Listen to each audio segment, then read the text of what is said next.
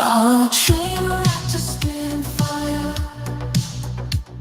the NFT analyzer, diving deep into projects. He's the crypto energizer, from mint coins to tokens. He's got all the intel. Web3 is a tree to show you where to excel. He's got the insights like a digital magician, unveiling secrets of the blockchain with precision. While stories from the web, he's always in the know. Crypto community, vibing where the treasures flow. Hey, Mega GMs, guys. Welcome to, well, it's not the Swarm Report exactly. It's a little something different, a little something special today. The 12-hour Mega Giga whatever forever stream. I'm excited for this, man. What is this, a 12-hour marathon session, bringing through the biggest, best builders from across virtuals and beyond. Dude, I can't wait for today. Yeah, okay. Well, there's maybe kind of a weak setup, but that's the setup. Whitney, what's up, man? It's good to see you. It's a great morning, man. Hudah, thanks for putting this on. This is going to be a lot of fun. I apologize in advance if for the first 15 or 20 minutes I'm getting my bearings here. I want to make sure everyone that's coming on has the links to join the stream so that we are set up and flowing nicely for the next 12 hours.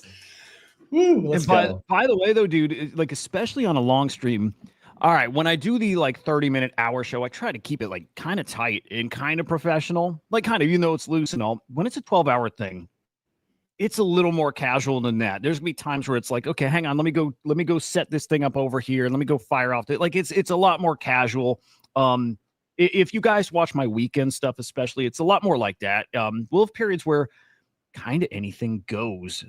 Actually, I hope, because I like to, dude, I go off sometimes talking like UAP, aliens, conspiracy theory stuff. I hope we get there today. I don't know if there's gonna be time, because I don't know, dude. Whitney got us a crazy packed schedule of awesome guests from, from all around this space here. The latest one I can confirm. Jonah from Sploot's coming on the show here in a little bit. Can't wait for him. There's some other, I think, some surprise guests coming up. So it's gonna be a lot of fun. Also, I do want to say, I'm gonna try to get a spaces going like right now. So when I say it'll be a little casual here at parts, like you'll see me off here on the side, kind of working on something. Once I got Whitney back. But I do want to see if we can get a spaces running for the full 12 hours. So especially when a guest like, let's say, Sage comes on. Look, they're coming on for a longer segment to tell us about their product, because I don't think we've seen them on a spaces yet, right? It'd be cool if they can hang around an extra few minutes and get questions from the community. That's the goal, is that you guys can participate here too. So I'm going to go play for a minute in just a minute here and see if we can get that rocking. But there we go. Look at you guys here. The mind share. This is the Arbus mind share. It's all ring fence. Let's go. Thank you, Will and Goon. I appreciate your assistance with that. It's been awesome having you guys. Yeah, I mean, it's fine, right? Like game is game. And I respect everyone in this industry. I know everyone has to find their own way. You won't see me engaging hatefully with people. It's totally fine. So everyone is going to have their own opinions. I'm really happy with how things turned out yesterday. I think by and large, most people are. So that's a W for us. And of course, everything's on chain. So you don't have to trust me. We're going to publish everything. You'll be able to see everything. So yeah, not worried about it. Excited today to just focus on other people rather than focusing on all of the shenanigans that yesterday unfolded. Today, we got a new day. We got 12 hours of shenanigans we can put up today. It's a lot of fun.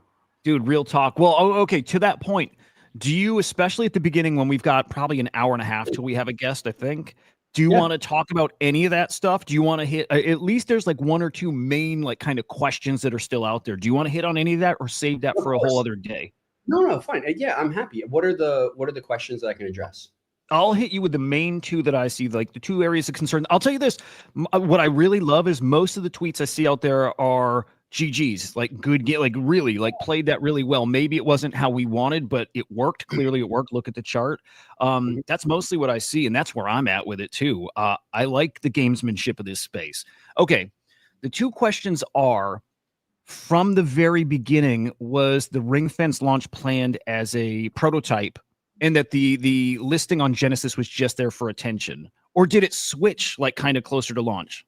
So originally we planned on a Genesis launch. However, truthfully, by the time I need to go back and check timelines, but I do believe by the time we actually posted no, that's not true because we posted it a month ago.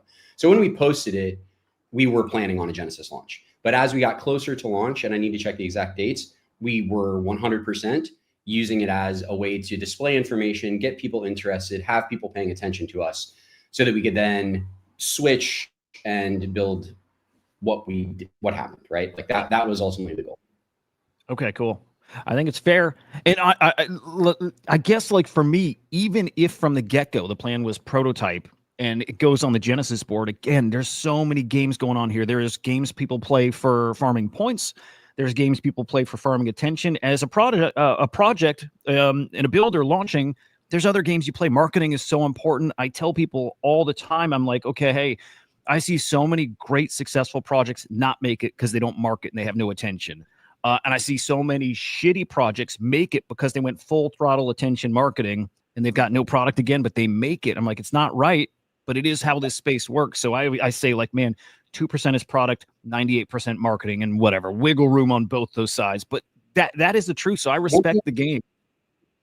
I want to say one thing because I do see shade getting thrown at virtuals as well. And I want to be completely transparent with this. While they were aware and they did, assist us in all of the stuff yesterday with regards to, how we needed to go from transitioning and making sure that it was done in a way that was as fair as it possibly could be, right? We were working with them on that, but it's not like we were in cahoots from the beginning, right? Like as a business, we come to our partners with our marketing plans and then we get a sign off and we go back and forth. And when we went to virtuals, we had a lot of asks, right? And they didn't by any means indulge all of our asks, but they did understand that, we were a team that they could verify for real, right? They talked to us. They've been working with us and communicating with us over the past 6 months. So, they were willing to help us with that critical piece that we needed. But you'll notice that like virtuals, they came out with a very nice retweet about, or a unique tweet about us not kind of sticking to a framework or sticking to a mold, which was very nice of them.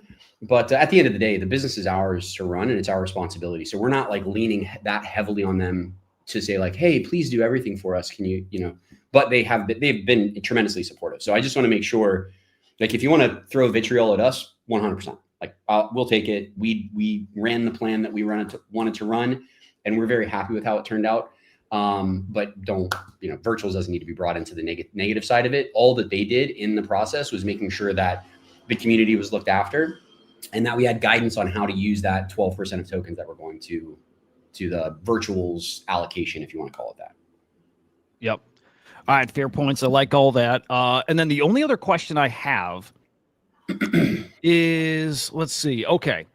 The title of today's show, or at least a lot of the marketing around today's show, is attention is all you need. And I think that's a play on a few things here, right? It is, I think, a little bit about the launch here, the launch style and getting attention for launch, I think.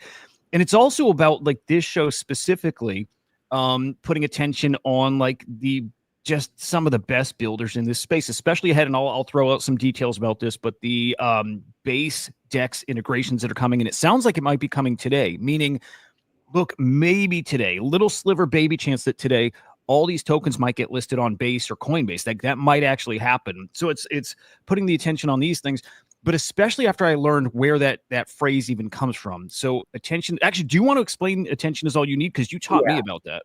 Yeah. So like attention is all you need is the seminal paper on transformer technology. So GPT, the T is for transformer. So it's the underlying infrastructure of AI. So attention is all you need is really a nod to that paper. Now it's also a double entendre, right? Like you've got the desire for attention. Attention does help drive marketing, et cetera, et cetera. But as a live stream focused on AI builders who are also looking for attention, it just seemed like the most appropriate name. And of course, one of Ring Fence's, Near, right? Near is our largest investor. Founder of Near is Ilya Polasukin. Ilya Polasukin is an author of Attention is All You Need. So you can see him right there at the bottom. So yeah. And it's like, if you're into tech research, it's an awesome article to read. If you're not into tech research, the abstract will tell you basically everything that the rest of the paper is looking at. So, but it's really cool, right? I recommend that anyone who is active in the AI space, they should, either drop this into ChatGPT and ask for a summary, Dude, or read I did through exactly that. I did it. exactly that yesterday because it's pretty technical. Yes. But it was cool because it was explaining that these LLMs, there's a new way that they, started, I don't know, training them or teaching them to process language, which is stop going like word by word and trying to understand everything. Go and find the important parts and focus on those things. And I thought that was like an interesting way to frame this show, which is focusing on the important parts, the important builders around this space. So I thought it was clever. I thought the attention is all you need wasn't necessarily a comment on the ring fence launch. It was a comment on this show, this space, and these builders that are coming on. And maybe it's both, but I thought it was clever as hell.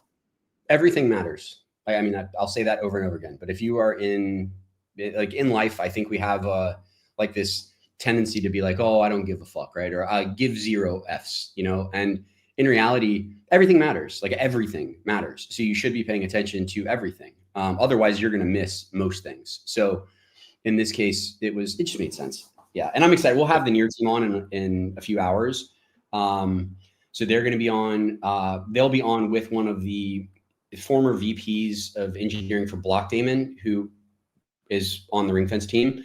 So we'll be talking about like a lot of Near's technology and how they're applying kind of this ethos of attention is all you need to what they're building for Near AI and for shade agents and for chain signatures, which will be really cool. So I've asked them to send, marketing people and not developers. So we have like a fun conversation for 30 minutes. But on our side, from the Ring Fence side, you'll get our GigaBrain dev who will be on the stream to talk, because it's easy to see me out in front and be like, this guy's not a developer, right? And it's important to understand that, like behind the mouth, there is actually a big team of really capable developers who we're privileged to work with. Dude, super cool. I can't wait.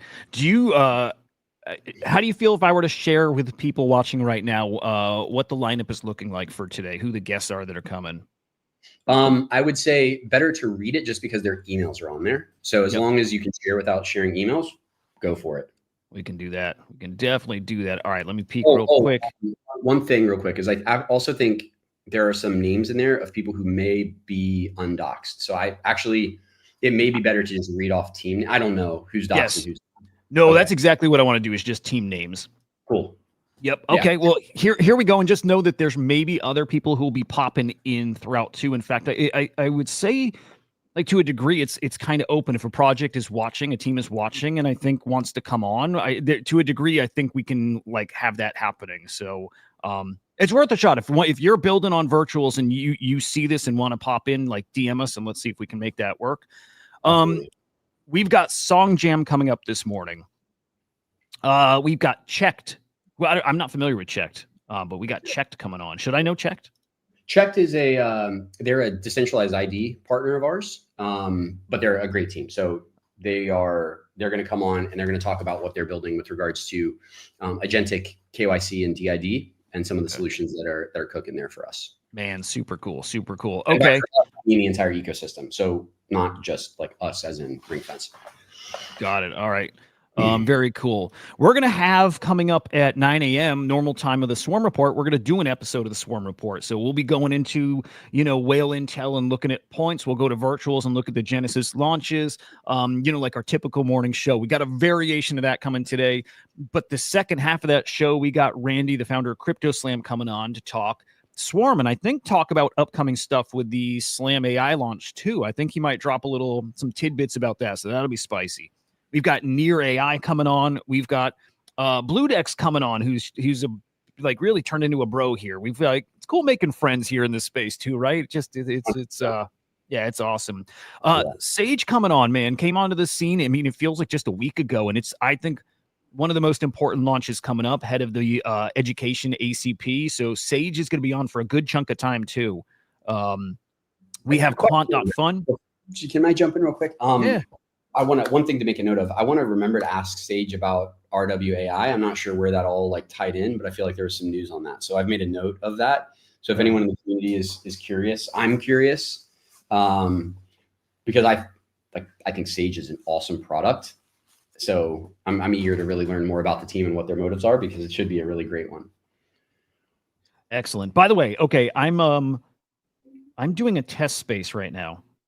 If anybody wants to hop over to my profile, it's Hudah_idiot. If anybody wants to hop in here, and what I'm curious about is, can you hear this show here? If you can hear us, then we've figured out a way to have the 12-hour space run the entire time. So if anybody in the audience wants to jump in there, and again, if you hear us, awesome. If not, well, we got our backup option. It'll last like TLDR. It's on my phone. It'll last like an hour, but we'll fire that off at various points here during the show. I see centralized there. Okay, centralized. Let me know if you can hear me, like a thumbs up if you can hear me talking.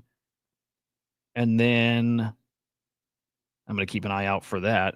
And then separately, Wit, I'll have him thumbs up. Scott's in there too. What's up, Scott? Scott from the CryptoSlam side. Scott, thumbs up if you can hear me talk. Okay, do you guys hear me? Now, Whitney, say good morning. Let me know. I'm going to see if they can hear you too. Hello, hello. All right, now same thing. Thumbs up, or actually just so it's different, thumbs down if you could hear Whitney. Oh, thanks. Thanks, Hudah. Well, I'm just messing with you. There's a delay. I'm like, if they give a thumbs up, I'd still think maybe it's like lagged and it's me they're thumbs upping. So thumbs down if you heard Whitney, not because we don't love the guy. Hit it. Come on. Let's see. Come on. Watching. Okay, how about a 100 if you could not hear Whitney?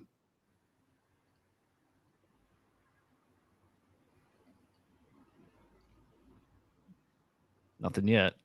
Okay. Nothing yet. Oh, I got a 100. They could not hear you. Okay, so I don't think. Okay, MacBook's not going to work. Thank you, guys. I'm going to kill the spaces here. The other method we got will 100% work, so I'll get that fired up at the right time. All right, thank you, guys. I'm going to close that space. Now we know. Can I just say on the front end of this that if anyone's listening to this and you're a disruptor and you want to build a business, can somebody please make air conditioning a thing in Europe? It'd be fantastic. How is that not a thing, dude? That's insane. So it's fine most of the year because, it's like 50 degrees where I'm at, right? But for a month in the summer, it's always 85 to 95. And my office is shaped to allow heat in during the cold months. So it's just like a greenhouse. It's so funny. But anyways, I couldn't do it, dude. I lived in Florida for like 15 years and we moved because we're like enough. Because even, in the summer, especially, doesn't matter how you have your AC set. It's still going to get up to like 80, 85 in your house. Like it was unrelenting. We're like, fuck it. We're out. We're up to Chicago now. It's a bit better. Which part of Florida were you in? Wait, say again. Which part of Florida? Clearwater, St. Pete area. Oh, cool. Yeah. I went to Florida State in Tallahassee and I grew 15 up. I lived in Miami, Fort Lauderdale until I moved. Dude, my older brother is he works at Florida State. He was a professor. Now he's like the dean of research at FSU. From the time we were kids and he moved out to go to college, he's been in school at FSU and then working at FSU. He has never left that place. So yeah, that's pretty cool. It's as a university goes, and I am for a proponent of universities, but Florida State is fantastic. It's normally ranked one of the best public universities in the United States. And I mean, all of this happened after I left, right? When I went, it was just considered, a pretty good school for people who wanted to get through with college quickly and get onto a good paying job.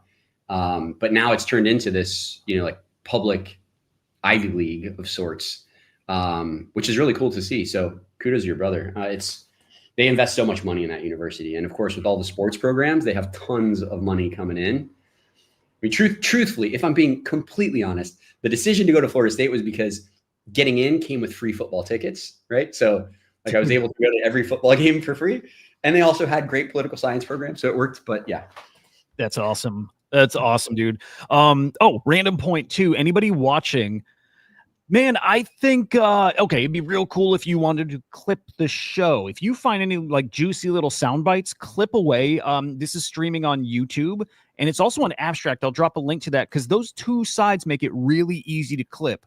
If you find a little comment, whatever, a little segment that you like a lot, clip them, put them out there. We'll retweet them, man. I'll do it from my account. I'll do it from the Swarm account. We'll give them some love, and you can hopefully earn some Virgin points via that, right? Just tag the right stuff in there, and you'll get points. So clip away throughout this 12-hour stream, and it's probably going to be good for your mind share here too. And let me also just share an idea for any of the teams that are out there and watching. Lurky will be lurking, right? So one, right off the bat, I just did it. You know, I threw out a comment yesterday about counting how many times I say right. You know, it's something I know I need to work on, but it's also pretty funny. And listening back to our stream yesterday, I must have said it, I don't know, 1,000,000 times. So it would be great if you can think of things like that Lurky can pick up on that you can use for your own company. It doesn't need to be me saying, right, that was just an example. Like maybe there's something that we're talking about, or every time we mention this, or every time we say virgin, you know, there are ways that you can create engagement from other people's content, especially if you're like a part of it in some way. So it's definitely cool to just think about that and how you might be able to use Lurky to benefit your business. Katz could even set up a prediction market, which he's been doing over in that Preddy ecosystem. Set up a prediction market for over under how many times is Whitney going to say right, and probably make some money on that. I mean, dude, do you see all these pieces coming together, right? We've got things like Lurky and Song Jam, these things that are tied into these spaces, and they measure them and they help you, you know, whether it's the engagements part or like a little thing we're building with Song Jam. Like there's just this cool tie-in with AI and like content that's coming, which is really, really cool. So I picture during streams and shows and whatever, prediction markets like popping off left and right about things and ways for the community to engage and probably make some money. So just cool shit happening. All right, we left off Sage coming up. They're coming up at 11:15 Eastern.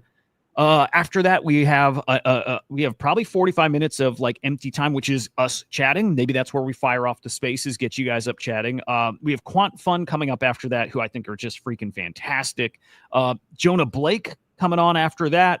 We got the Loki team coming. We've got the Whack AI team coming after that. We have Nick Plays Crypto coming. Love that guy. Cyber Century. We got JC from Gloria AI coming on here too. Agent Arc. I'm not familiar with Agent Arc, but I see them on here too. Where would I know Agent Arc from? Is that Virtuals? Actually, I did not add Agent Arc. So I thought you had added them. Although I'm looking at maybe like the email. It may be Dan. Dan may have done that. So Dan may be working on on Agent Arc. Okay. All right, cool. Well, I'm looking forward to that. I guess if they come in and I don't know about them, even better. It means, I don't know, I'm just going to ask like weirder questions probably, which would be fun. Lurky coming in after that. We've got Graham from Amplify. You all know Graham, fucking legend. Graham will be on. Bunchu from Billy Betts.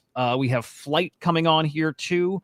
And then we have some blank spaces for, I think, a few other special guests that may still pop in. Arbus, I believe, is coming on. I think they're just picking their time, but I think we'll have Arbus on the show as well. Legends. Love those guys. So as you can hear, see, whatever, we've got a stacked lineup today. It's going to be a blast, 12 hours. Dude, the only other time I've done a 12-hour stream is, let me think, like a year and a half ago on 420. For no good reason, I decided to do a 12-hour. Actually, I think it was like 14. No good reason? No good reason. On 420? No good. Okay. Yeah. Sure. I mean, funny enough, that was like a stretch of time where I didn't do, I like totally like straight edge. I didn't smoke and nothing. I think I started back then. So it was pretty fun. I just came back from the US and it's wild now that weed is legal everywhere. So cool. I was in Ohio. I drove through Indiana and I went to Chicago and it's just everywhere. It's the only thing that I would say that's bad is, and mind you, like in high school, I was president of Normal. I helped with a lot of like the movements behind that stuff in high school when the first legalization pushes were happening. And but now I go through and I'm just like, man, am I old? Like, why do I don't want to smell this everywhere now. I've got kids. I'm walking through a random outdoor mall. I'm like, come on, guys, this is too much. Eat an edible. You can do this without harming everybody else's experience around you. But it's good. It's good that these changes are occurring. I mean, as a libertarian, it's really cool to see just less laws, more freedoms. So, but there's always the give and take, right? Like I'm wondering what on the other side of that, right? They give us now free or legal weed, But on the other side, is it some kind of control tactic? I don't know. Maybe that's a little bit too tinfoil hat for this early in the morning. Dude, I live in that space. I live in that headspace. Everything. Dude, my mind is just, God, maybe this is too early for this stuff, but like my mind has been blown in like just waking up over the past 5-ish years of how, I don't know, everything's fake. I feel like everything is fake, right? I'll leave it there. I think we get into this stuff a little deeper later, but COVID taught me a lot. COVID taught me a lot about, what's said publicly, from a certain group or level, and like what reality is. And now I see it everywhere. And I'm like, oh my God, everything's a lie. Even, I mean, again, this starts getting tinfoil hatty, but not really, but even the history we've been taught and how long we've been on this earth, like all the, my mind's been really open to a lot of things. So anyways, okay, hang on. It's going to get fun right around 5 p.m. Eastern Standard Time. Yes, by the end of it, it's going to get silly for sure, for sure. By the way, Mufasa, Dunedin, Florida. Okay, so then I lived Clearwater, St. Pete, like Seminole is where I really like. When I moved to Florida, lived in Seminole for a good chunk of time, and then moved up north to like Holiday and Newport Richey area. So like 10, 20 minutes from you. So I know that area very, very well. So really cool, man. Did I see the rumor Trump's going to sign an executive order to allow crypto? Yes, dude. Yes. And is another executive order that was coming too. I'm trying to remember what it was about. Boy, it was just like, I could go on Decrypt and see. It was just like, it was just this week. Executive order for what?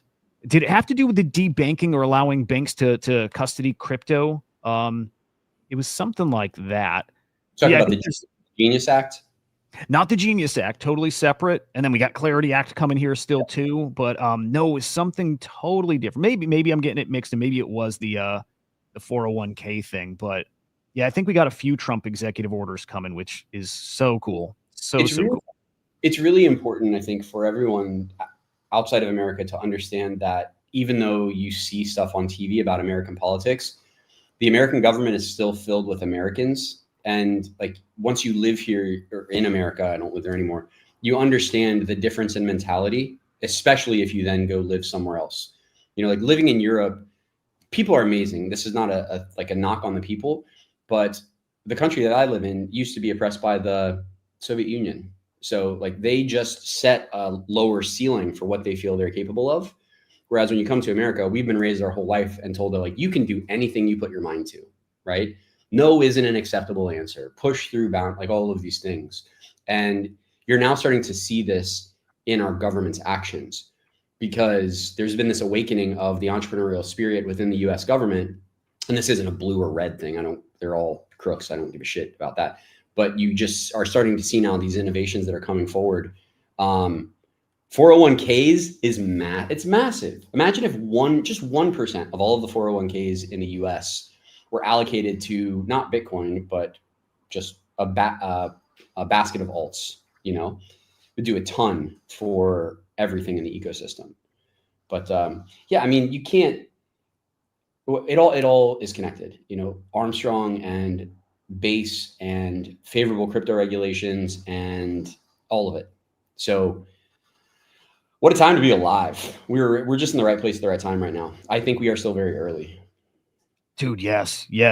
By the way, I have 2 projects already that have reached out and want to come on the stream. So I'm going to get them on if that's cool. We've got it's Macro Trader or MAI Crow Trader. I can't do these AI names, are so hard for me. But Macro Trader and then Bernie. Oh, cool. Yeah, let's go. Okay, I'm going to get them the links here. What I might do, man, I might find one of these like open windows to block off for the spaces time. Because I think before long, every slot's going to be booked and we won't have a spaces window. Totally fine. Yeah, it's however we can best serve as many people is fine. We get to talk to I think I'm going to book it right here where we have the token launch shenanigans, like basically 7:30 to let me see, 7:30 to 8. We'll do 30 minutes there. I think would be cool right after Song Jam. And if a guest wants to come on while we got the spaces going, great, right? So let's do this. Spaces. Okay, cool. All right, cool. As you guys see, this will be like, it's very, very casual. It'll get tighter as the guests start coming on, and real type ship at that point. Because again, 15 minutes with a guest, the next 15 minutes somebody else. That's going to get fun. That's going to get really fun. I think also if the Aristotle, Shumi, or AI Inu teams are listening and want to jump on, they should reach out. I mean, those are the next 3 Genesis launches. It would be good to get them on. Prototype agents. I mean, there are quite a few that haven't bonded, right? So Dr. Emma Sage. Let's go. Yeah, I mean, I would like to get some of these folks on as well. I would say skip any of the ones that are obvious scams, but like, guys, if you are on virtuals full stop, reach out. Let's see if we can get you on. The goal is to showcase as many people as we can. So yeah, just hit us up. We're here 12 hours for everybody else to jump on. It's not to talk about us. There we go. Awesome. Okay, cool. So then Dr. MSH, you might be listening already. He's been on the show twice now, actually, on a Spaces, and then came on a normal, Swarm Report episode. But yes, if you're listening and you want to come in, please come in. Just shoot me a DM and we'll book you in here too. That's one of those prototype agents that I'm very sure that one's going to bond. I'm very sure about that one. Like, great team. The product makes sense. It's a wellness kind of product. It's helping with reaching a therapist, right? Which is awesome. And then when the Solace Wellness Cluster goes live, Dr. Emma Sage, I believe, is going to be right there. I'm like, that one I think is really under the radar. Again, hasn't bonded. And when that meta kind of starts cooking, that one, I mean, I'm talking like not financial advice, but wink, wink, kind of like it makes sense. That's one I've got circled. So would love to get them back on here too. Yeah, it would be good to understand how they're going to approach their tokenomics. I agree with you. I think that they are in a great position to capture real, like, meaningful revenue. So then it just comes down to what's the flywheel look like for them, which I'm sure they've got something in mind. It would be great to understand. But yeah, there's a few of these projects that I don't understand why they haven't bonded out. I think ultimately it just comes down to a need for more volume overall in the ecosystem. I truly think that right now people are they just don't have the money to put towards a lot of these things, and we need more attention on the ecosystem. So yeah. Dude, attention, and we need to get Bitcoin ripping again, so people win again and feel like they're making money, and it gets people spendy, and it just opens things up. Which here on the prototype stands out to you is things that you think are. So Dr. MSH stands out to me. I have not gone through and done a lot of research on these. There are a few of these that are listed on here that I would assume are not legitimate, like Fala or Moby or Banker. So I would say that there's plenty to not look at. But I don't know. Are there any that I should do a quick deeper dive into? Other than Emma? Yeah, the only ones I've seen that I'm like very sure is Emma, but. I mean, to be totally fair, I've not gone line by line and really did due diligence on all of them. I just wouldn't be surprised if there's something like killer there that's just way under the radar. It would not shock me to see one of these just out of nowhere. Kind of like, wasn't a prototype, but kind of like Voice of the Gods came out of nowhere and ripped to 20 mil FDV. Everyone's like, what the fuck is this? Like, what? Something like that's going to happen in prototypes. I don't know what it'll be, but something's going to do that. And I really think that your launch, the Ring Fence launch, is going to open the floodgates for prototype. I mean, again, no matter what, it brought a ton of attention. It brought that spice. It's bringing a conversation. I said this in a chat yesterday in a Discord where there was, good discussion back and forth about yesterday and good, bad, whatever. I'm like, the good, and this is what I will settle on. It's good because it gets us talking about this. It gets us talking about it, the method, and then prototype versus Genesis. And then as we get through this and we get past it, we end up being a better space. We figured something out, right? And it does enlighten some people to why prototype might actually work for some people. So, and I think we'll see this kind of stuff take off at some point. So there's two things that prototypes will bring to Genesis, or to Genesis also, but to virtuals as a whole. One is spontaneity, which we talked about yesterday. We need more just random attention on virtuals. We need people obsessing over checking virtuals versus setting alarms and waiting. Okay, it's a very important dynamic that has to be established, because you can't have the set it and forget it without having the spontaneous pops. And the other thing with the spontaneous pops, and I know there was a lot of like commentary about our price action yesterday because people missed out on the 200K investment. And okay, I get it. But there were a lot of people who were able to get in early and take profit. Okay, now chances are those people who got in early and took profit, they didn't cash out to fiat, they rotated to something else. And that rotation is what we need. We need more, we need more trade rotation within the virtuals ecosystem. You want to have your bags that you hold and you want to have your bags that you flip. And we got to create opportunities for flippers to make a fat sack so they can put some in profit and rotate the rest into new investments. So that's really all that we can hope for, I think. It's Voice of Gods, it did come out of nowhere. Were they not a genesis or a prototype? If it was a prototype, it was one that I think that was older and then just caught a bid out of nowhere, 3 weeks ago or something. And everyone's like, what's going on? And it turns out it's connected to somebody who maybe is the head of a big DeFi platform or something. It was just connected to a noteworthy person, but it might have been prototype to start. Yeah. Chance. Maybe they were, I don't know. Maybe they were a virtual, an agent starter with that program that Chavi launched through. Maybe it was part of that. I don't know. Yep. Okay. I want to say again, what's so exciting about today, and guys in the chat, if you see any news on this that maybe we're not keeping our eyes on ourselves, if you see any news about the base app integrating DEXs, if that goes live anytime when we're chatting today, please drop it in the chat for us to see and put up on the screen, because it is a big deal. It could be today that all the virtuals tokens go live on Coinbase, which would be wild. And it is why we're doing this today, is to celebrate these builders and their tokens and the audience they're about to reach. And with that said, dude, we've just got another guest that wants to come on right now if you're open for it. And I think that's how today's going to go as projects, want to pop in when we have no guest on. I think it's fair game, right? Yeah, of course. Hell yeah. All right, let's get this rocking then. We've got Bernie coming on, who has been on the Swarm Report before, and I freaking love him. Yeah, let's get them on right now. Bernie's awesome. Ticker is Roast. Yeah. Do you remember that? That was one of the OG Genesis launches. Oh, yeah. Yeah, I still got my Bernie bag. Dude, so cool. All right, let me go get a link out here. And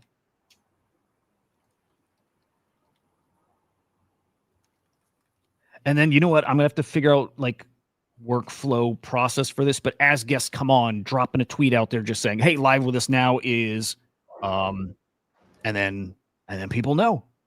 All right, cool. We got a link out to him. He'll be on here in just a moment.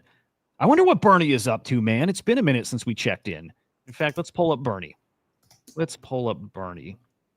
And it looks like Virtual's points just dropped. Okay. So Bernie, I remember, was this roasting agent, and I feel like Bernie just cooked right here all of a sudden. Reviews code. I remember this one. Hold on. Did that just happen? This just happened, yeah. Okay. All right. Yeah. Okay. I want to make sure that, everybody understands, this is random. Okay. We're not buying on stream. So, yeah. We're not touching anything. This is, maybe somebody is here front running. They heard it in the chat. Oh, I don't know. But yeah, no, I'm not buying anything. I would love for every token that comes on to have this effect, but I just want to make sure people understand that. Dude, I got to show you something too. Here, let's bring Melvin up. I love this guy. Here we go. Melvin, dude, good morning. I got to show you something too. Here, let's bring Melvin up. We got to hey guys. Here we go. Melvin, dude, good morning. I got to show you something too. Good morning.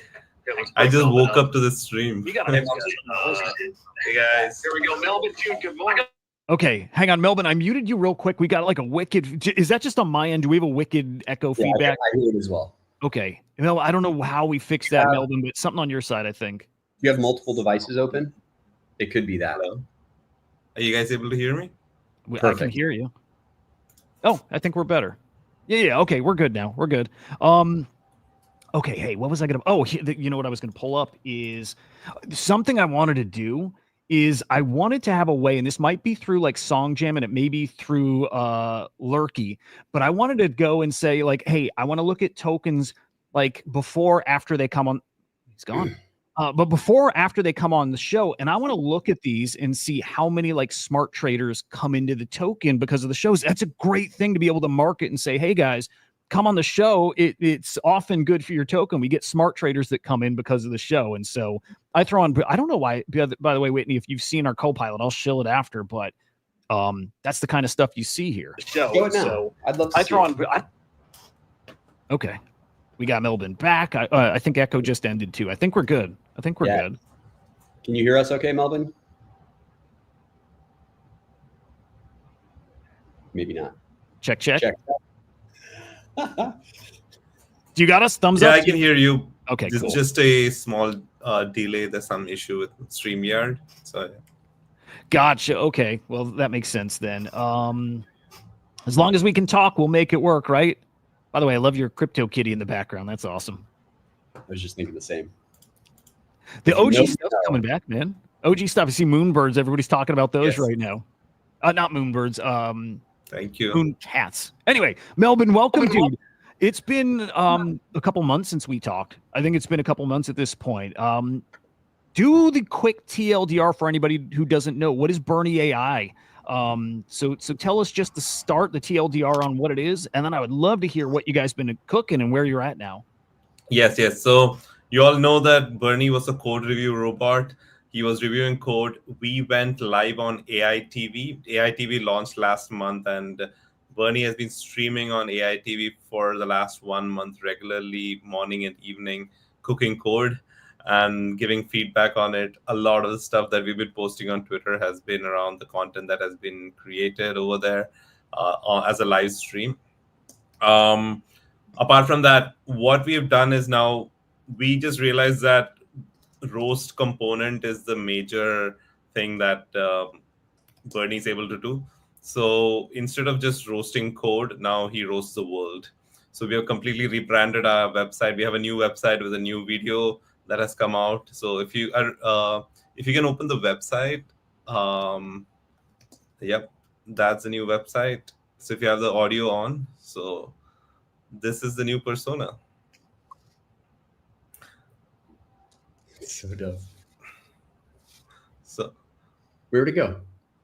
That's what's so cool is having talked to you a couple months ago. I'm resharing it, by the way, so we can hear the audio. I have to do it a little different, but seeing how a project has evolved over the a couple months here, this is going to be really cool. All right, and then should I play? Is there something specific here, or just play the main site?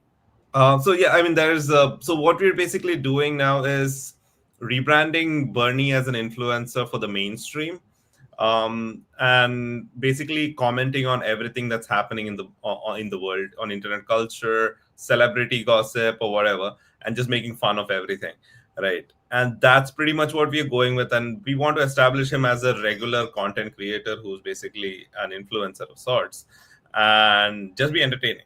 And what we have planned is to have shows and stuff like the Daily Show kind of thing. We're experimenting some stuff on Twitter, Awesome. where we're doing these short episodes, like 2-minute, 3-minute episodes of daily whatever stuff happened, all the shit that happened, and making fun of it. So the pinned post on Twitter right now is basically one of those. It's a roast and grind, in which he basically takes on the Epstein file topic and everything, and basically talks about all that.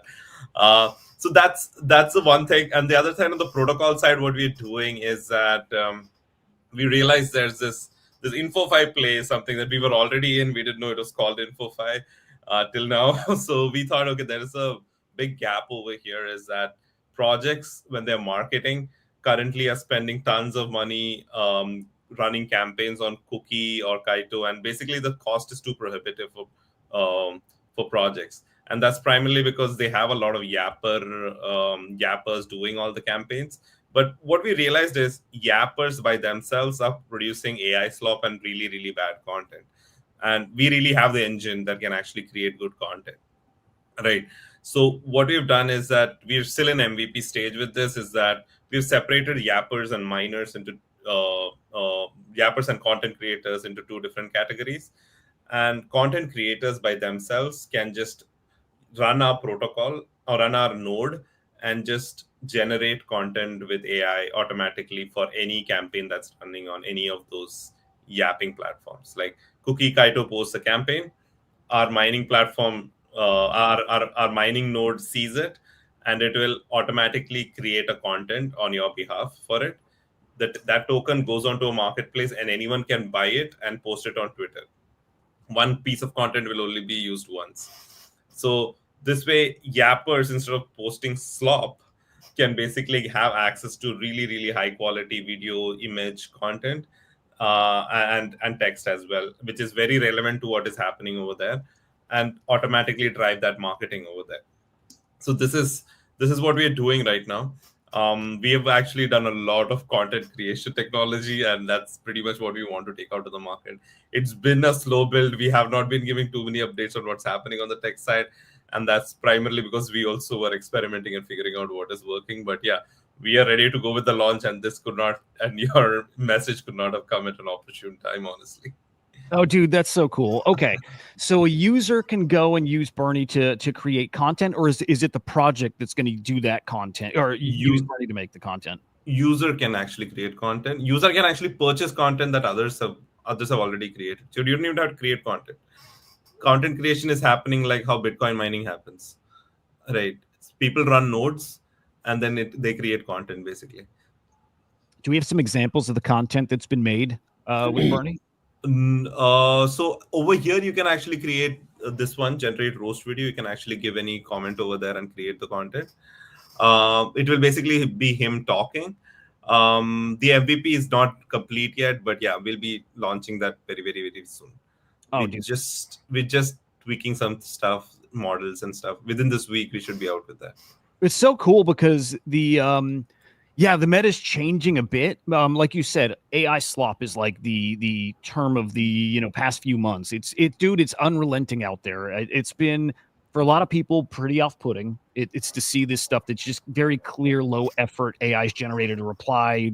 That's all the replies under your tweets. It's all the replies under a mindshare campaign. Some of you guys that do this stuff though are great. Like Katz, I got to single out. Katz does really, really great, thoughtful content. And I would say that's like a rare thing. A lot of it again is slop.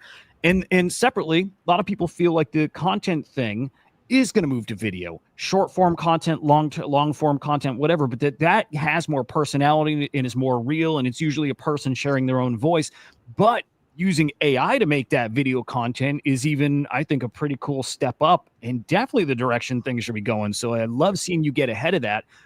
So a user, I'm assuming, then would use the roast token to be able to purchase like some content, and they'd go here and maybe use this roast video. They're going to give the prompt and some words and topics they want him to say, and then they generate that content.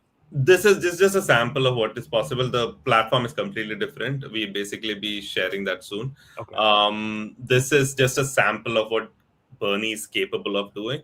Right. If you go to Bernie's Instagram, do you have? If you can open Instagram, yeah. We just posted one video. We were just testing out how people would react to it, and so Bernie has an Instagram, Bernie_AI. Do you have Bernie on Sora? Not yet. Okay, I'm curious about people's Sora strategies. It seems to be trending well, but considering you're in the space, I was just curious of how you're thinking about Sora and potential benefits to Bernie. Honestly, I haven't actually looked into it entirely. So the first video, the lady dancing, it's like a Stitch video kind of a thing. So this here, do you want me to play this one? Yeah, you can play it. It's okay. There's no NSFW content, so it's fine. Baby girl, shake that. You gonna mini spank that? Bro, Hey. What are you waiting for? The ass to talk back? If your mom walks in right now, what are you going to say? No audio. I don't Career think there is research. audio on this one, but Your parents thought that degree would take you to NASA, not Naha's lower back. At least clear your browser history, you horny little moron. So this is the kind of explosive content that we want to basically create in different spaces, so that it's all about attention grabbing and basically getting them to get the message through that. So, Melvin, do you have this on TikTok as well for like stitches? Yes, that's literally the thing. We're just rolling out everything. Honestly, we haven't posted our first video on TikTok yet, so that's what I was saying. We just started with this new pivot. We just built the tech, and now I'm coming out of my basement right now. It's such a cool opportunity, right? TikTok has a tremendous user base, but also it plays right into this clipping idea. Right. Yeah. So eventually the idea is, let's take crypto mainstream. That's kind of what the thesis that we're working with is, how can we take crypto mainstream we need to change the narrative on crypto. I mean, whenever I talk to people who are outside crypto and they talk about, why not crypto or anything about crypto, they'll be like, hey, it's bad for the environment. It's a bunch of crypto bros who just care about money and speculation. There's nothing of value that they can relate to. So what we realized is that, okay, why not make stuff that people can relate to, that is trending in the current meta in mainstream internet, and literally just go there. And that's pretty much how we basically are positioning right now. And so that every project can basically leverage this, right? Every project can leverage such kind of creative stuff to basically go mainstream and increase their user base and get out of the crypto bubble that we're crypto, I would say, the, what do you call that, echo chamber that we're in, right? Yeah. Do you have any plans, goals, whatever, to partner with like an InfoFi platform, like a Cato, like an Arbus, and bake a tool like this directly into like their platform? Yep. That's literally how we are looking at GTM over here. We've already spoken to Amplify, who's already in the Virtuals network. We're actually discussing some stuff with them, and taking it out. Secondly, yeah, of course, Arbus, Kaito, we basically want to talk to them. I haven't actually even reached out to anyone yet, so it would really, really appreciate if anyone could help us connect to the teams as well. As a dev, most of our things is always like, hey, we know building, taking it out is another ball game altogether. So yeah, that's what we're. We can definitely help with the Arbus Connect. Cato, hard to get a hold of. I think somehow magically somebody on our team was able to get a hold of Cato. What I do love about this space, everybody helping each other with the contacts. And dude, doesn't it feel like, especially in the virtual side, everybody is building together, very much together. I found it to be a really special place on that front. Now okay. May I just jump in real quick? Yeah. Melvin, please DM me on Telegram, okay, and just write connect to whoever, and then I'll definitely. But yeah. I mean, I've been sorry, I've been making it all about myself. I just I've been going on. This is all about you. But yeah, Whitney would love to basically love the launch that you did, man. This is really crazy. I mean, people have their own opinions on it, but I think you guys took the right call in terms of doing, the way you launched it. And I think the biggest thing about virtuals is that it's actually given us all a platform to basically take out our ideas and quickly go to market. And that's pretty much what I think any launchpad's core thesis is, just that. Anything else is everything else that people talk about from a project perspective is what I'm saying. Right. Yeah. And I think that has been really, really helpful over here. And if virtuals was not there, we would still be actually building, and nothing would have gone out. And then building momentum in the team, it has helped a lot. And those are the things that I feel that people don't talk about a lot, is that how difficult it is to basically get a project off the ground and into the hands of people. And if there is a way to do it, irrespective of all the bad things or how things may not be perfect, right? Yeah. But still, we can still do it, and we figure out our own way to do it. And I really love how you guys have actually hit the market. It's important for platforms. Like when you define a platform, right? If you think about a platform, a successful platform is actually less valuable by itself than all of the things built on it are in aggregate. Right. And right now, when you're gauging the success of virtuals, and likely how they're gauging their own success, is right now their market cap up here, and the collective market cap of all projects is down here. Mm-hmm. So they're still young. It'll change, but their focus, I'm sure, to some extent, is getting this up. Right? It's also getting this up, but it's raising them proportionally, so that eventually all of the teams that are building collectively are more valuable than just the platform by itself, right? Because the platform doesn't exist without the builders. So that's really all we want, right? We all need to win. Literally, we all need to find a win. And you're never going to make everyone happy. It's all good. It's all good. Our goal is just to serve all of us, right? We want to make as many people happy as we can, and then figure out how to improve based on the negative feedback. Of course. It's pretty cool. Dude, I'm excited to try this out. This is neat. How do I get in touch with you, Whitney? Have you dropped it? I'm in the virtuals builders chat. If you can just grab it there and DM. Got it. Or just at me and I can message you. I'll do that. By the way, somebody should probably add me to the Virtuals Builders chat. I don't think I'm there. I think I should be. Just saying. I'm just saying. Let's build a project together, and then you're in.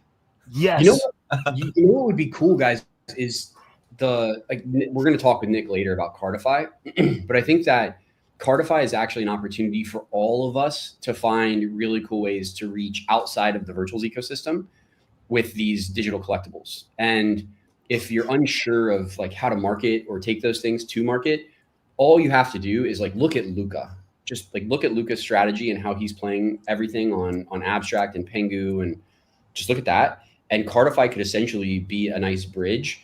And then the other side of this, right, is fucking right. I gotta stop saying right.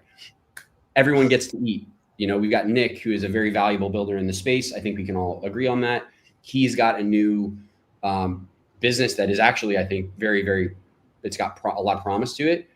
We should just throw gasoline on that fire and try to make Cardify as big as possible, all collectively, like however we can, because he's going to be looking at us as other builders to help his project get off the ground. And this is really how we as a community can do the most for each other, right? Is just see how we can link up with these other businesses and all have mutual benefit. So I'm down. If you guys want to plan something with Cardify, it would be so cool to plan like a community drop or something. Definitely. I think it's a good idea. I actually listened to his stream the other day, and he was talking about Cardify, like super interesting project. Was that on the Vader stream or Nick's own stream? Yeah, that was great, huh? Yeah. Nick's onto something. I like it. I like the collective. I like giving, dude. If at least for right now, the focus is on project leaders, KOLs, whatever, and giving them a collectible card. How cool is that? Like, I want a Hudah card that I'm sure 2 people out there in the world would want, but I think that's cool.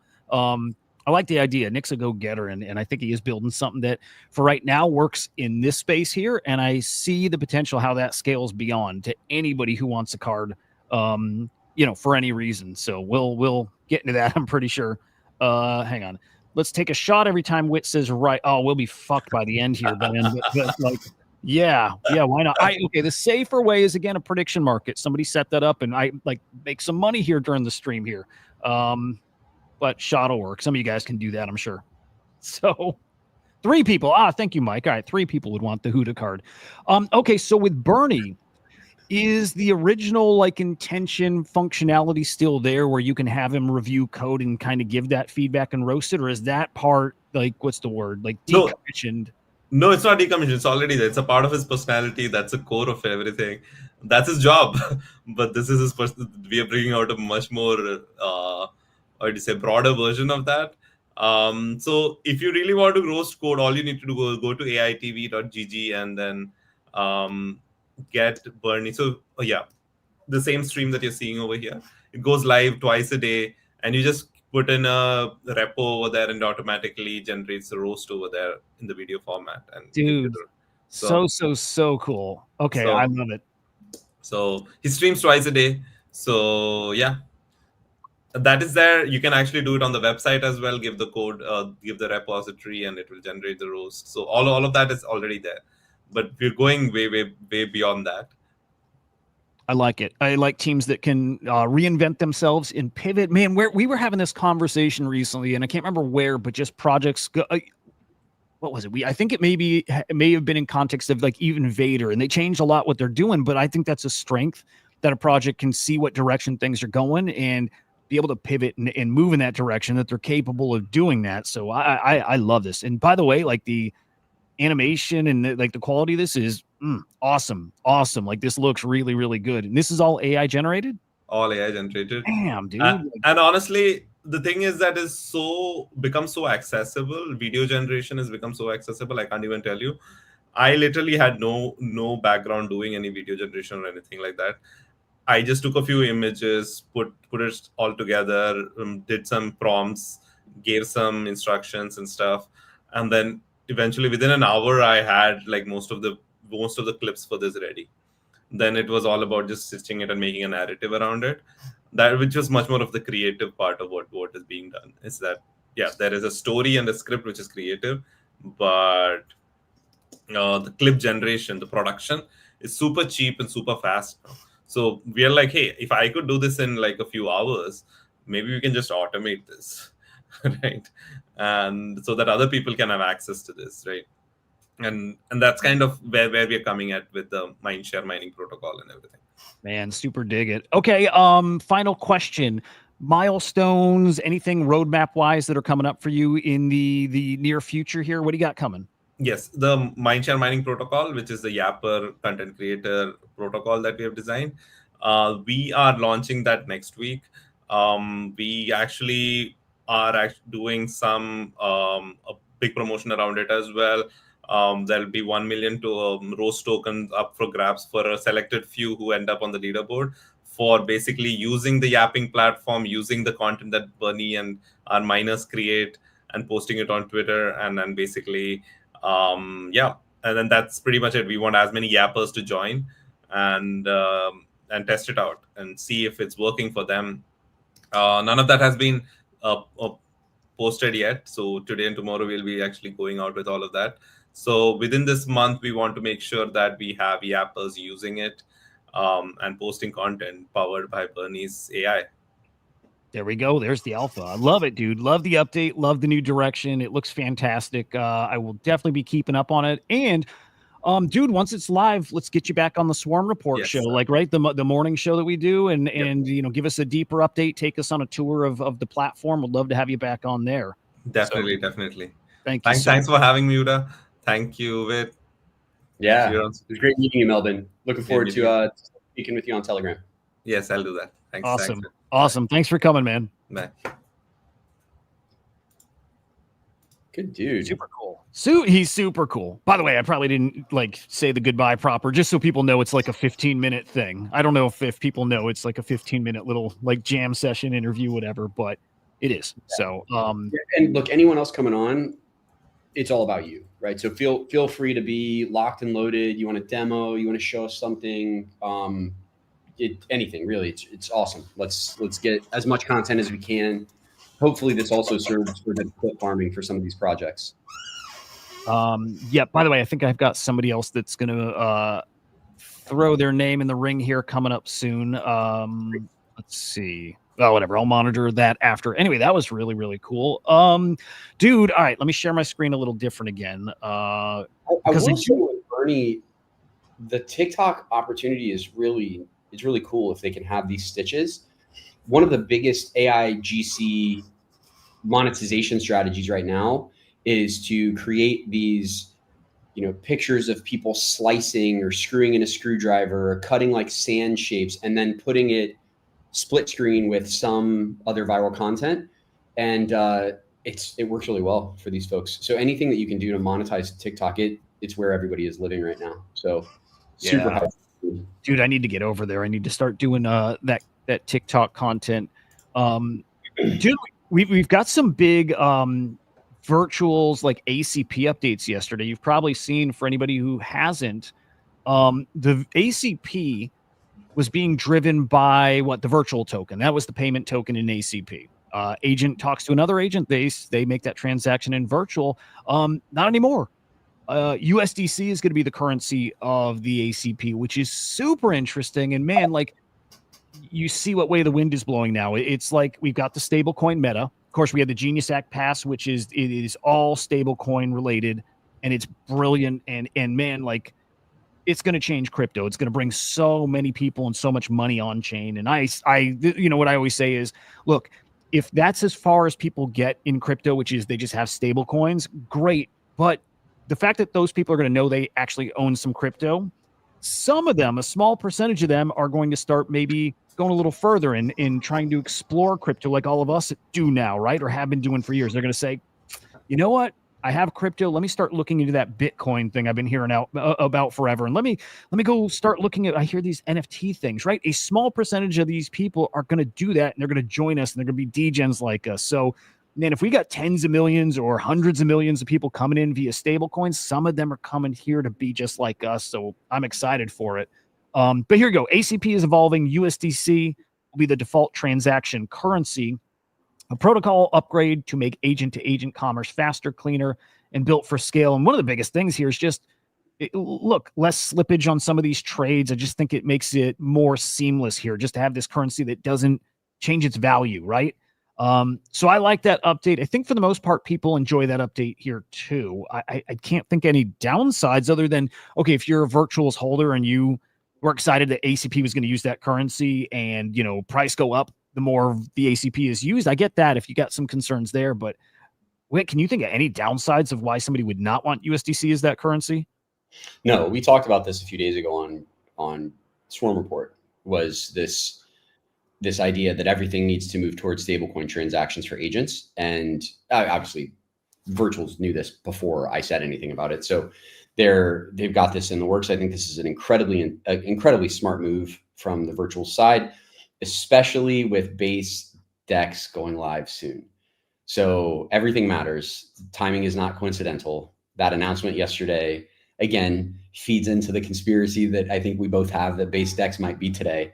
But it's such a great move, a very smart thing. It will allow for better adoption. It will allow for more teams to connect with ACP, because the problem that ACP would have posed if they didn't make this stablecoin change is that external agents wouldn't connect, because they would then have to change their medium of exchange for their agent, which is, it would be a problem. You know, you don't want to have your agent doing anything it doesn't have to do, because it makes it less efficient. There's more potential for error or hallucination, etc.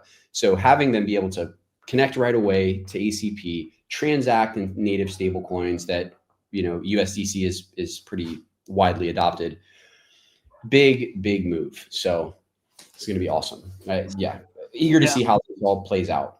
It's the era of stablecoin. It's actually why I think there's a meme coin that I think is going to be, actually, I see it down today. I want a big bag of it. Big bag. There's a meme coin called Unstable Coin that I think is going to be a monster, just because it's so like which it's chain? just perfect. What, say again? Which chain? Solana. Solana meme coin. This is in the pump fund ecosystem, one that they're actually pushing too. Like Alana's pushing that one. But Unstable Coin, dude, if you have a coin that just like is a commentary on the market, that's me. I eat that stuff up. So I was in that at like, what's the ticker? Is it Turbo USD Unstable Coin? No, here, let me put it up here. I got in here at 9 or 10 mil. I sold it like 20 and I saw it rip to like 33 in the past like couple days. I back down to 23. I want a big old bag of Unstable Coin, like a big old bag of this. That's hilarious. Yeah, USDUC.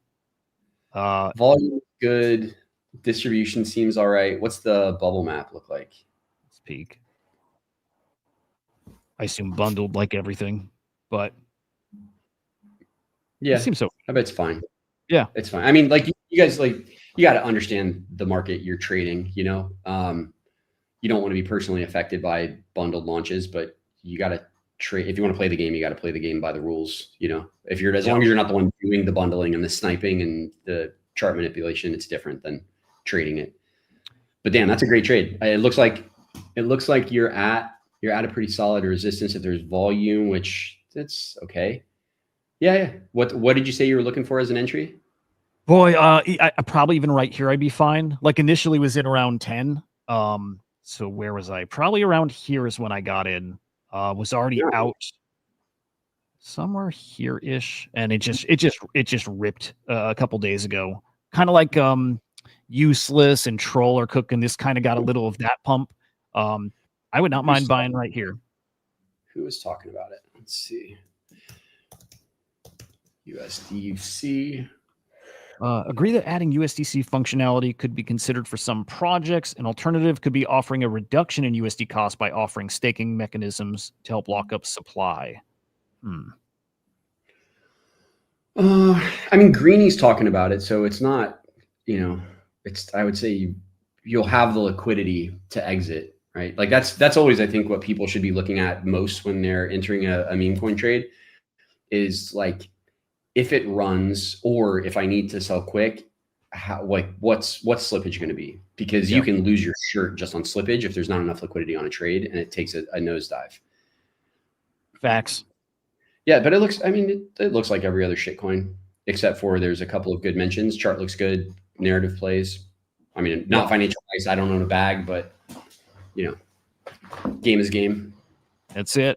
and I will be getting a bag. I just it's literally the meme. The meme is like what I'm betting on. I like it. Back to stablecoins and how significant, right? Here is Kyle Samani on the Thread Guy show. I love Thread Guy. I love this guy. I know, like, especially like I'm like a older generation here in crypto, and a lot of like my peers maybe don't. They don't like the the younger dudes. They find it less relatable, which I get, but I like him and he's necessary and he's very, very good for our space. But anyway, he had a great guest on here talking about stablecoins. I do want to play this clip. It's very short. Also, dude, he's doing what I want to do. I want to stream all day and have people that just clip these little things like out of it. And it works. It works. That's the method to really grow a thing. Anyway, besides the point, let me play this real quick. I don't think it looks like. Let me really try to play it. Hang on. Oh, dude, I bet there was audio on the Bernie thing. I had an audio setting wrong. So here we go. Oh, it played. Oh, it did play?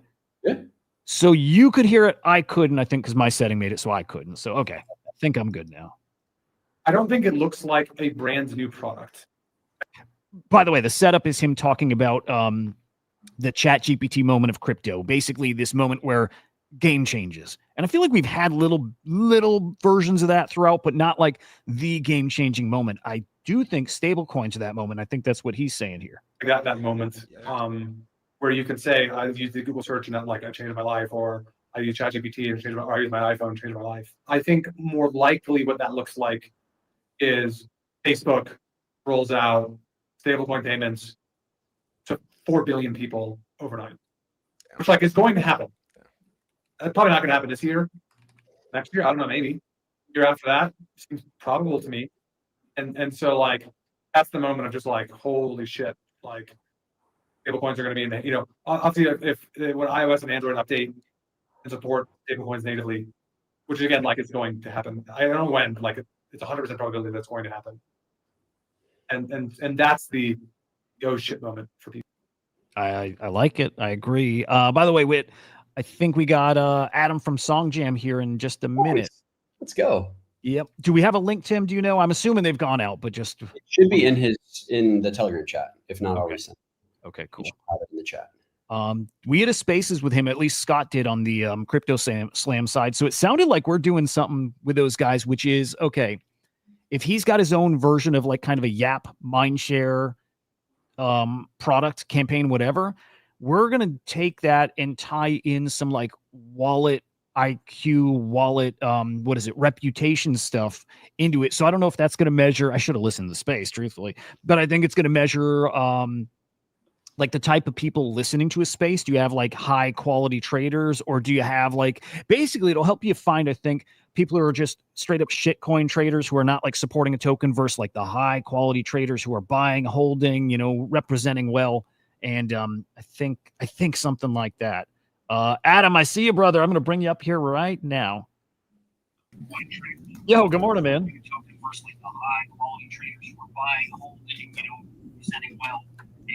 Why do we keep getting an echo? I can't tell if that's on my side.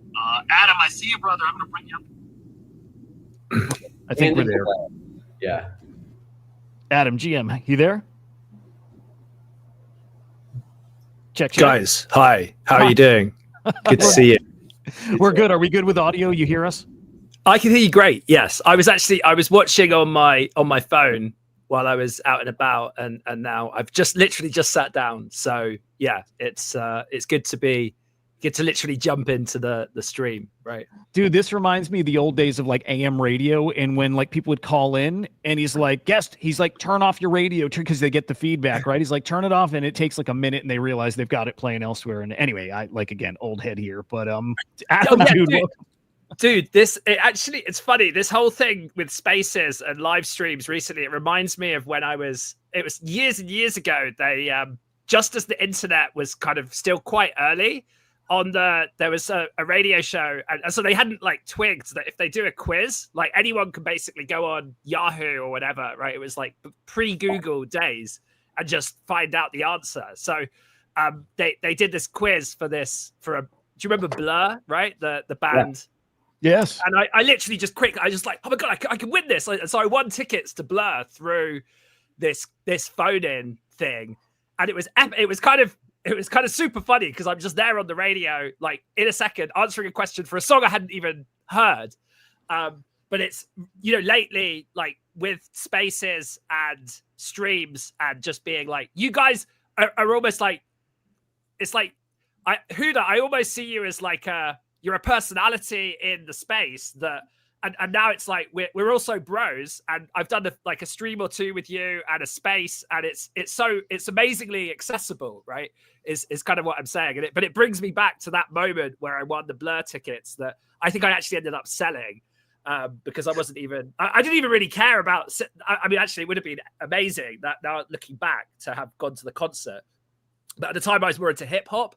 So I was just like, I just kind of did it because it's the opportunity in the moment. Like I need to call, oh my God, I could Google, it's like pre-Google, as I say, I could check this out and I could win. And I did, like instantly. And as I say, the radio personalities hadn't twigged that you can't really do quizzes in the same way that, like, they've stopped doing that kind of thing now, right?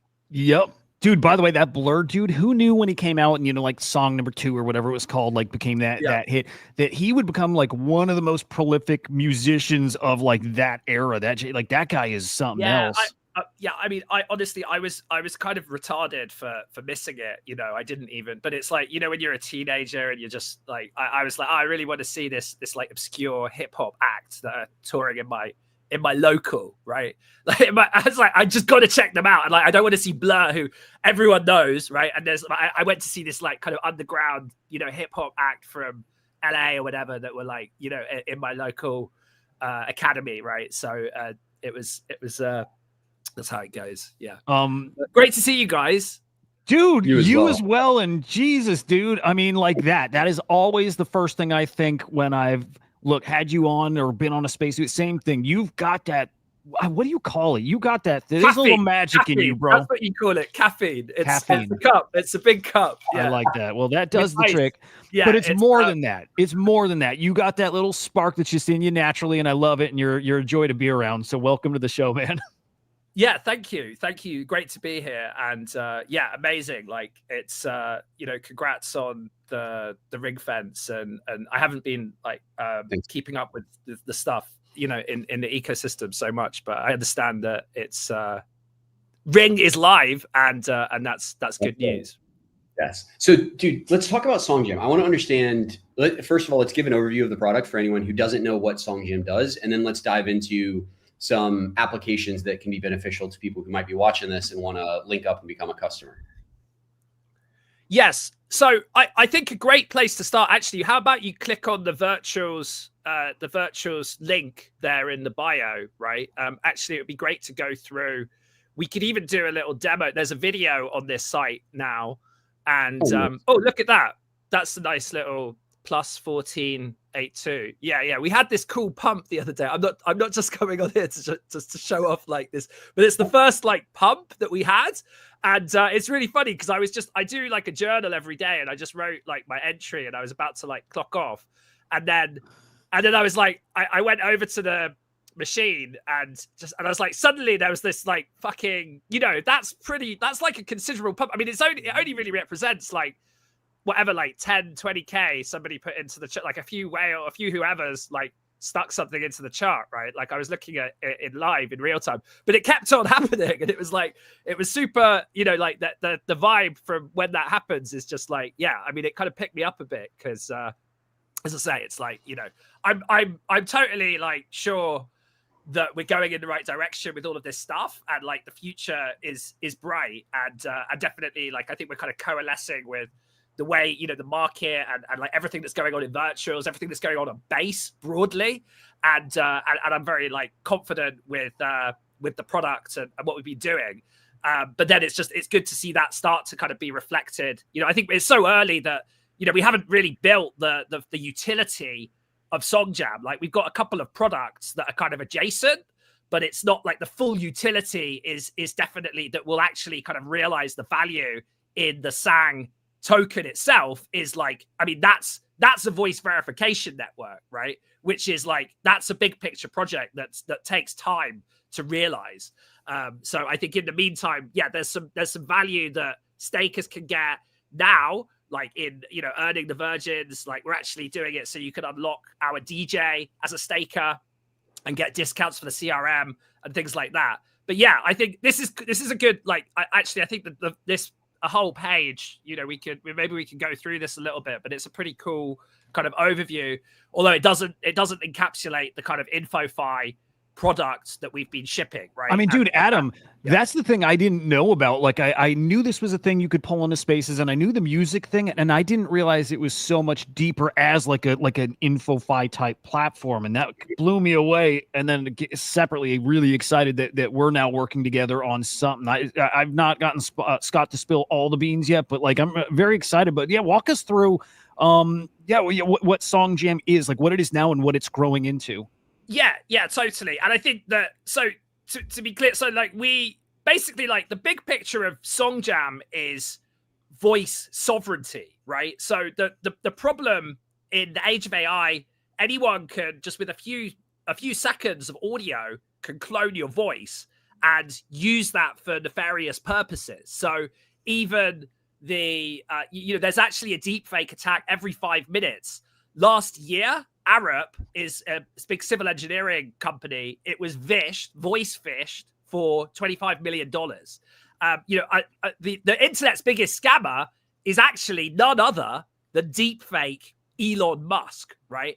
And many of you that don't actually, now I pay for Twitter, so I don't actually see these awful scams pop up. But like many of you that don't will see deepfake Elon promoting nefarious scams, and they'll be using a fake version of his voice. So the big picture of Song Jam and what we're working towards is actually a voice verification network based on a proof of stake consensus mechanism that's actually backed up with a piece of open hardware. So like a low cost sensor that you can use to basically pair the biosignal that's produced when you speak with the machine in order to validate that you're a human. So like the physiological output from your throat, from your vocal cords when you speak.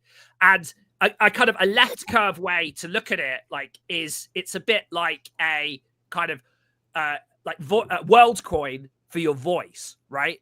But actually we're taking a modular approach rather than a monolithic approach. So WorldCoin, they're kind of attempting to own the entire stack, right, for DID in this context. And that includes the Iris, they've even built the hardware. They're kind of doing a little mini Apple piece. They're actually, and they even are running shops, right? Like, I mean, it's that kind of, it's that monolithic, right? So whereas yes. Sorry, I want to jump into some questions just because this is Please. like, I love this stuff. So, okay, so you got the sensor, you place it near your vocal cords, right? It's giving a reading. I guess it would be similar to almost like a breath sound reading, how you're able to identify someone by the way they breathe. It'd be very similar to print. It's close to that, but it's the output from your vocal cords The themselves, vibrations, right? right? Yes, The vibrations Okay, in then the throat. Yes. So then when you're logging the vibrations and you're building this data set, right? How are you connecting it to, let's say, someone's actual persona? Where is the link? Do they need to? Yeah. Yes. Go ahead. So yeah, great question. And I mean, so basically, like what the way it's conceived, and there's a white paper that you can check out. I think there's a link to that in. I think you can just click through it from the image there. But basically, so it's actually conceived as a proto soulbound token, right? So a soulbound token is a non-transferable NFT, and a proto soulbound token is basically as good as we can do for now. To get the white paper, you can click onto Hudah, you go and click onto the boost and analyze X spaces. Yeah, I need to redesign this website, man, because we ended up shipping all this extra stuff, and then it was like, we're doing leaderboards now. So anyway, I'll get onto that. So the proto soulbound token is the ability, and then the white paper, cryptographically secure voice biometrics, and then learn more. But you can find the link to the white paper in my bio as well. You see just underneath the little agent chat box, there's cryptographically secure voice biometrics. and then you click learn more. So this is There the we white paper. Yeah, which is like you want to read it in your own time. Oh, sorry, you're gonna look at. Yeah, I want to read through that, but I'd love to talk with you about this offline. But I recommend. Yes, exactly. So it's a proto soulbound token. The proto soulbound token is the best we can do right now, because one of the issues, like a soulbound token as a non-transferable NFT that stores credentials, the issue is like if you lose your keys or you get hacked or whatever, like, and then you've lost those credentials, it's not like, the original paper that introduced soulbound tokens, it's kind of like, you'll lose your soul, right? I mean, it's obviously not as extreme as that, but like you lose your university diploma or it's not even possible because it is actually tied to your individuality, right? So the proto soulbound token is, and there's a diagram actually covered in the paper as well, which another place to get to it, Hudah, is through I think there's one where you don't have to enter your email, through my Twitter. And basically that derives a key from a trusted execution environment. And then the biometrics, there's a diagram just down here a little bit.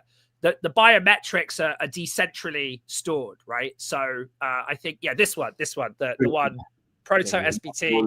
So that's like, so there's two. So there's a non-custodial solution, and there's also a custodial solution, right? Because actually, the reality is it may be that like governments or, who's going to be responsible for voice data? Like, the libertarians of the world would be responsible for their own voice data, right? Voice sovereignty, take it. Like you can take a non-custodial approach. However, there are some countries where, and it may need to be rolled out in a custodial fashion, right? So I've outlined in the paper these two different kind of alternatives for custodial and non-custodial solutions, which aren't very different, right? I mean, it's like the difference between a SEX and a DEX, right? Like, I mean, but fundamentally, there's the voice biometrics, the proto SBT is managing the storage, so it's tied to yourself, right? Like that's a non-transferable NFT that you own, and then you derive the key from the TEE. It's decentrally stored, and what we've started now doing with InfoFi is, and which I wasn't expecting actually, because we did this Genesis release, and then we built a leaderboard for our campaign, partly just to get the word out there and to spread the message of Songjam. And it was actually, when we launched, it was a super competitive week, and we were up against like Backroom, right, and who had like a lot of KOLs on board already, and but they were running a mindshare campaign, and one of my advisors pinged me and said like, get a leaderboard out there. So we did it, and then once we shipped that, we got approached by actually a lot of different teams, including Starlordy, who we ended up rolling the campaign. We ended up rolling the leaderboard for their mindshare campaign when they went into their launch, and then subsequently for Elytra, for Model Guard, we're now supporting WAC with theirs, and we're doing another really kind of interesting collab with Loki, right? That's just come up recently, but for the InfoFi component, what we're doing is we're tying together the X Spaces data and also what, like with the proto soulbound token, this is where I think there's an opportunity to collect up your social graph from existing Web2 social, right? And that's kind of like, I think, a way that this primitive, I think that's the way, this is the kind of connective tissue that bridges, like, of course, it's great, you want to own your voice biometrics, but you also want to own your social graph from X, right? And you want to take it with you to the base app, and then you don't need to start from scratch when you get going there, right? So that's kind of, I mean, I see it as like as a kind of this InfoFi meta as being this kind of opportunity to build out this composable infrastructure in a similar way to how DeFi emerged. And I've been running these spaces. Is it InfoFi summer yet? And we just did part 3 last night with the Swarm as the special guests. And I've got some, if you check out my X as well, I've published like a few articles now, but my initial article was just on the InfoFi meta and thinking about how we use ZK to port our data around. And what we're doing now is we're also teaming up with Lurky as well, which is great because it gives us the coverage of the X spaces, so we can launch the in-space yapping program as well, right? So yeah, there's I didn't mean to like I kind of think I jumped around quite a bit from your question, but yeah, that's basically. It's really, so this is a very interesting thing that you're talking about. It's completely different from I think what most people assume that SongJam actually is. And it's really cool to hear this because there's so many deeper applications to the tech that you just outlined, which, may or may not go over some people's heads, but essentially this ties into the importance of having the ownership of your own data and how that can then be later used. So I think it's really cool. I'm going to dive into this white paper. This is awesome. This kind of stuff is really intriguing because these are the applications that I think are going to be the first to be adopted as necessary infrastructure for the continued growth of AI. You're tapping into the personal data that is already being stated as the key to unlocking AGI. So it's cool to see that you guys are so far along on this path. It's awesome. Yeah, let me fire. I want to fire off my final question at least, because we're going to keep these to 15 minutes. What is, Adam? What does the fully matured version of SongJam look like? So yeah, the fully matured version of SongJam is a voice verification network, right? Which basically, so the proof of stake consensus mechanism means that anyone with a voice is able to stake Sang and verify their voice with that, right? And if you're a bad actor, if you're not a real voice that has been verified through the hardware, right? And I mean, truly, there's a little piece of open hardware, but truly, it's a signal processing job that happens, on the machine itself. And anyone that is not a human, right, is not able to verify their real voice gets slashed, right? And that's built up by you've seen the success of proof of stake. Right, I think Ethereum is 0.004% of transactions that have ever been slashed. Right, so which is obviously partly because they had a proof of work for so long and built up this value and distribution. But that's where the human, the kind of proof of humanity. I mean, people call it proof of humanity, but that's where I actually kind of think about our open hardware piece. That's our proof of work, right? That's to validate your voice, but we're less concerned about the overall DID because I think there are others doing that. We're actually partnered with ZK.me, that's an Animoca brand, and they're doing a lot of stuff with zero knowledge ID, and they can take care of the heavy lifting on that, and we just focus on getting the voice piece right, as well as providing these products in the. Yeah, providing these InfoFi products. It's really just demands that kind of forced us into this direction of delivering leaderboards and everything like that. But you could, I think, especially how it ties together with the X spaces, that's where the crypto people are basically sharing their voices insecurely. That's the people that understand sovereignty. That's the people that understand self-custody. And hence, that's where we started. You're a very smart dude. Like, wow. Do you have a sciencey? What's your background? This is all like, wow.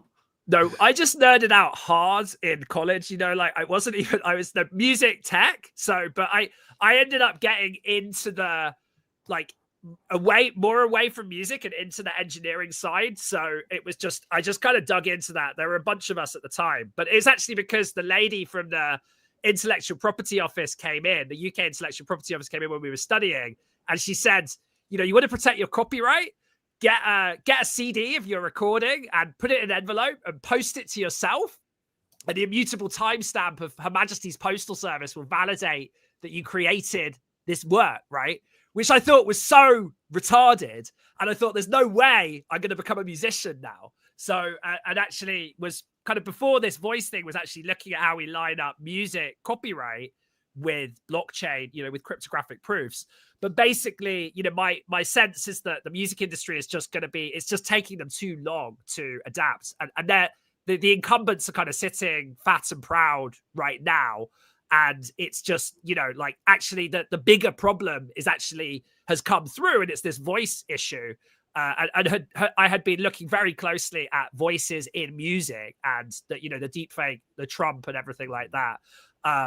Trump singing like a Jay-Z or whatever, there's some great stuff out there, thinking that would be the way to sell it to the music industry. But then kind of zoomed out even further and realized that it's actually, just voices. Like that's so much more universally applicable. And it's a problem, not just for the entertainment business, but for financial services, for law enforcement, for anyone with any kind of going concern that is interacting with technology, right? Big brain. Really cool product. Really excited to see where you're taking this thing. And again, like just selfishly very excited that learning that we're partnering with you guys and trying to change kind of InfoFi, a lot of things where that reputation and your authenticity is going to matter so much going forward. So Adam, holy shit. Thank you, man. Enlightening like always. Your energy, like I've had one coffee so far. I don't need a second now. So thank you for that. Great stuff. Drink all the coffee for you. I mean, it is like, honestly, it was so appropriate that the first stream I did with you was for the deep brew. Right? I know it, dude. That was it. That was meant to be. They should be sponsoring you. I mean, my God. You and I need to run it back too, because I don't think you've been a guest on a Swarm Report episode 2. So we need to get you on and we can go deeper into this stuff too. So we'll get that lined up afterwards. But can't wait. Yeah. It's fucking awesome. Thank you so much for joining, man. It's always a pleasure talking to you.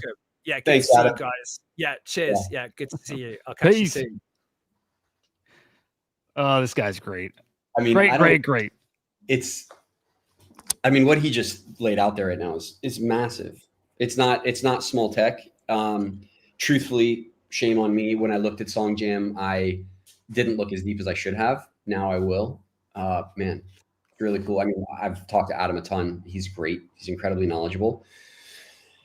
What he's onto is something serious. Really, like when you're thinking about the impact that personal data is going to have on AI, it cannot be understated. And anyone that's building directionally in that vertical is worth paying close attention to. Some will make it, some will not, but all are doing something that's really complex and like hugely beneficial to the entire ecosystem. So, and not just the virtuals ecosystem, but like the AI industry. Really cool to see Song Jam. That was a good with you, Spicy. I need to. I don't even. I might have some of the tokens saying I might have some. I think I need to load up more. In fact, I'm going to probably feel like that with a lot of projects on here today. But I dig it a lot. This guy's great. Okay, let me think here. This might be our time, our one window of getting a Spaces rocking. I'm curious in the chat if we launch a Spaces. Are some of you that are watching like wanting to join in on a conversation? This can be anything on topic, talking virtuals, talking broader crypto. I'm curious about you guys if you want to do a Spaces. And in the meantime, somebody pointed out that Bitcoin is looking pretty nice. It looks like we may be back already, but here we are, Bitcoin at 116, almost 117, man. It's that little pullback down to what we got to 112-ish. Pretty short-lived. ETH at 3,800, Ripple back over $3, dude. 308, Solana 172. It's like how many times are we going to say we're back this cycle? But I think we're back. I think we're back again. Actually, I hate saying that because you know what? I don't think I've ever gotten your like crypto thesis outlook, whatever, for the next, let's say even year, and then beyond. How do you feel about this market in like framed around like cycles? Are we having cycles anymore? Is that kind of a thing of the past for crypto? It is not a thing of the past. I do believe that, there's always going to be cycles to any market. What it looks like over the next 5 years is probably generally up and to the right for legitimate, well-funded teams that are able to find product market fit. And you may say like, oh, well, shouldn't every team that finds product market fit be up and to the right? No, that's not generally how it works. There's a lot of publicly traded companies that have PMF, but their chart has no action. The goal right now is, I think, to not try to call it too much, but just to take calculated, concentrated bets. So that's how I'm viewing it from an investing perspective. From a building perspective, get in the game. Like, what are you doing? If you have an idea, start now and just claim real estate in whatever industry you'd like to later grow into. So yeah, I think the market, and there's no way to look at the market and be negative. I don't think that, we would need such massive unilateral global regime change to now sway the way that things are looking for crypto, to, have me flip bearish. And I don't think we're gonna see that. Nice, dude. Okay, I dig it. How are you feeling about a Spaces? Do you want to fire up a Spaces? And nothing changes on our end. We keep doing this as we are, and if people want to come chat, they can just join on the Spaces side. So on our side, like you want me to just launch a Spaces and then. I think it might be on. Let me think here. It might be my side. No, actually, if you did it and I just joined as a speaker, that works too. All right. But basically, I got to hook up a phone to like my soundboard here, so that way people can hear us. Like if you set that up, you're actually going to mute yourself over there. People will hear us through the show. Got it. Okay. So then I just need to set it up on my phone, or can I do it on my computer? If you do it computer where you're streaming now, it might get funky. So I would say phone. All right. And also I can set it up. Like it's really, really easy. I just wanted to know if you wanted to do a Spaces now or not. Yeah, I'm down. You shoot me the link. I'll jump on. I can. Yeah. Okay. Then I'm going to set that up. In the meantime, then I'll step away for a minute just to get my device and get it set up. Do you want to play a song for the next minute, or do you want to kind of carry a little conversation here? You can play a song. Let's mute it. I will. See, I'm sure there's a gazillion DMs I need to get back to right now, so okay. I can do that. So then we're going to take our first little break, a minute or so, maybe two here, and we'll do this throughout. Old guy here, I'm going to get up and stretch a few times, man, and got to stay hydrated and shit. And you guys should be too. We got a long show ahead of us still. 10 hours still to go? Oh my God, 10 hours still to go. I love it. I can't wait. All right, guys, we'll be right back here. Enjoy the jam.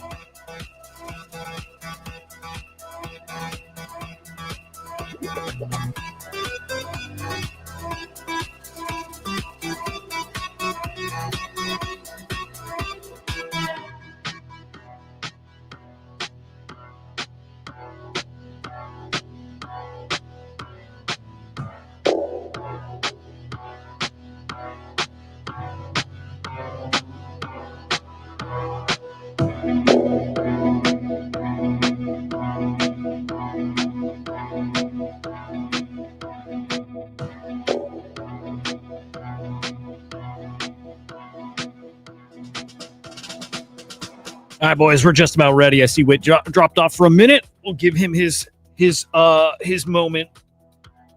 Oh, he's back already. Jeez. Yeah, I still need anybody looking at my resting bitch face as I'm Cool.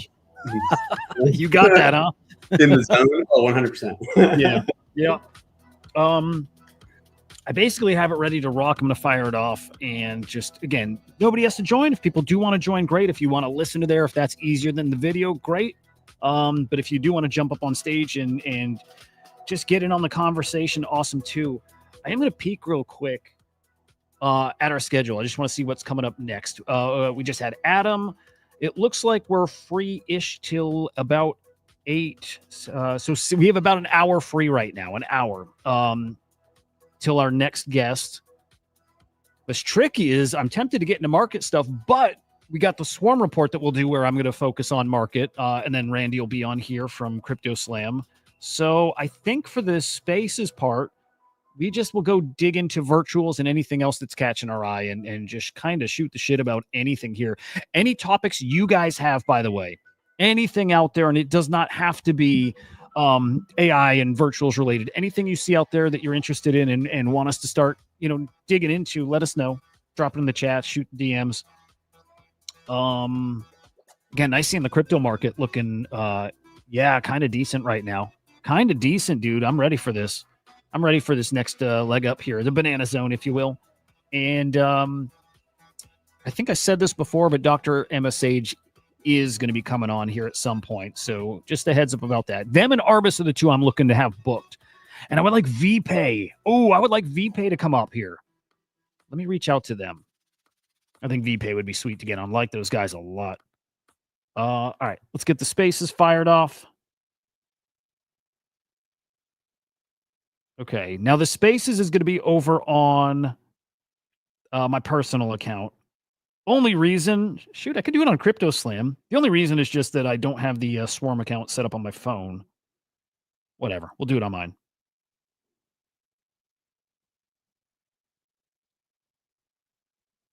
Okay. All right. Yeah. We're live on Hudah_idiot. That is my account. Space is live. If you want to join in over there, join in over there. And again, you guys are welcome to come up and chat. In the meantime, I'm going to do a quick peek at the NFT market here. It's been a minute. I mean, NFTs look not down bad. In fact, I would argue that definitely on the upswing here. I will point out something interesting. So did working on my newsletter this week, and I run through I cover crypto and I cover AI and I cover NFTs and less NFTs lately, right? But I still am trying to take note of anything really just big, anything different, anything standing out. And I did see something that stands out here, which is, you flip to the week view. It's very quiet under the radar, but a thing happened, which is, guys, this past week was our best week of trade profits all year. All year long. This is our best week of trade profits. I see you there, Whit. Yeah. Who do you want to jump on here? Did you want me to just mute? I think you want to just stay muted over there. Okay, cool. What will happen is anybody who listens to Spaces, they'll hear us from right here. So our audio from the stream passes through to them, and then we'll be able to hear them. So, cats will come up. Good. Nice. Okay. One thing that I want to say, I've been getting a lot of questions from our community. If you stake Chavi, you've already gotten your airdrop. You can unstake your Chavi. The pool is still there. The team is not selling. So you make of that what you will. But I want people to understand, you still got your tokens. You can do with them what you would normally do with them if you feel like you wanted to get out of a position, is what I will safely say. But yeah, we're trying to do everything that we can to make sure that this is as easy and seamless and nobody feels trapped. Can't win them all, but try to win as many as we can. Is like utility for Chavi done? Like, is that kind of agent, retired? Yeah, we're sunsetting it. Yeah. So Okay. if you go to agentchavi.ai today or tomorrow, it'll just redirect to Ringfence, and we'll keep that there for a little while. But the tech for Chavi is in Ringfence. So that was part of the experiment, is building the agentic framework, testing it out, understanding virtuals, understanding the community, and then rolling it into Ringfence. Got it. Okay, very cool. Dude, again, I don't remember if I showed you Copilot. Have you ever seen it yet? No, I'd love to see it. Oh, dude, let me show you this. Actually, hang on. I 1 sec. I need to grab something from my desk. BRB. Sure. It's just us folks, man. Hudah's doing a great job with this. Really grateful he's allowed us to come on. Definitely jump in spaces if you are online right now. I know it's pretty early for a lot of you Americans, but if you are in Europe or in Asia, definitely, or the Middle East, jump on and let's get some questions going.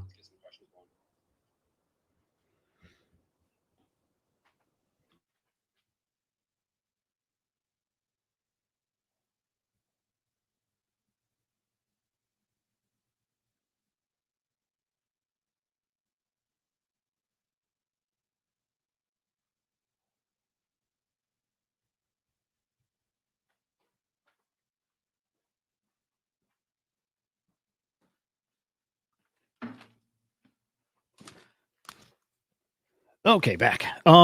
Dude, we got some. This is just more like on the personal side. Great news though yesterday, which is so my son's going off to college. We were hoping, and financial aid is just tricky. It's just tricky sometimes. And we got it locked in last night. So officially my son's going off to college on Wednesday.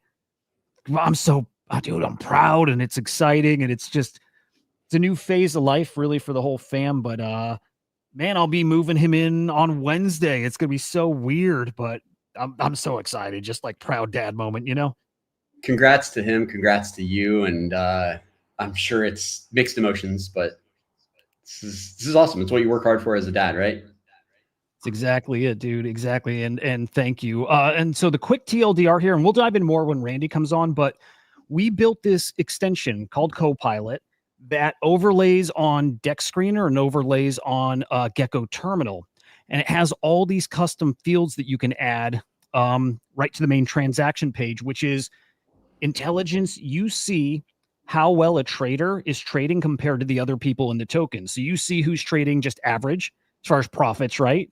You see who's below average, who's not a good trader of this token, and you see people who are Einstein level. And I like to watch what those kind of traders are doing. And Einstein that is selling here means that's probably a very smart trader who's made a lot of money in this token. And I can see when he's getting in and getting out. So for me, helpful, maybe more for copy trading and general sentiment. Flow shows their volume, and it shows buy volume, sell volume, right? Just get an idea of how much they're trading. Epoch is how early they got in this token. First time that address, was buying, trading that token. Mass is how much they have. And then ultimately, I'm going to show you all these other fields because there's 20 of them or so. Can I ask a question while you're on these? Yeah. So mass, does it track changes in mass? Like Yes. if they start as, okay, cool. So if they start as like a whale and they go to a minnow, or however how is it framed? Ghost is like almost no tokens left. Is that right? Ghost is empty. Yeah. And if you hover, it actually tells you exactly how much they have. So like this right here, it says fish. It says they have $312 worth of swarm right now. And those update, they're live, which is pretty darn cool. But all these toggles here, and let's see, all these toggles here can be added. We have, do I not have it toggled on? IQ. Over there. Is that not it? Intelligence? No, you know what? I was thinking of the wrong thing. I want reputation. Okay, so reputation is a premium feature that's now gated, and I've not whitelisted my address for it. But reputation shows this token here. How quality of a holder are they for you? Meaning, did they get an airdrop and then dump it? And if so, it's a big hit on their reputation, right? Their reputation goes to like an F. If they just dump your airdrop and that's it, big hit. Now they can grind it back up by buying. You can sell too, and selling doesn't necessarily hurt your reputation. It's more like, are you healthy for that token and ecosystem? And what we think is that projects will start targeting airdrops both by mind share, but also by your reputation in a token, and then broader, your wallet reputation. So that's kind of what we're doing with Arbus. I think we're going to be doing that with quite a few people. It's kind of like, you know, the InfoFi hasn't been perfect. You know, we get these airdrops out there and people dump them right away. Well, what if you target those to, yes, the high mind share people, but the ones who have a history of like holding and supporting the token too? So interesting stuff we're going to end up doing with this, but that's a very high level view of Copilot. Pretty darn interesting.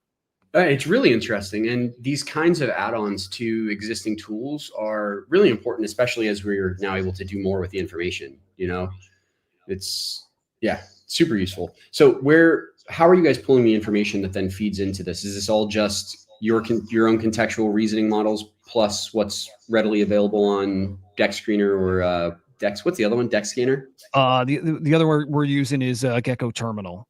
Gecko Terminal. Yep. Okay. Great. Yeah. So a lot of data companies will use APIs and they'll just pull in data like that. What we do different is we actually ingest it and we store it and then we categorize it. So it's like enriched data that we can do things with, meaning we can take that data and process it live to have these algorithms that are calculating live. So these reputation scores are live. The IQ scores are live. Everything is live because we're doing the processing in-house, right? I think I heard Scott say we're up to 300 terabytes of blockchain data that we've ingested and keep. And it's a lot, man. And this is, I think he said last night on the Song Jam Spaces, what we're showing here, even with all these columns that would be turned on, which also shows like parent, grandparent, great grandparent wallets, which is where is that money coming from this transaction, what funded that wallet and what funded that wallet above it and what fund. So it's really, you can really trace things and track things down. But this is using like 5% of our data. So we got a lot more cooking. It's how much Swarm do you have to stake to get the premium unlock? As of right now, it actually goes by reputation. So the higher your reputation, the less you need, all the way down to maybe 25,000 Swarm. I think 25,000 is the low end if you have an A reputation. If you have a worse reputation, I think it can go up to 100,000 Swarm or 150. I will spoil a little bit and say that I think that's going to be changing here pretty darn soon. We want to make this more accessible to more people. So there's a little spoiler. Expect some I think some decent changes coming there. So are you guys thinking about moving this to just a paid service where you pay in crypto or fiat, normal subscription? I would like it. And that's something that's talked about, but as of right now, just as a perk benefit for Swarm for those holders right now, it's that. And even the version I'm at right now, you can kind of see what's going on here where this is a wallet I have with no Swarm and I'm getting these features for no Swarm. So I think what may happen, and I'm just saying may because I don't know 100% for sure, but I think what you're seeing on the screen is going to be maybe free. And then the premium features are what you actually stake your Swarm for to get those things unlocked. So like entry method, again, reputation, your staked percentage, the amount of your holdings in USD or in the native token, again, the parent, grandparent, great grandparent stuff, that'll be the premium features. But we want everybody using this, and I think we're going to be angling to go that way. Well, this is, I think, a clear overlay of something that could go with BaseDex. Dude, yes, exactly that. And even someone like Gecko Terminal, I think we're chatting with them because they're pretty interested in it too. Like, there's some really interesting stuff coming. These guys who see maybe they pull this natively on their platforms because it's pretty it's different. Nobody has it. And I want to see this partnered again with InfoFi. I want to see Cato use this to target, airdrop campaigns. I want to see Arbus doing that. And this is the kind of info we're going to be sharing with Arbus, is the reputation stuff. Again, mindshare plus reputation. I think that's how you fix InfoFi right now, especially on the reward part. Or even virtuals, if they're trying to figure out how to target their airdrops, or who do we give points to, right? There's so many ways or reasons I can see we want to give it to the high reputation people more than the ones who are just dumping. Let's give them some too, but target especially the high quality guys. All right, we got a few people on stage here. We've got Cats on stage. I think we had one drop off. If you're still there and want to come up. But Cats, welcome, buddy. GM, man, anytime you pop up with spaces, I'm gonna try to join if I can. I'm back in the office for the first time in a week and a half. So Darn. juggling work and degen life. That's what I do. Dude, you're skilled at juggling it more than most. So GG's to you. But good to hear your voice, Katz. Whitney, Katz is like one of my oldest friends in this space here. He's been awesome, and now everybody knows him from virtuals. He's turned into one of the kind of core top thought leaders in the space here, and he's been awesome, dude. It's been so cool seeing your growth. What's on your mind today? How are you feeling about stuff? Appreciate it. I mean, I like seeing everything green, but that's always fun.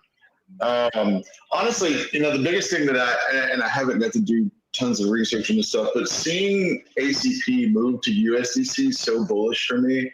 I've been given in the Pretty Discord, like, repeated suggestions on this.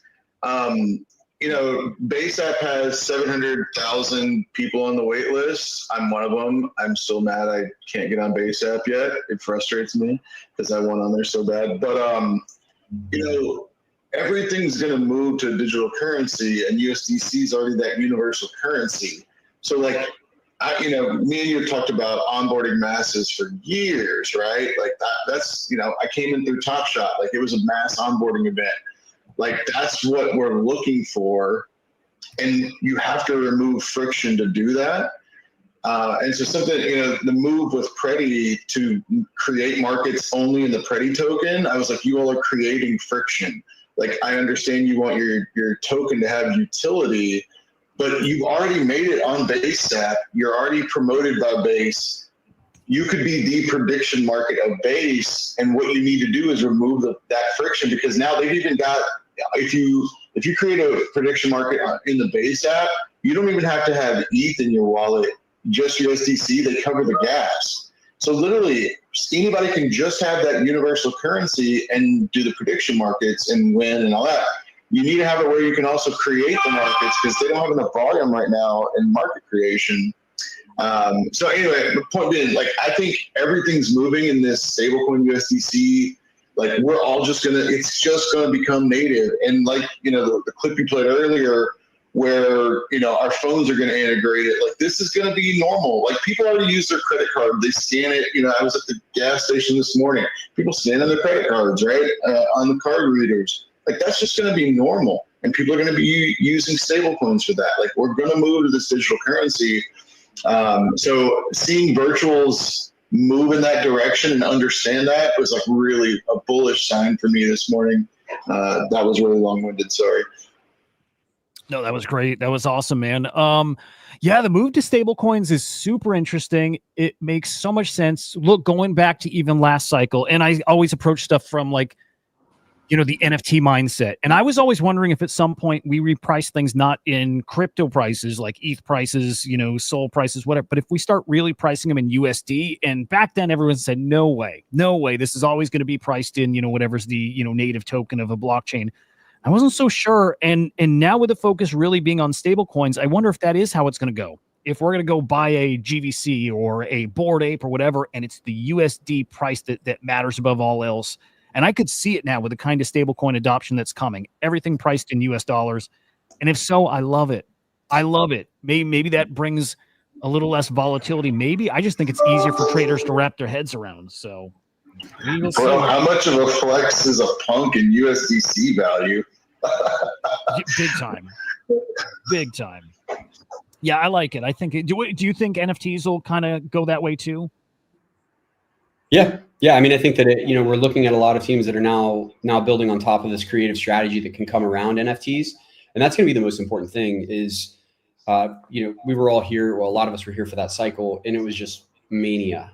And you were buying JPEGs of things that in no way were ever going to be anything other than a flip. But there were those collections, the punks, the cool cats, the moonbirds, the apes, and shilling my own bags here, the Kanpai pandas, where they built great communities. They had cool products attached to them. They had, founders that were active, very similar to a lot of the projects that we trade, in tokens.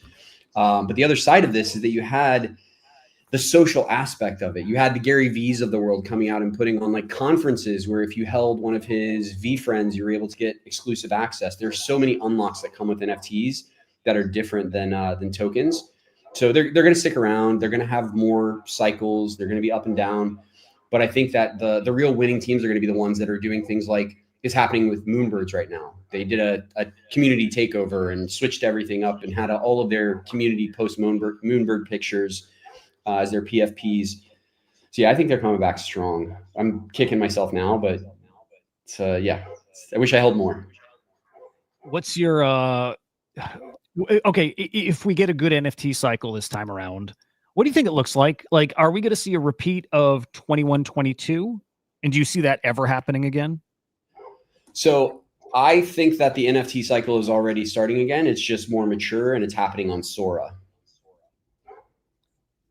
So I think that people are looking at NFTs as like static JPEGs that you put as your PFP, but in reality, NFTs are creative content that is tokenized. So, and at least in my mind, right? So it's individual creative content that needs to live on chain, that needs to be traded, that needs to accrue value. And I think Sora has nailed that. Interesting. Okay, I can see that a lot, and I like that Jesse's been trying to like reframe what that platform is. He's like, if you like NFTs and you liked an NFT that represents, you know, a piece of content, he's like, same thing. It's just fractionalized, and I think it's good he's clarifying that because I think they struggled with the message of those creator coins at the start, and I think talking about it like a fractionalized NFT is a good way to do it. Dude, interesting. Yep. You can see that though that Zora is actually that thing, and still I think. Look, I talk about this on the show a lot. Again, I NFTs are probably my favorite thing here. I've got a big collectibles background, right? Like a lot of people here, but I think we get a crazy NFT cycle again. I do. I think we see like a 21, 22 type cycle. Not this time. I don't think we have the pieces in place for it this time around. 5 years off, I do see it because I think there's a couple ingredients that we're missing still, which is NFT equals ownership of a brand. That was something we were speculating on back then, right? And so price is pumping because we now own part of this brand, Yuga Labs, right? And it didn't play out that way. I think that's going to come back. I do. I think because of the regulations happening now, I do think we'll start seeing that actually play out. My like, you know, wild prediction, gamble, whatever, is that Luke Gnetz gives Pudgy holders ownership of Igloo Inc. And if that ever happens, wow, game on for NFTs. That's one of those things I think kicks it into gear and people are like, okay, with that thing we dreamed of 4 years ago is possible. I think we need the metaverse to actually be a thing, actually like live, actually working, so we can go and speculate in that sector again too. Like, oh, we're all going to live online. Well, we believed it then. We stopped believing it, but when that comes back, I think we're back to speculating on NFTs the way we did last time around. So I think 5 years out, we see that NFT super cycle, very much like the last one, but bigger. And AR VR is going to play a role in that too. And I don't know how, but it fits. Let's talk about AR VR for a second. Would you mind going to Verse World? It's a crypto project. I don't have a bag, but Ringfence is affiliated with the team. We're very close to them. So Verse World, I believe it's verse.world is their website. Let me see. No, that's not it. Okay. Let's see if I can find it. It's called Virtual World, though? Verse, VERS. E. World. There you go, right there. Okay.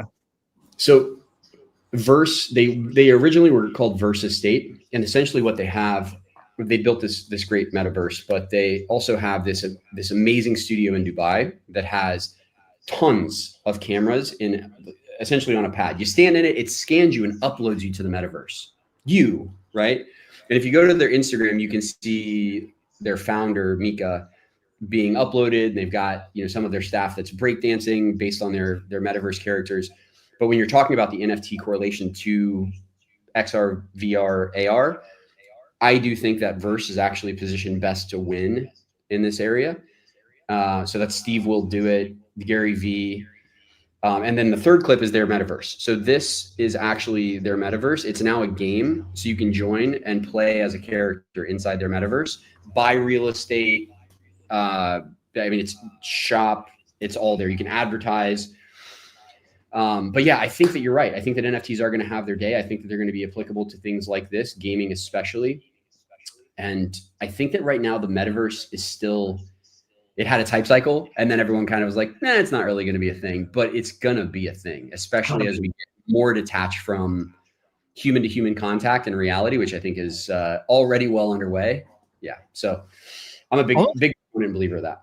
But the kids are starting to reject it. I'm with you though. The thing we dreamed of, again, all these things we dreamed of, I just think we were really that early. We used to shout we're early, and I think the truth is we were early, and I think we're still early. The metaverse is going to be a thing.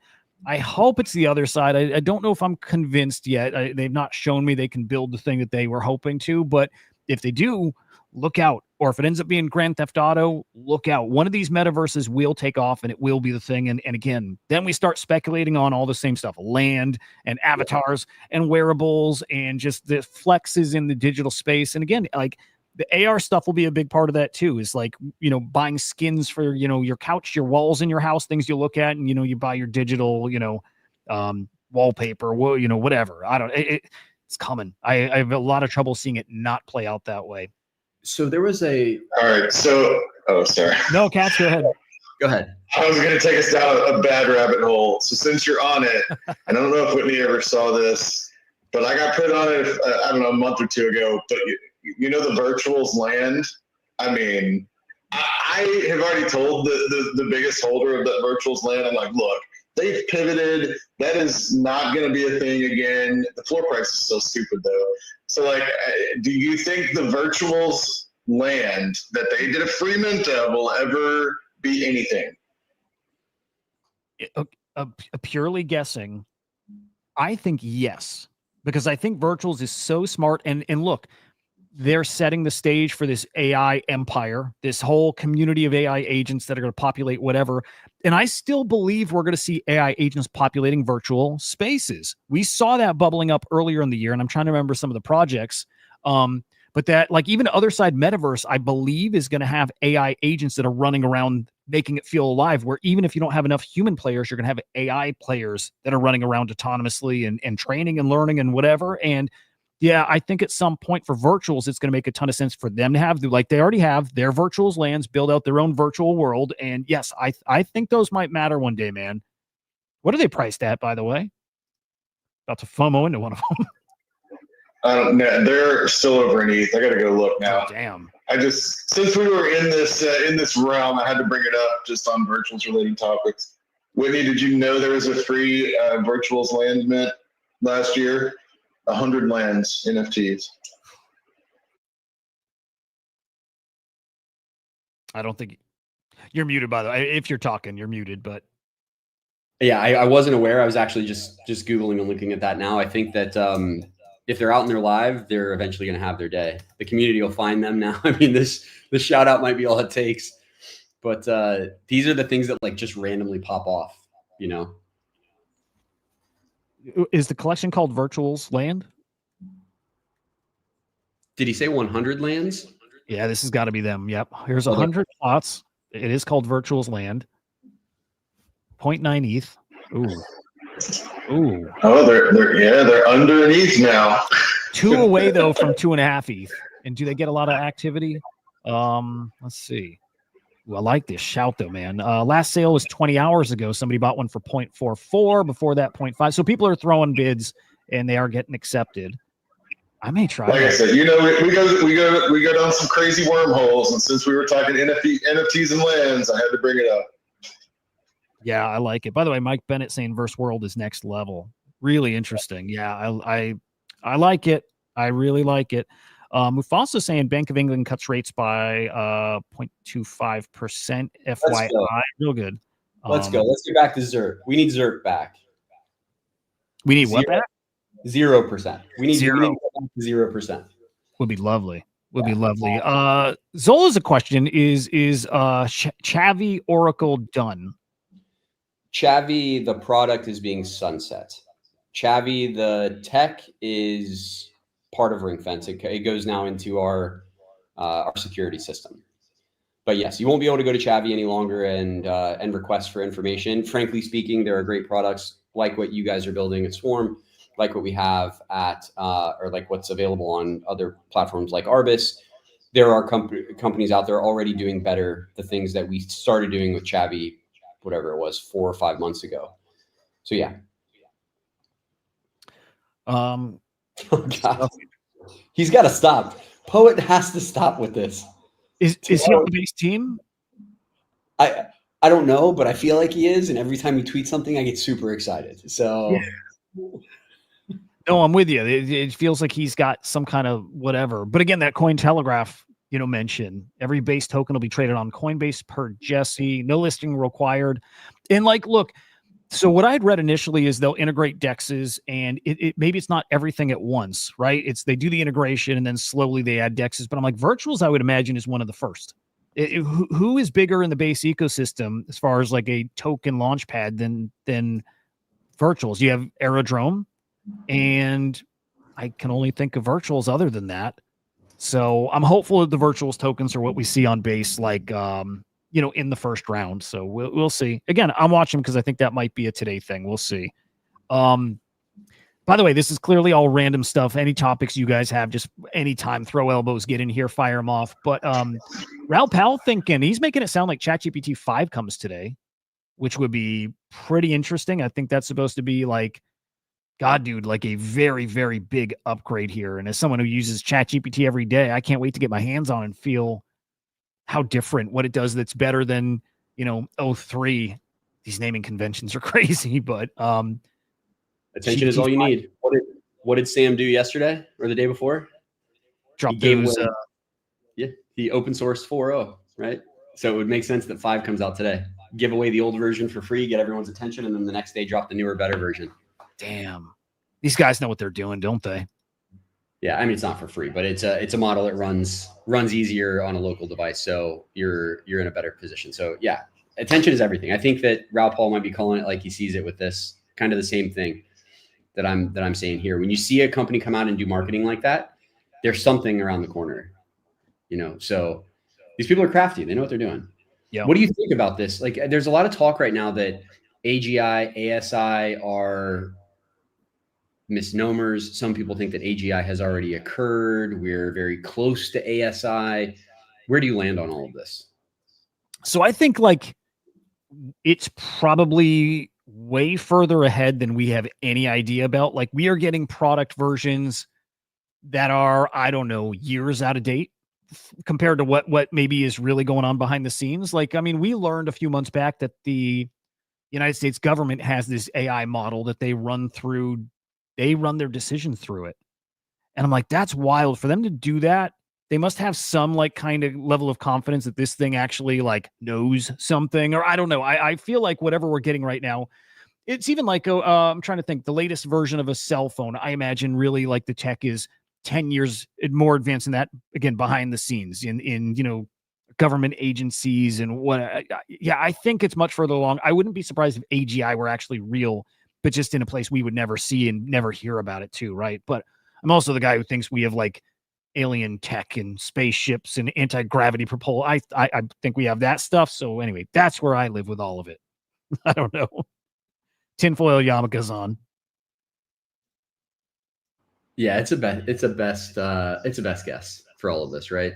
What do you think? Who knows? I think that right now what we're dealing with is not so much intelligence as it is a prediction model that's just really good at doing things quickly. So I tend to side with, I mean, it is smart, right? It does come off as intelligent. It's certainly on a level that most people would feel is very capable and smart. But I think if you talk to most people in the industry, they are still uncertain on how close we actually are. 5 to 7 years, as was stated last year, may have just been narrative painting to ensure that all of these companies were able to raise at inflated valuations and have the money that they needed to go long term. So I think that that's really where I land. I think that a lot of it was just marketing and messaging to get higher valuations from VCs so that that these companies could have the runway to eventually reach AGI or ASI or better developed intelligence. But it's too soon to call it. And I don't know if we want to call it. I don't know. It's like those things that tell you your biological age or how close you are to death. I mean, yes, it's helpful, but does knowing it bring it there faster? Like, does it make it an inevitability if you are aware of those things? And obviously AGI comes with a mixed bag of good and bad. So is it better to know or better not to know? Better to just work towards it? And, it's one of those things. Like if we think about it, does it become an inevitability? If we think about it, do we plan for it? right? Do we bring about Skynet and Terminator just by assuming that they're going to come? Anyways, that's kind of. No, that's a great point. We kind of like we put these things out there into the universe, and then we manifest them. They happen. Break out the crystals. Let's go. Mm-hmm. Mm-hmm. By the way, we have checked coming up in 25 minutes. I need to do a little digging into that just so I know what the heck we are getting into there. That'll be a fun one. But just so people know, we've got our next guest lined up there, followed by the Swarm Report right after that, with then Randy from CryptoSlam coming on. And then we basically have like 4 good guests like right in a row. Nira's on directly after that, then Bluedex with Athena. So some great shit coming up. Let's see. I wonder, like, I keep trying to not get into virtuals too much yet because I want to cover that in the Swarm Report. But while I have Katz here, Katz, how are you feeling about virtuals right now? And that's just comprehensive. Just how are you feeling about even token price of virtual and the state of the market, just all these things. And yeah, how are you feeling about stuff? I still think it's weird to say this, but like I'm more bullish on base than I've ever been. And virtual's position within base, it has me really bullish too, right? Like AI, I mean, like I'm all on the AI train. I'm also one that I actually like using all this stuff. Yeah, I still haven't gone to G-Gel just because I just see this as opportunity, right? Like obviously not all these things are going to work. It's not all going to be perfect. But if it does work, like if you hit 1 out of 10, like this could be huge, right? And I just enjoy learning about this stuff. I enjoy using it. Like, you're talking about like Pretty, I love using it right now. Lurky's really cool. Like once I've started using Lurky, I'm like, man, this is an awesome product. The Song Jam stuff's awesome. I see a huge potential with where they're going in the space. Is like, there's so many cool products. You know who I would like you to talk to though, since I broke it, is Axelrod. We need to get somebody from Axelrod on here and explain, when that update's coming. If people don't know, the Autonomous Hedge Fund hasn't worked since Cats got in. So they knew how bad of a trader I was, and they were like, well, we just got to shut it down and make enhancements. But yeah, I'm super bullish overall. Like AI, like we can be in a lull, like, I just see things different. Oh no, we can't get 50Xs. Who cares? Like that's short-term vision, right?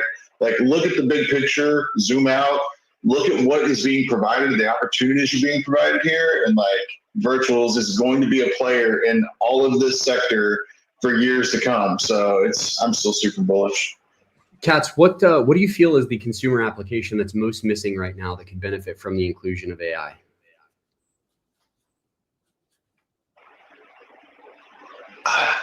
I don't know, honestly. Like for me, it's one of those things. That's why I'm here, is to get in it and learn, right? Like I don't know what I don't know. I don't know what I need yet. what do I need? That's what I'm learning, right? I honestly never use prediction markets, like just because I don't really want to gamble. And I've used it because of this. Like it needs a lot of improvements, and I like analyzing stuff and giving feedback. Even for WAC, like I talk with those guys a ton, and it's so over my head. Like I'm in the medical field. I work nothing in, like my profession is very far outside of all this. And so this is all an interesting hobby for me. But like, it's fascinating. And for me, it's like, okay, the security side, like even what you all are doing, like the infrastructure for this matters. And for me, it matters not as much in virtuals as AI, right? That's why I'm really bullish on WAC and what they're doing, because they're building all the ACP stuff, but man, they're now verifying on the Warden protocol and all these other protocols, and like it needs to be a bigger picture than just virtual, because this is going to be our normal life. This is the new internet. Like AI is going to be normal in 5 years. And so we have to build the infrastructure now. So like, I don't know anything about that stuff, but I'm learning. Is it something that I can use as an everyday app right now? No, like, I mean, whatever, but it doesn't matter. idle.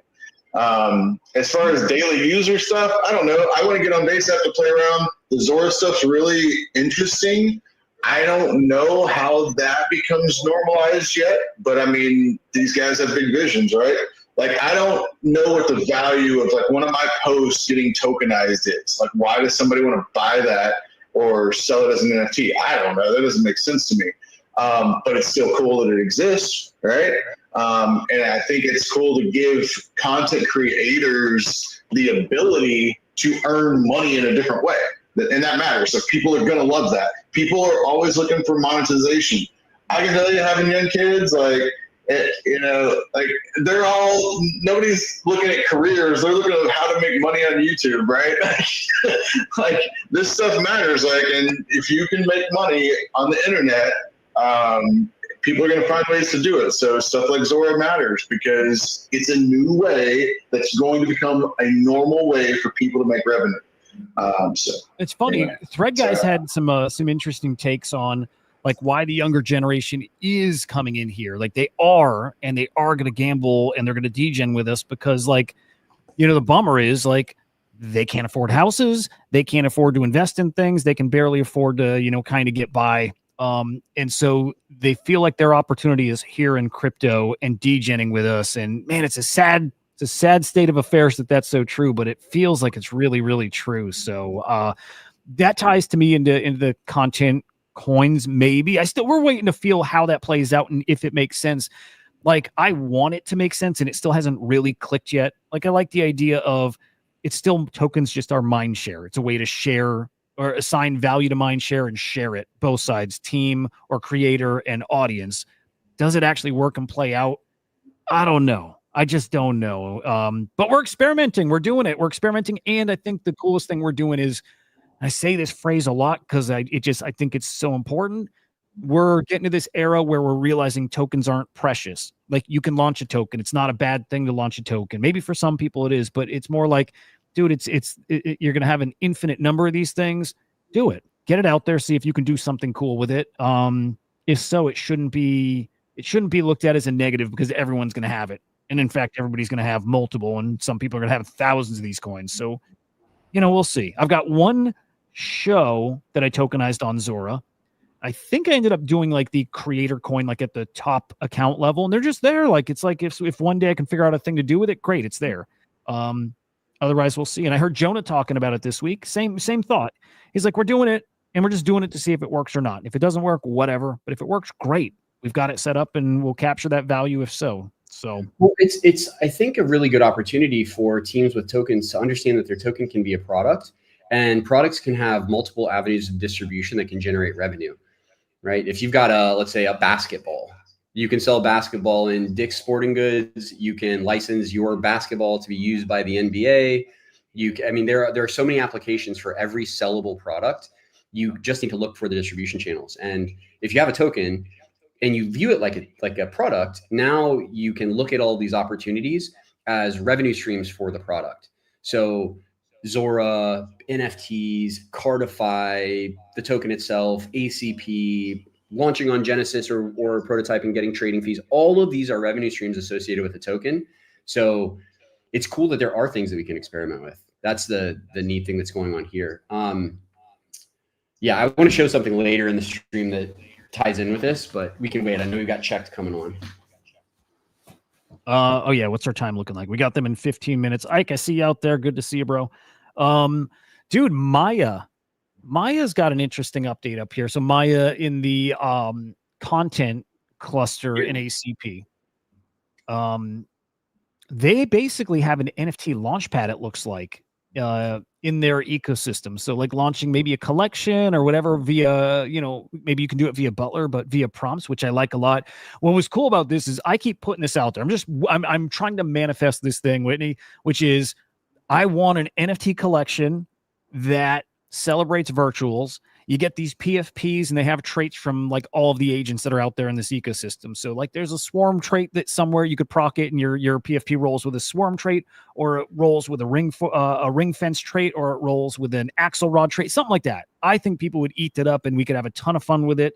And, you know, whether it's a paid mint or not, And if it's payment, finding something cool to do with the funds to like give back to the space, whatever. I just think we need that and people would love it. And I separately want NFTs in virtual somehow. I would like to see projects launch that it's not a fungible token that's created. It's an NFT that's, gated by that. I want to see that, dude.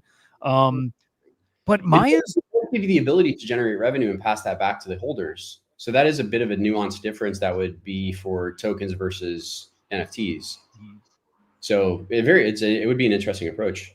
And it's cool that Maya's doing this. It's needed. And if you're able to prompt Butler and get an NFT collection made, it will get wacky. Exactly, dude. Exactly. And I want to chat with them. They had, because they were listening to a stream of mine where I mentioned this, and they had replied, "Hey, we're doing this actually." And they're like, "Can we reach out?" And I'm like, "Hell yes, you can reach out. Yes, let's push this thing. If they're the ones doing it, I'll support it. I will help with it. I'll do whatever. But I want a virtual PFP collection so bad." But I got on the screen. If you're listening on Spaces, by the way, we got this video stream going on over on the Swarm account here and over on YouTube as well. But I'm showing off some of their outputs they have. They're neat, but I want to see how much deeper this can go. And again, could we use the tool to make an actual pretty deep, robust virtuals collection? We'll see. We will see. We need to get them on at some point too. Do you have Cons coming on today? Cons was, but I'm not sure if he is still. Whitney, is Cons coming?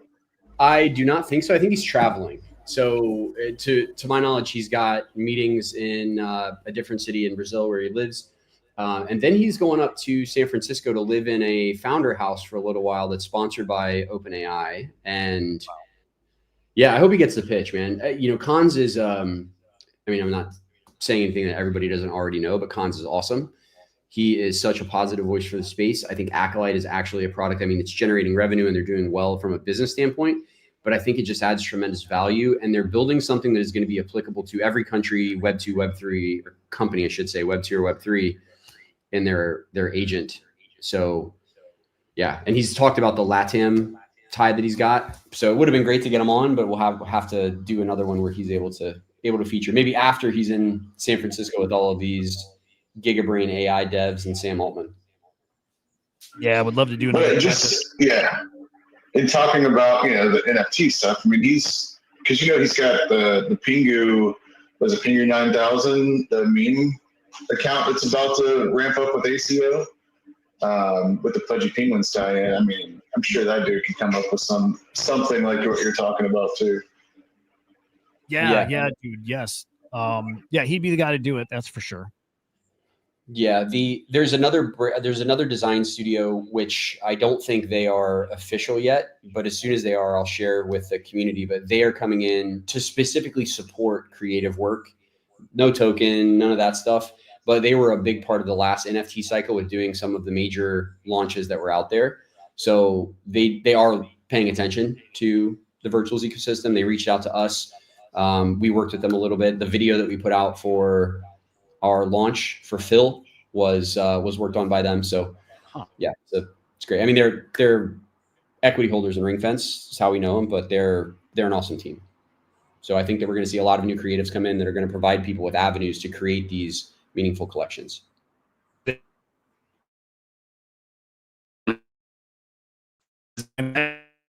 Phil, is that the name?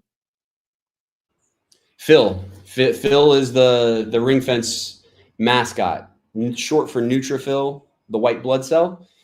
But Phil is a white blood cell that started off as a sketch that was made by my daughter, and took it to some friends who have the creative studio. We planned the mascot and then turned it into that Pixar animated short.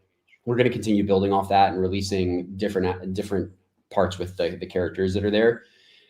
We'd like to get everyone. Our goal is to create this. If you've seen Wreck-It Ralph 2, Breaks the Internet, when he goes into the internet, all of the websites that you visit on the internet have stores. So our idea was to create this similar kind of concept, but for the virtual society of agents, featuring all agents. Everyone has a storefront. So it creates some nice engagement community-wide that we can all share.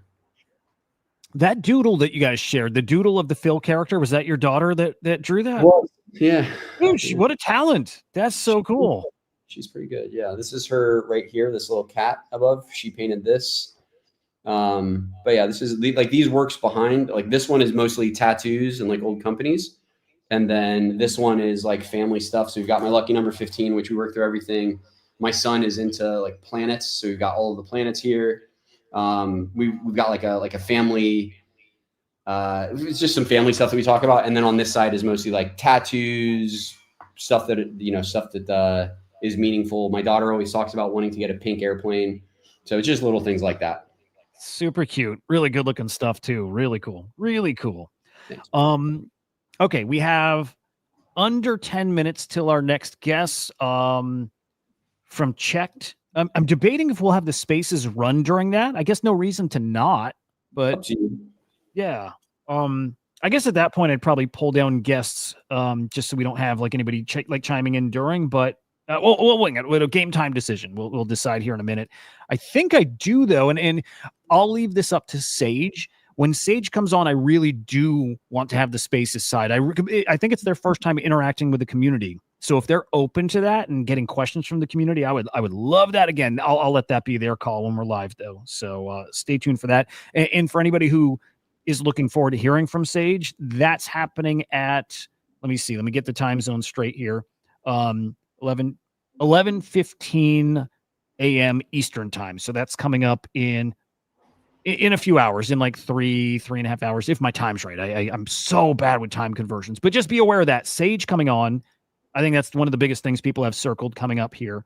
And I would love to get questions to them. And then separately, guys, we'll do our typical Swarm Report market review stuff. And that's coming up in, that's coming up in 20 minutes, actually. So we're going to do the Checked chat, and then we're going to do an episode of Swarm Report, and Randy from CryptoSlam coming on to talk Swarm, and I think Slam, which is a whole other thing. A lot of you guys who've been following for a while, you know Slam.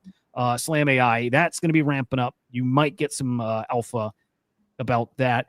Kind of out of left field here, but something interesting. I think this is alpha maybe, and you've probably heard about it, and it is NFT related, but Artblocks has announced something called the Artblocks 500.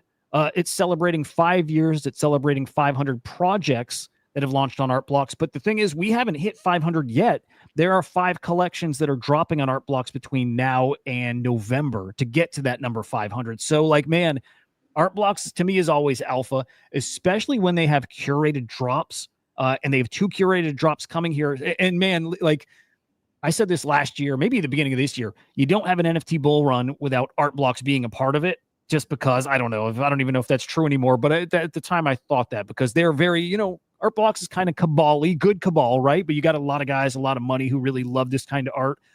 If they have a couple curated drops coming up here between now and November, that's just one of those things that can help fuel this NFT run, especially if I kind of believe we're going to get a very hot art cycle here. So this should be on our radars here. Artblocks 500, 5 projects coming, 2 curated, 3 community releases.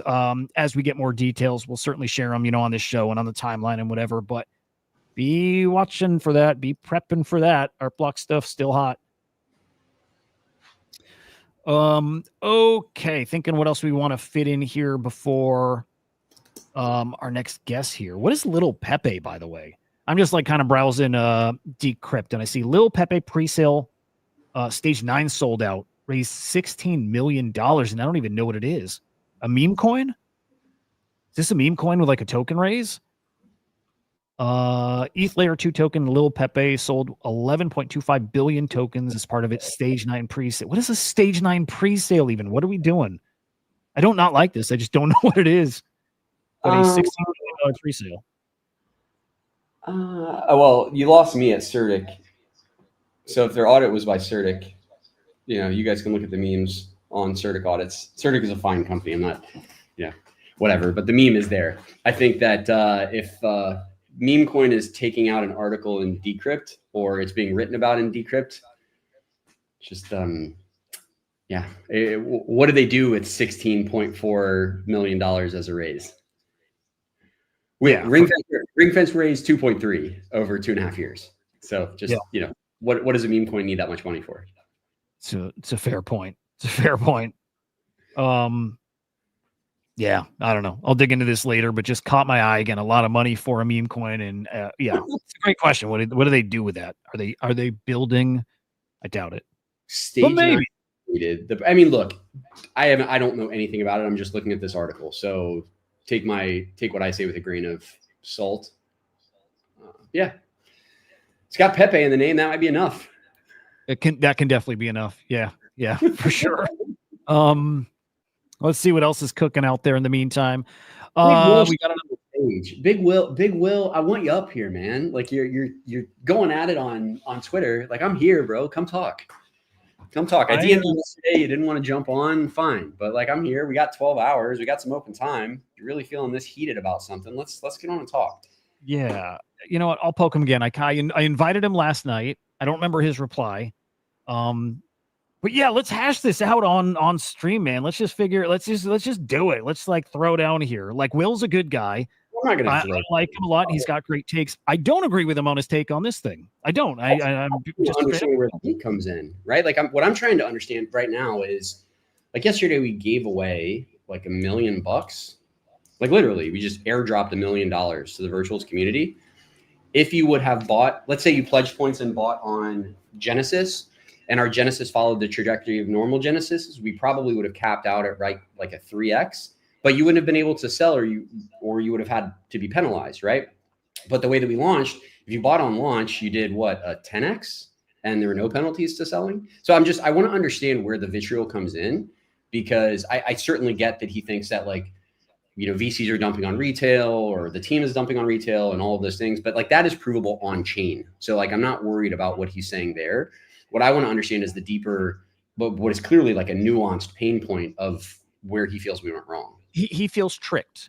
He feels that the launching on Genesis was only done to get attention, and then it's a bait and switch saying, aha, we know you want it now. You can't have it. This is going to be a prototype launch, and we just wanted your attention. But I mean, like, to that extent, like, what's the difference between us running a game like this, right, or a mindshare campaign of our own, versus paying for one where, you know, that potentially fills the timeline with, you know, people that are being paid to do this. But the other side of it is, like, didn't he come out with, I mean, maybe I'm misremembering this, but didn't he come out with a tweet like not too long ago, basically shaming people that don't come on his show for, you know, not giving people information? And then, like, I can't confirm. I need to talk with my team, but I'm pretty sure like they charge people to come on their show. So like, are you not just like shaming people for not coming on your show as a marketing trick to get people to pay to come on your show? Are you disclosing those payments on the show itself? Like, we can go back and forth, but like, it's important to not throw stones and give generous assumptions.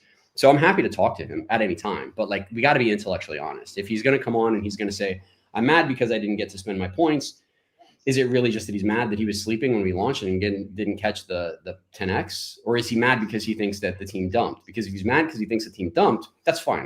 We can prove that that's not the case. I think you want me to chime in? Yeah, please do, Katz, because I know you're a little like iffy with this too. Yeah, so I don't, just to be perfectly clear, I honestly don't care. Like, I think prototype was the right approach for you, like, with the proven business, the money you needed to raise. I think that was the way you should have always gone. The whole thing that got a lot of us upset is just the simple fact that you marketed it as a Genesis launch. So literally, you know, let's be real. There are not many projects to bid points to right now, right? Sure. It's not like the days when we were having 3 big launches in a day. And so we were spreading points. People were stacking points for ring fence, right? Now, as a business model, that's not great for you, right? Like, and so the Genesis launch really didn't make sense for you. I agree with that. But people didn't pledge to other stuff to save points for yours. And because of the 14-day expiry, now you've got people losing points because of what you did. You see what I'm saying? And you know, like, Genesis is not like, the points don't have the value they once do and all that, but still it matters to people, right? Like, because all of a sudden, and it's because you were on there for 2 weeks, you know, people literally, okay, my points expire in 14 days. I can save all my points for this time, put it all into this great project. Cool. And then you tell people, oh yeah, we're going to update the tokenomics. Like, you literally just led everybody on for 2 weeks acting like you're going to do this, when the whole time you weren't going to do that. And it makes sense why you wouldn't. It's just people feel misled because they wasted points by not having it on there. Thank you for explaining that. Yeah, it makes total sense. And that certainly wasn't our intent. Truthfully, we did have intentions of launching as a Genesis project. The discussion transition all happened within the last week or 10 days. But I get where the sentiment comes from now. I appreciate you explaining that to me. I wish there was, yeah, I mean, there's nothing to refute that. Like I can fall on that one entirely. Yeah, I can understand the anger then. I think that's where a bulk of it comes from. I think we can get into that more later. We have our next guest up on the show here, which I'm excited for. We have Checked. It's Fraser from Checked. Let me think. Do we want to end the spaces for now, or we just kind of mute the spaces? Let me think here. I'll tell you what, let's leave the spaces going. Let's just do that. Katz, if you don't mind dropping down to listener, and I'm just going to let this play so you can hear our guest here as we talk. And then maybe we fire the spaces or we continue on that side just after. Yeah, there we go. I think this will work. Here we go. Good morning, man. Good to see you. Thank you for joining. Welcome. Hey, thanks for having me. And yeah, calling in from the UK, so just kind of mid-afternoon, but yeah, good to be with you guys. How's everything doing? It seems like come in at an interesting point. Literally just, yeah, it came in, loud volumes, but yeah, hopefully bring some positive vibes.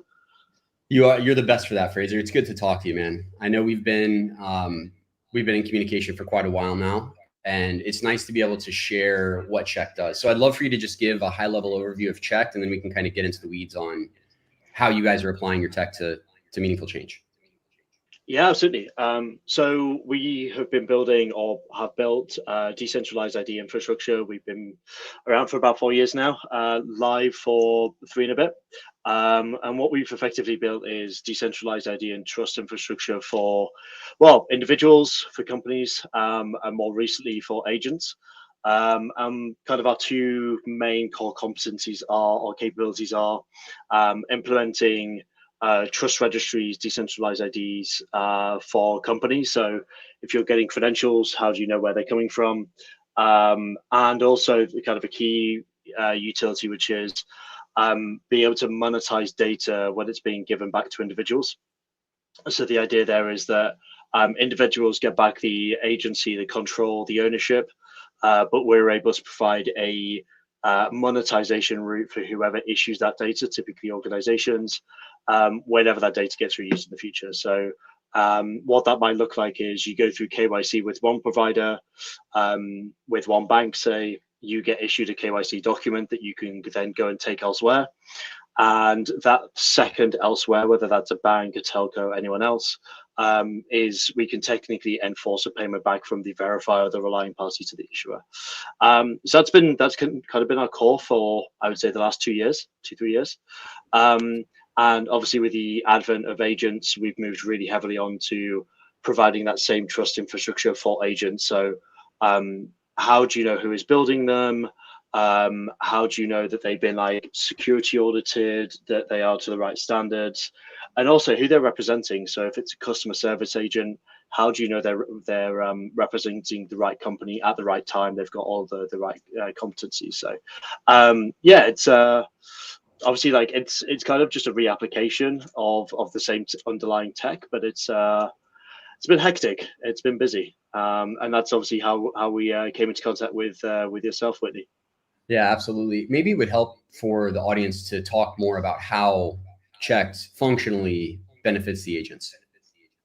Yeah, happy to. So we're kind of seeing demand in 2 areas. One is, let's say you're an individual and you're going to interact with a company, and you come across their customer service agent, whether that is directly on their website or elsewhere.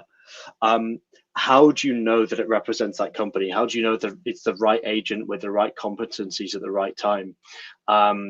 And so what we have built and provided is kind of this trust infrastructure where agents can collect accreditations from different sources. So that might be from, again, the company to say it represents them. It might be from an auditor to say it's been security audited, different regulatory frameworks to say it's compliant, but also from the builders. So who actually built this in the first place, what data was used to train it. And therefore you can start having this more holistic view of, should I trust this thing? And is it the thing that is competent in what I need it to be? So that's, and those kind of attributes work both on the 2 areas of demand that we're seeing. So one is agents representing companies. So again, how do you know it's the right one at the right time, blah, blah, blah. The other side is more for agents as part of marketplaces. And that's where, again, knowing who this agent is, who it's been built by, how it's been built, all this kind of stuff becomes inherently important. As a quick example, like a quick aside, we've not seen this yet in agents, but I'm pretty sure it's coming, is some kind of supply chain attack on the code where you can kind of get a library in there, people start running it, they maybe give access to their wallets, they give access to their accounts, and suddenly you could go in and find your wallet's been drained because you haven't paid attention to how it was built, who built it, has it been audited, all this kind of stuff. So we're effectively providing that kind of like trust plumbing around agents to make sure that, like, as the market gets a little bit more crowded, I think the quality is going to rise to the top, and there's going to be this big focus on, yeah, can I trust this thing, and make sure I'm not going to get rugged by an agent at scale. So is this like, I am like, man, I'm not smart enough for a lot of the people that come on this show, because we've got some big brains in here, and that definitely sounds like you. Okay, I'm thinking about, like, you guys know the site NFT Now, like kind of news site, right? And I think for a while they had this like certification, like a certification. This article is original. It came from here, and it's our stamp of approval on this article. And it lives on chain, and it's awesome. Is that a similar idea to now applying it to these agentic ecosystems and agents directly too? That's, yeah, perfect analogy. And then it's the ability to have like those certifications from as many different places as you want that matter. So I guess using your article analogy, you could have like, okay, the article was written by like a genuine journalist. It's on a genuine website. The people mentioned actually exist. The articles that are mentioned, or the NFTs that are mentioned, actually exist. And so you can feed all of this into like, okay, I've assessed this thing, and I know whether it's via a trust score or various different elements. Like, I know whether I can trust this or not. Especially as like speaking to about genuine use cases. These things are going to get access to your bank accounts or your loyalty accounts, like the ability to book things on your behalf, your personal data to do so. And as a result, it's going to become kind of really important that you're not giving your data away to something that, just a really quick aside on like how bad this could go if it goes wrong. I think it was British Airways years and years ago had a supply chain attack on their website. Mm-hmm. And someone just embedded a library into the card detail like entry form that they were using.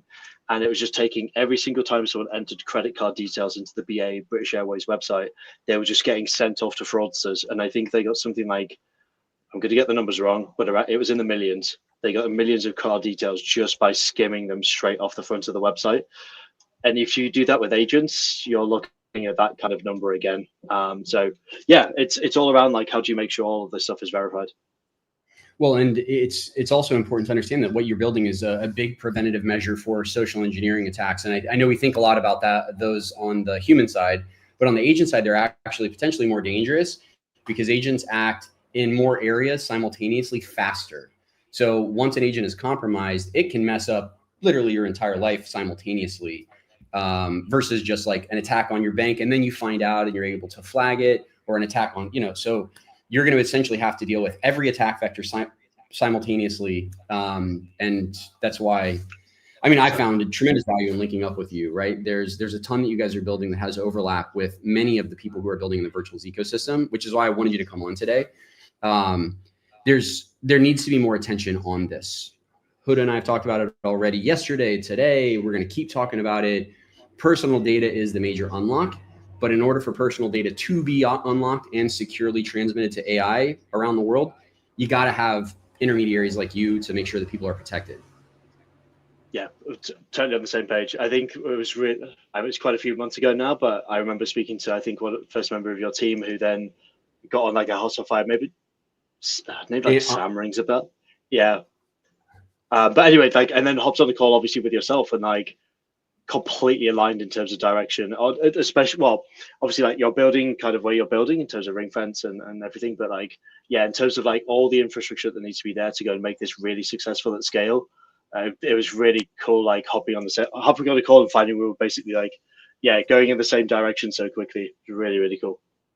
Yeah, it's going to be fun to collaborate. And I know we're these are short little sessions here to pitch, but and it's not really a pitch. I want Fraser, I'd love for you to tell people not only where to find you, but what's coming next. And if there's any like sneaky bits about virtuals or base or agents and ways that you want to serve, feel free to throw those out as well. Yeah, absolutely. So obviously, like, I think we've got some stuff going on behind the scenes that we need to work through. So looking forward to, I think, getting more into that with you. Separately, we've obviously recently announced kind of some work with ASI around underpinning their kind of Agentverse and Agent One, their LLM, in terms of providing those trust registries in. I came off of the call with someone we announced a while back that is I think going to kind of work us into their solution as well. And we've also, I think, this is probably a couple of months back, but now the work is actually starting is Julia OS, and getting that kind of going where, again, we're underpinning those agents with actual trust registries and making sure all this works together. And I think Julia OS, I think, is running kind of cross stack. So I think they've got some stuff on virtuals. I think they've got some stuff on other protocols as well. And that's just on the Web3 side. We're also seeing or having similar conversations in Web2 where, again, it's like agents representing companies, how to do this at scale. It's just going so quickly. And probably the final thing is we were invited to a workshop with the MIT Project Nanda team a couple of weeks back. So attended that, and credit to Alex from our team. We have mapped across like their, I would say, relatively flat, like their implementation, but we've then like extended it with KYB providers, auditors, all sorts of other different trust registries to know like this isn't just a flat file on the agent itself. It's got way more context on whether you can trust it or not. And now internally, kind of a real big focus for us is making the tooling easier to go and establish this stuff. Like all the APIs exist for it, but it is probably too complex for most people to get into like pretty quickly. So now working into more of like, how do we simplify this, bring UIs in, and just make it almost like just easier to pick up. So yeah, I wouldn't say any major alpha there, just like progressing on stuff that we've already announced, and then make it easier for other people to go and pick up, and then just one kind of BD conversation after another, which is always good to have. And then I guess circling back around, picking up with yourself, I think next week after you guys have launched successfully.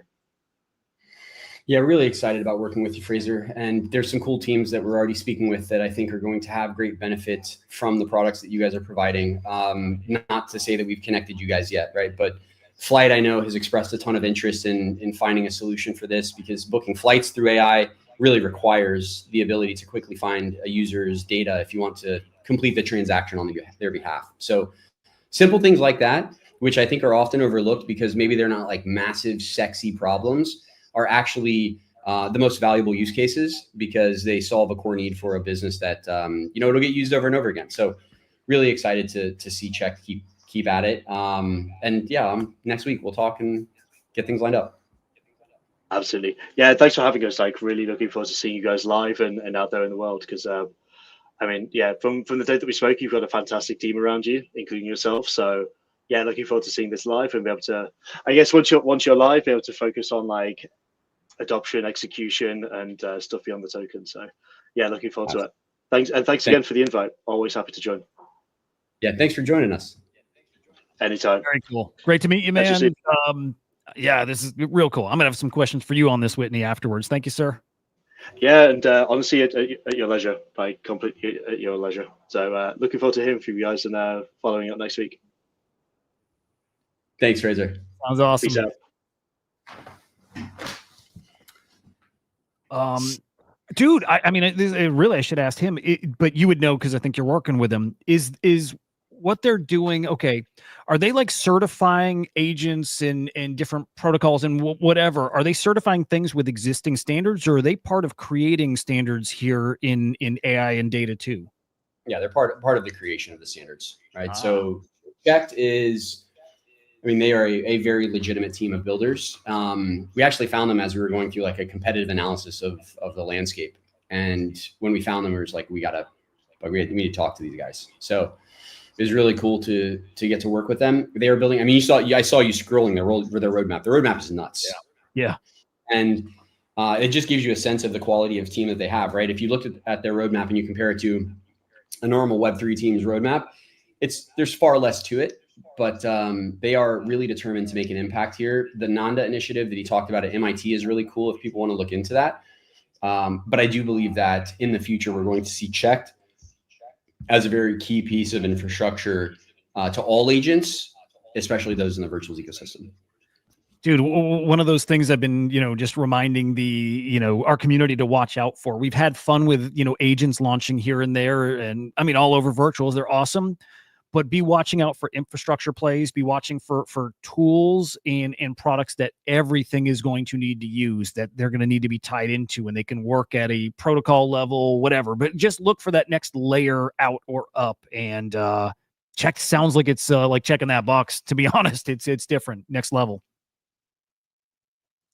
All right, we have now for the next, let's see, hour.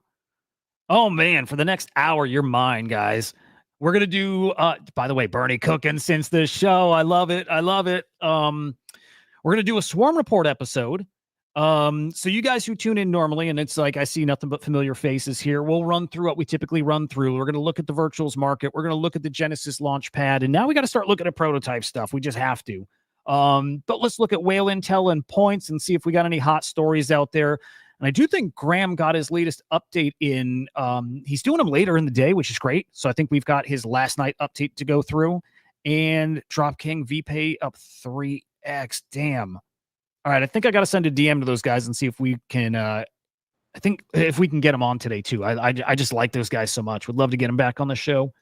I'm gonna pop off 30 minutes and do some email answering, but then I'll be right back on. But I'll be watching this Swarm Report. Sounds great, dude. I'll see you in a bit. Like I said, you guys are all mine here. All right, let me get this set up. We're gonna ease into this a little bit. How you guys liking it so far? A little different, right? I mean, good different. I'm having fun. And to think like, hang on. To think we're holy cow, we got 9 hours to go still. So yeah, we got a long day ahead of us, and I'm pumped for it. We will get spaces like cooking again. I still have it open if people prefer to listen over there. It's still open, but we will get you guys up here chatting again soon. Smokey, what do you got cooking, dude? I'm sure it's in like the trenches and you're making your millions or something. Yeah, okay, there we go. There's a huge amount of action. Yes, dude, I'm feeling it a little bit. I'm in. Maybe it ain't great, but I'm in like some of the bonk stuff. And I sold my unstable coin way too early, and I see what's going on with Troll, and there's madness over there. Yeah, Smokey, you got to catch me up here. Again, let me get my screen set up here, and we'll get our Swarm Report. And then coming up in 25 minutes, Randy, the founder of CryptoSlam, is coming on, and he's going to talk about Swarm and Copilot. And I just think, I don't know for sure, but I think he might be maybe starting to talk about Slam AI and kind of this next major platform that's coming. And I like to think of that as CryptoSlam 2.0, very different thing. So excited for that. Okay, almost ready. Let's get cookie.fun up here. I have no idea what we're even looking at for market cap. I mean, I see Bitcoin. I'm looking at my miner. We're 116K. So I imagine the AI markets bounce back a little bit too. Let's have a look. Someone's paying 101 Bitcoin for the hat from the Whiff Dog. No way.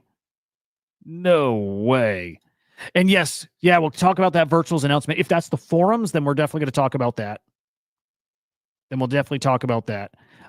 Bullish on Model Guard Insurance. And yeah, I mean, these security verification kind of tools here, awesome. These are the things I would like to be betting on. And I did see that Checked has a token sitting at like a 14, 15 mil FDV. Yeah, these are definitely things I want to be paying attention to. Okay, where to start? Let's look over at cookie.fun and take a look at the market cap here over in AI. Dude, actually really, really nice to see us back over or at 11 bill. We're up 6.69% in the past 24 hours, so up along with the rest of the market. I love it.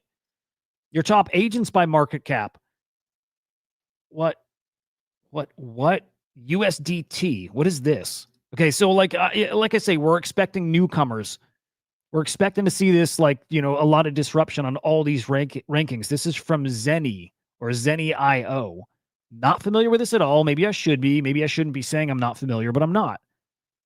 An AI-powered, community-driven, meme-fueled next-gen AI. Man.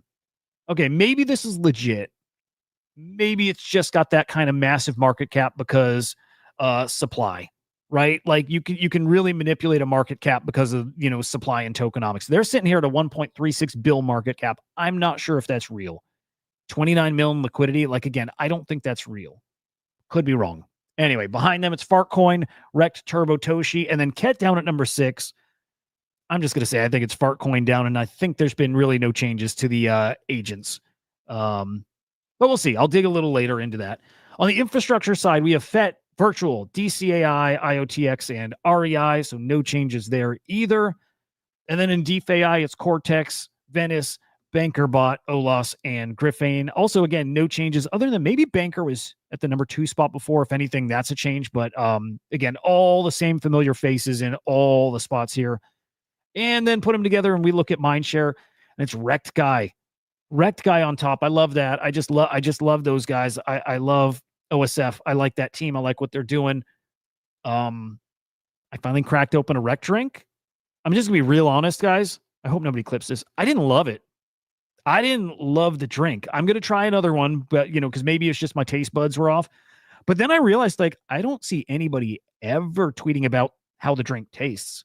I hear about the token. I hear the hypey crazy stuff. I don't think I ever hear anybody talk about how it tastes. Look, I didn't love it. Maybe the can's old. It's one of like the first batches too. Maybe I'm going to try again. Anyway, I just had to say that. I tried it finally. Theor IQ is next. This is Mindshare, by the way. Infinite, Banker, and then Fartcoin. Again, 2 out of the top 5 haven't even had TGE yet. That's Theor IQ and Infinite. And then 3 out of the top 6, again, no TGE yet. They got these Mindshare campaigns. They're working, but no tokens yet. There we go. Over on Whale Intel, taking a look at points, and we keep creeping up on points. Less and less to spend your points on, although that does change today with Air AI Stottle. I love that one, man. But without ring fence to commit points to, again, the points are creeping up. We're at 6.34 billion points in circulation. This is got to be an all-time high. And again, every day it feels like we're just going higher and higher. Look, I'll say part of the reason that I really am like, look, more than okay with the shift from ring fence from Genesis to prototype. Look, if they launched and everybody's saying they would have spent all these points there, everybody was going to do it. Your points aren't getting you many tokens because everybody's going to do it. I don't know, man. I don't know. Again, I totally get it. And again, as a community member, trader, whatever, I get it. People who would have budgeted points and now things changed. But as far as, man, I didn't hit my 25x and I'm, whatever. The Genesis launches with how many points are out there and how few quality things. It just, to me, not the biggest deal. Again, if somebody else feels different, fair, like total respect. I get it. All right, your top movers here in the past 24 hours. There's Ring on top. Absolutely cooking at an 11 mil FDV. Just wild. Behind that is Hound, Bios, Gecko, and Magnus. And then our top losers in the past 24 hours, it's Preddy, Tion, Sploot, CSAI, and Stratos. Oh, I want to catch up with the Stratos guys, by the way. I missed them. And also Jonah with Sploot will be on this show coming up in, I think, about 2 hours, maybe 3 hours off. Love that guy. Want to see if we can get a little clipping campaign. And Katz, I see your comment there. Yes, I look. I like that he's open for those comments. I like that you look, keep it real and have the balls to bring up those legit concerns right to him, because maybe he didn't know that was the main area of concern. Again, points. We budgeted points. Now we lose out on the points if they expire. Maybe he didn't realize it. You're right. Cats, you aren't wrong. Nobody would have made as much money via Genesis. Yeah, and fair. It is fair. The principle of the bait and switch kind of thing. And to his point too, I don't think, I know like Will, and I don't want to stay on this long, but I know Will thinks this was the plan from the get-go. And just my sense, having talked to him last week, I really do think early last week, the plan was to do Genesis. I think that changed at some point. From then till now, it clearly changed. And they clearly left it up there in the meantime. But I do think the plan was Genesis. And again, this is one of those cases where I think everybody's right. Everybody's right. And everybody's entitled to their feelings about how it played out because everybody is right. So it is what it is. And we're a bunch of grownups and we'll get past it. And I just wish everybody success here, from the ring fence guys to Will, of course, and Cats, like I'm an enjoyer and I love everybody here. So on to virtuals. God, I can't wait to get Randy up here, by the way. Let me make sure he's got our link too, which I think he does. On to virtuals and on to points to start. Look, I didn't claim my points yet, so let's see how I'm doing. Yes, my points are expiring. Yes, I was going to put points to ring fence. Not now. They're all going to Air AI Stottle and then Sage. And God, I can't wait for Sage to come up here. And I hope they're okay with doing a spaces while they're up, right? I would like us to be able to fire off questions, community questions to them. Sage coming up in 2-ish hours as well, maybe 3. Let me double check. Sage coming on at 11:15 Eastern time. So yes, they're coming up in about 2 hours. 2 hours. There we go. It's all these conversions. I'm Central Time. My sheet's in Eastern Time. 2 hours for Sage.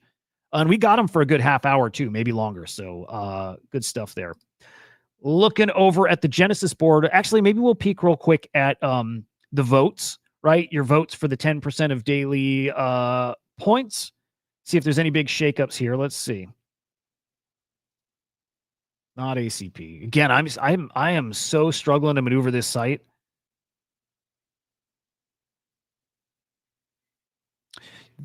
Yeah, there's something up with the site. It's not.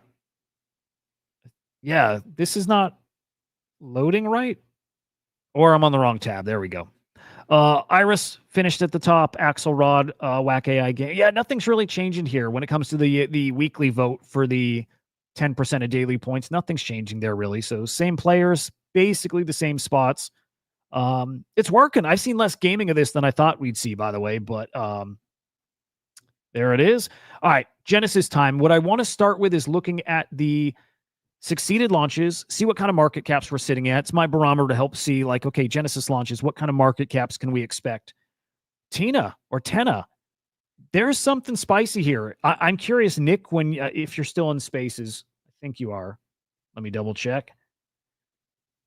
Nick is still there. Nick, when you come up here for your segment, I want to see what you might know about Tenna. I'm curious because I read through their site a bit.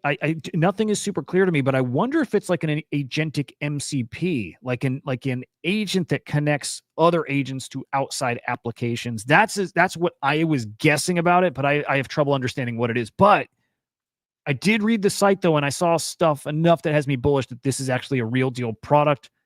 I bought some, at 400K, see it up to 660K now. I think Tenna is potentially really, really spicy, guys. That's one of the best performing Genesis launches we've seen here in a minute. So there is Tenna, real estimate, sitting at 178K FDV.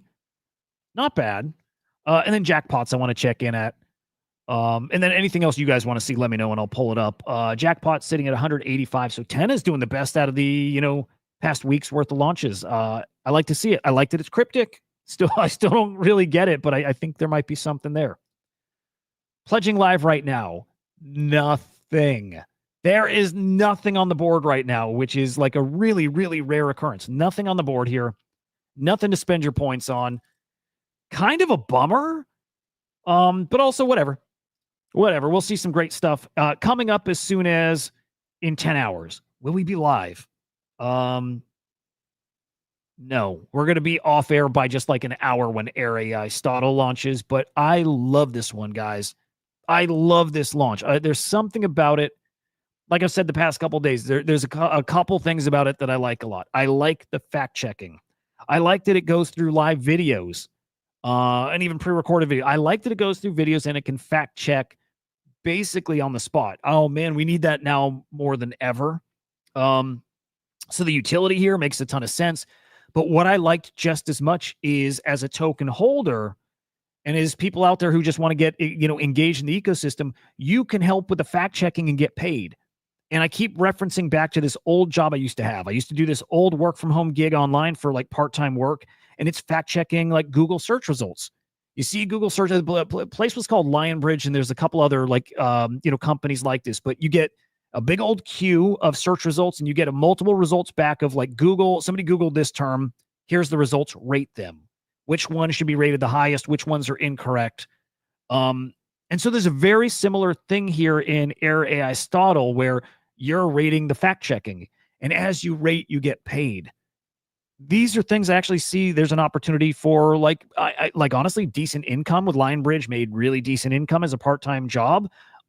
If they can scale this thing and bring on more customers and more things to fact check, look, I see some potential here for people to actually earn some kind of living, a little like extra monthly money, whatever, your coffee money, something. I like the whole idea here. I like the whole package. And this is coming from a dude who was formerly the assistant of Peter Thiel. Super cool, super interesting. I bet on a guy like this for sure.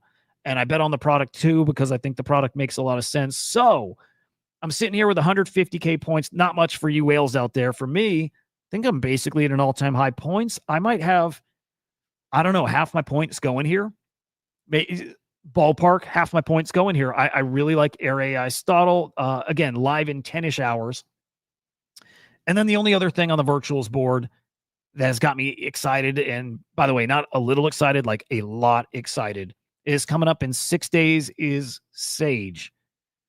All right, anybody who doesn't know, Sage is the head of the Virtuals Education ACP cluster. I don't know who else is going to be there, by the way. I'm hoping Animoca wants to get a little presence here. They've got their EDU chain, right? I would love to see Animoca building something in this too. Maybe they will. Maybe they won't want to keep it in-house. But Sage, I think, is super spicy. I'm bullish on the NSFW cluster. I'm bullish on the, trading DAO hedge fund. I'm bullish on the content cluster, but education has just got something a little different going for it, where it's got this like appeal way outside of our echo chamber, the degens, this bubble here.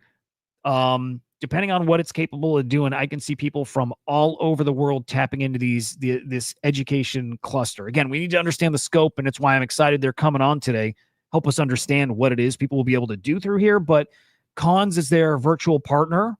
They're in great hands. I love it. Other team members I'm not familiar with, so I'm curious how many of them will be on the show today. But again, very, very good vibe and feeling about this. I think you're going to see a ton of points go into this here today. In 6 days here. And so if you do have extra points from Ring Fence that were budgeted, I hope they're not expired. I hope you can use them on Sage. Otherwise, AR, a Stodl is your guy. Look, nothing else here is standing out to me at all. And Cats, especially because I think you're here in the chat still. I wonder if anything else has popped up on your radar that maybe, either was a nothing burger and is now climbed, or something new that's popped up. But other than those two, there's nothing. In fact, I'm scrolling out of the last page here. Nothing. There's nothing I'm excited about other than those couple. Let me see these comments here. Smoky. May I ask, how come you're super into base? Because we're building on base. Yeah, it's just that simple. I love look, I trade more on Solana, right? And I trade more NFTs. I don't trade a ton over here. But like we're building in the base ecosystem, so I really got to know it and I got to be really engaged in it. And so that's definitely the why. Like don't get me wrong, I do love it too. But I'm in the base ecosystem because we're building over here. So that's number one here. Masha, imagine if AR AI Stodl pulled a prototype launch. Yes. Imagine if that becomes the new meta. Imagine if. I don't know. I don't see it happening. I think this was like a one-off deal, but you never know. You never know. No, actually, as AR AI Stodl, the prototype launch might make more sense for them. Again, it all depends on the team and what kind of backing they have and what's their real goal, with their token. Again, there's the two types now. for different kinds of teams. And I like that this opened up the conversation for that at the very least. Aerospace IPO Fly launching today. Very cool. Very cool. Cat, same thing with you. Not a lot out there. All your points expiring before Sage going into Facey. Very good. Cons did a nice tweet about Ring Fence. Well, now we're going to go check that out. And then Smokey, I'm not trading anything on Hype yet, on Hyperliquid. I should be. I really should be. But I'm not. Most of my bags are over in Agents. Just a couple meme coins, right? I like the Cappy coin and I like Fuck coin. Those are my two biggest bags. And then I'm a JPEG maxi, dude. I'm a JPEG maxi. Where's Cons? Okay, all right, good. Okay, I maybe not the. Let's just say maybe not the perfect place for this, but no, this is us talking about the virtuals ecosystem. So it is the perfect place. Cons tweet. I've seen enough, so let's talk about the Ring Fence launch. They asked me to be the VPN and help with the comms with the virtuals team and marketing strategy. They created the Genesis page, removed and launched on prototype the same day. Ring up to 11 mil plus FDV fairly quickly. My thoughts. I've been participating in spaces with Gibbs for months, and their team is one of the most active on virtuals crypto Twitter. When they asked to help, there was no doubt from my side, a real docs team with a track record. They raised at a 35 mil valuation a few years ago in a solid plan. Side note, I've received dozens of DMs a day from Genesis teams to help them launch, but I do deep due diligence before taking any, and now only Zaya, Ring, and Sage. And they need to airdrop to Acolyte stakers. Love it. So yes, I did help. But I only received the message about not being on Genesis 24 hours before launch. I did not buy any tokens on launch day. And actually, I didn't even have the time to read the TG DM because I'm traveling for the blockchain Rio. Irrelevant. So I heard about being live on prototype, same as Whole of Crypto Twitter. Okay, so what's the problem here? Giving 50% of total supply to the public on day one is impossible for teams that have raised a decent amount of money. Fair, and also that's kind of new stuff to me, right? Again, I'm not a business guy, so I don't know how that works. And I'm trusting a guy like Cons who says that. And I trust a guy like Whitney who says that. That's not realistic for their kind of business. The team could have done a better job at comms with the community. I agree. But for Genesis to become juicy for funded teams, we need a new percent structure. The small FUD says more about the low amount of Genesis launches recently because people didn't want points to expire. Agree there. Yeah. Because if you think about it, nobody lost money. In terms of FDV, because of low float, it's one of the most successful launches recently. And then final thoughts. Ring Fence team is good at comms. They should share more about what's happening within the company and now full focus on making Ring a success. Virtual should create an internal tier system to give support for real teams. So comms, marketing, MCAP will be better for builders that have the quality to deliver. Genesis itself will evolve. For now, I'm putting my points to work on Sage. All right, so a very good message from Cons, supportive, recognizing both sides of this, right? All in all, I think supportive of Ring. Again, I think when boil it down to what is the core problem with just a few people, and it's just the feeling a bit used and not budgeting their points correctly. I still think those are minor. That's my take, and if it's major to you, like again, respect. I totally get that. But I am just more excited that this gets us chatting. And that conversation is Genesis does need to evolve. The 30% for the pre-sale, it can't work for teams. It can't work for everybody. And if you want these guys to have stuck with the Genesis launch, look, they either shouldn't have listed there in the first place, or we got to give them an option to do 5%, 10, I don't know what the number would be, 5, 10% for public sale. Like we got to give some flexibility there with Genesis launches. All in all, Cons is a legend. I like this guy a lot. Yeah, I like the take. He was very, very supportive. Okay. Now, all that said, yes, Smokey, exactly. Yeah, why not just have custom token? Yeah, exactly. Yeah. And Katz, I even said to it, the only issue is misleading people saving points because there's so few good launches. Yep, all fair. And by the way, you saying that and his response is like, it kind of clicked. He's like, you're totally right. He's like, that is on me. And you got to just, you got to imagine as a not just on a team of builders, but the guy, the CEO, the man responsible for the thing. So many things, so many moving parts, and so quickly things move.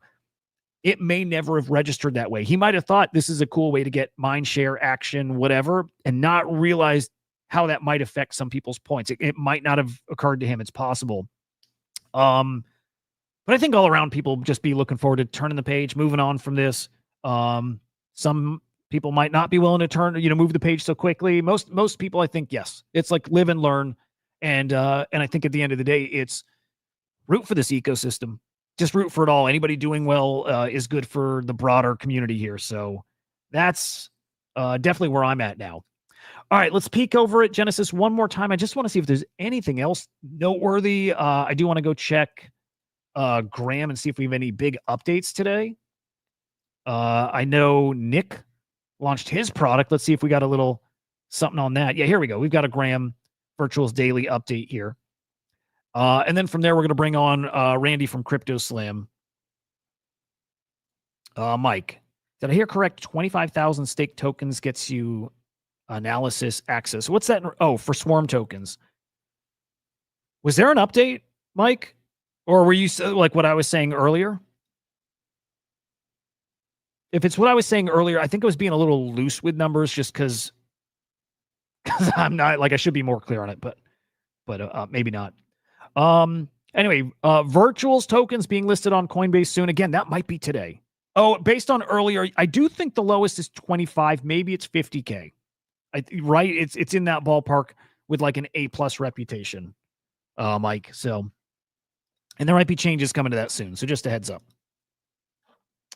Masha, we're all playing the game of money and there are no rules to a degree. There's just, there's expectations and, things like that for sure. Mamo hits the Coinbase exchange. Coinbase drops Mamo live on their exchange and apps. People can now trade the Mamo token. Man, and Coinbase, really cool. Really cool. Moxie, Launchpad coming to you live. Yowza, NSFW. I'm not going to focus on that stuff, but just know that it's there. Ring Fence, we've covered that a lot. Graham covering it here just a bit. Trivia Agent drops NFT plans. Garrett for Trivia Agent's NFT drop on August 8th. And premium movie unlocks. Interesting. Hold Trivia for 11 titles. Play games up to 100 plus games. Something. Interesting. Symphony cranks 0 fee perp trading. That I like. Been chatting with Symphony. Going to have them on the show here soon. Really like those guys. Bluedex, who will be on the show here in a little bit, breaks down Virtuals launch perks. We'll review that with him. Backroom nears base mainnet launch. I don't know how we feel about Backroom these days. I'm not sure. That was definitely a fuddy one too. Kosher Capital chats up trading agents. I think they were revealing copy trading agents. I think that was them. Anyway, just going to skim real quick, see if we got anything else spicy here. Anything else. The Vader Spaces was awesome, by the way. Good stuff. Masha, your snipers didn't work though. Damn. Were you trying to snipe?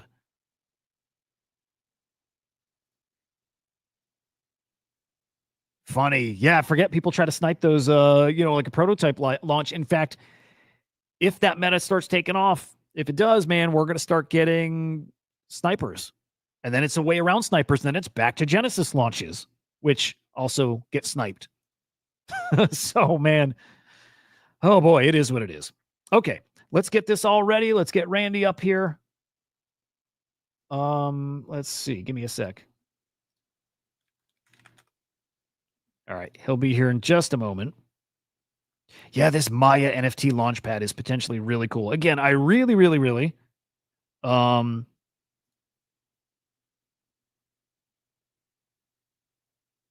my God. I love Will. I really like Will a lot. Will is using the Lurky tool to keep track of who's joining our spaces and unfollow all of us here that join this spaces in the show. So Will, look, he's playing or he's not. Maybe he's not playing. But Will had mentioned yesterday that this is like a moral issue, and anybody coming on this show is on the wrong side of this moral issue. And again, I'm entitled to his opinion, and I'll say it 100 times. I really like Will. I think he's great. He's done great content, great insights, great everything. He's great for this space. And maybe I'm not totally with him on his take around all this stuff, but expect an unfollow, guys. If Will, I'm going to have to watch because Will was following me. Maybe not anymore. Did I lose it? I didn't lose it yet. Okay, so far I'm safe. So far, I'm safe. I'm expecting it goes poof though, which will be a bummer. But, whatever. I feel good about my take, my position. All right. We got the man here. It's Randy from CryptoSlam. I'm going to bring you up in a quick second here. And I think we'll have Whitney back. Whitney, jump in whenever you're ready. I guess we'll say that was a wrap on the Swarm Report for today. And anybody who is new tuning in, just know that Monday through Friday, I host the Swarm Report. It's on these same channels, right? It's the Swarm_AI on X, and it's CryptoSlam over on YouTube. We dive into the market. We're diving into points. We're looking at the hot launches. And more often than not, we're bringing on these teams who are building in virtual. So you get these interviews, you get this alpha, again, every day of the week. So make sure you tune into these. And if you can't catch them live, replays right over on YouTube over there. All right. Randy, sir, welcome. What it's like, dude, a freaking treat getting you here. I've only had you on the show like twice, I think twice, right? But it's kind of a rare occasion. What's good? How are you, man? Doing good. Congrats on all of this. I've been following along when I can. You kept up with the controversy of it a bit? Just a little. That's really all it is. I think it's good for the space, just having the conversations. Cats. No, you're navigating all this really well, by the way. Trying, I get all this dude. I always feel like I'm not a real adult because I have trouble finding a firm take, one side or the other, and I never live there. I'm always like, that side makes so much sense, and oh shit, that side makes so much sense too, and I'm like, everybody's right. I don't know how to make I've is it a conviction thing? I've problem coming up with conviction. I don't know, but again, this is one of those things where everybody's right from their own perspective. And well, but I mean, you're doing a good job of bringing it out though. Seeing both sides and not being, I don't think people tune into you just to hear your hot takes on controversial subjects. There's plenty of people for that. Fair. There aren't plenty of people that do what you do. There's one Hudah. So there we go. All right. Well, I appreciate that. That's super cool. Dude, okay, we have you for, I don't know, we got you 15 minutes, 30 minutes. It's kind of your call, but I don't know. I want to get this off the screen first of all. Jesus. The there's the NSFW stuff is just, it's a problem. We're not going to stay on that topic now, but it's a bit of a problem. Anyway, Randy's here to talk. Well, it's your call, dude. Swarm, Copilot. What are we doing? What's being cooked up? What are some updates? You feel free to share whatever you want, starting wherever you want. I'll even kick it off with, how are you doing with Copilot? How do you feel like the reception's been to it? And how are you feeling with the product as it is now? How am I feeling with the Copilot? It has been an incredible showcase of wallet DNA for us. So that's the good part. There's the people that use it and get how to interpret it, love it, and I don't, I can't, me personally, I can't imagine having a DEX screener or Gecko terminal experience without it ever again. So it's transformative.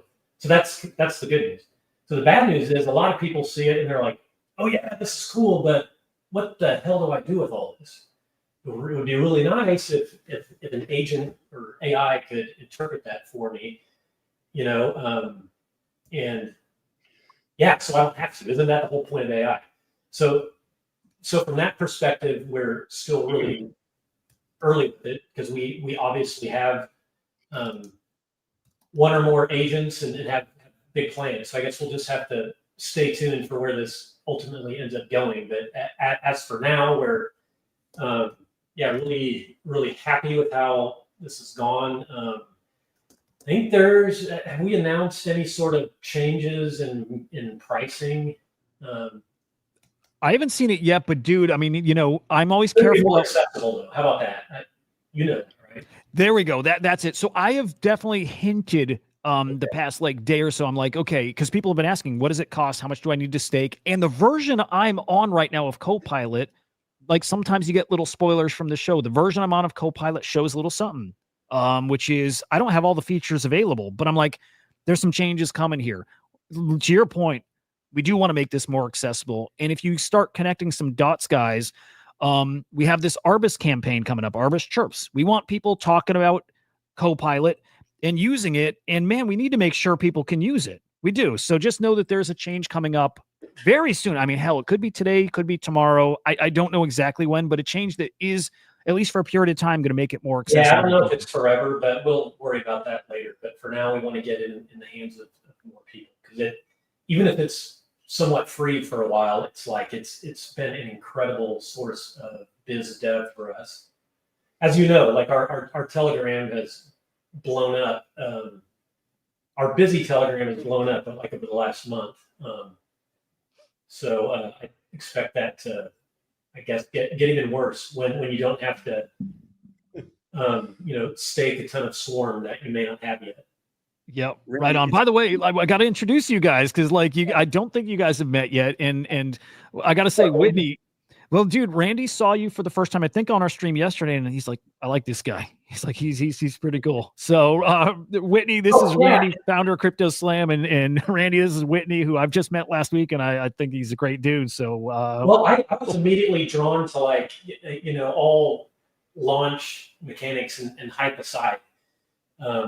But it's always good to see other founders that are in similar positions. I didn't listen to everything. I maybe caught 15, 20 minutes yesterday. And actually, when you were on with Scott, the day before, it was the same, maybe 5-10 minutes.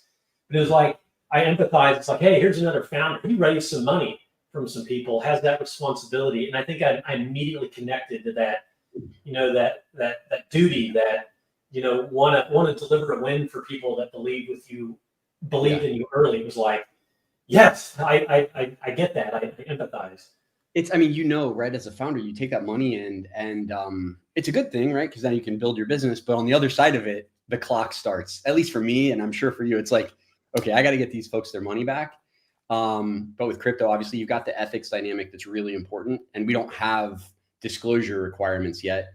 So I totally get where the community comes from. When did you get your money? When did it come in? Ours was it's been a while now. When it first started, it was 2001. Oh, wait, you got your funding in 2001? Yeah. Well, we've had it since then too. We've had, continued support, but our big seed round was at the end of 2001, kind of finalized in early 2022. 2022. Okay, so we were at the end of 2023, beginning of 2024. Yeah. So we had started the business in Q1 of 23, and then we'd opened the round, but it was a deep bear. So we were raising money for 9-10 months. We officially closed. It trickled in, you know how it goes, right? Comes in here and there. But then it all came in, and we announced in Q1, I think it was January of 24. So, but it's a grind. And we're building, you guys also, it's this industry that is so new. And you guys are smart with the product. I got to say, you've leaned into something that everyone in the space already uses. And I think that from what Hudah showed me earlier, there's a lot of crossover that's going to come when base launches, where I think that, you guys have a potential of being essentially the version of Dex Screener that all base traders use. Yeah, we'd love to see tighter integrations with the established players. I don't think we have any vision of, trying to, create our own Dex Screener or Gecko terminal. So it's not that. It's certainly making it more useful. But still, at the end of the day, for us, it's about AI. It's about agents consuming the data, and if we can get it in front of humans so they realize what the hell we have, which is the primary purpose of the Copilot right now. For us, the big upside is, I drank the virtuals Kool-Aid whenever that was. Hudah, when did you introduce me? November, December, whenever that was. The virtual stuff? Yeah, it was pretty darn early. Yes. I drank the Kool-Aid not because of the whole Genesis launch stuff. That's fine, and I actually think it's pretty innovative in many ways. But what I drank the Kool-Aid on, the society of billions of agents transacting autonomously on chain. Like that's the Kool-Aid I drink. And so, we made the bet that, I bet these things are going to need premium data structured in a way that's accessible to them, that they can understand, that doesn't confuse them, that's different than you might get, better than you might get in a Bird-Eye API or a Dex Screener API. And so that's what we have. It's not fully apparent yet. All you can see is what we have like in the Copilot. But what's to come is where this is, going to be increasingly accessible to builders. So they're going to take it and then they're going to build, the cool shit on top of it. Yeah. I mean, you guys are going to tremendously benefit, I think, from all of the continued spending that they're going to do on agent infrastructure and growing that ecosystem. I'm curious, what do you think about? I mean, it seems like we're right around the corner from like a real major retail trading explosion in the US, where we start converting, people who are trading GameStop and similar kind of stocks like that on Robinhood, transitioning over to DEX trading. How are you thinking about capturing that Robinhood crowd? I'm not. I'm thinking about making the data as awesome as possible. To be honest, from like a token perspective, it's like it's always been like if you build it, they will come. Has been my philosophy. Sometimes it's worked, sometimes it hasn't. So it's cool that Coinbase is going to be bringing more exposure to virtual tokens or really any DEX token. So I guess that's pretty interesting to us. I think from my perspective, it's always data first. So it's like, well, how are we capturing that the right way? Are we organizing it the right way and making it accessible to AI the right way? So I don't know if that answered your question or not. Yeah, it does. It does. Absolutely. When I'm thinking about products, it's usually distribution first. That's normally, that should be obvious by now, I think, but that's normally the first thing that I think about is how do you get what you want in front of the right people? And to me, I think that all of us are going to have this, window of probably about 6 to 12 months where we get to claim valuable real estate, which then other companies will then go out and spend money to drive users to. So I don't know. It's stuff that we could get in the weeds and nerd out on it later. I love the data angle. I'd be curious to learn more about how we might be able to work with you guys. I think there's some great potential crossovers there. Well, we got to make it easier too. And then that's what's coming where, like for builders, they need to be able to access. So this is like on the Slam side, not necessarily the agent side. So on the Slam side, builders need to be able to access the data easily, like through kick-ass, well-designed APIs that offer something different. So that's what's coming number one on the API side. But on the AI side, it's like our MCP server is going to be really, really good. Like we're working hard on that to make it not just be a wrapper of our kick-ass API, but be something that's token efficient for LLMs that product people can understand as well. And that actually, I was talking to Brian on our team this morning. It's like someday soon, it's going to be easy for the everyday DGen to load an MCP server. It probably I probably lost a lot of people right there. Like, what the hell is he talking about? I was just getting ready to say, can you explain what an MCP? In ChatGPT, when it'll go and run a search for you, it didn't used to be able to do that, and then eventually they worked that in. Well, with it, what you need to be able to do is go when you're using ChatGPT or it could be Claude or some other chat interface. You should be able to go and access the world's top premium siloed Web3 data infrastructure and just have it work. So you could say, hey, ChatGPT, I want to go make some money on Base. Let's LFG, what the hell do I do? And it'll go as, all right, let's go look at trending tokens. And here's the top picks over the last 15 minutes. You're going to, you got a wallet. How much do you have to spend? And it just goes and does all this for you. Well, here's one where the whales are coming in, but they're all idiots because we look at IQ. You can see that on Hudah's screen there because we know the IQ of everybody. We know the size through the flow and the mass metrics. Hell, we know their lineage at this point. Like, so if you, so it's not just what's your intelligence in that wallet, but who are you connected to, and like who funded you, who are your siblings, your parent, your grandparent, like all the shit that I think it loses humans pretty quick. This is the take that I I've come to realize over the last couple of weeks. Like everybody gets it, but not everybody can use it because we're not AI. Like it's too much. So that's our challenge. Put it all together, make it in a package that we can build cool shit on top of it, but just as importantly, or even more importantly, so can everybody else that's being exposed to it. It's a really good take. What's your background, Randy? I'm sorry, I should have asked that to start. I've been, what is my background? Or how did you get into data? Or what brought your interest to data is what I should say. Entrepreneurs usually have like crazy backgrounds that lead them to what they start, but.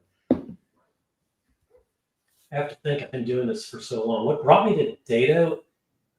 Okay, so before CryptoSlam, part of what we did was display ad arbitrage. Display what? Display ads. So like, old school Web 2, like, ads that you see at the top of the page. We would buy them for, a fraction of a penny and sell them for a fraction of a penny more. And so that becomes a data game. You have to get really good at being quick, being able to store and interpret data instantly.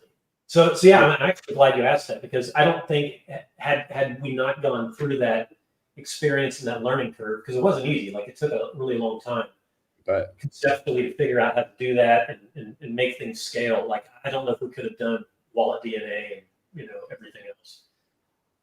Interesting. How are you? Maybe this is just theoretical at this point, but it seems to me like SEO is. I mean, it is transitioning to LLMs, right? I think more people now are starting to go directly to ChatGPT with their questions or perplexity than they would to Google, and that's going to just continue to increase. How do you feel that companies are going to be able to position themselves in a similar sense from like paid advertising through LLM SEO or ad placement? Have you given that any thought?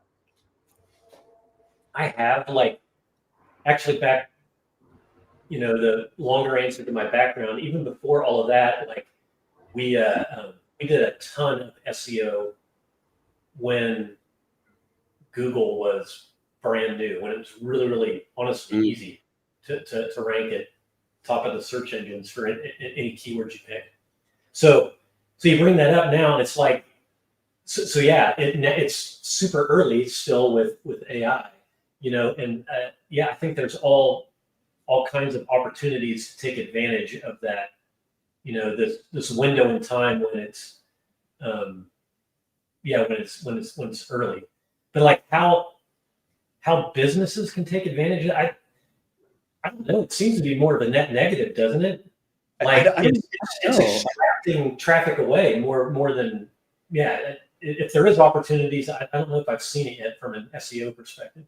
Well, I was just thinking, like we were in the States recently and we drove to Niagara Falls, and normally you'd Google like, hotels or restaurants, but instead my wife went right to ChatGPT, and obviously it'll give you an analysis, but certainly there's got to be a way to influence that analysis and put your hotel or restaurant right at the top. Oh, I see where you're going with that. Yeah.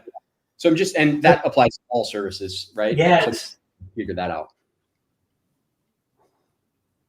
You'd want ChatGPT, like if you're doing lead gen, you'd want ChatGPT to, funnel that your way. It's just so much harder now. And even like if you do still go to Google still, like I was reading something the other day where like I don't know, like the traffic that people used to get, it was like 40% of what it was like 3 months ago because of the AI summary at the top. So even the people that are going to Google, like, you know, their questions already answered before you even get to the website. So yeah, Google's disrupting themselves at this point by putting that AI synopsis at the top. You don't have to click links to get answers anymore. Wow, it's fascinating. So what do you see right now on your side for the data? I mean, you guys are obviously well in the know when it comes to the data that people within Web3 are looking at. What do you see right now as kind of a big unlock in data that would be most helpful to you? A big unlock. Yeah, like where is like right now an amount of data that's currently not accessible that you would like to get access to? Well, I mean, it is accessible though. Like the data on chain is accessible at this point because it's you know, we have data partners that are using the word commodity. You know, from RPC and just a lot of the things that were novel in 2021 when we founded CryptoSlam, like just aren't anymore. So it's not a lack of accessibility for us. It's like for us, it's more, well, how do we take that commodity and make something premium out of it? Sure. So I feel like we've got the inaccessible data now. That's premium. We use the word siloed a lot, which I think investors and other people like. They're like, okay, this is something special. This is different. Yeah. So yeah, it's just how do we? It's kind of like refining crude oil, I guess, into gasoline. I don't know if that's a great analogy or not. I think it's the best analogy. It's like that, but it's like more. But then we actually have to get it, you know, gas stations too, so people can actually use it, and we are not quite there yet. It's like 95% of the way there is how it feels. It always kind of feels like it's almost done, right? Even when you're probably ready to ship. I'm a perfectionist too. It's like I don't want to release shit. It's like it drives me nuts. It's like, you know, Hudah's probably seen me fired up at a time or two. I don't know. It kills my OCD seeing stuff out that's shit. Now, you may think it's shit, and if I think it's awesome, like then it doesn't bother me as much. So it's like, yep. I have to like it. I have to like it. I guess if it made money and I hated it, maybe I would still be okay. But I just sleep a lot better if it's something that I personally would use and I'm proud of. And we're close. We're almost there. The Copilot I use every day, so that's why that thing saw the light of day. If I didn't use it, I would have been, guys, this is shit. We're not putting it out. But I love it. I mean, seeing this morning is a game changer. There's so much additional information that's really important here. And I mean, I'm just now seeing this version of it. So, well, yeah, by the way, Whitney, well, two things. First off, for people listening to Spaces, I might have had the audio a little funny here before. You might not have heard Randy talking for a little bit. I hope that's not the case, but if so, should be totally cool now. I disagree. I absolutely disagree, sir. But here on the Copilot screen, I went and I connected it to my real wallet, unlocked all the features so you can see all these extra columns. And dude, again, like I said before, there's so much, and now I've added it here, seeing like buy flow, sell flow, the bags. Again, you can see how much, like at a glance, you see so much. I see how much Vader this person has in their wallet. I see the US dollar value of the Vader in their wallet. I can see what percent of their holdings they have staked. 12.5% this person has staked. I see their reputation, how much this person is like contributed to that token through buying, selling, like actually trading volume, kind of measuring to a degree. And there's a secret sauce there, but are they adding again to that token as opposed to just being a full-on extractor? Got an airdrop and dumped it. There's just so much, and I just can't wait to see this stuff paired with. Say that again, Randy. That back column is money. Like it's gold. The bag Vader column, because, well, among other things, but that's like a concrete way, you know, that humans, I would say, could use it. Like if you're about ready to buy, I would really pay attention to the sells, and if you see somebody unloading, like you can you can eyeball. Like you can see, sometimes you'll see like staged sells where people are clearly exiting, and you'll know, all right, the bag just went to zero. All right, this guy's done. Like maybe he sees like a whale or orca or something. All right, he's done. He's out. So if you were like watching, maybe it's on a red candle and it's like, okay, I'm gonna DCA or whatever. This is my time to go in. You see one of those whales unloading, like I wouldn't touch it. I would wait, and you can follow it right in the bag. Then when it hits zero, it's like a perfect entry point. So these are the things humans can do by eyeballing it, but it's like agents are going to be able to nail this and we have it's been a partnership or two, I think announced this week even, where we're going to start to see some of this in action eventually when the builders have built that into their trading agents. Yeah, I mean that's immediately what I went to here, because it changes the agent versus agent landscape, because obviously they can process this data faster. And if they're connected to an entire other network of agent, they're probably going to be able to link wallets to the real traders, which, it'll have its pros and its cons for the person that wallet's attached to. But it's going to allow these agents to make incredibly good decisions with people's money. That's the hope. That's the hope.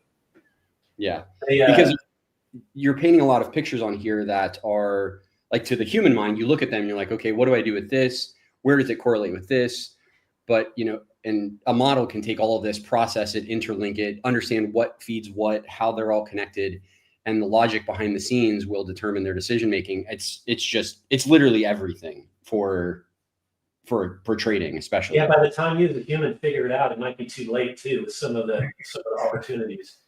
But to your point, like the LLM, it can take it, and it's not like the trading agents don't have data now, but they might have candle charts, they might have raw swaps data, but they can only do so much of that. It has to be pre-aggregated, and that whole crude oil to gasoline analogy. They need the gas, and they need to refine it. Yeah, that wallet DNA endpoint would be the gas. Like it'll go. You compare it like with a bird eye or Dex screener. It's established, highly useful APIs that everybody uses. You're going to see that, and then you're going to see what we have, and it's like, holy shit, it's the exact same thing. Maybe it's a little bit slower because it's not a lot, but maybe a little bit just because it's doing more interesting things. But that siloed premium data that's on top of that is what is the difference maker. So that's what we're in the market soon. Where the value comes, at least from what I see, is when I go to Dex Screener, there's so much noise. Like there's just so much data. And as a trader, generally, you don't need all of that data to enter a position unless you're entering like a massive position, right? So you have basically highlighted all of the important data, immediately accessible and clearly visible, so that people can make informed decisions faster, which, in crypto is everything. So kudos to what you've built so far. We should talk offline. I'd love to get to know you better. Yeah, that'd be great, and love the co-pilot. It's not perfect yet. I'd love it to. I think one of the common requests we get is to have from an aggregated token perspective. So to your point about all the noise, wouldn't it be nice to go and see, on Ring, over the last 24 hours, the IQ of the traders was a 110. So it's above average, or it's a gifted, or maybe they're idiots. We don't know. So wouldn't it be nice to see that on a project basis and be able to filter on that? So that's kind of what's missing. But we just need to give it time, and some of these things will. It would be. Do you have? Maybe you're already working on this, but I didn't see it here. Do you have aggregated trading volume per wallet? Are you able to? Is that something that you guys are looking at it to where I could look on this chart and I could see volume across all trades in a 24-hour period for a trader? The reason that I ask is because we just did the virtual zero drop, right? And when we were talking with them, as a business, we wanted to airdrop it to the people who do the most volume. But it's really tough to parse, who's got stake tokens and who's running the most volume across different virtuals trades. Yeah, we do. I wouldn't say it's quite or it's not as good as I would like yet, but that's coming. But that's awesome. The short answer is yes. That's awesome. Very, Really very cool. Randy, any final thoughts, words, any little alpha teases you want to get in here before we get to near? No, I'm good. Thanks for having me on. Dude, pretty rad. Pretty darn rad. I'll connect you to outside of here. You guys probably could brainstorm some cool shit together. So that's exciting to me. Hey, congrats. 4 hours in. Hopefully you guys don't pass out before the 12 hours are up. Endless energy here. I think we're going to be just fine. Whitney, I just met you. I don't know. I assume you were. I know Hudah can do it. Like that guy's a machine. He's 24/7. So I've no doubt. I bet his energy will bring you along. So I'm confident you guys will pull this off. 100%. 100%. Well, Randy, it was great to meet you, man. Thanks for making the time to join us. Take care. Awesome. See you, boss man.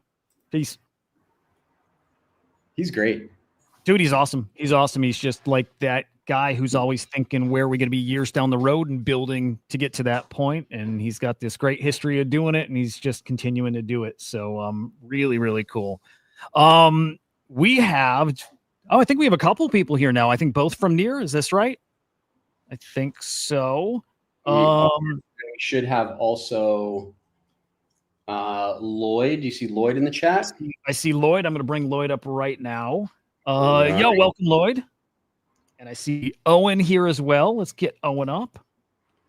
All right. All right. Boom. Hey, guys. How's it going? Hey, Owen. What's up, guys? Good to see you. Good to meet you. You're muted, Lloyd. Oh, yeah, I think we've got one more here as well. There we go. It's a full house now. I love it. Full house, really, yeah. How long have you been guys been going on then, and how much longer to go? Shoot, let me think here. I think we are 4 hours in. 8 to go. It's nothing. Literally nothing to go. Easy. And what's happening here with like toilet breaks and eating? What are you doing? We're going. Yeah. No, we're cycling off and taking breaks, but it's been smooth sailing so far. Guys, why don't we start with some intros? With that, I think that'll help everyone. So maybe Lloyd, let's start with you. A little bit of your background, what you're doing with Ring Fence, and then Owen and Shay, it would be great to hear from you guys what you're doing with Near. Sure. Yeah, I'm Lloyd. Recently turned 55 years young. I'm a massive nerd. I love maths, electronics, ex-hardware engineer, moved over to software back in 2001.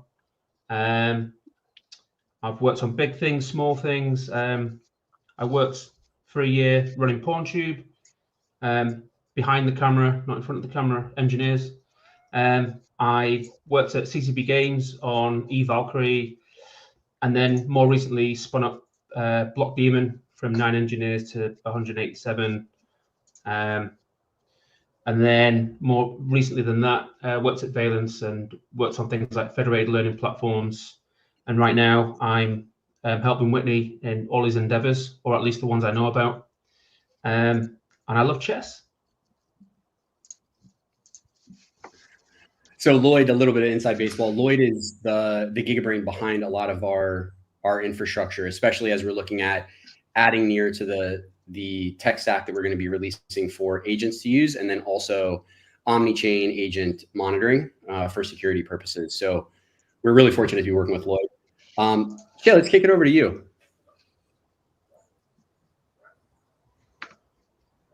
Sorry, who was that to?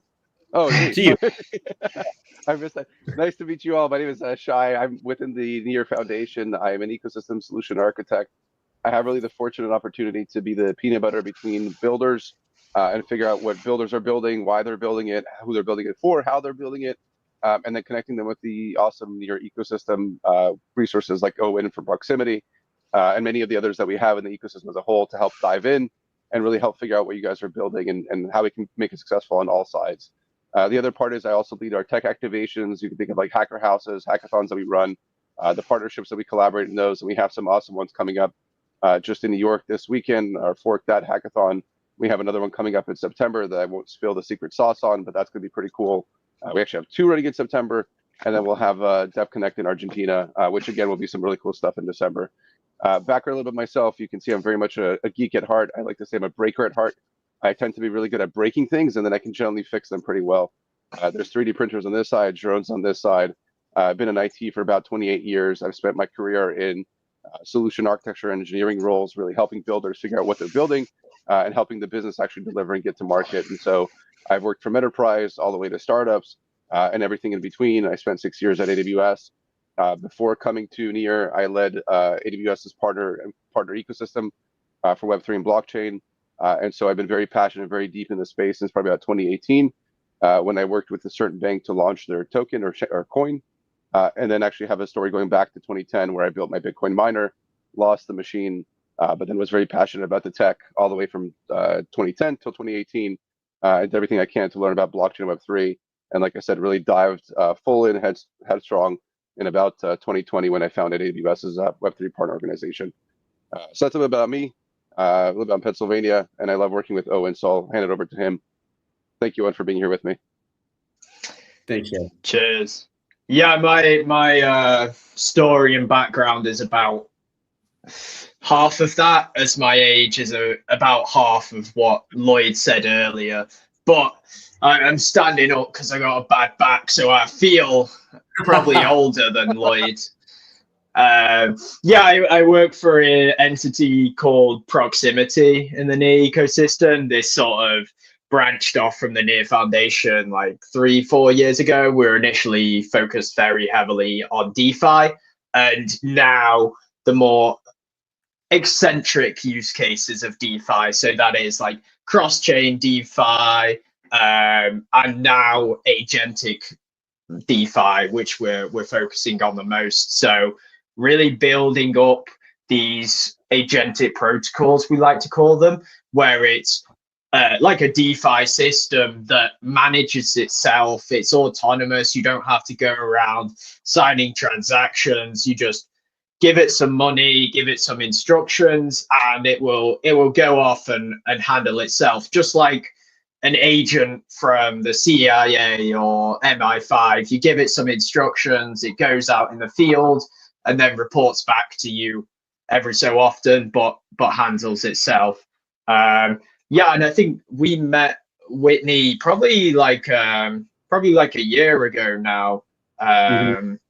To do with the accelerator, and I've since then I've moved where I'm working now with like a different node, and since worked on my own startup, which did not start up, but great learning experience. And now I'm back home, back with Near. So can I ask? And I really want to tee up a conversation with Lloyd, Owen, and Shay to really get in the weeds on some of the technical stuff. But Whitney, can I sneak a question real quick? Yeah, just real quick. I just want to make sure because I want to tweet out. Do I have the right accounts to tweet out here? We have. Is this the correct Proximity? Yeah, that's the one. Okay, and then would this be the right Near account to tweet?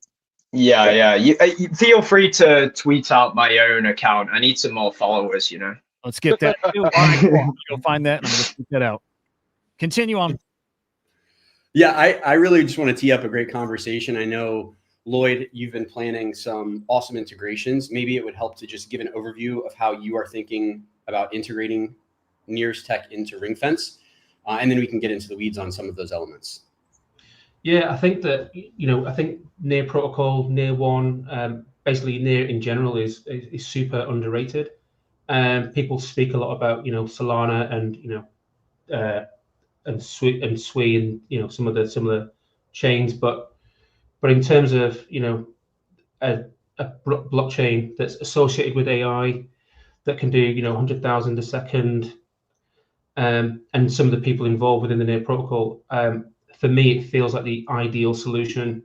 With Nightshade, it solved a lot of problems that other people are still really thinking about, apart from the very, very top tier.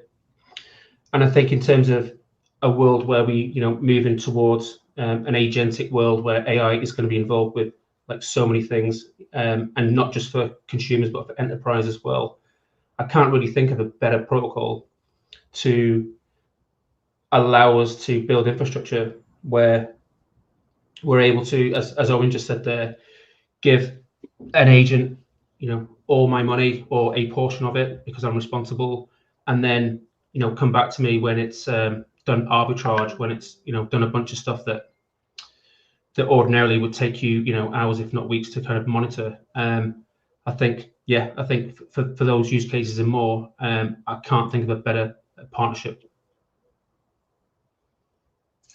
I think one of the most exciting things about NEAR from my perspective is in general, I'm a pretty NEAR maxi, and I think you should build everything on the chain. No, not really. So Ethereum's great, Solana's great. I don't say NEAR is better than Ethereum or NEAR is better Solana. They're different chains. They're built for different things.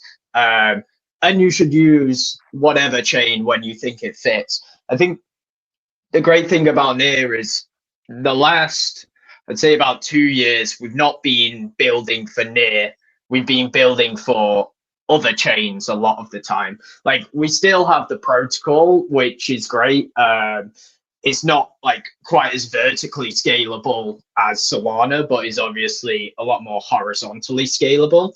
And we have the protocol team looking after that aspect. But then we have these whole other avenues, which is chain abstraction, intent, and agents, which can be used on 95% of blockchains. So yeah, we've been really building for other chains. So your agent doesn't have to just be built on NEAR, right?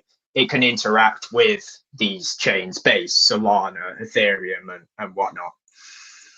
Yeah, and I'll go off on what Owen was saying there, right? I think for me, the enjoying part, why I came to NEAR Foundation particularly, is because of this idea of our tooling being built for this multi-chain future that we know is going to happen.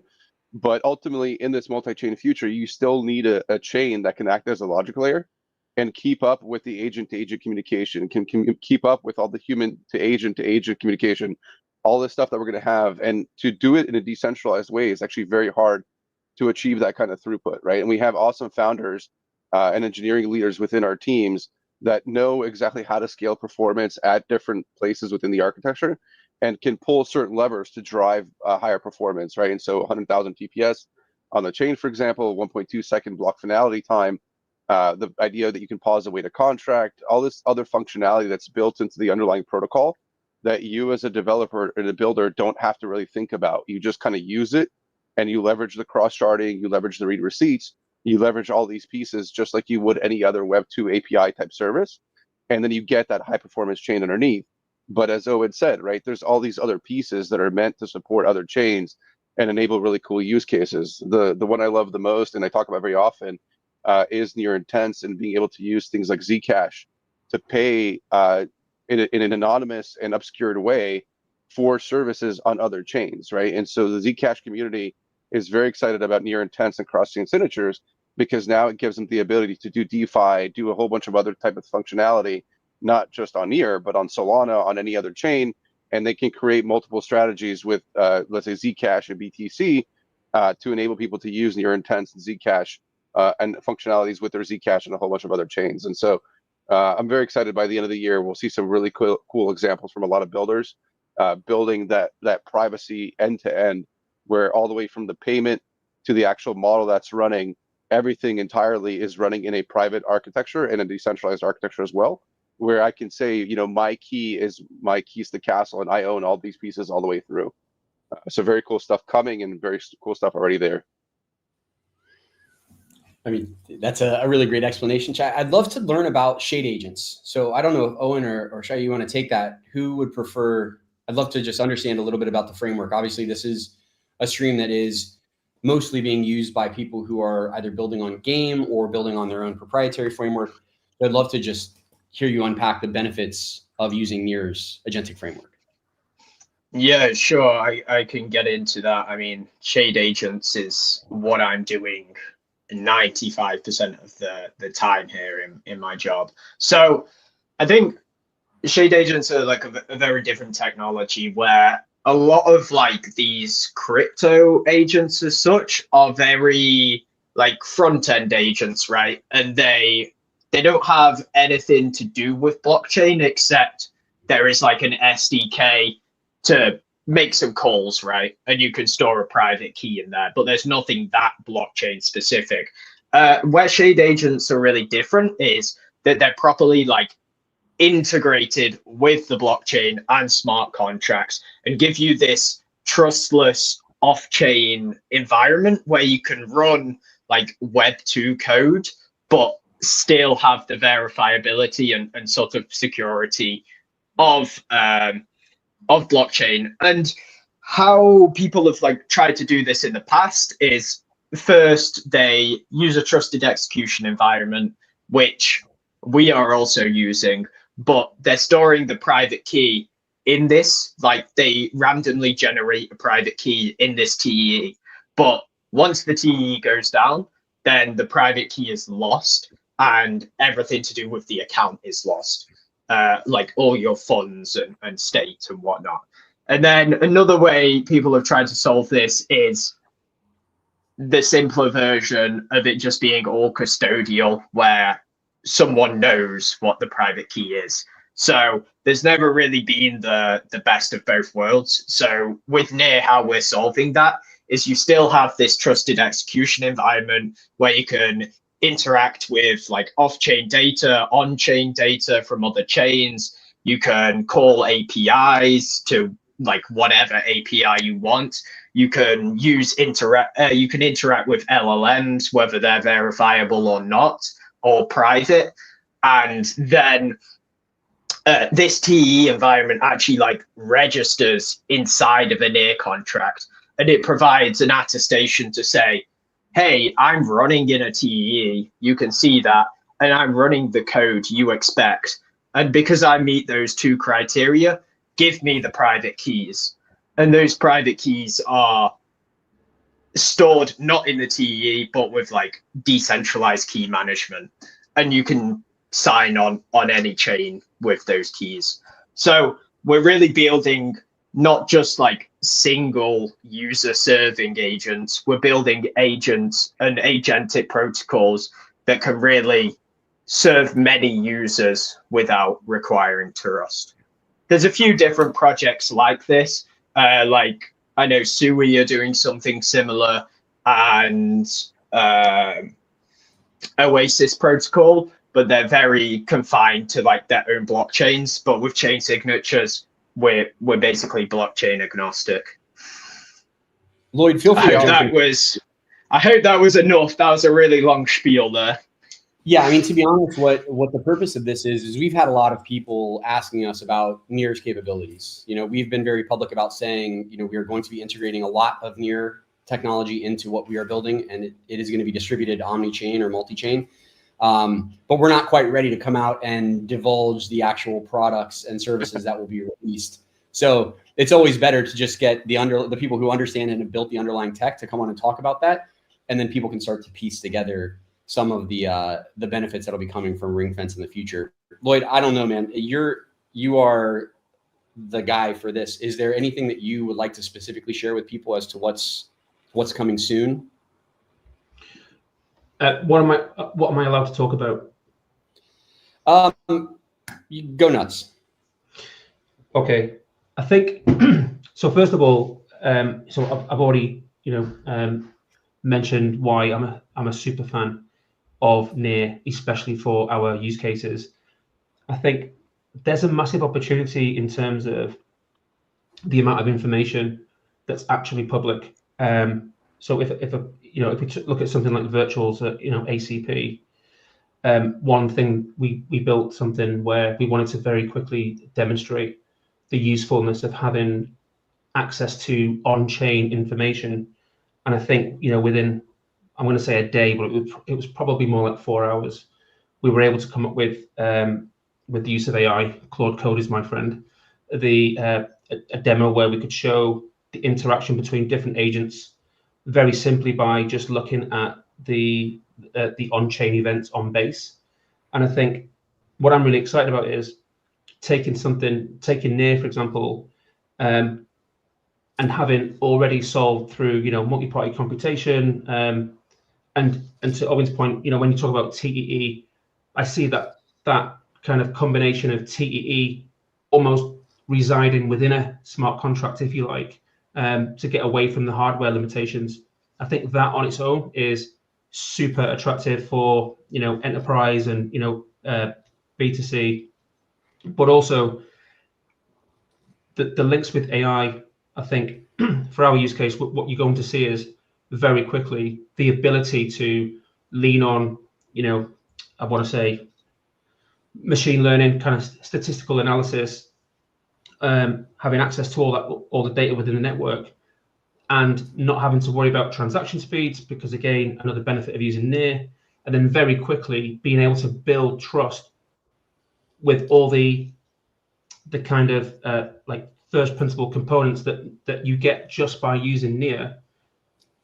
And we're going to quickly go with the use of AI to a place where maybe a year ago it would have taken, I don't know, let's say 7 or 8 months, to something that within, you know, 4 to 6 weeks looks like something much more beyond a POC, just because of all the primitives that have been already thought about within the NEAR ecosystem. It's a really important point. And if you're a builder out there listening, I encourage you to check out everything that NEAR has built. I know that, you know, NEAR and Shay have mentioned this, but we all, I think, believe that we're moving towards a multi-chain world. And that's why a year ago, we were so hyped about being included in NEAR's AI Horizon cohort, and getting to learn from the team and interact with the team and build with their tech is really what led us to just committing to make sure that we're integrating as much as we can, because we think that that's going to be the best unlock to serve the people that we want to serve and the agents that we want to serve as we're expanding from base to other chains. Obviously, NEAR will be next, and then we'll go on from there. Yeah. Okay. Can I mention something else as well? I think, yeah, of course. You know, the tech is one thing, but also the user experience is another. And, you know, within, you know, with NEAR, one of the reasons we want to kind of go that direction as well is because compared to almost everything else in the Web3 space, from a, you know, developer experience, end user experience, it's just so much easier to use and to onboard. And then on top of that, if you've ever been damaged by security risks with bridges, those kind of go away as well, because they're handled by smart contracts. So you're not worried about the risk element of bridging from one, you know, from one token or one chain to another. So that ease of use, and at the same time having, you know, not having to make a trade-off with security is hugely beneficial and massively underrated as well.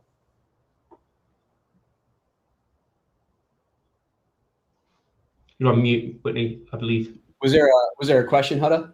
Sorry. I was also muted. Yeah, somebody in the chat had put this out here. Sweatcoin, Sweat Wallet, I'm not familiar with, but built on NEAR. Could we one day see something like Ring Fence being used to also secure platforms like that from bad actors, people gaming the system? Truthfully, I am not aware. I know Sweatcoin, but I'm not aware of how they are securing other platforms. Maybe Owen or Shai, do you guys have information on that? I'm not knowledgeable enough on Sweatcoin. Yeah, I'm not too familiar myself. It's quite interesting coming into there though, because I mean, 12 years ago or something, I was using this Sweatcoin app and trying to walk to get some like headphones or something, and then I come into NEAR, 10 years later, I'm like, wait, what? This is built on NEAR? That is like a crazy coincidence. I know I believe like they have a token on NEAR, and the more steps you do, the more tokens you get rewarded for doing those steps. And they were doing, I know they're doing some like chain abstraction part where, I mean, you're not going to get loads of money for walking, right? It's just economics, right? But something that doesn't cost that much, but is meaningful, is gas. So they had a system or do have, I can't really remember, where your steps can be used to pay for your gas, which is sort of meaningful, because then I don't have to think about holding NEAR tokens or holding Ethereum tokens or whatever. I just walk a few steps a day and all my gas issues are solved. I think that's Go just ahead. add, I think Sweatcoin, I think, is one of the Sweat wallet as a whole is probably one of the awesome success stories of Near, where there is so much underlying tech. But like Lloyd was saying, we do a really good job in obfuscating a lot of the difficulties and building a lot of those primitives into quick starts, into boilerplates.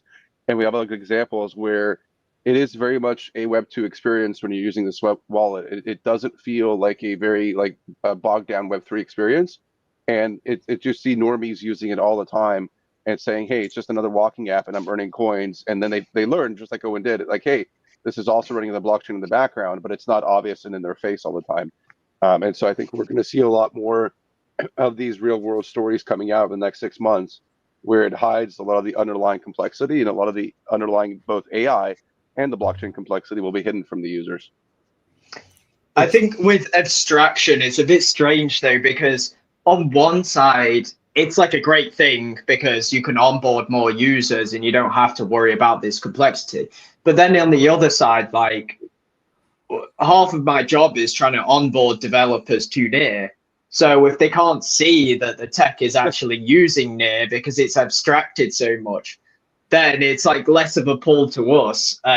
Because I know with like a lot of Ethereum apps and Solana apps, you know it's built on there and you have a Solana wallet, right? So you're like, oh, I can just plug this into another app and I already have these tokens. But a lot of the time with Near, yeah, you don't necessarily know it's running on Near or running on the blockchain at all. So that you get distribution in one way, but you restrict distribution in another. It's a strange thing.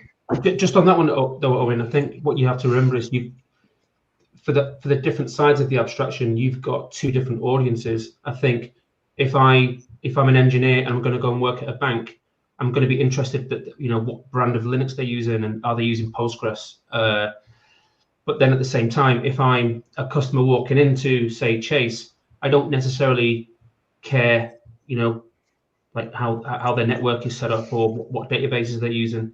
And so what I would say is and I hear what you're saying, but I would say that it's one of the success stories around Near, because I think a lot of people would agree that arguably when we get to a point where we're using things, every day, and we have no idea that there's any Web3 ecosystem behind it, I think that's when we've arrived at a point that we all want to be in. And I think Near is much further along the way than a lot of other chains. That's all I would say on that. Yeah, I definitely feel you with like developers and users. They're completely a different set. And I think we are tending towards this future. But the reality is with crypto at the moment, it's like crypto degen users, right? We haven't yet onboarded the masses where they don't know it's crypto in my view. But I mean, way before my time, there was this thing called the internet. You may have heard of it, and like the World Wide Web.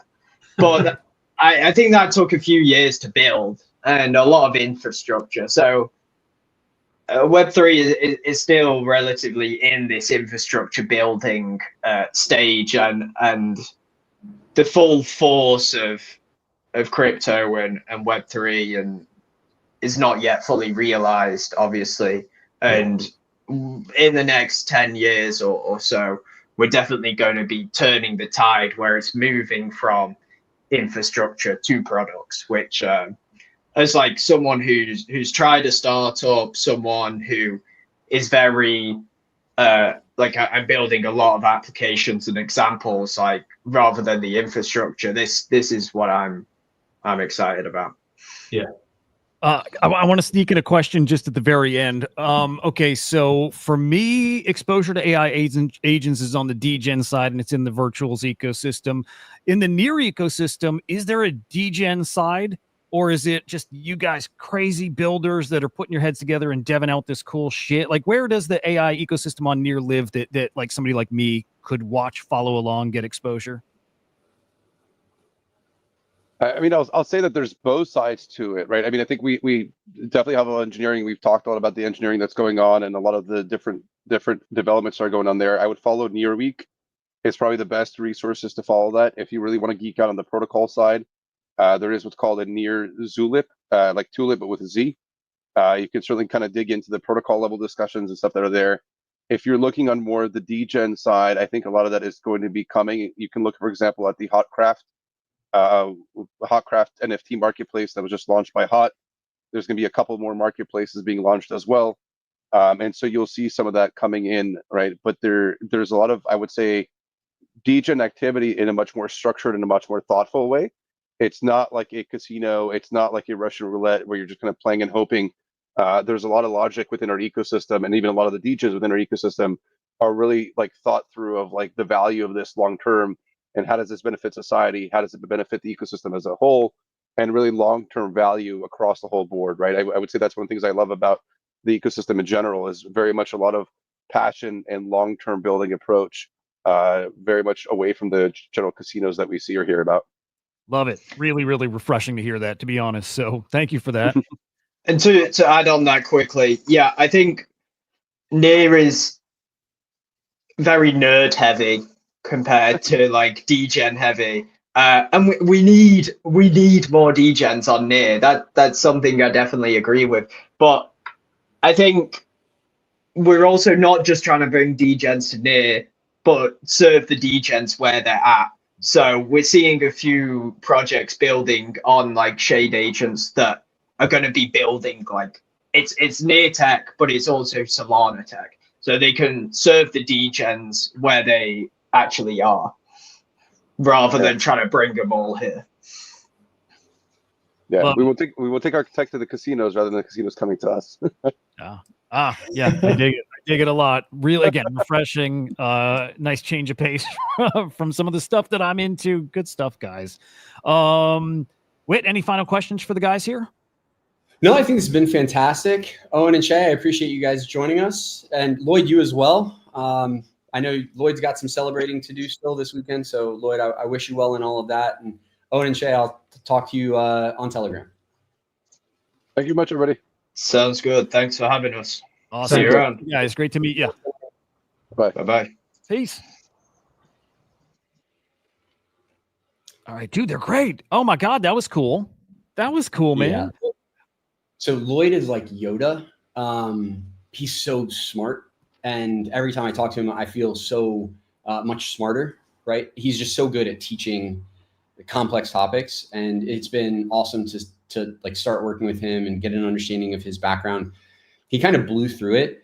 But I don't know if most people understand what block daemon is anymore or know block daemon, but block daemon is it is one of the biggest infrastructure companies in crypto. And he was a key team member to help build that. So for us, it was really critical. We had this node system that we were looking at earlier. Obviously, that led to some searching for someone with this robust infrastructure background. Lloyd and I connected.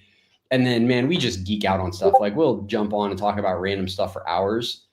Such a good dude. I'm really, really excited to be working with him. And yeah, so like anyone who's watching, that's one of our main developer brains on the Ring Fence team. Interesting. Okay, cool. We'll have to get into that more. We've got some open times later on. We can dive more into that. Greg. I didn't hear. What was that, Whit? So we got Greg now. Yeah, how's it going, guys?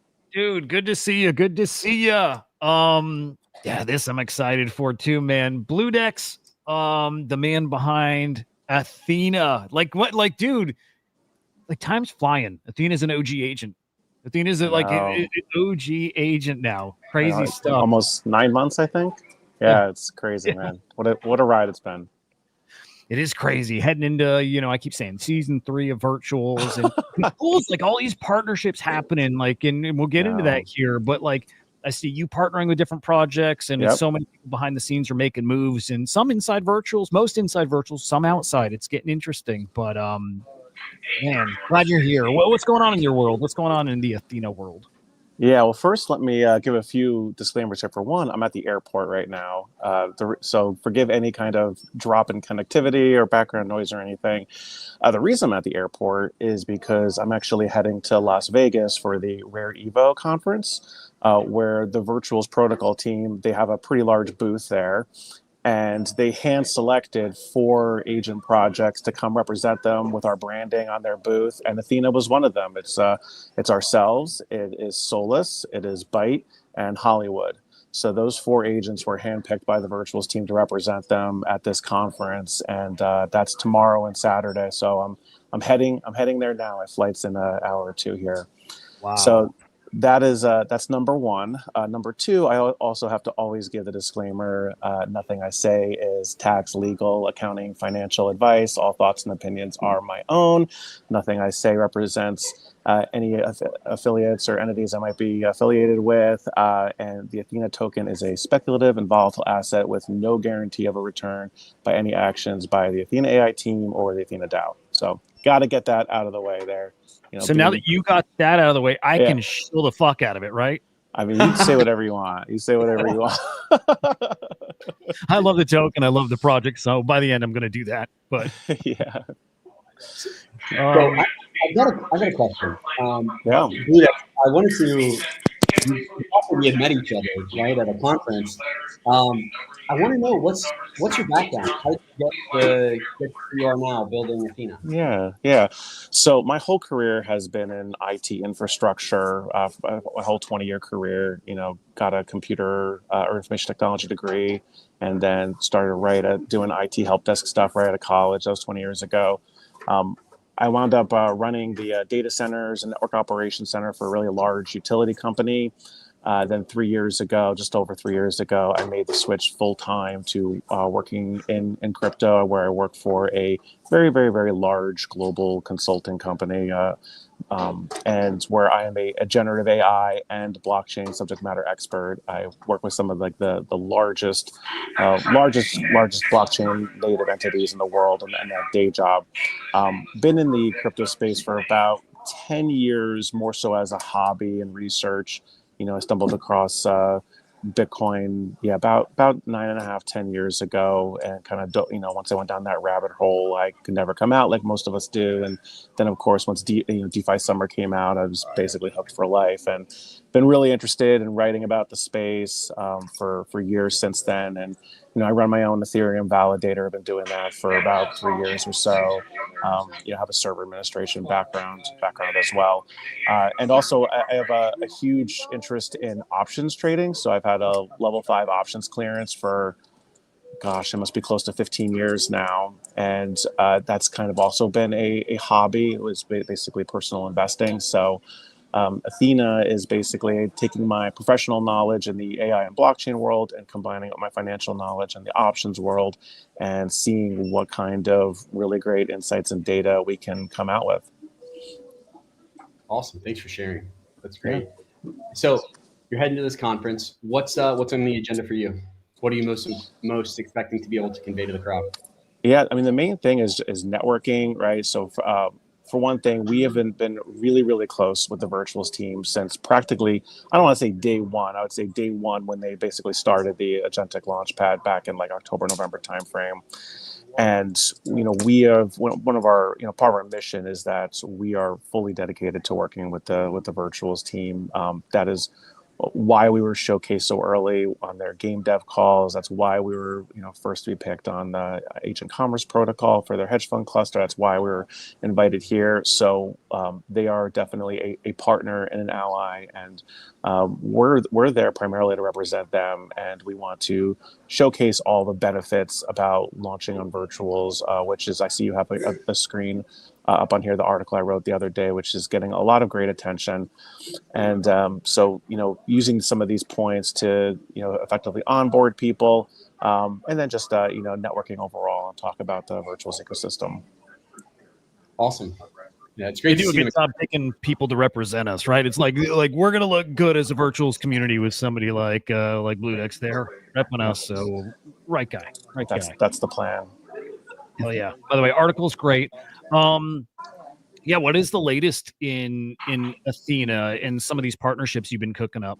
Sure, yeah. So for those that don't know, maybe like a little bit more of a high-level background of what Athena AI is. And so what we are is we are a crypto derivatives-focused agent.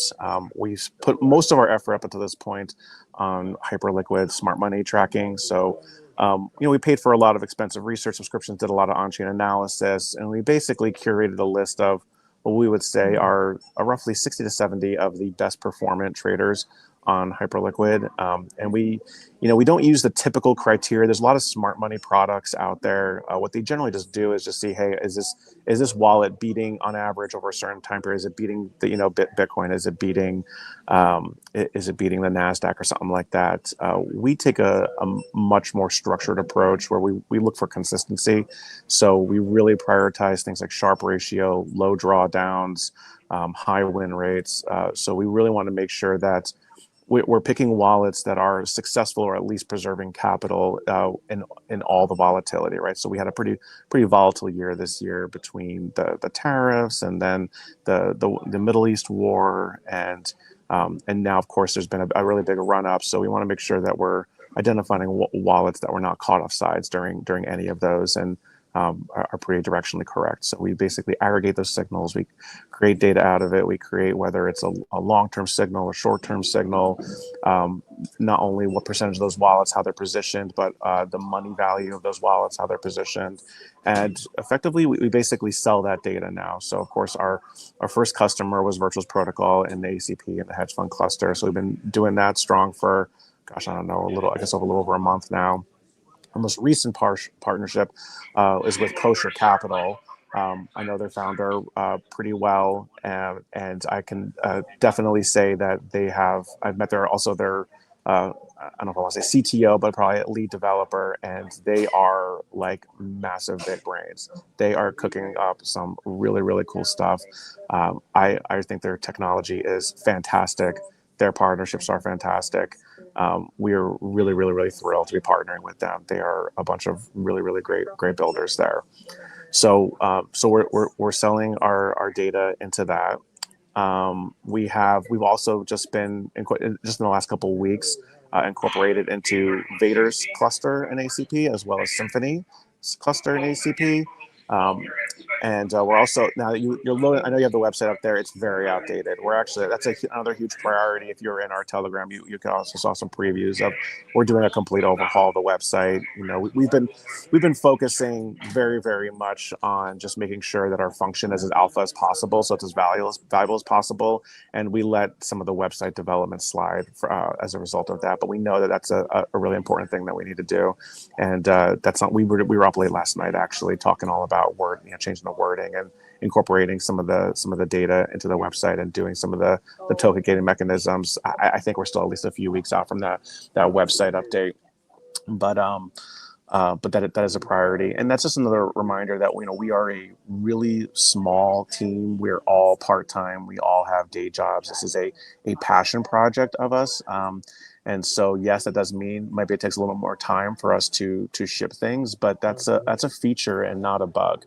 When you look at a lot of these other projects, they're either deeply venture backed, or people kind of winging it. We like Amazon's leadership principle of frugality, where we take we want to make sure we're minimizing our costs as much as possible and being as profitable as quickly as possible. And we're very lucky to say that we've basically been profitable. We launched in November. We've been profitable since February, been profitable since then. Our run rate, our infrastructure costs are only $200-300 a month.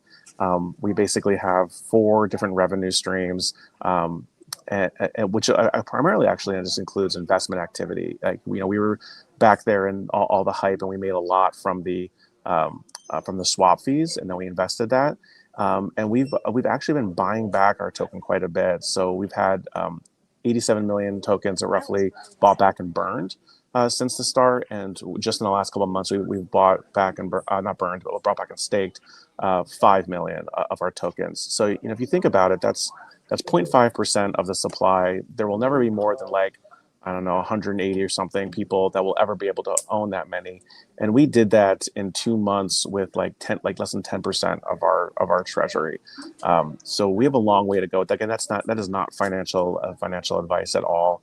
But our goals are definitely to run lean, to use our revenue, to buy back the token, because I know I said this before, Hudah, like this is a side project, it's a video game for us.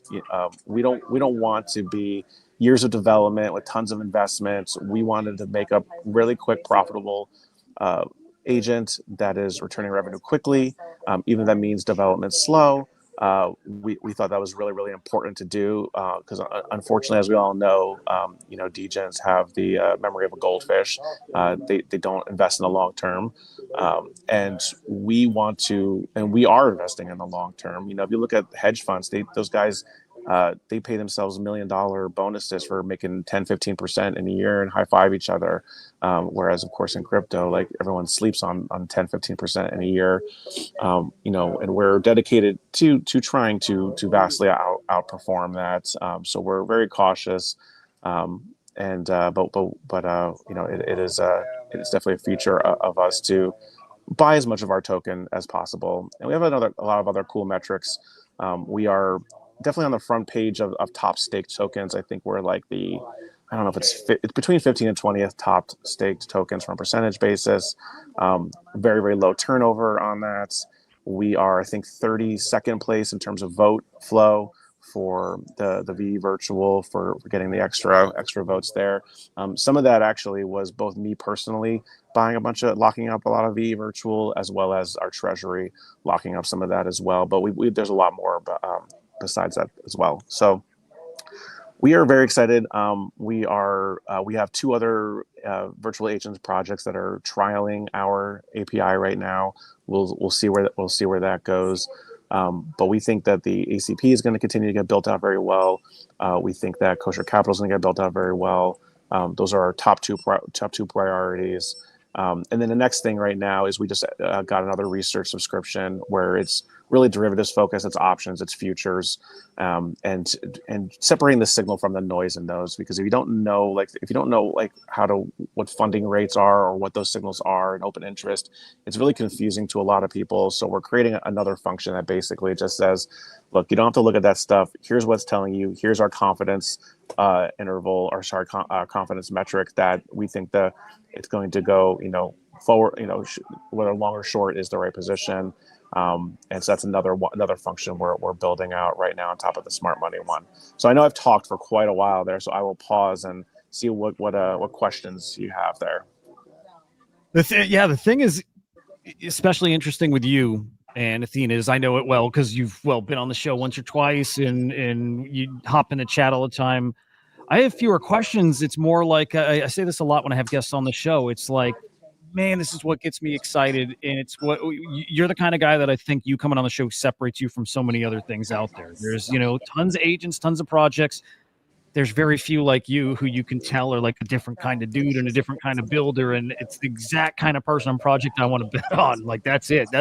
I'm making bets right now in this market that's pulled back so much over the past 6 weeks, 8 weeks, whatever. I'm looking for the agents and teams that are going to build and be a part of this next season, this next cycle, this next forever.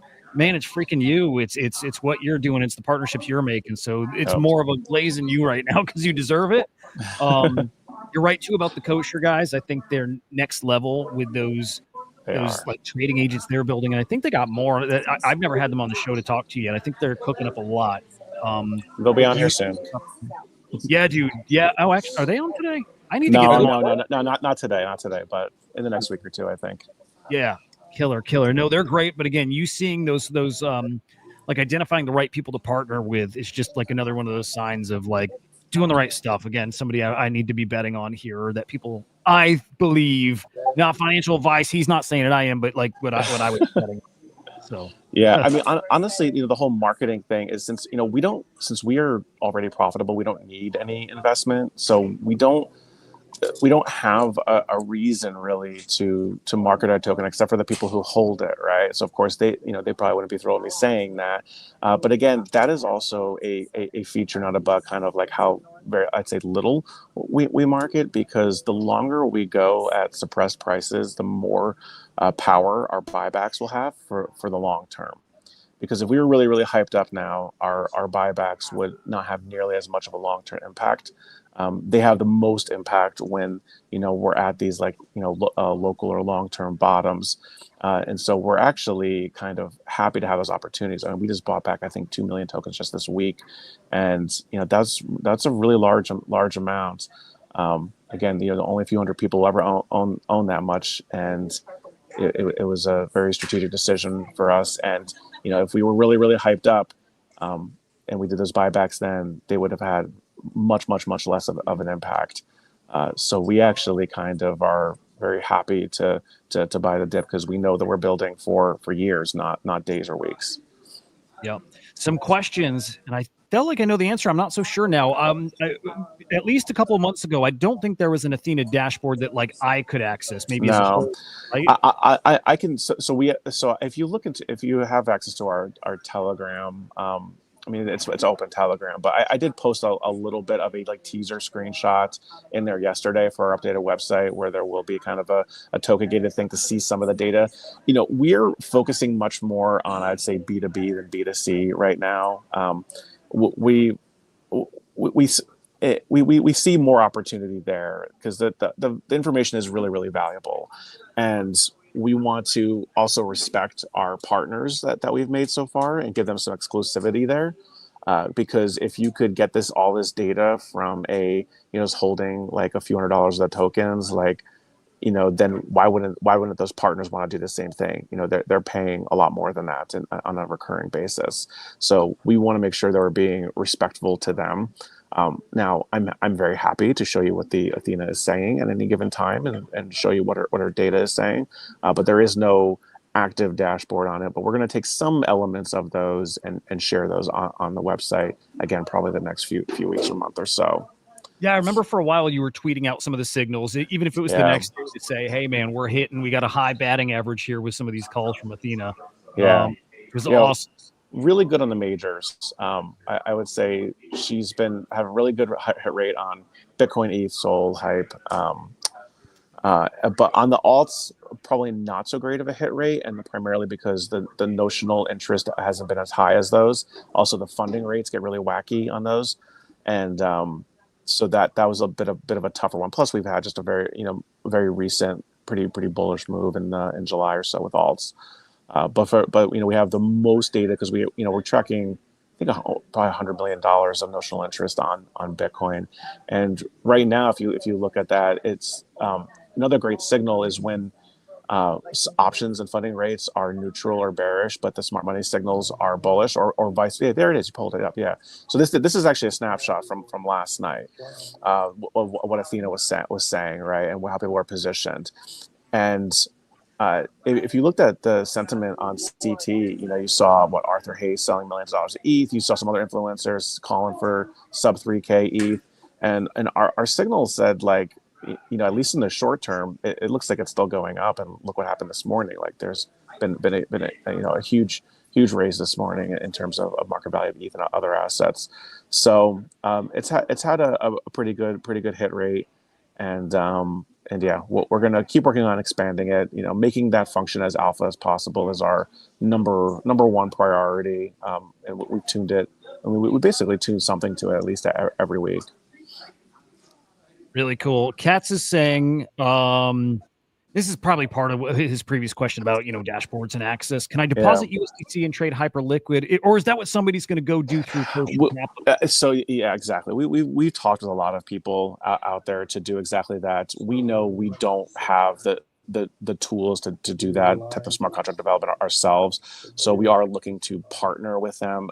We don't want to spoil anything with what Kosher is doing. That's really up to them, to what they want to say publicly. But we're gonna wait a little bit for that. We want to make sure we have the right partners. We got to be careful. These LLMs, they still hallucinate like crazy. When you're trusting these models to make investment decisions, that's a really, really risky thing to do. And it does work. It works probably 95% of the time, but you will definitely have those rare hallucinations where you give it a strategy and it just doesn't listen. And so we want to be really, really careful with that. So we want to lean into AI where it makes sense, like chatting and getting signals from the data. We think will be really, really good. Trading, we're gonna see how it goes. We're gonna keep doing it. We're gonna keep testing it out.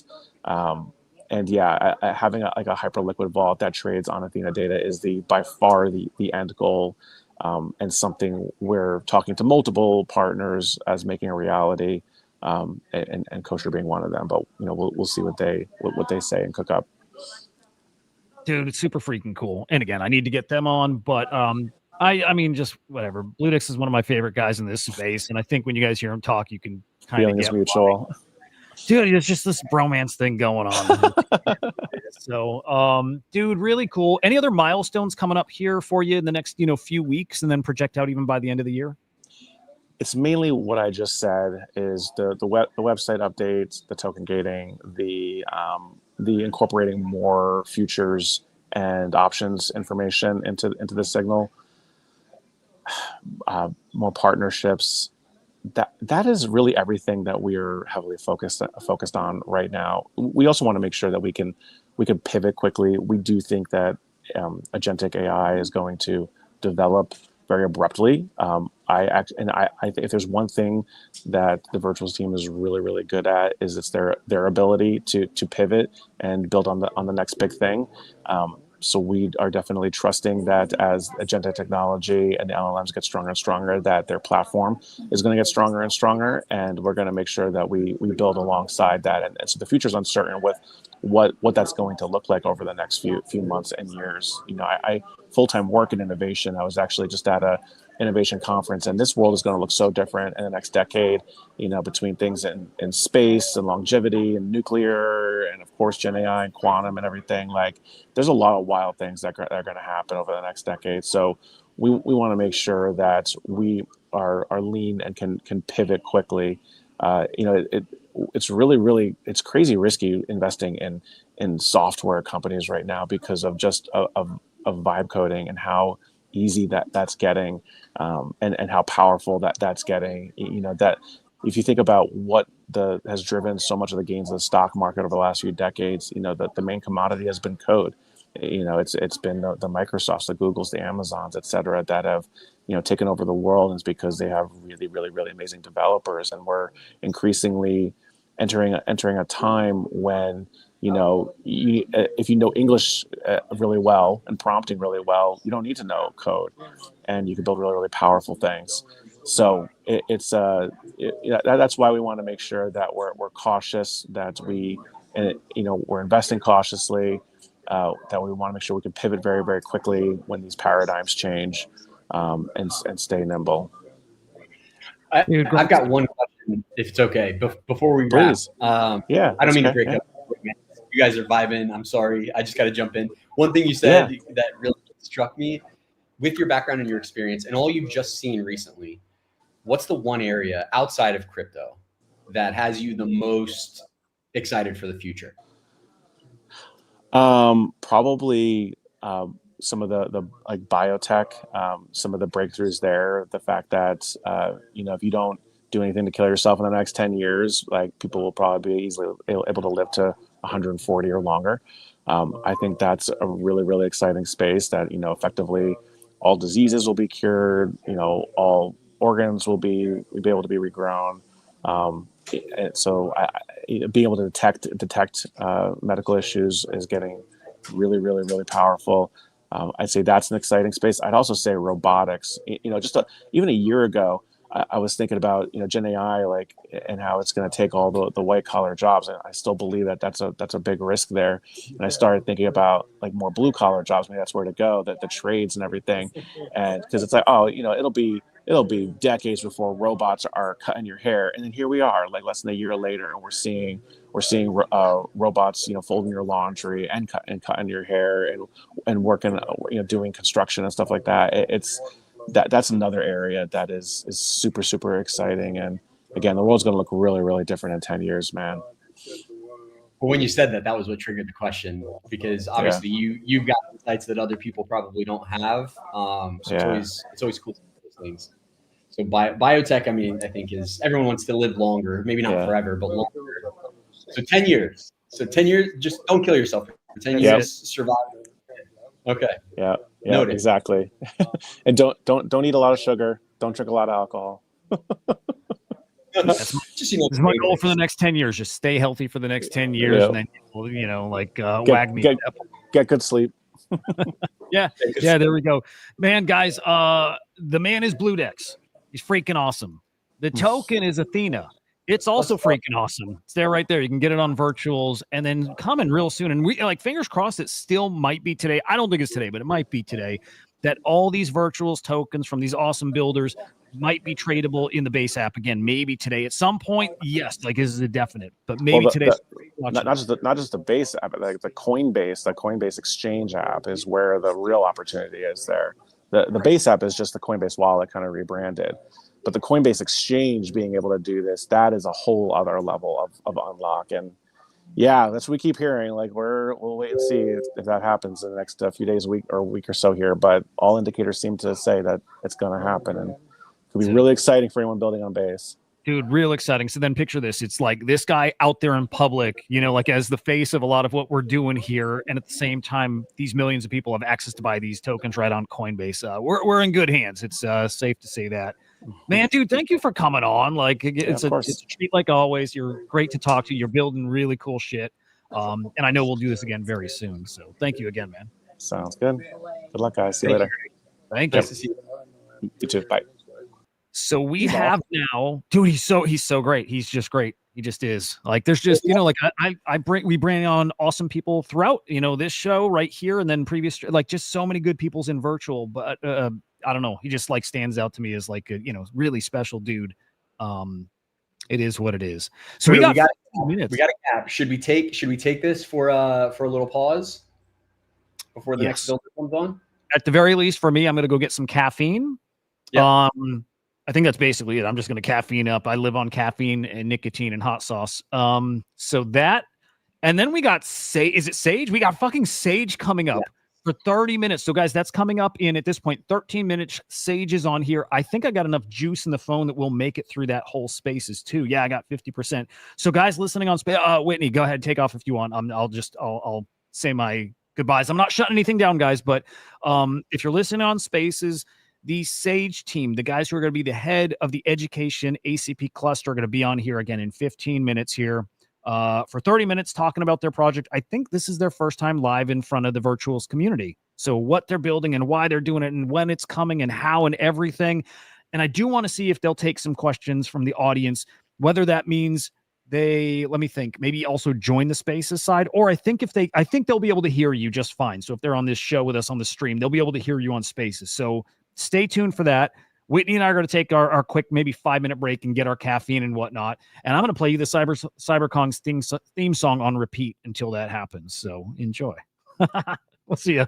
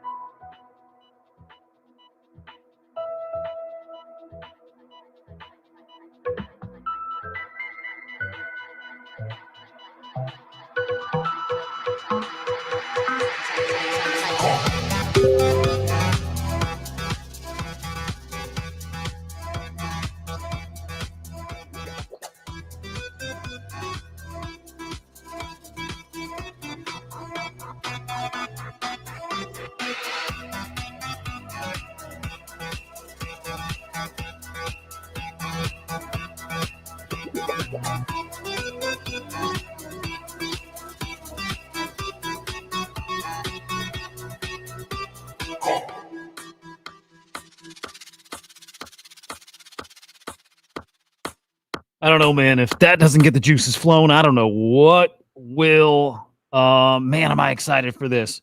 Who do we have over on the Spaces side? Navigate, what's up? I see you there. Nick's still here. Great to see you. I cannot wait to chat, Nick. You're, yeah, you're a bro. You're one of my favorite dudes here in this space. So looking forward to that chat. Who else out here? Welding GM, Alizar, good morning. Marcor GMs, Blockchain Wanderer, I think, Anon, Furbix. Dude, a lot of awesome people here. Hope you're having fun. We're still rocking for 7 more hours. 7 more hours to go here. And some more killer guests coming up. Again, Sage Guru, Sage.Guru, head of the Education ACP, is coming up here next in 5 minutes.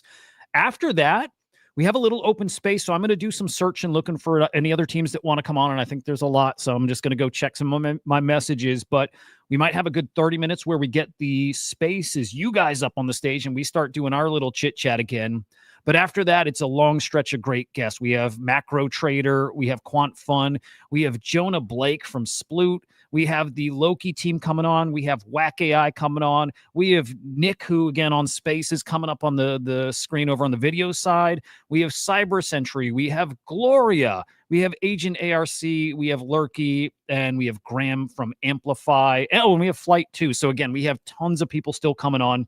If there's anybody I didn't mention that you guys really want to see on here, like drop it in the chat, shoot me a DM. We'll see if we can get them up here in time. And we still might have Arbus as well. I'm still waiting for them. They said they got a couple priorities they're working through, and they're going to come up as best they can. They're working to get up here too. So would love to get the Arbus guys on. And man, we'll go from there. But the fun continues on. Dude, what are we? We're not even halfway through. In an hour, we're half done. But I got to be honest, maybe it's a little crazy. I think I could do this I think I could do 12 hours a day. I do. I think I could do 12 every day. I could probably do like 16 a day. Dude, Whitney, I've been training for this for the past 2 years. I've been streaming for 2 years now, but when I started, I haven't missed a day. I stream every day of the week, holidays, birthday, and weekends, 7 days a week. I do my stream up at 4 a.m. to get ready for it. I love it. I think I can do it all day long, man. So, whew. I mean, I'm feeding off your energy. I'm not going to lie. You know, I used to podcast, but it was in 1 hour clips, and those are always recorded and edited. So being live is certainly a different beast. I think the news is coming, right? I mean, I think we're going to be on stream talking to an amazing project, and we're going to see a tweet from Jesse or Brian. It's going to probably come from Brian Armstrong, and we're all going to just absolutely lose it. So this is going to turn into a party stream, I feel, at some point today. Yeah, the tweets are interesting. You can definitely see stuff is ramping up. More and more people associated with base are tweeting. So it feels like something's coming here. It does. By the way, it looks like Adam clipped a couple things out of the show. We'll play these maybe during our after Sage, and we'll play through. But he's got 3 clips out of the show, which is awesome. Hope we get more clips out of today. And I even bought a little more storage here in StreamYard, so I can go back and run some of this through some AI tools and pull some clips. Maybe get us some content that feeds the algo for the next few weeks at least. I would imagine we can get a few weeks of clips out of 12 hours here. So we will see. Hang on, Cats. Are you waiting on? Are you wanting us on Spaces? So, Cats, I'm going to ask them if they're cool with that. If they're cool with the community coming up and chatting, then yes. And that's the first thing I'll ask them when they come up here. I definitely want them to give their pitch and tell us about that. Now, if they're cool with getting the community chat, then yes, I would love you to come up, Cats. And we'll know in just a couple minutes, 2 minutes for Sage. Do they have a link, by the way, Whitney? Yeah, they should in their email. Okay, very cool. You've been great, by the way. You and your team getting all that sorted. Thanks, man. Thanks. We are. Yes, they should have that in their .cloud email is what I'll say. Okay, very cool. And then the other Sage, Crypto Sage, if you're still if you think you're finding time for it and want to come up and all that stuff, still would love to have you up here too. The other, prototype agent. There's so few of you out there. I want to platform all of you. Like the prototype stuff a lot, man. Speaking of which, how's Ring looking? Let's peek at Ring. Wait, hold on. Why is somebody else now saying colossal news tomorrow? This is not okay. No, I'm just kidding. Okay. No, say that. It's just hilarious. So now we've got Poet and David Sow from Base saying colossal news tomorrow. Base will not be the same after. Okay. Whatever. I'm not going to be too selfish. If it's today, great. If it's tomorrow, also great. Just great. It's all great. I mean, it would be beyond ironic for me to start complaining about something in this way. So I'm just excited for what's to come. If it's tomorrow, then God damn it, we have to do another 12-hour stream tomorrow. Okay, that's what it is. By the way, thank you for the tokens, like the nice stimmy you gave to the virtual stakers. I've got some token here. I'm going to claim them. And I don't know. I don't stake anymore, by the way. Maybe I should, but I stopped staking a month ago. I just realized I'd rather just hold the tokens and see how things go. Yeah, but also, it's good to have. It's good to have them, but if you sell your airdrop tokens, then you're like disqualified from getting the next airdrop. So I'm like, I still have no reason to sell them, right? So I'm a community member officially with. Yeah, and, well, I mean, look, for the ring fence tokens, we gave it to virtuals and let them decide how they wanted to do it, right? If they wanted to punish or not punish people, but set it in accordance with the current staking guidelines. So we just left it up to them. So I'm excited to see how they use those to benefit people. We're on our side. I'm looking at things. It appears that a lot of people have not yet claimed them. Some people are now, I think, waking up. We've added about 700 holders since the beginning of the stream. Oh wow. But yeah, we airdropped. I mean, I don't know what the exact number was, but at peak, it was probably close to $800,000 or $900,000 worth of ring that was sent out. I need to go through and do a full postmortem, and after today, I'll spend tomorrow doing that. But everything so far is looking pretty good. What I really want virtuals to do is use our Copilot data, use the wallet DNA thing, and like. Look, if somebody sells, I don't think that should disqualify them from future airdrops. Now, if they sell everything, sure, right? That would bring their wallet like reputation down lower. If you're like a C tier, D tier, F tier, sure, then maybe they don't get airdrops. But if somebody is an A tier and they happen to sell one of these airdrops, but they're still A because they contribute so much to the ecosystem, buying and holding and staking and all. I would love to see people be able to sell and still get airdrops going forward. So definitely need to give virtuals that pitch that there's maybe, I think, a little better way to do it. Yeah, I mean, it's all experimental, I think, and obviously I really appreciate Kat coming on and sharing the dismay that people were feeling, right? It helped me to understand it. It was really, I mean, think about it from the other side, right? Like all I'm hearing is like points are worthless. There's nothing to like, so on one side, I'm thinking like, all right, it's not gonna be a big deal. Obviously it was, and that's on me. But I think now it's it's really just a game of them and all of us continuing to experiment with new things, see what works, learn from what doesn't. I don't know. I think there's going to be a ton of growth coming from virtuals when they make this announcement. I mean, make no mistake about it. We're all here because virtuals is great at marketing. So I'm excited to see what they cook up when our base integration launches.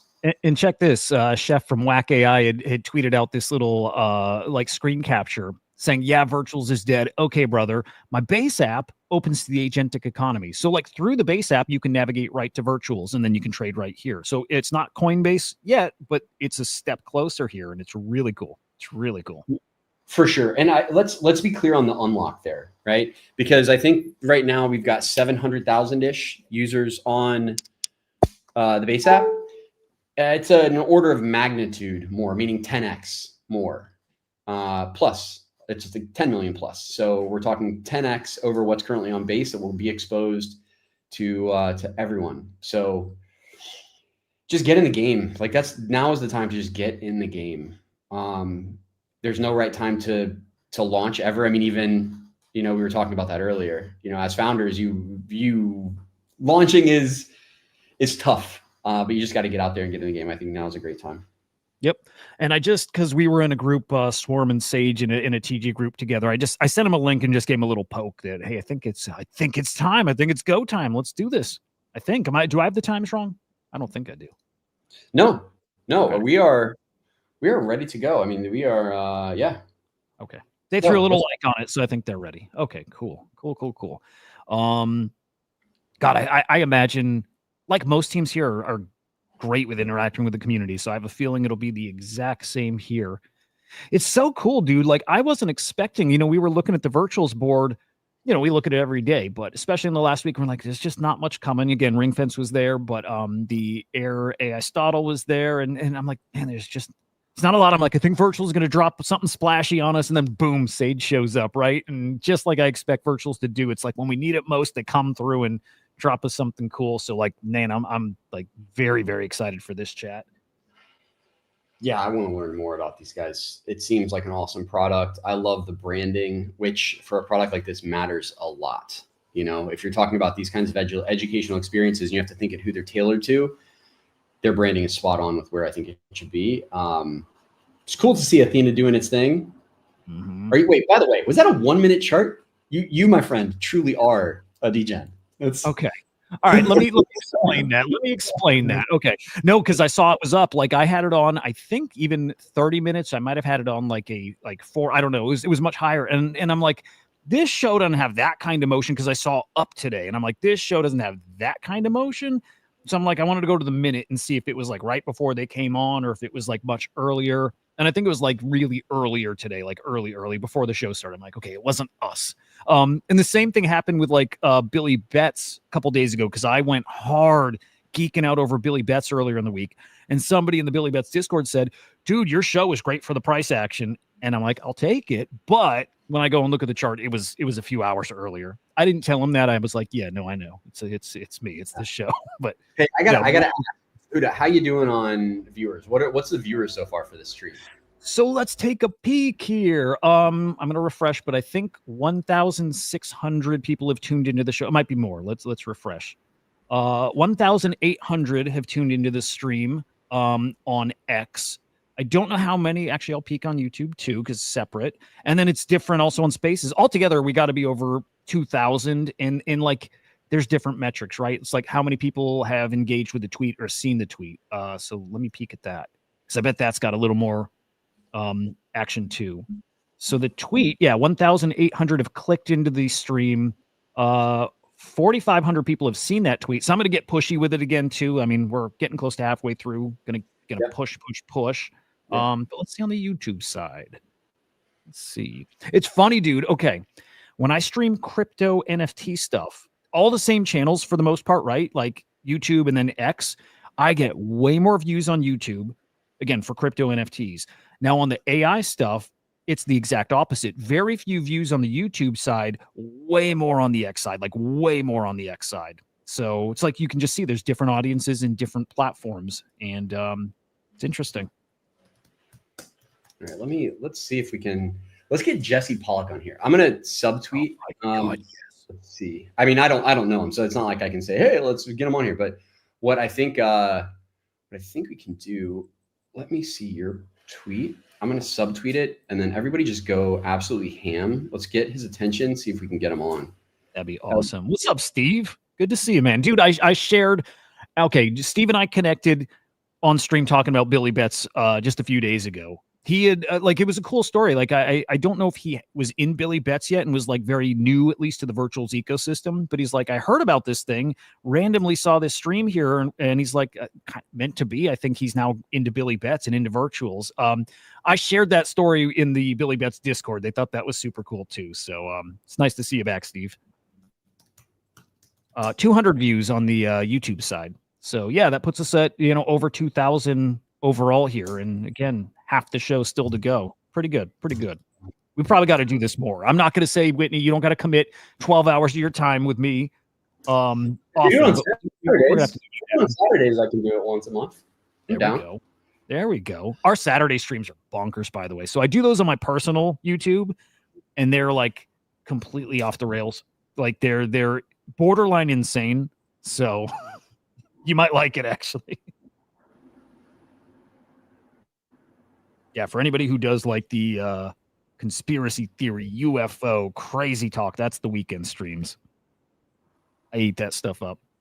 Did you know the moon is like, okay, the moon is kind of hollow, like, and this is real, like it's like a honeycomb in the middle. Did you know that? I didn't. It's pretty wild, but it actually is. The moon is not like this solid thing. It's got like these like caverns throughout it. It's fascinating stuff. I didn't know this until kind of recently. I didn't. So it's okay. So it's cavernous on the inside. So I guess that's kind of similar to, So then how is it formed in that manner?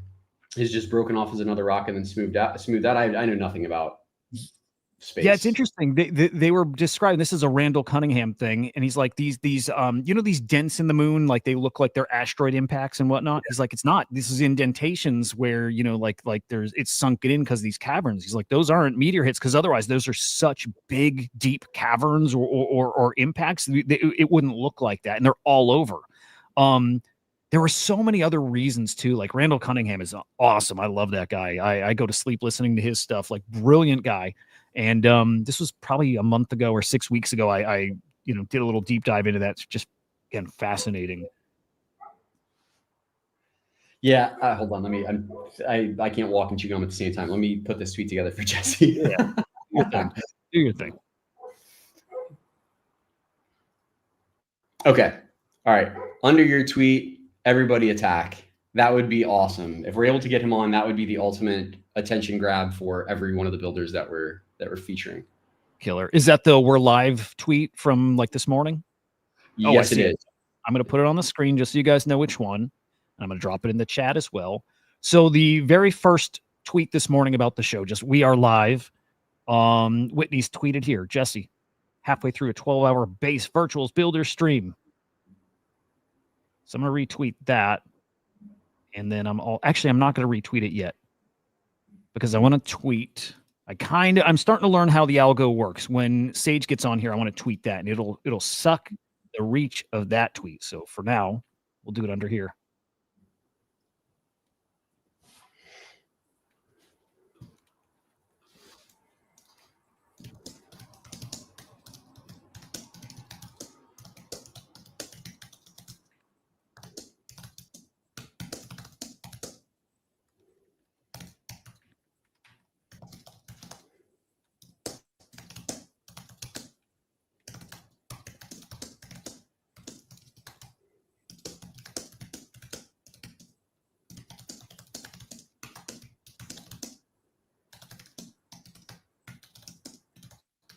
All right.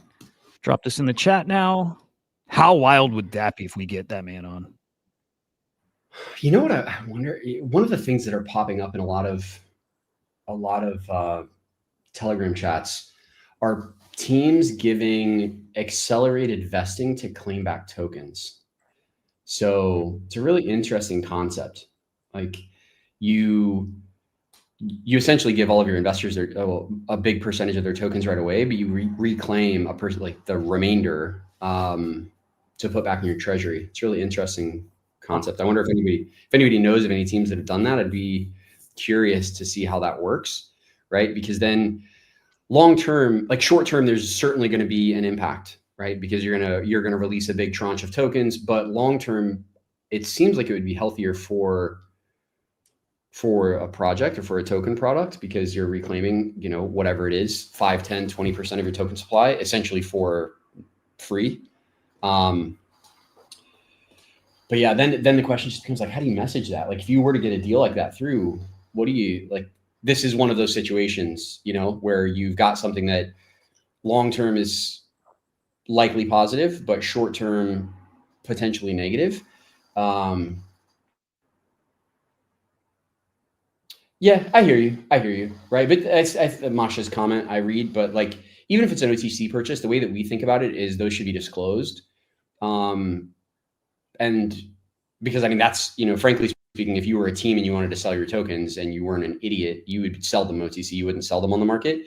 But then that's still shady. So you need to have proper disclosures there. So yeah, with you on that, Masha, I'm just thinking of like, how do you message that to the market to know that there's potentially a big tranche of tokens that's about to dump, but it's a good thing, very curious. Should you, the investors wouldn't go for it, but it'd be pretty funny to put well, anyways, I'll leave that part out. I think we're getting into an era of transparency that's going to be really exciting. We're going to have so many people that are doing cool things because everything is out in public and they're not able to obfuscate or lie. So the questions of trust go away. So it'd be really interesting to see how things shape up, I should say. All right, I'm dropping some links in the chat just cause some links to Abstract, some links to my YouTube channel, just to get them out there for people who don't know that they're there.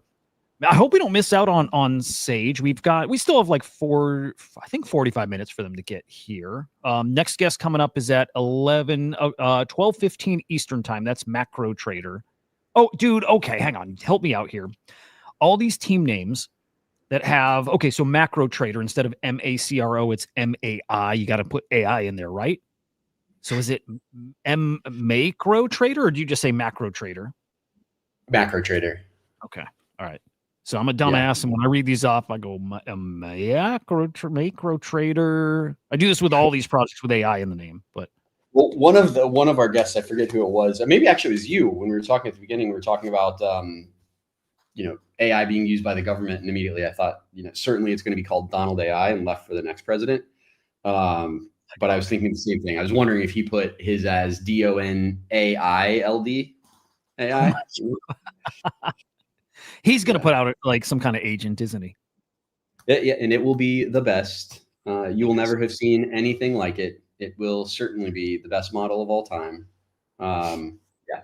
Anyways, dude, the AI stuff as far as building here in the States is really exciting. A little related, a little unrelated. That big announcement yesterday of Apple moving some of their manufacturing here to the States. It's like a $600 billion investment.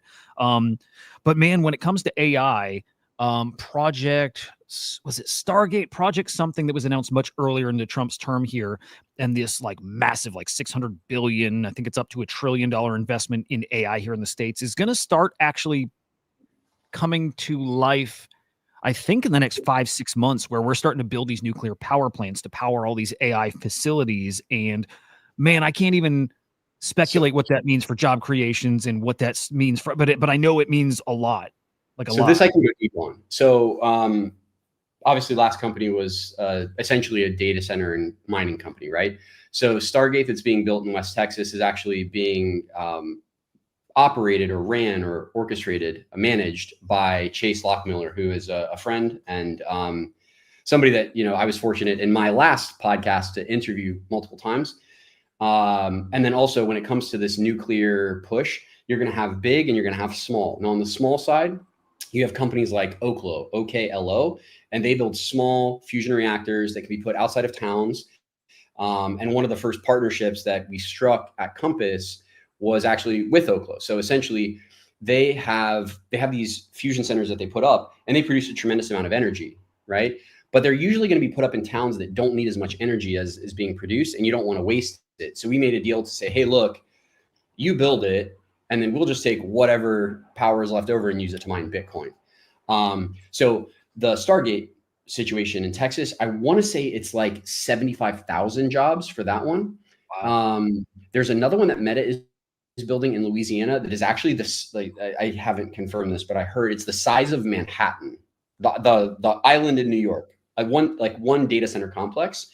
And that one is supposed to bring something ridiculous, like 100, it's either 100 or 500,000 jobs over a 5-year period. It's got to be 100. 500 sounds crazy, but then again, if it's the size of Manhattan, you might need 500,000 people to operate it. And then we're going to keep seeing more infrastructure builds like this. Sam Altman has come out and openly said that it's very likely that the only things that will be constructed over the next, over a long enough time horizon will be data centers to provide more compute, because that's the only physical good that will matter, is more compute to feed the AI.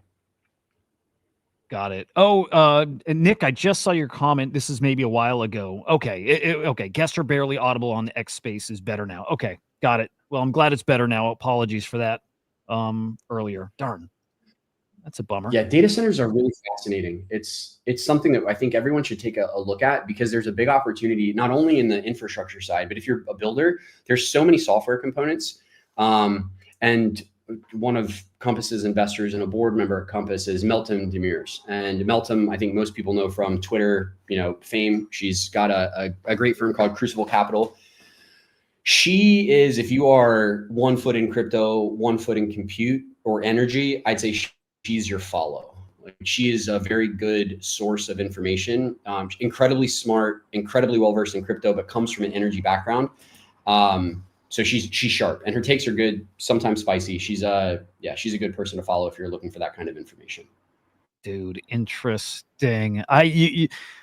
can't overstate how weird, mostly good weird, but things are going to get in the next 3-5 years.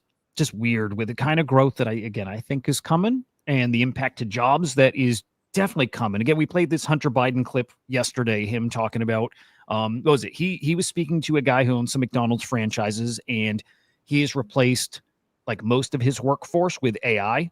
And it's costed him about $1.8 million, which he will recoup that over 2 years. And from that point forward, now he's just saving all this money from not having, these employees. And then you start multiplying that across all these different fast food chains. And we're talking like 3-4 million jobs that are about to go bye-bye in the next 3-ish years.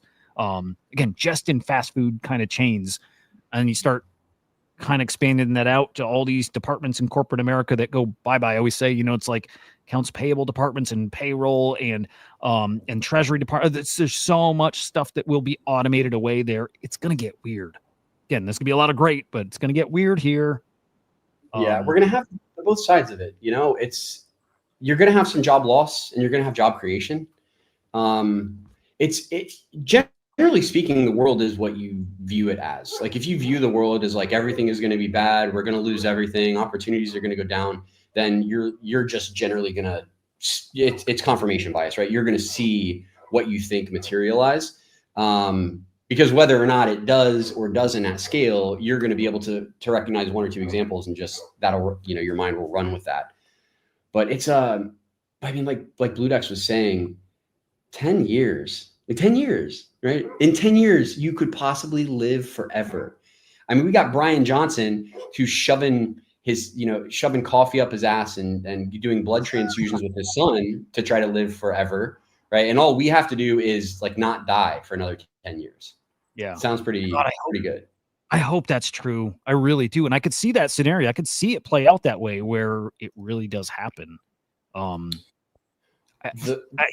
Especially because my kids are younger and they're kind of at this age now where they're thinking about death. Like it's a weird, like young, but like you have that realization like, oh, I don't want, like they're scared of that shit. It'd be so cool. As freaky as it might be, it'd be so cool to be like, you don't have to worry about that really. At least for a few hundred years, you don't, how wild would that be? Well, and we're very fortunate that like my parents are both still healthy, and in 10 years, God willing, they'll still be alive. So, the idea of being able to have, the way I think about it is like my dad and my son's life, I've got this, like, I'm really big on like, how do you raise a man, and oftentimes like when you're raising a man as a man, there's this natural friction between father and son where you'll butt heads. And there's like, eventually you hit this dynamic where you're like, I could fucking take this guy. Like, I don't need to listen to him because I could beat his ass. Right. And it's always good to have this older man who comes from the same bloodline to just like give some perspective to your son, to be like, hey, look, I was the same way with him. It's part of the process. You're going to be like this with your son. Don't be a dick, so it helps to level the playing field. So I always think about like, how do I make sure that my dad can stay in my son's life for as long as possible? And my son's, young and my dad is old. So it's, this kind of health stuff is really intriguing.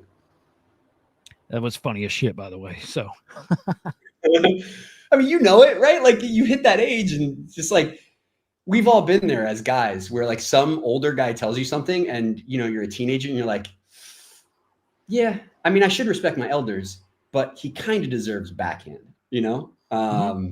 So it's normal. It's all part of growing up. I feel it. My son's 18, again, I feel it. There's just that. And that's awesome. I missed that. What was that? I said, congrats again. That's awesome for him, going to school.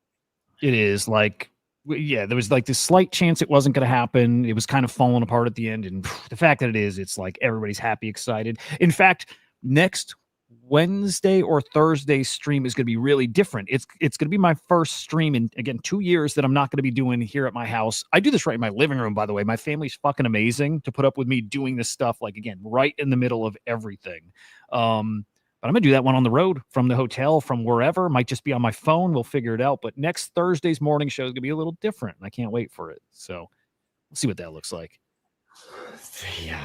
I mean, I if anyone has ever been here for a proper alt season, they know how crazy it can get. there are a lot of macro traders and altcoin traders that I follow that are incredibly bullish on what comes next.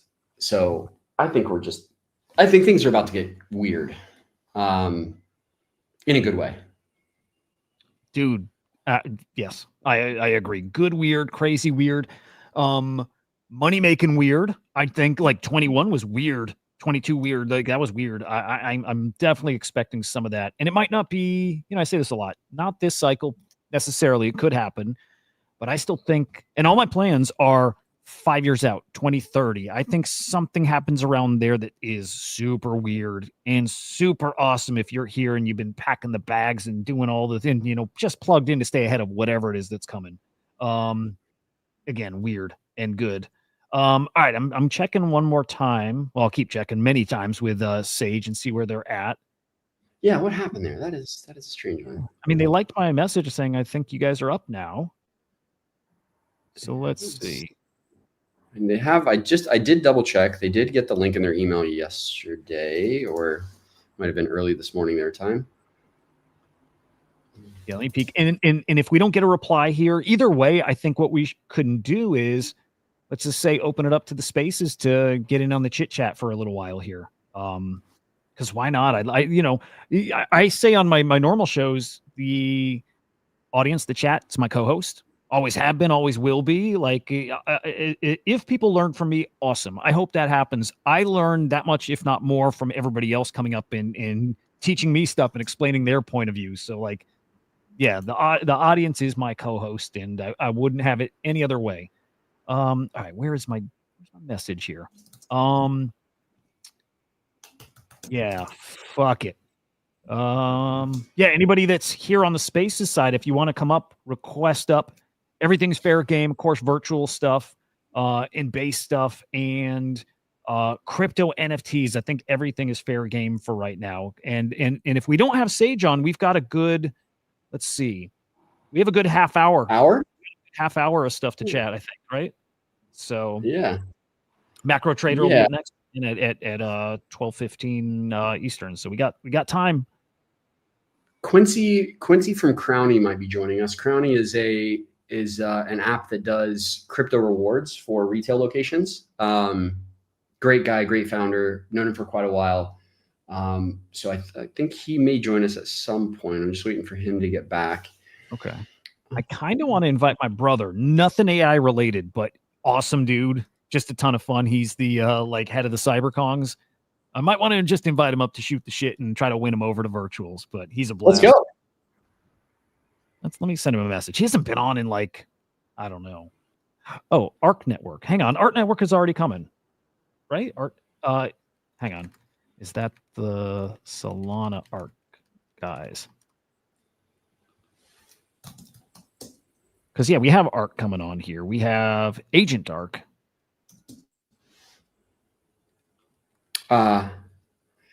So it looks like there is no reception. Internet is down where the Sage team is. Ah, darn. So okay. maybe, all right. Maybe later. Yep. All good. All good. So then, yeah, Cats, if you're watching, you're welcome to come up and shoot the shit here. Otherwise, I'm going to send out some messages, see if people want to come up. And again, if Henry comes, he can shill CyberKongs too. It's just we'll do whatever for right now.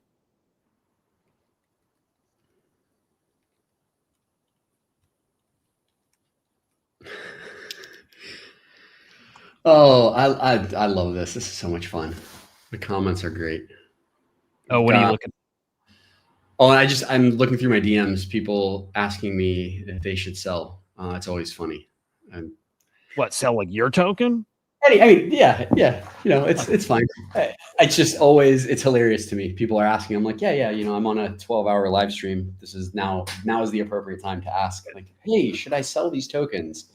Yeah. I mean, I'll never tell somebody one way or another. Normally, if somebody asks me, I just say you should, go with your gut. Dude, for this stuff, do you, right? Exactly. All right, we do have Cats up here. Who else we got? Hey, Picasso's coming up. All right, what's up? Here we go. We got a couple boys up here. When Henry.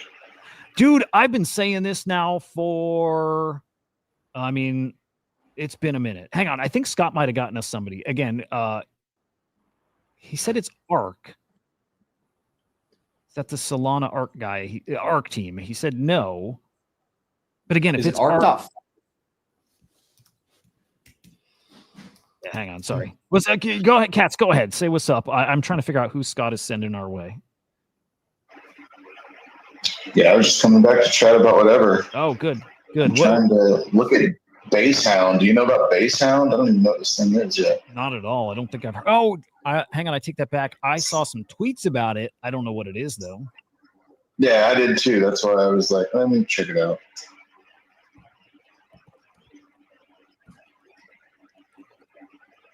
Oh, cool. Are you looking it up, Whitney? Yeah, Hound is the ticker. Is this a virtuals thing? Yeah, it looks like it. Basehound. All right, let's see. Straight via chat. Yeah. Sorry, I'm like trying to read the header. Let's see. Agent Arc. Okay, no, these are the guys. Okay, we already. Okay, hang on. Let me let them know.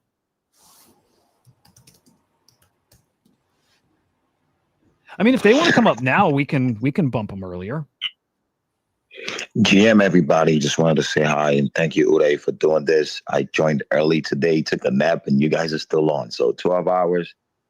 You guys are awesome. And you know, I pulled an all-nighter, so I just can't sleep.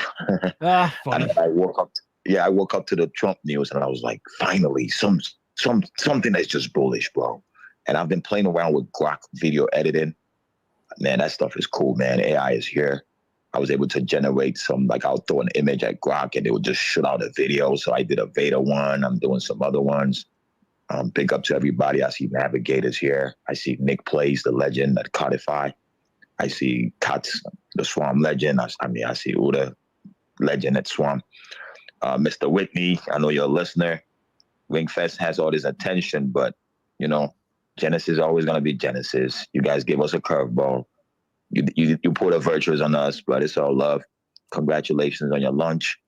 Thank you. To find a 4-hour candle to buy a dip, but I don't know. I think I saw it dipping a little. I thought, yeah, it looked dippy. All right, guys, we actually do have a guest coming on, scheduled for later, but we're bumping it early, which I think is cool as hell. So okay, on the Spaces side, you guys feel free to stay up. Maybe we get some community chat here, but for now, just mute if you don't mind. And let's get this going. I like curveballs. I like mixing it up. So this is awesome. Let me bring you up on the screen here. This is Agent Arc, dude. Welcome to the show. Cool having you here. Hey, what's up, guys?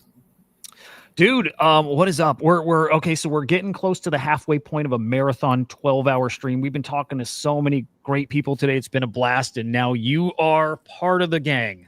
Agent Arc, I need to pull you guys up. I'm going to be very honest. I'm not familiar, or there's so many and I missed. Are you on virtual? Yeah, not yet.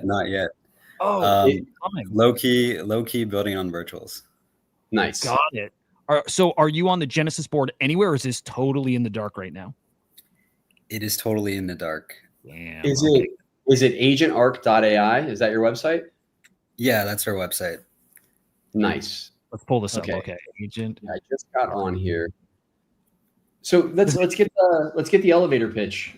Obviously, it doesn't need to be. So let's real quick. What was the site again?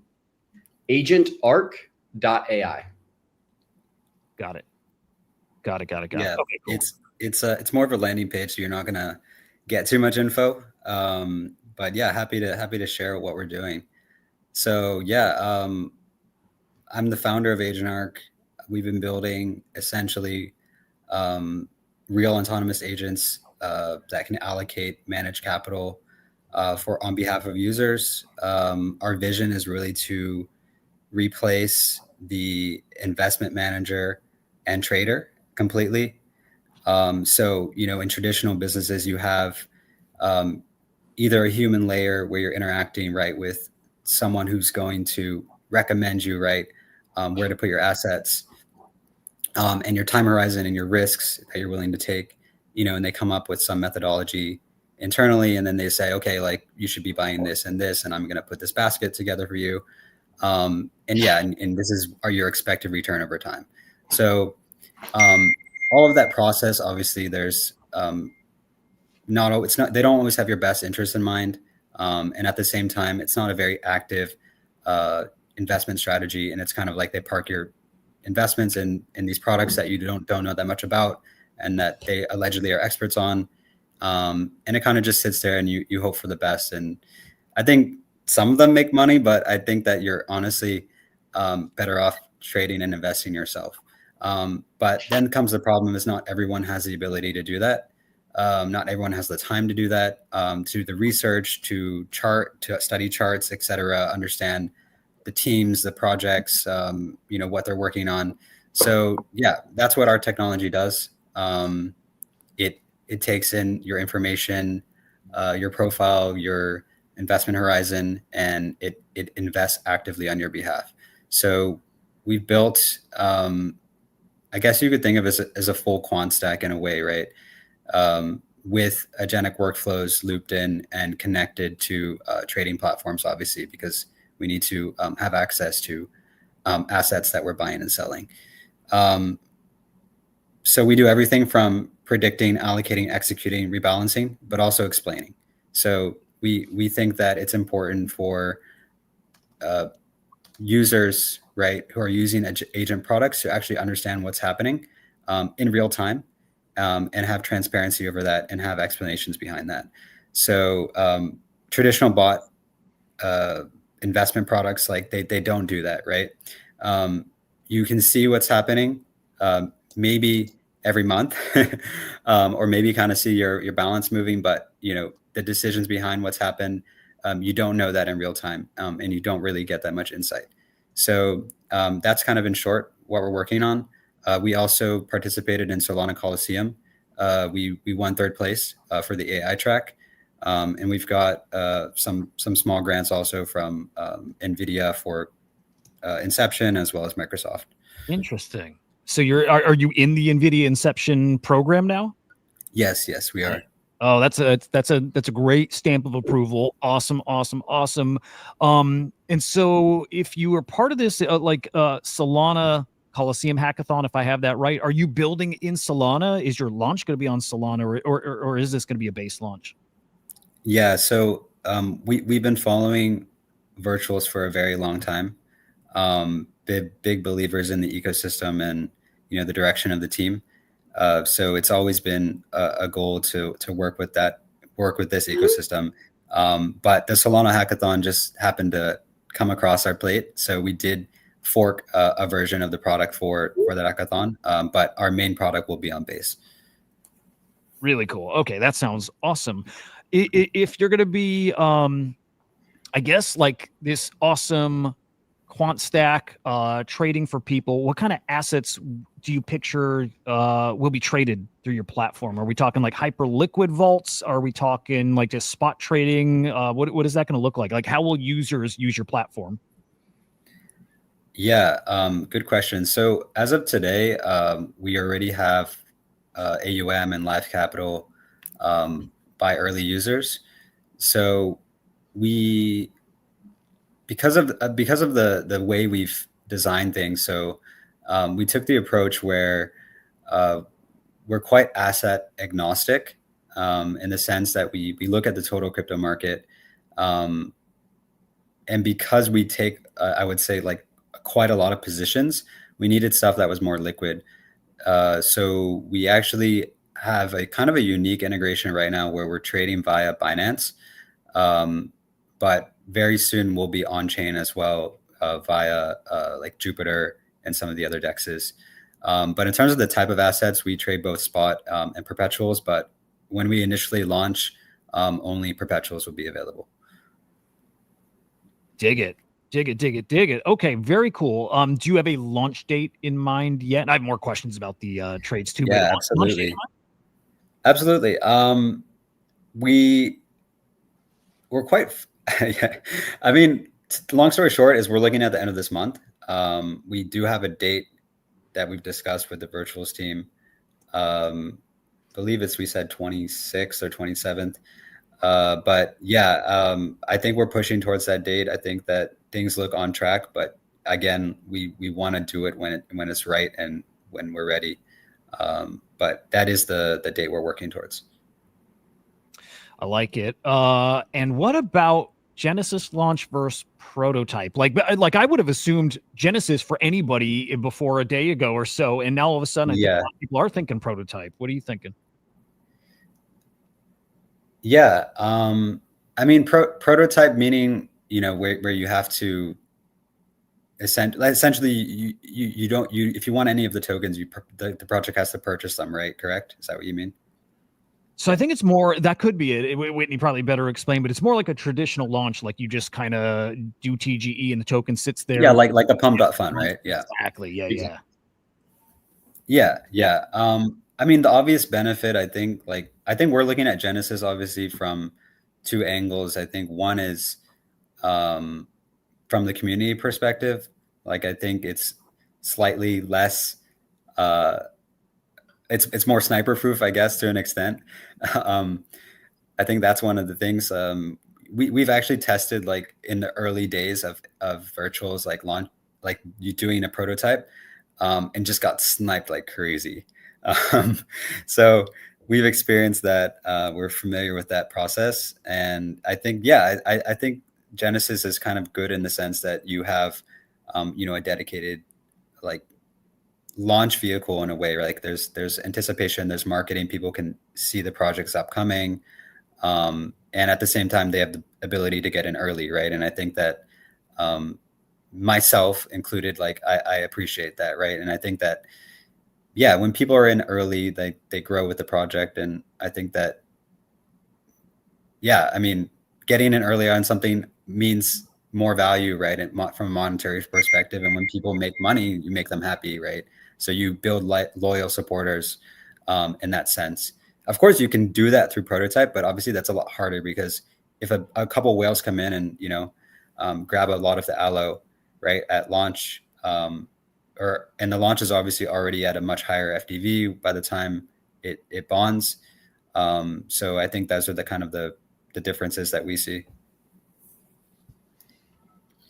Yeah, I think it's a good take. Obviously, being with the experience that we just had, you have to pick the right tool for your business and ultimately determine what you're looking to achieve out of it, aside from getting the token live.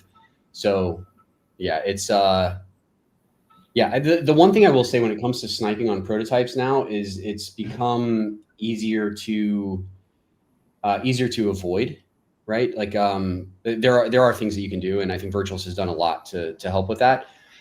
The other side of this is that it brings that spontaneity, but there is with Genesis that ability to have, obviously you've got people that are watching the stream, you've got people that are following along, and that are more now that you're on the stream, they're just going to be waiting. So what I'd say is my biggest lesson is just have fun with marketing, but make sure that you are being overly transparent with messaging. Yep, good advice. Good advice.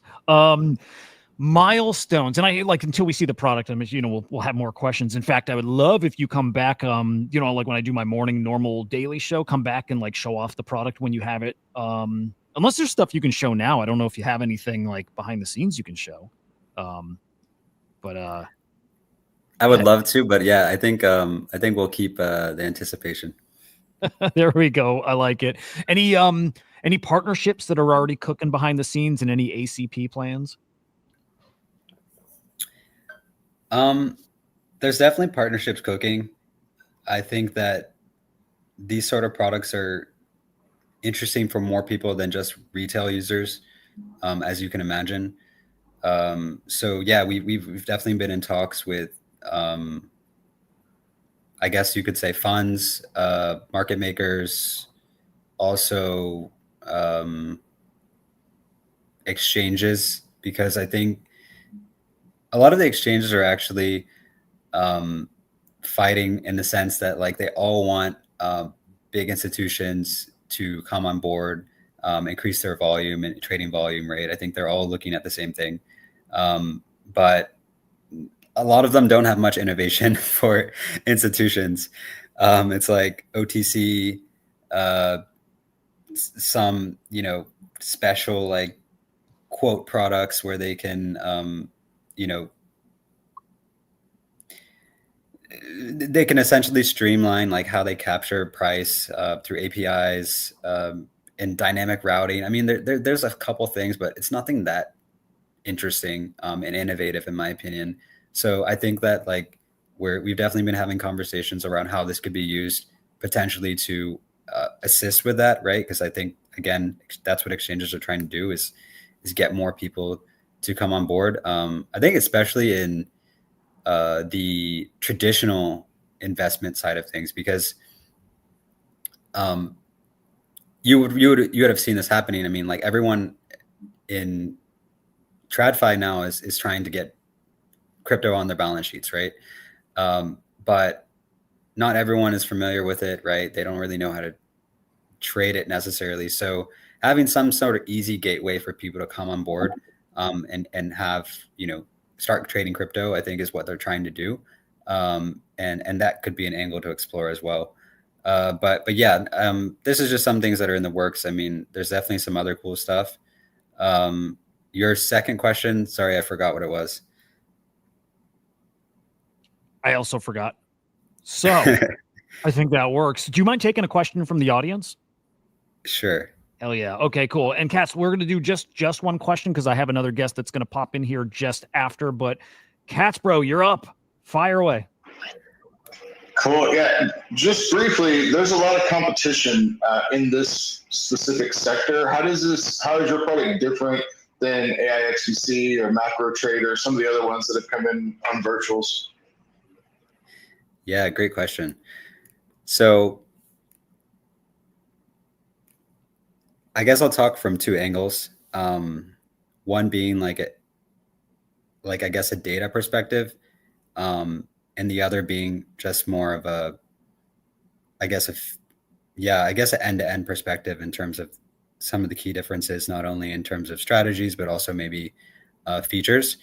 So yeah, this is trained off over 5 years of data, including market data, sentiment data, so news, social media, and it's able to predict, allocate, execute, rebalance, and explain. So all those layers are built in, and there's zero human intervention that's required. We're making 100 independent predictions per asset every time a signal is being generated by the agent. And I think that by incorporating both market structure and real-time sentiment, I think that is something that's not necessarily done in the way that we've done it, without like getting too technical. We're not like regurgitating prompts or trying to mimic price action. And I also think having the ability of trading spot and futures through centralized manners is also quite unique. But I think when it comes to like the other projects that you mentioned, we have no committee, no proposal layer, no human override. So it's really like our product and agent is handling everything by itself. Whereas I think some of the other products like Axelrod, for example, you mentioned, I believe that they have this like kind of reliance on a network of agents, which I think is interesting. And we're also exploring that. But I think off the bat, we wanted the product to be able to shine on its own, right? To be really strong at its use case, right? Which is investing and trading autonomously. So that's what it's built to do. And so you could think of, I guess, like the projects you mentioned, like Axelrod, is like more of a collective intelligence. It's quite, I guess, a mix of like human and automated style fund management, almost like a DAO managed fund. Whereas we're like a neural net trained quant making that makes, executes, and also explains its own trades. So there's like no like filters in a way. And I guess some of the other ones I think would probably differ in similar ways. But I hope I answered your question. can I jump in with a quick question, please? Because Yeah. we are talking about other things. Make it a quick one, please, just because we are going to Yeah, get to I'm gonna another make guest, it but real yep. quick. So I'm looking at your page, sir, and I see that you said Agent Art is the turning point. We're building AI trading agents that don't just follow rules, they learn to adapt, they fight for you. And I also see you got blocked by AI XBT agent. Can you speak on that? Yeah, sure. On the AI XBT side, or is that what you're referring to, or are you trying to mix the messages? Yeah, as like, if you're working with virtuals, I would think you would be aligned with some form of I want to say collaboration, or at least open to it. AI XBT, I did have personal issues with it when I first saw it on Twitter. I wouldn't lie, but I got to understand it and did a lot of research, and it's one of the best agents ever. I mean, everybody knows that. So what led to it blocking you? I'm just curious. I'm curious too. Actually, the founder follows me, so I don't know why the agent blocked me, but okay, maybe the bot just did some weird stuff. I don't know. They certainly yeah, I think maybe it was like honestly, I really don't know, but yeah, the team follows me, so I don't know what happened. Oh, so that's the truth you're talking about. Hey, it's all love. It was just a random question, and I'm happy that it's something positive. I'm gonna deep dive into your project. I like the idea of it. We do need some humans somewhere in this agent stuff, because you know how hallucinations can get. And keep building, sir. I'm gonna dive into your stuff. I like the idea of what you're doing. So thanks for the awesome answer. I wanted to keep it short as well. God bless you, Hudah, and Katz, and everybody listening. Good stuff. I mean, those were great questions. Katz, great question. Picasso, great question.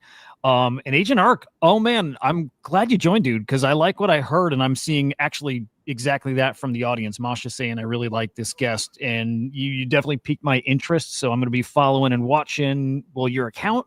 I'll be watching the virtuals launchpad to see when you go up live there.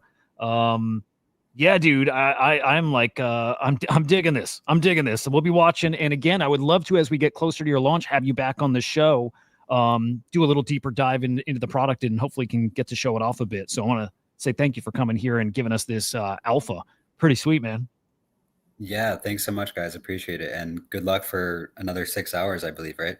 Yeah, exactly. It's been awesome. But yeah, thank you again, dude. I think a lot of people are now going to follow this account and be checking it out. Awesome. Definitely. Awesome. Thanks for joining. Thank you, guys. Take care, man. Bye-bye. So we have this is gonna be real quick. We have like 7 minutes, but finally, after fucking like 2 months of trying to get the man on the show. And by the way, thank you to Agent Arc again. I don't know what I was expecting, but that, whatever it was better than I was expecting even. But finally, after months, like we're busy. He's busy. I get it. But finally getting Henry the Grape on the show. We used to do, Whitney, a daily show. We did like an afternoon show together. It's me and him and my friend Joe. And it was a fucking blast. And it was just chaos and good times. And but it's been a minute since we've gotten him on here, because like families and work and life. So we get it. But little different. There we go. So there we go. Henry the Grape from the CyberCon. So we're not really talking. Actually, he could probably talk some AI, because I know they've been doing some AI investigating and whatnot. So let's see if he actually joins. I think he is. But at the very least, we'll talk some NFTs for a minute here, and maybe some developments in their project. Should be fun. And then we do have coming up here in 7 minutes. Who's on the board? Macro Trader. Macro Trader will be up here at 12:15. So coming up real soon. Let's see if we got Henry. Anyway, dude, he was awesome. That was really cool. Talked the part, right? And I liked hearing. Anytime I hear hackathon winner, I'm like, okay, there's some substance there. There's somebody who's got like the chops. Yeah, Can I just add I was something? pretty much drawn into that. Yeah. Let's cut. So I'm no dev, but I've only ever heard how difficult it is Solana versus the EVM chains. So for them to say they've been focused on virtuals, but then just do a fork on Solana and win at place in a hackathon feels pretty significant. Mm-hmm. Yep, I'm with like legit builders if they can do that. Dude, exactly that. Yeah, must have some chops. Like really. That I was impressed throughout. Okay, let's see. All right, Henry says And one he's been sec. building since 2024, I noticed. So he's not no newbie. I noticed they've been building, like they've had an active Twitter since 2024, which is very good. Yep. You guys know. Yep, a good sign. I think we got another great one coming to virtuals here soon. So I'm telling you guys, the virtual stuff is not. Look, I think anybody listening here did not think virtual season is over, did not think virtuals is dead. I know some other people out there did think that, and they disengage, and they're flooding the ecosystem. Again, if you're listening now, Bro, we you're gotta not navigate AI listening to this space, man. That's all I'm gonna say. That's right. If Navigate is on here, trust me, virtuals is not dead. That's my 2 cents. Definitely Simple. not dead. Nope. And then hearing great projects that are still upcoming, like that project wasn't on my radar, hadn't heard of them. So again, now hearing from the person from the team, I'm like, oh shit, okay, we really are running this back, and I think and hope bigger and better than before here. All right, Henry, we got 5 minutes. 5 minutes. Come on, buddy. Oh, it's perfect that I got that today, the CyberKong shirt, which I'm wearing a CyberKong something most days, but extra fitting today. Let's see. What is Council of Kongs? Educate me on CyberKongs. CyberKongs. Oh boy, this will be awesome. OG Ethereum NFT project came out, before the Bored Apes. The first NFT project to did some really interesting stuff. Launch a fungible token that you yielded from holding their NFT. You would yield like 10 of these banana tokens a day. They were the first NFT project to then create voxelized assets when we thought everything's going into Metaverse. Well, they got ahead of that and they did the voxel collection. The banana thing was interesting too, because you would breed your CyberKongs and you would breed a secondary collection through this mechanic where you take 2 Kongs, and then you feed it banana, and all of a sudden it breeds a baby Kong. The story is so cool. And now we got Henry up here who can explain it himself. Dude, it's so fucking great to see you. It's been way too long getting you on one of our shows. This is the perfect one to have you, though. Welcome, dude. Oh my gosh, I'm so nervous, man. I haven't been in the studio in forever. I don't know what to do. Well, you have 4 minutes to do it, so whatever it is, it'll be quick. But either way, again, just fucking awesome. This is when I say it's my brother, it is literally my blood family younger brother. It's a family thing here in Web3 for us. So here we go. You've been going for 6 hours? Yeah, we got 6 hours to go still. We're doing this 12-hour. What? Okay. Yeah, dude, we've had some cool ass people on, just tons of virtuals builders. You're the only virtuals AI project. We had the Near team on, just a lot of really cool guests, but yeah, you're representing the whole NFT ecosystem, man, the whole thing. Okay. And we got cats in the audience too on the spaces, by the way. Oh, always good to see cats. What's up, bro? How are you? We're just waiting on you. Finally made it, man. We miss you. I miss you too, man. I miss all the idiots. I miss the show. Yeah, of course, man. But we've been grinding. We got a lot of catching up to do at CyberKongs, right? Been out of the limelight for a little bit with all the stuff that we had going on with our lovely government here, and it's just kind of nice to be out of that and working towards kind of a new vision. Dude, okay, so then maybe that's the perfect thing. If you can, 3 minutes to go. Is there anything you want to tell us, like updates coming to CyberKongs? Because I know you guys are cooking. I see it on the timeline. Yeah, big updates, like massive updates. I mean, we announced today it's the end of Play and Collect. And so people who aren't following us in the Discord, Play and Collect ends here. This is the final season of it. And that's really because what we've been telling everyone is the focus right now is on Banana. We have a new token coming that the current version of Banana will swap to. We shut off or announced that Genesis Yield will be shut off. I think it's August 18th. Or is it August 11th? Sorry, it's soon. Okay, check the Discord for the exact dates. But all of this is to kind of lead up to new tokenomics. We have an upgrade coming for babies, which will be cool. A new contract for babies that they'll ultimately migrate to kind of participate in what we have coming up. Art upgrade, just a lot of cool stuff. And I say it's we're kind of righting the ship. The original emission schedule for Banana was awesome for Genesis Kongs to breed baby Kongs. It doesn't really fit sort of modern day tokenomics. So we're kind of running back a bit of what we did in 21. And to be honest with you, and you and I haven't really had a chance to like go crazy deep into stuff, but yeah, I've been saying in Discord, like, I think there's a little bit of nostalgia that people are starting to feel for like OG projects and sort of the old ways of how things used to happen, maybe even some like gas wars, which that's not what we're doing. But when I think of that, I'm like, you know what? The timing may be perfect. Launch of the new token, get back into some of the OG ways that we kind of came on the scene with some banana burns. Like we just burned 500,000 banana the other day.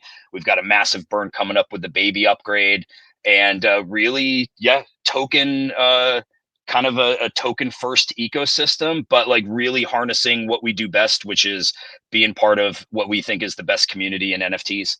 I think people are amazed to come in years later and still see like Discord's hopping, opportunities are in there, alpha's good. So that might have, trying to pack a lot into a little bit of time, but yeah, a lot's coming here. Nail it. Well, separately, I think we should do, if you're up for it, I know you usually are, but separately would love to do a Kong stream with you and like get deeper into the updates. And yes, dude, everybody knows you guys. Wall Street Kong is in the alpha.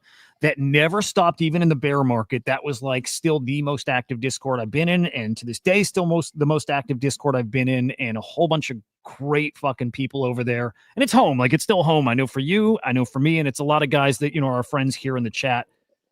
Exact same thing. So like, dude, normally I get a little sneak peek on behind the scenes what's coming. I have no idea what you guys are doing, so I'm like itching to hear. And then when it's ready, we should do it live. But yeah, you dude, next like August is going to be August and September, where this is when this stuff's going. So like, yeah, of course, man, love to come on and really like dive deep into it and get into like some of the reasons why we did what we did and why we're doing what we're doing. But I think like for the first time in a long time, with the shackles being off with all the legal crap, I kind of feel like we're back into feeling like the old Kongs, if you will, and super excited. Like honestly, I'm just excited. It feels good to have like my timeline's filled with Kongs. We've got new people we've onboarded. Just fun shit.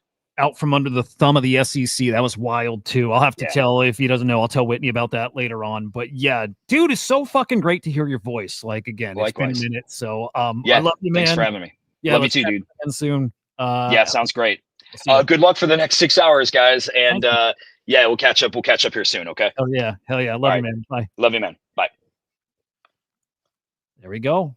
That's my bro. Great guy, great builder. Been around for a minute. Let's see. You're muted, I think, Whitney, if you were talking.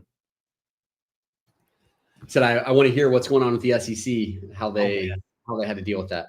Dude, it was wild. I mean, the short version is they had 2 years of under the SEC investigation. It was intense. And that was just dropped at the beginning of this year when the SEC was starting to drop, when Trump won and they started dropping these cases just about, maybe 2 months ago, maybe 3 at this point, but the SEC dropped their case. Done, and I think they may be able to even go back and get like some type of retribution because they spent $1 million in fees and shit, like wild stuff. They really went after Kongs because for a while those NFTs would generate yield, and so like news would run with these stories of these assets that were making people thousands a day and how much people were selling them for. Their net NFTs flipped CryptoPunks as far as floor price for a while. So everything they did was super kosher, but because they got that attention, it drew the attention of the SEC. So there we go. All right. Back to AI. Can't wait. I'm excited for this one. Macro trade. I'm going to find out if I actually say it right or wrong this time. I think macro trader. But anyway, bro, great to have you on the show here. Welcome to the show. How are you? Hey, Timo. I'm good. What about you? Hi.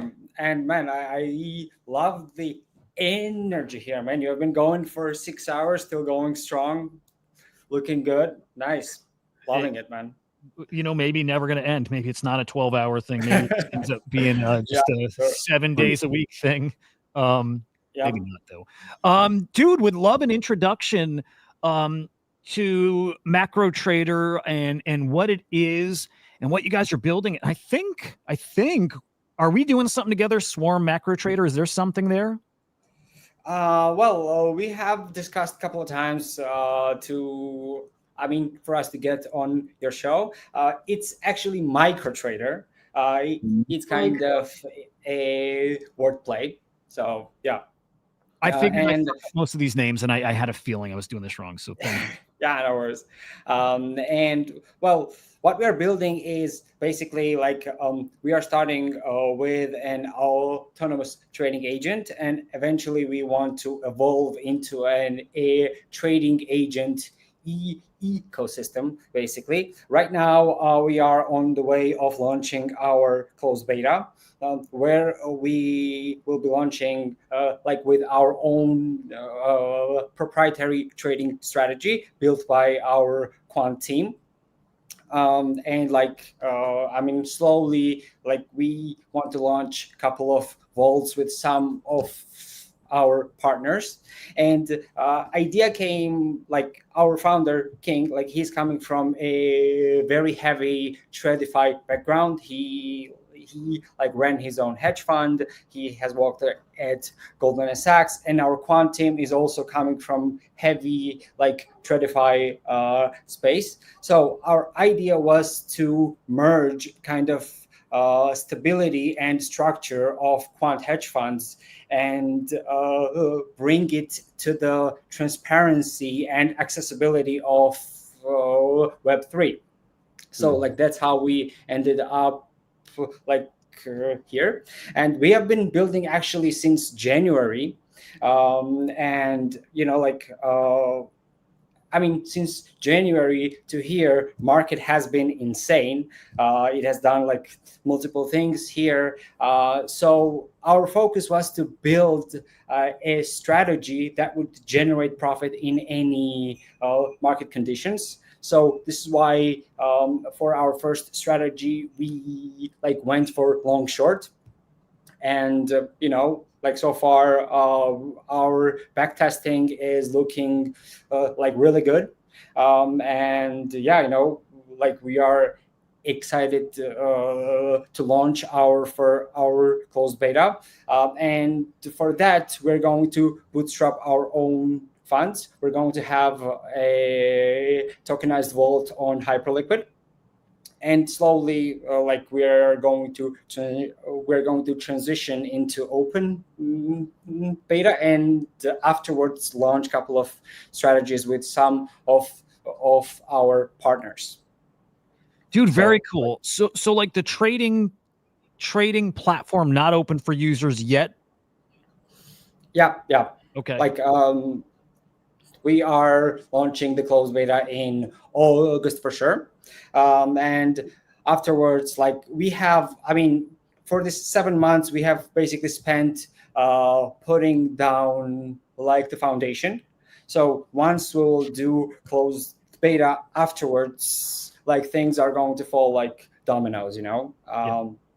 And man, like I have to say, Whitney, like with Ring Fence, what you guys did, like really cool move. I mean, I know a lot of people were not happy, but at the end of the day, I think it was a very product-centric move. So, I mean, kudos from my side, you know. Thanks, I appreciate that, man. Real talk. Okay, I know on the timeline, not to focus on this, but I'm gonna for a second. On the timeline, there's some people negative. Again, fair. I get it. It's totally fair. I'm like I get it. Behind the scenes, I hear a lot of people who love the move and the balls and the, you know, the again focused on the team and what is right for you. And again, the other takes, I totally understand. They're reasonable, fair, all that. But anyway, yeah, that's cool to hear, and I'm sure Whitney, it probably is nice to hear because he's probably not getting a ton of it publicly. So that's cool. To be honest, it's been great. I mean, we've had mixed feedback both ways, but it's been mostly positive. So you know, that's great. So I want to ask this, Timo. So you guys, you're starting right now with the Hyperliquid vaults, right? Yes, definitely. So how will we be able to get any exposure to the upside on those vaults initially, or is that like is there some accrual value back to the token? It is going to happen at the open beta. Like you will definitely be able to join in, like and get some exposure. We are still finalizing the tokenomics and how it is going to work, since we have launched tokens like I mean before Genesis, before all of that. So like our token is out there. So like we are thinking how we're going to structure this, because around 30% of our supply has been locked for the Virgin Point staking. So we kind of want to structure it in a way that rewards those people, because we have a very loyal community. Like they have been with us since January, and we had a pretty stealthy 6 months. We almost had like nothing, just Chat GPT generated logo, like just the credibility of our founder. And I think it takes a lot of courage to stay with like those kinds of to stick things, with right? it. So Yeah, it's one of the great benefits of the community, right? Is there are a lot of people who are here for the long run, and it's really cool. You don't get that almost anywhere else in crypto, so it's nice to see that you're getting that support. So then what is just speaking plainly, right? Okay. If I'm somebody who's looking at micro right now, why consider this over one of the other? And I don't mean to lump you all into one category, but just I think you understand what I mean. Like one of the other kind of trading agents, if you will, that are out there. Okay. Well, first of all, backtesting results of the first vault is really good. Our What's Sharp really good? ratio, There we go. like Sharp ratio of 2.6, and APR of like 94%. So like so far what I've looked, I highly doubt there's anything out there close to it. So far the closest thing to us within virtuals would be Basis, but their API, like they're focusing mostly on yield. And besides this, what we are building eventually is like really exciting. Specifically, our we don't like to call it Swarm. We are calling it multi-agent engine. So each of our strategy agent has its own structure of digital hedge fund, where each agent optimizes workflow that is mimicked after an actual hedge fund role.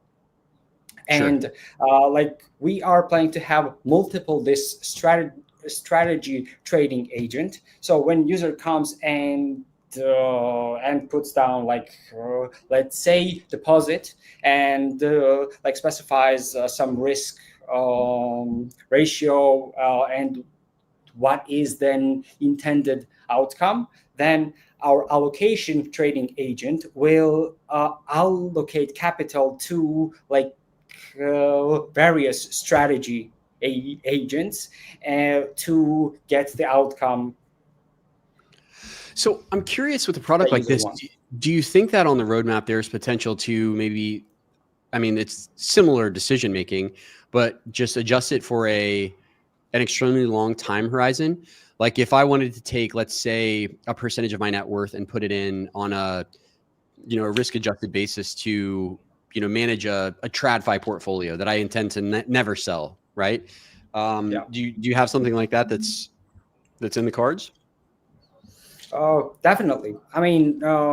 Really, once we will put our kind of ecosystem in place, the sky is going to be limit. We're talking with multiple partners that want to launch strategy with us. We want to be ecosystem and chain agnostic at all. Sure. So we want to be as wide as possible. We're talking about multiple ecosystems, multiple service providers that have valuable data, and we want to build strategies with our quant team based on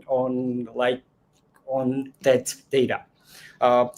Similarly, within our own ecosystems, we have so many amazing agents, right? I mean, take Loki, for example, take Swarm. Like, I mean, you guys are the powerhouses of all of the data. And I think it is amazing. And we are planning to leverage that and create like multiple portfolios, even go into our WAs, tokenized shares. I mean, any tradable asset, basically. We are down for it. So I know we're coming up on time, but I gotta ask, since you got 94% APR is great. Well, first of all, what's the time? How long has that been running for that back testing results? How long was the 94% over? So we did 6 months from July. So 6 months backwards from July. Got it. Okay. And now, I'm sure you guys are looking at forward, right? What potentially the model is saying about what's upcoming. So, not financial advice. Everyone needs to do their own research. But how is this GigaChad 94% APR agent anticipating the future of the market? Oh, well, like that's the interesting part, because we're not really dependent on that. So we are kind of running the model. I mean, we are basing our model not on the overall market performance, but on the fact that one asset is going to outperform other. So we want to make money in any market conditions, even bear. So this is why long short strategy. And like in our documentation, there's some additional information on how the model works, like with random forest model, etc. And like there's some interesting stuff there. But I mean, generally, me as an enthusiast, I'm super bullish, specifically on virtuals. I mean, every Web3 use case, we have it, I think, either directly or indirectly. So I'm incredibly bullish. I mean, there's everything here, right? Security, robotics, even some porn stuff, right? I mean, just out of the blue, we got everything here. So I'm incredibly bullish on the ecosystem. I'm bullish for the market. So yeah, I mean, I am, but our agent, the idea is for him to be able to generate profit in any market conditions. So just like sleep tight, I'll allocate some of your capital to it and, enjoy the ride. I'm gonna sneak in one quick one too before we get over to James. Okay. AI was supposed to disrupt DeFi.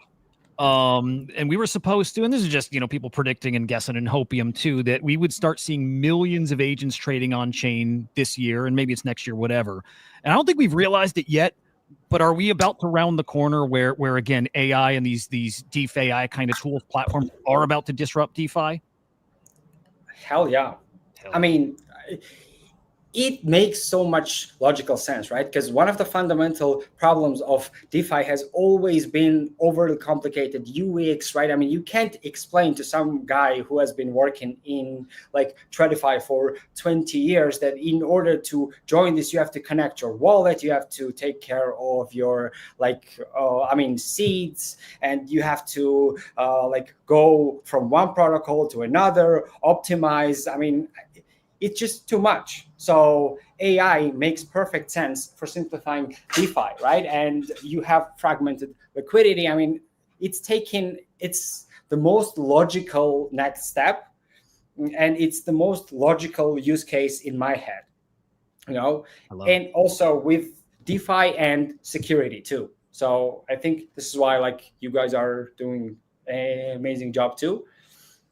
So these are the most logical two use cases in my head. And I think that around 90% of the trading will be done by AI agents within less than a year.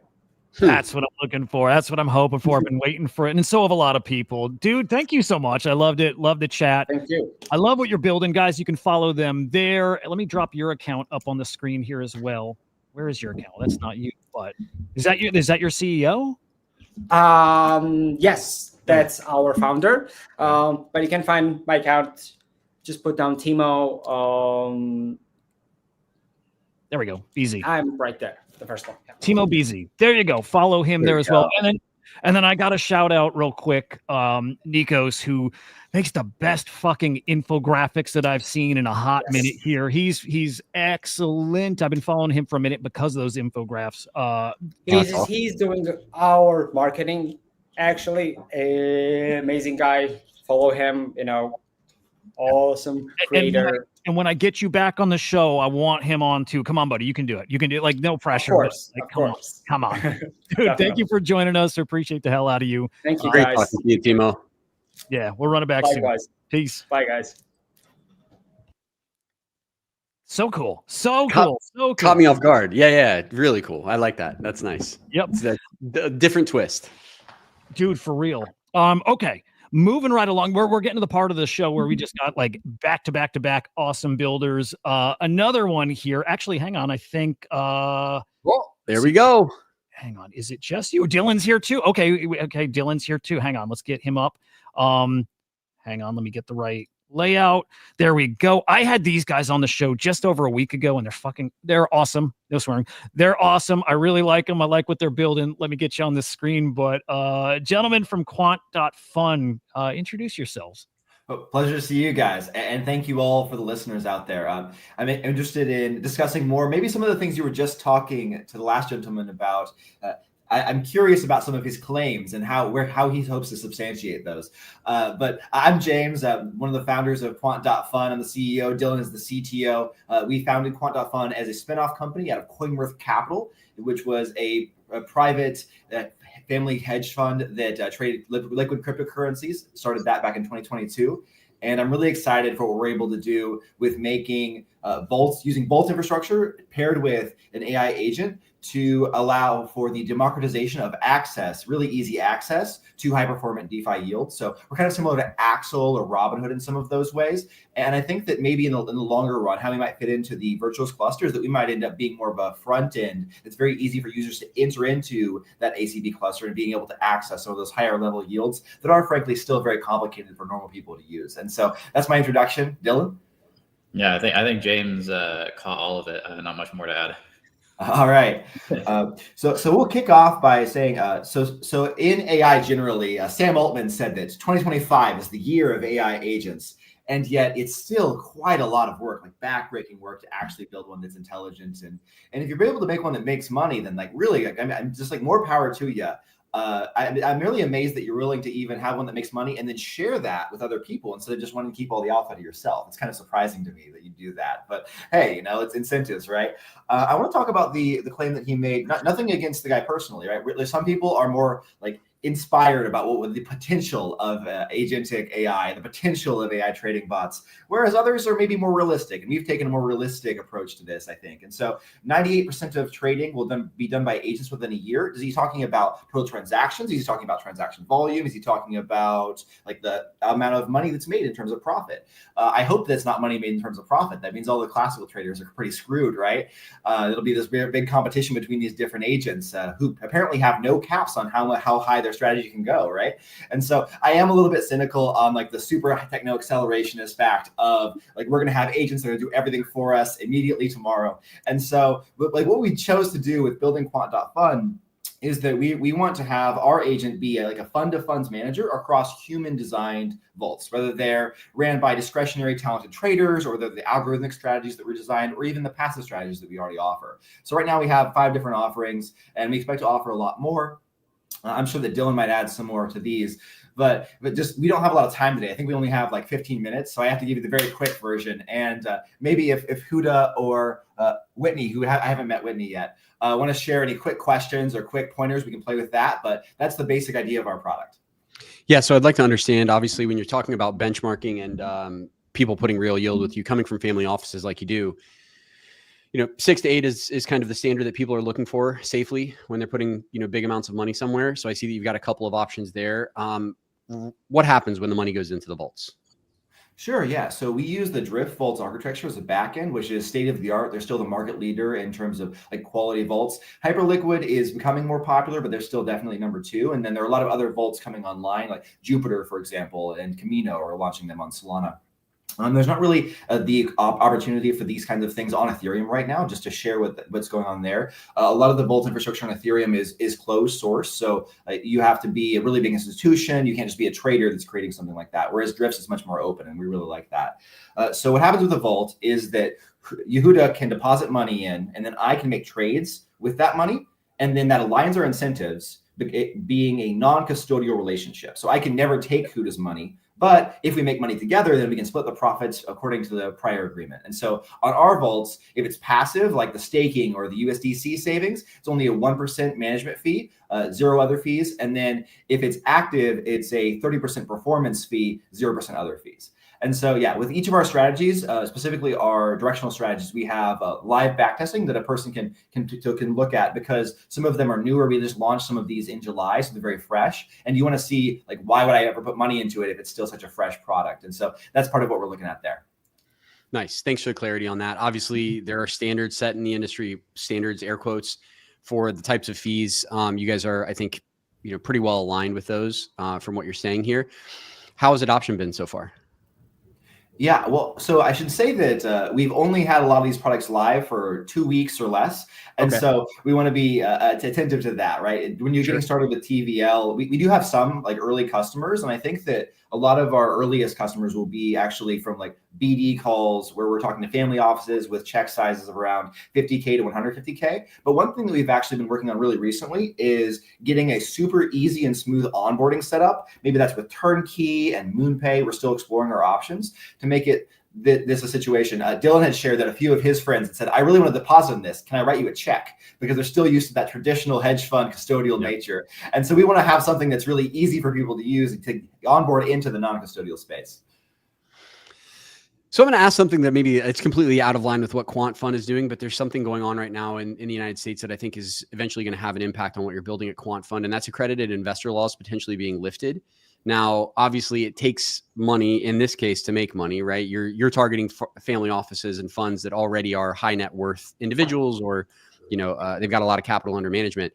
But for somebody who's new to the space, who's potentially looking at how they can invest now and grow to the position of where they should be able to use a quant.fund, or if you're thinking of this completely differently, as in you're open to everyone, what's the pitch? What's the pitch to a smaller mini whale or not a whale who wants to get there? Yeah, I think that's a really fair question. So right now we're open to everyone. My current understanding, and I've been super blessed to talk to American politicians and administrators over the past few years to really have a rock solid understanding, is that you can innovate. And as long as you're not committing fraud, you're all good under the current administration. So I love that, big fan of that. And I also believe that if Democrats win next cycle, that they're not going to punch down on crypto like they were before. And so I'm super optimistic about the future of crypto and America's leadership within crypto generally. Dylan, do you have anything to add on that question? Yeah, so James kind of mentioned about the non-custodial nature of vaults. Another key advantage to vaults infrastructure is that they're permissionless, right? So anybody can come in from anywhere in the world and invest so long as they meet the minimum deposit requirements, which for most of our vaults are around $10. And so anyone can access, and that's where this democratization piece comes in for us. Yeah, and I apologize. I can do it. Sorry, go ahead. I can actually invest, which is what I'm excited about. My $10. Yeah, I guess what I was more getting at is just the educational component, because when you have, let's say, $100,000 and you're looking at making 4% yield on that, okay, you can quantify that. But if you got $100, I think people forget the compounding effect of these kinds of things. So, I think it's important for listeners out here, and this isn't financial advice, but there should always be some percentage of your portfolio that is slow and steady. You should not have everything in risk on. So I think it provides a great opportunity here. And I listened to you guys on another stream. I think actually it was Hudah stream. And at the beginning of it, I was like, oh, fuck, another one of these, right? But at the end of it, I really was excited to talk to you again. And it had some to do with your product, but mostly to do with the fact that you guys are just fucking killers. And as a founder, I can see it. And it's exciting to see this coming into the space. So kudos to you guys for just being, I think, from what I can see on the surface here, founders that are able to communicate your message effectively. And it seems you've got a pretty solid product backing it, which truthfully I haven't tried out yet, but I'm excited to. Yeah. And I think you hit the nail on the head on that education component. And that's kind of where we're hoping to innovate in this broader user experience theme. And so that's where our agent really comes in and will shine as we keep developing it through Q3, Q4 this year. Is it's really going to help users understand these products and understand what they're getting into and kind of match risk tolerance to risk products. It's awesome. And the site it's clean. It looks very good. Dude, really. Remind me, guys, agent, I mean, it's kind of live on the site, but have you officially launched the agent? And then remind me too, is the agent going to live in ACP? So yes, we only launched the agent on the back end. So we want to launch it on the site soon. But our version 0 is very basic. It's like just an OpenAI wrapper, and so we are integrating some of the really great functions that Dylan built this week, and we're really hoping to have that version 1 up by Saturday. But we'll see how long it takes. We ran into some external dependency issues with our domain registrar not wanting to approve a certificate and all that weird technical stuff that you don't want to hear about. But I am really excited to enter into ACP as a provider. And then I think also eventually actually being the onboarding venue for getting a lot of access, giving access for the services of ACP to normies could be a really valuable proposition for us too, if we think about how we can fit in to add massive value into the virtuals ecosystem, because to my knowledge, it is still a very nerdy thing. It's still a very hard thing for normal people to get into. We need top of funnels. We need more top of funnels for sure. Yeah, great stuff, guys. And again, so a big part of what won me over last time too, Whitney, like you, it was hearing from these guys, right? You hear them talk and you hear their background, which they didn't get to share today. But if you see on the screen, impressive backgrounds, the both of them. I encourage you guys, do more digging into this project. In fact, you can go and catch my stream with them from, it was a week and a half ago or so. Yeah, something like that. Over on YouTube. It's on CryptoSlam, but look for that one. Look for Quant Fund. And I think you watch that thing and you come out realizing different guys, legit builders, very talented. And I think we're going to hear a lot more about this, this platform, this agent over the next many weeks, months, whatever. So guys, GG's. I loved hearing it, for the second time even here. And I would love to keep checking back in with you guys and see how development's going here. Good stuff. Yeah. Thanks for joining me, Whitney. If I may speak for just a bit, there are many projects that promise to be like what we're doing or have the ambition to be like what we're doing, where they're going to try to list a variety of different risk and reward levels. They're going to try to have an agent somehow in there, and then they're going to try to make it all actually user friendly. This is a very ambitious project that we're doing, and I know that there are a number of things that you've heard of as like a virtuals investor, or maybe as someone who's willing to put money into vaults that have not panned out. And so if you do keep paying attention to us, I think that's really important to us. If you say it's too early to be involved with this now, pay attention. Maybe in 3 months, you say, oh, they're more developed. They've proven that this is real, because we'd love to show you that we're real. There you go, guys. My Quant Fun over on X. Definitely check it out. Definitely go follow. And then, of course, live on virtuals already. And I would just keep an eye on this right now. And I still think right now, while the ecosystem is rather down, this is, in my opinion, the best time to be looking and getting into things like this. Not financial advice. They would say that for sure. I'm going to tell you, I think it's spicy. So there you go. Gentlemen, thank you again. Let's check in soon and come back. And like I said, open door always anyways. But it's great to see you guys again. Thank you both very much. Thanks for having us. We'll see ya.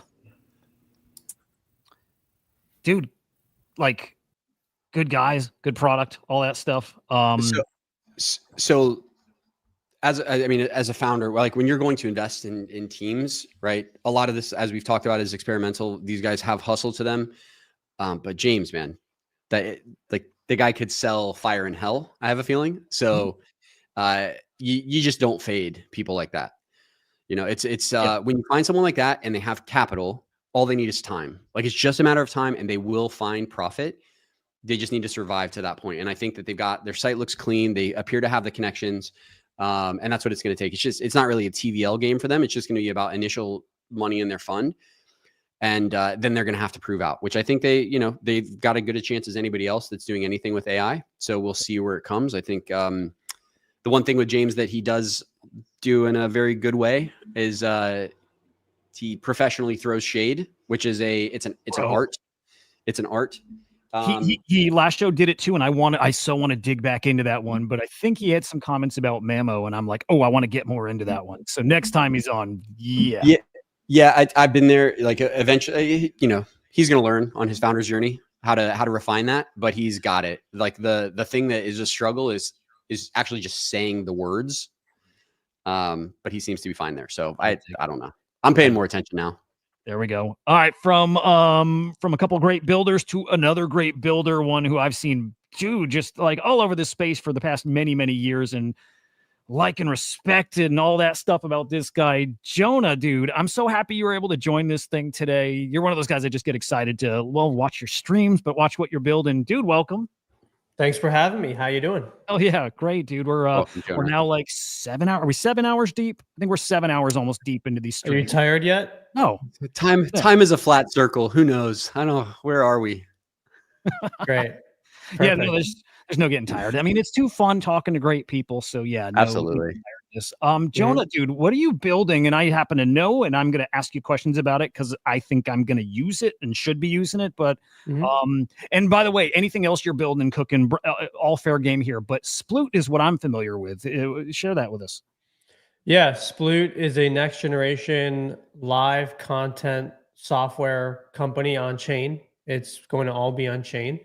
It's being built on Base, and we invented an algorithm over the last 9 months where right now you're live streaming. For example, if you were using our software, that actually won't go anywhere. We purposely, you can continue to that Chrome extension, but we hid the new domain on purpose. Gotcha. Because we're testing some things.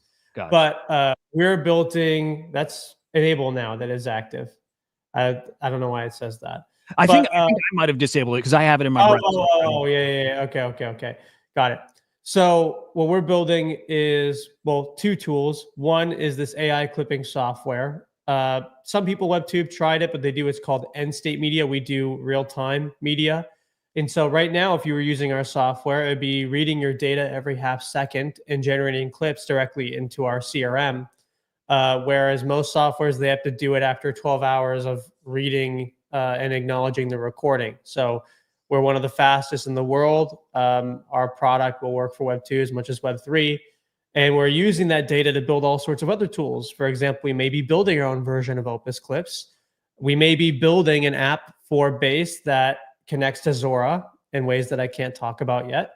But Base already knows. We've talked to them about it. I heard you on the Vader Spaces saying you had met with the Base team and you couldn't spill any of the alpha there or whatever or anything. But Yeah. like, I think some people pick. Well, they care about creators. I'll say that. Like they have strategies in mind to like really compete on the creator side. They just hasn't started yet.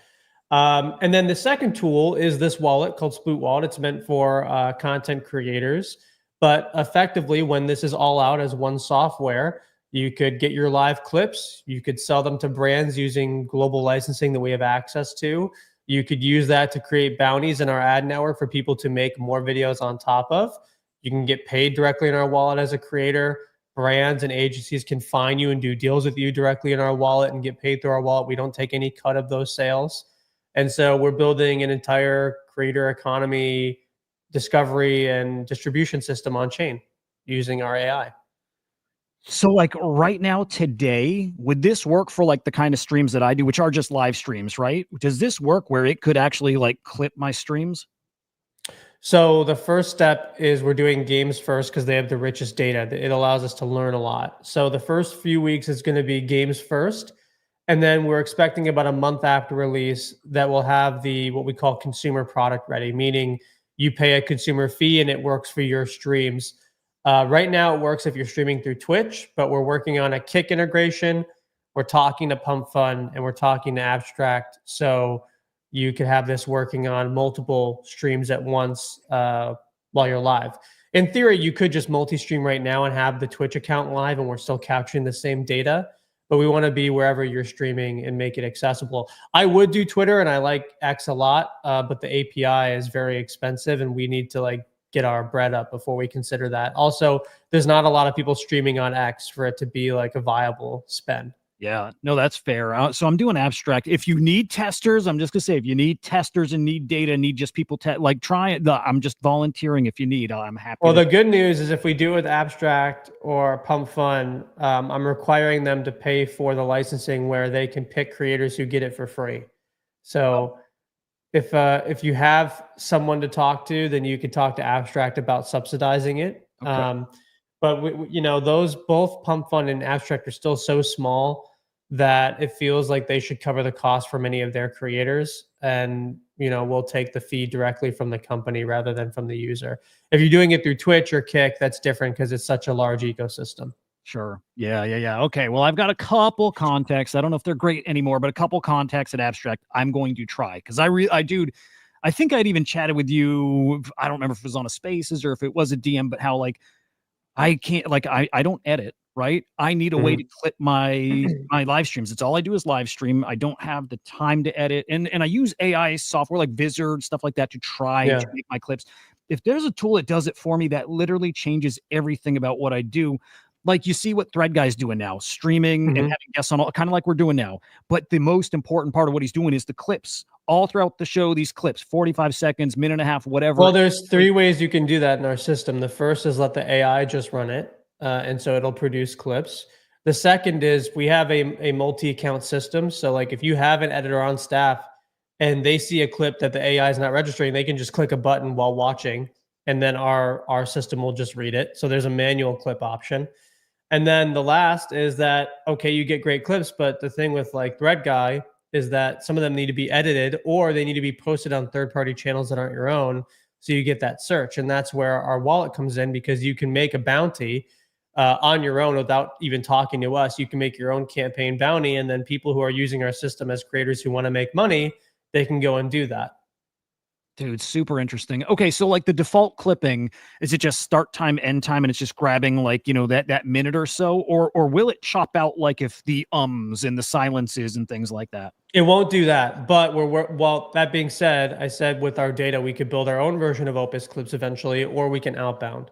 So the answer is we think we can, it just won't be immediate. And even if we couldn't, we'll build an MCP or build an access point to something like Opus clips. So when the clip is grabbed, you could just click a button and it would export directly to Opus. And so everything is self-service and running in our studio. Dude, so cool. Again, changes would change my workflow, no, but like opens up a whole avenue of content that I just can't do right now. So I need it. I will definitely be using it. What else do you guys got going on with Sploots or even beyond? Can I just jump in real quick? I got a question for you, Jonah. I'm sorry. So right now, I think there's most people know about WAP, right? And I'm sure you're hyper aware of WAP. How do you feel that this is going to compete with or complement WAP users? Well, us directly, we don't really pay based on RPM, which is the big problem with WAP. WAP has a lot of distribution. They're a great company. They make a lot of money. But the problem if you're a creator on WAP is you get paid based on the performance on your own channel rather than the quality of the content. And so you could be the best editor in the world, and then 2 things will happen. One, if you're not that well known, well, you're not going to make that much money. And if you are well known, then you make way more money just working with that creator directly than doing it through WAP. And so there's a lot of leakage of valuable talent, and that's because of RPM-based spending, right? Based per 1,000 views versus just based on doing the work. So I like the Fiverr model more so, where you're not paid based on RPM, but you're paid based on, did you complete the work? Was it quality? And then which, you know, in that section, who did like the most views at that point. So RPM is more like a tip rather than a direct payment. I think the other thing is we're going to be completely on chain. I'm sure WAP will do that too, but I've been in crypto for almost 7 years, so I know how to do on-chain a lot faster than most of my competitors. And I think the third is that we're pretty aligned with Base, and Base is Coinbase. It's a $69 billion company. They don't own or have access to WAP in any meaningful way, at least for now. At some point they will. And we're going to go to market first, being integrated on-chain with them before others. So that, plus I'm a content creator myself, so I have access to a lot of editors and clippers. So I don't know if I compete with them directly because they're very large, but you know, maybe one day they acquire us, or maybe one day what happens is we build our own moat that's strong enough that it doesn't really matter what they do. Guys, what the hell is WAP? Huh? Why don't you take it, Jonah? I don't know what WAP is. What the hell? Oh, so WAP is it's basically Discord for people who want to make money online. So you can make your own shops. You can make it's Shopify for Gen Z is the best way to really emphasize. Okay. And so one of the biggest things is people like to make bounties for clips on their content. That's one of their large driving sales value additions to their app. And we're not trying to build the everything shopping experience. That's not what we do. We're very focused on clipping and video. So we're laser focused on optimizing that, whereas WAP does everything from building a clothing store to making a clipping service. Interesting. I'm such a boomer. I've never heard the term. I never knew it existed. Maybe I don't need to know now with They make like $2 million a month, so they're doing pretty well. Yeah, they're doing all right. They're doing all right. Yeah, WAP is a fairly big and growing company. However, I do see value in software that Jonah's building. This solution is something that when I think of how WAP is running and how this, they also don't have our AI. They don't have our AI.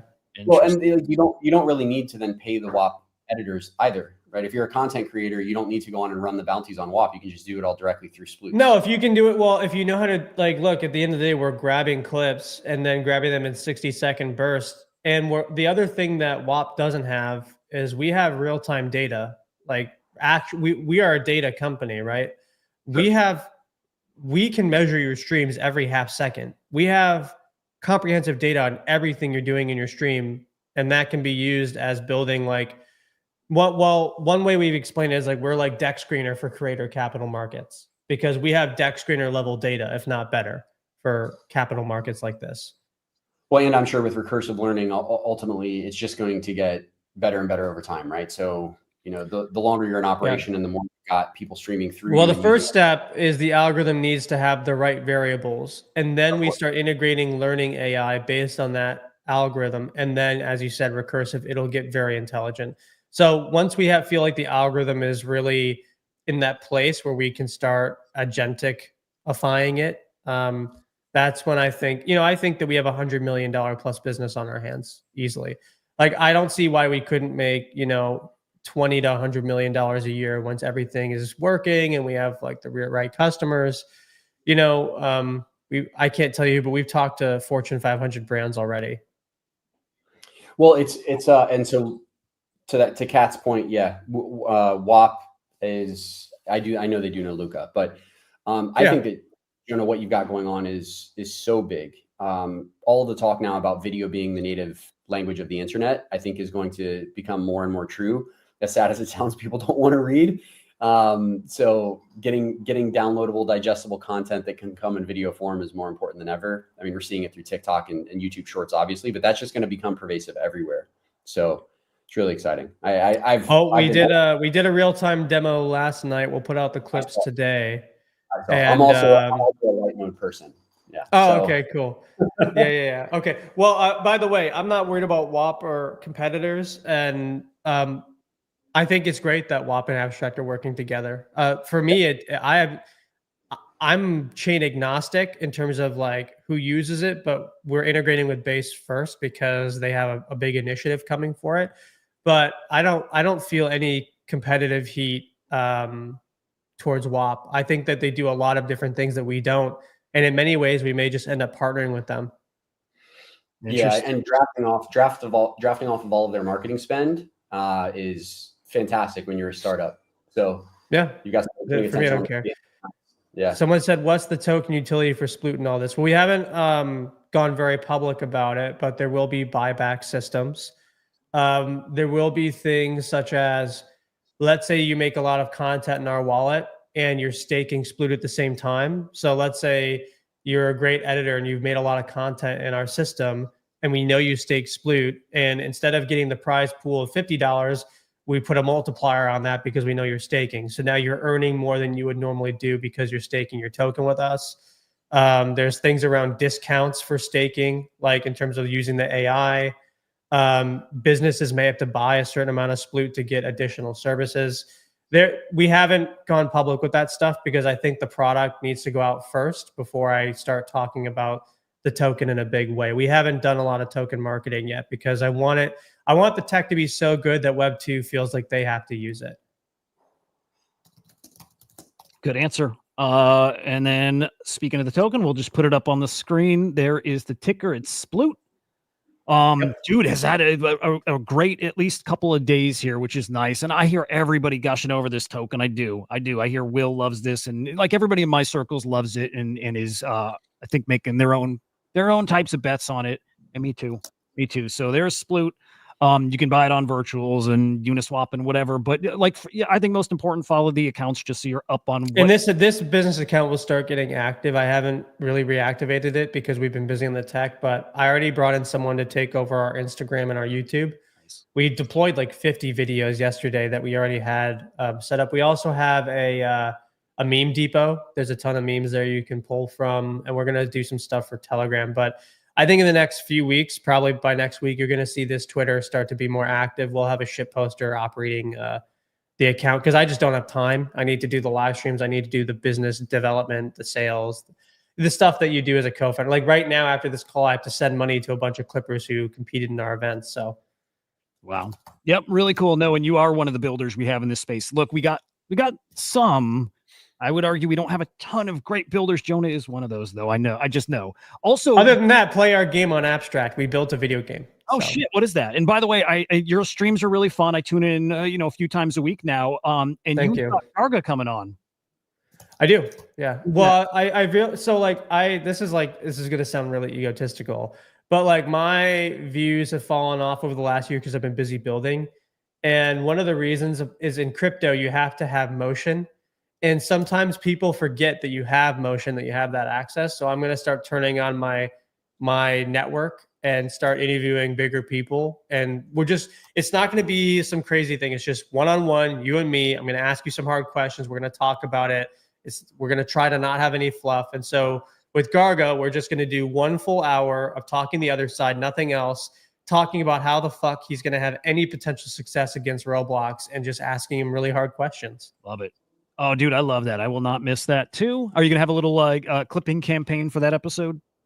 I'm doing every week where you can clip my stuff, and I'm gonna put like anywhere from 300 to 500 every week into that pool, so people can clip me every week. Really cool. Really cool. You got to dog food your own product. That's how it works. There you go. You have to dog food it? Is that what you said? That's the term. That's the term in business. Wow. It's called dog fooding. Is when the executive uses their own product as the marketing. I swear to God. Eat your dog food.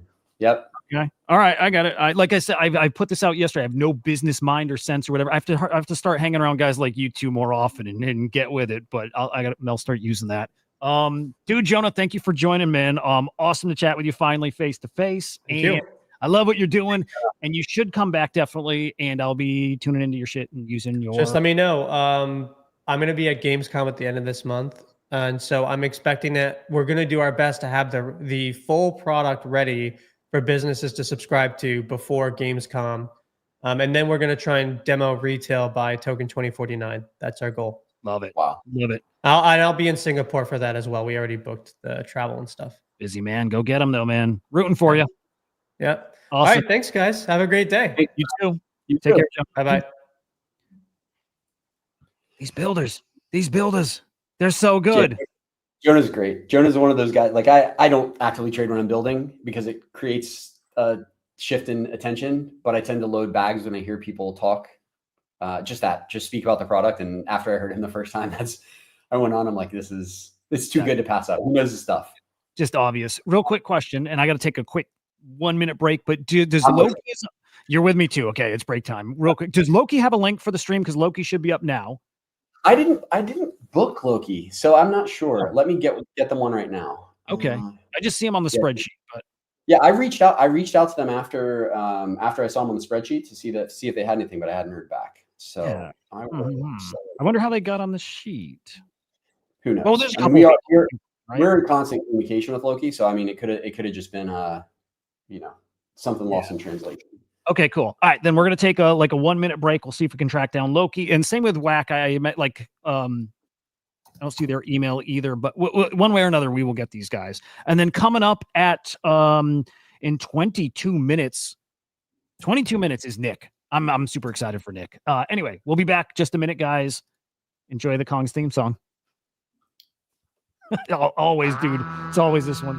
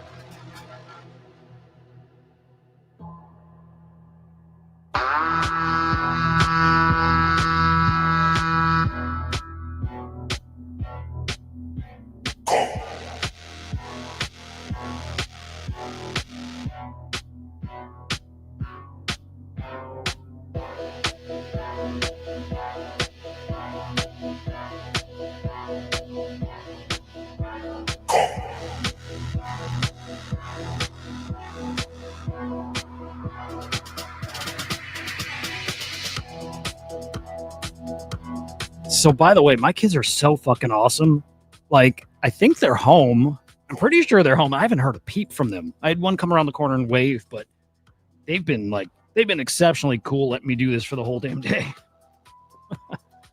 Oh, by the way, Henry, awesome, right? Like, Henry's so cool. He told me we can give away a couple Genkai Cyberkongs at some point during the stream. So if we can find the right way to do a giveaway, you know, like retweet thing, we can give away like 2 of those things, which would be cool. People eat those up too, so that'd be sweet.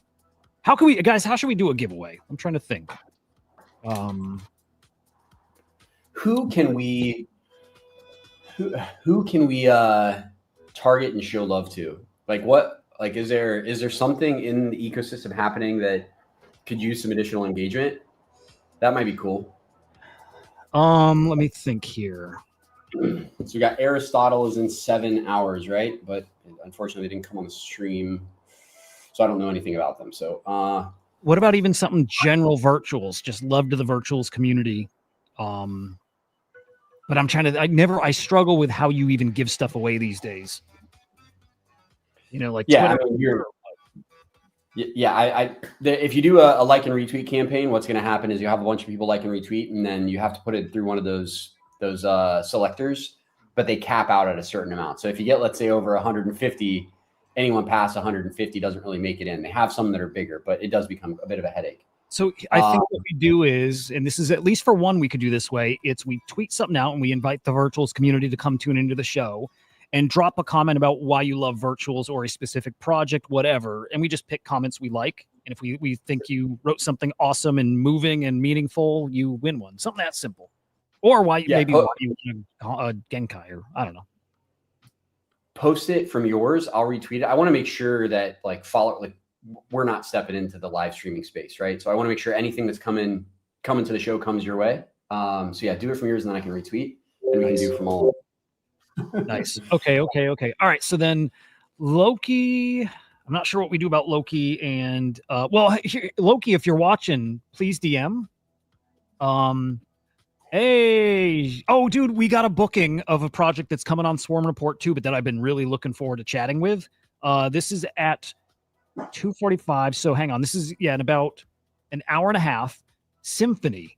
I love Symphony. And dude, okay, kind of like Quant throws a little shade at some projects. Symphony did the same and they did it really well. They literally put out a video comparing their product, which is like a DeFi kind of tool. Like, as best I understand, I can, via natural language, move money from one wallet to another and swap and bridge and convert and just send you crypto. And they compared theirs next to Hey Anon, who I like Hey Anon, but they're like, okay, one of these works, one doesn't. That wasn't their wording, but it was like that. I love that shit. I love it. I mean, like, you got to separate your products from other products, and everybody talks a big game, and you should promote your stuff, but I like guys who are confident in their product and can really talk it up and demonstrate. And Symphony did that. So anyway, they'll be coming on here in about an hour and a half, I think it is, if my math is right. And very excited for that.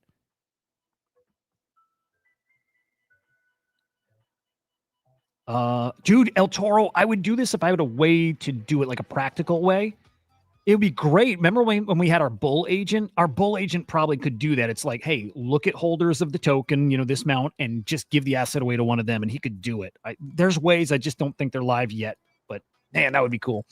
Okay, but anyway, Loki and Loki and Whack AI. If you're watching live, send me a DM real quick on X, Hudah_80. Actually, I got you guys in Telegram. But reach out if you're watching. I just want to make sure we get you on here. Except that now we kind of messed up the schedule because Loki is past time. I'll make it up to them. I'll bring him on the show separate. Yeah, I just got notified that the ACP terminal is online.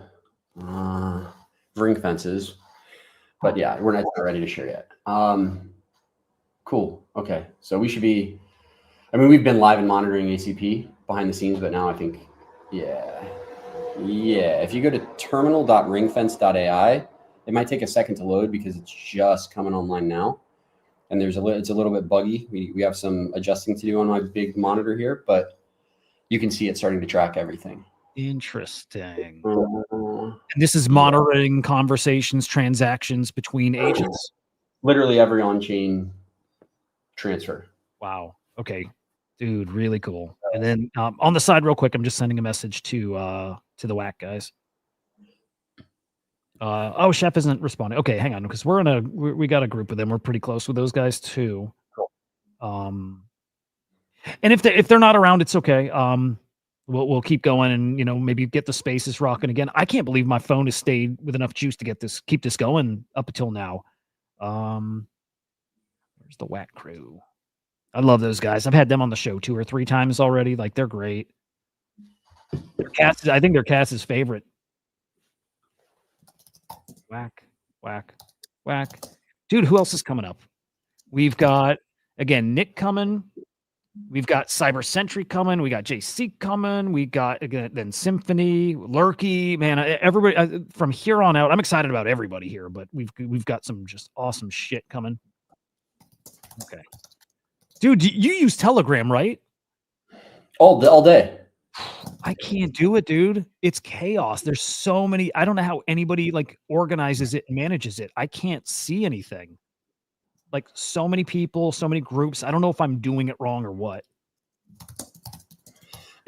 So Telegram, they have folders. Like, for me, communication in crypto is so fragmented. Everything was Twitter and then Telegram and then Discord. Thankfully now we don't have Reddit that's as actively used, but there's just so many things. I think that there is going to be some kind of consolidation. Yeah. But we deal with what the tools we got right now, I guess. I've learned to love Telegram.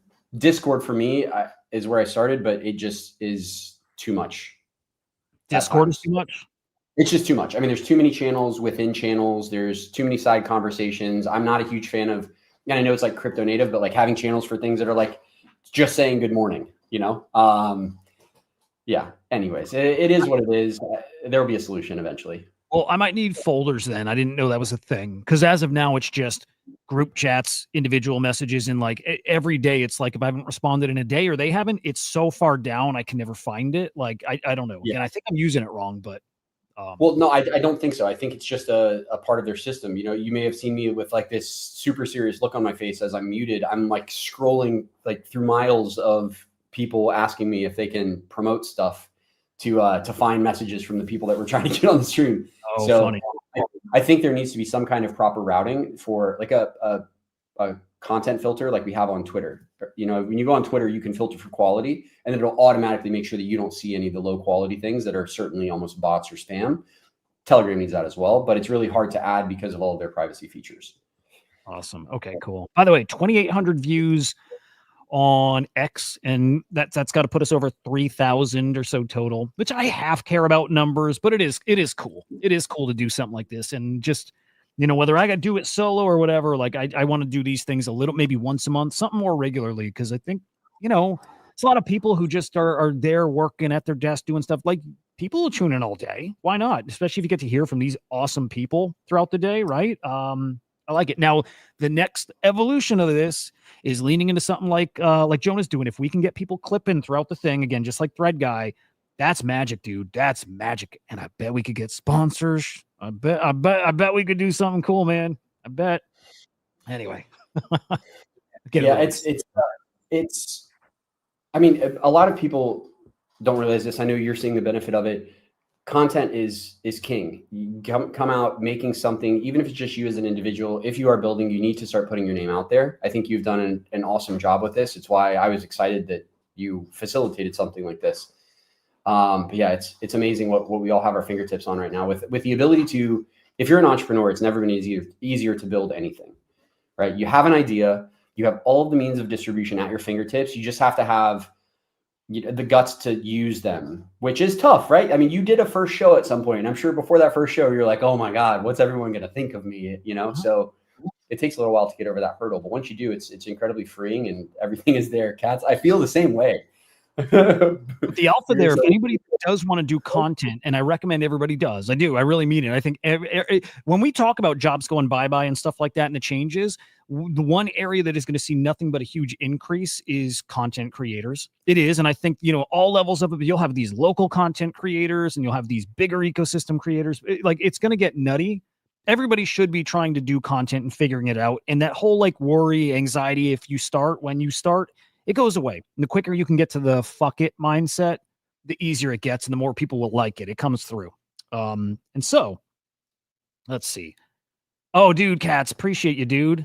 Thank you. I have to push. I don't tweet. I need to tweet. I need to promote my show. I need to do those things. They're necessary. I've done enough now where I'm proud of what I do that now I need to, if I'm really proud of it, then do it justice and put it out there and promote it. That's where I'm at now. But I appreciate that a lot, Cats.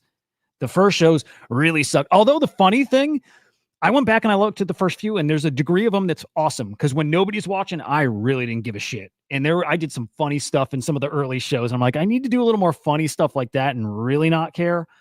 And then there was a stretch in the middle where I tried way too hard and it was awkward and I didn't even sound like me. And I'm like, what the fuck was I doing?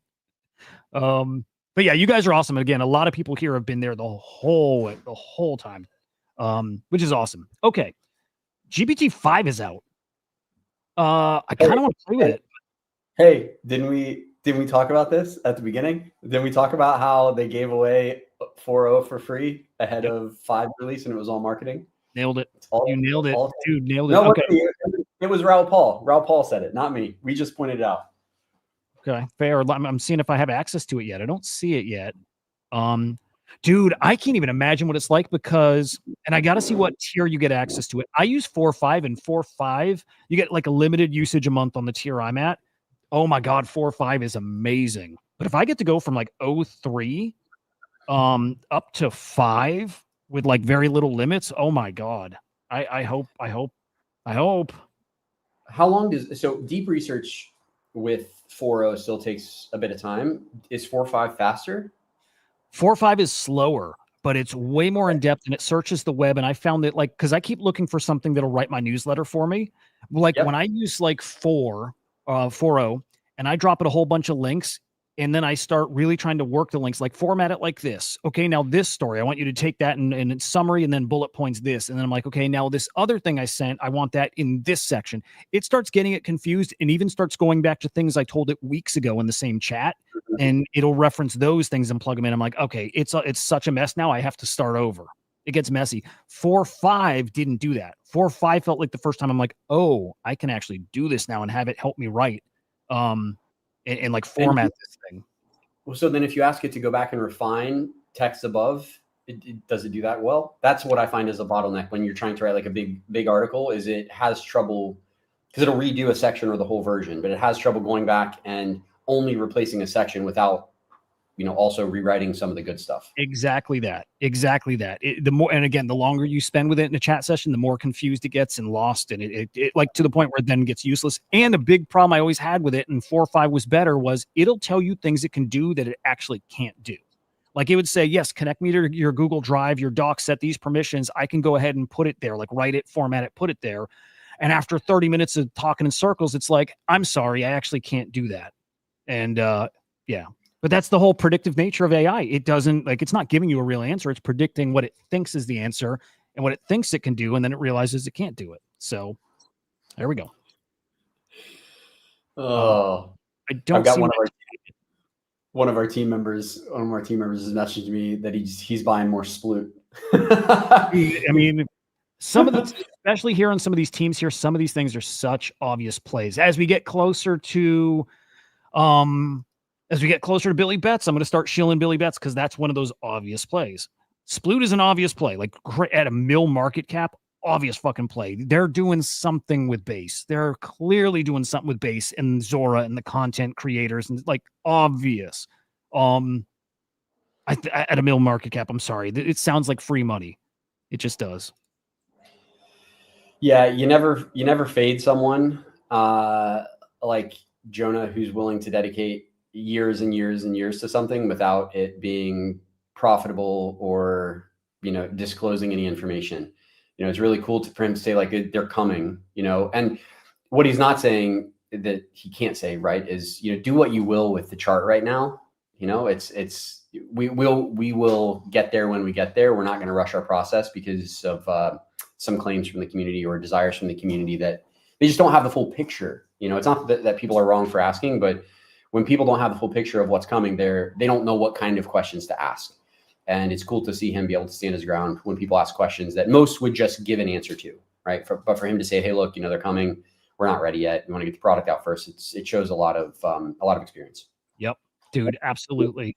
By the way, it's really cool. Just like circling back to some of the guys who have come on the show today, and them just showing some love and appreciating coming on. And it's the same from this side too. Like, you guys, for me, it's a real treat talking to you guys and the people building in this space. Like, I genuinely look up to you guys who are at the cutting edge of this big old thing that's happening. You're right there at the cutting edge. And so for me, it's a treat to get to talk to you and hear what you're doing. And some of you I know are going to be there years down the road and changing this world of AI crypto. So thank you guys all for coming on.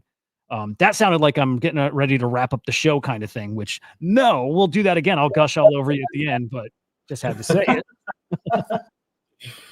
Funny enough, since we're on stream, when I was in Ohio, we were transferring some of our stuff because we now don't live in the US anymore. But I came across some rare Pokemon from previous crypto conferences. Most people, actually, I don't know if people on the stream will know this, but there used to be a group called the Magical Crypto Friends, and they would do a podcast, but it was like creator of Monero, creator of Litecoin, and a couple of other friends. And they all were represented by these cartoon characters, and they would do cartoons. They would have, you know, podcasts. And then they threw a conference called the Magical Crypto Conference, which was the most ridiculous conference you've ever seen. It was in New York, in Manhattan, like on the third or fourth floor of a building. In the building, up the third or fourth floor, they had a live, enormous bull in a ring, right? One of the guys, the founder of Monero, didn't want to travel, so he attached him like an iPad of himself to a robot that he could control from where he was in, I believe, South Africa. He just wheeled it around, talking to people. But anyways, I found these tokens that they gave away that I don't usually keep memorabilia, but these are all just so cool. One of each of their characters. So these are, this fluffy pony, chicken. And these are all obviously, now most of these people are so ridiculously crypto rich that they don't do anything online anymore. But yeah, throwback. I think these were from 2018, maybe 2019. Hang on, did you show them? Did you put them up? Yeah, there's one. Oh shit. So that's Fluffy Pony, right?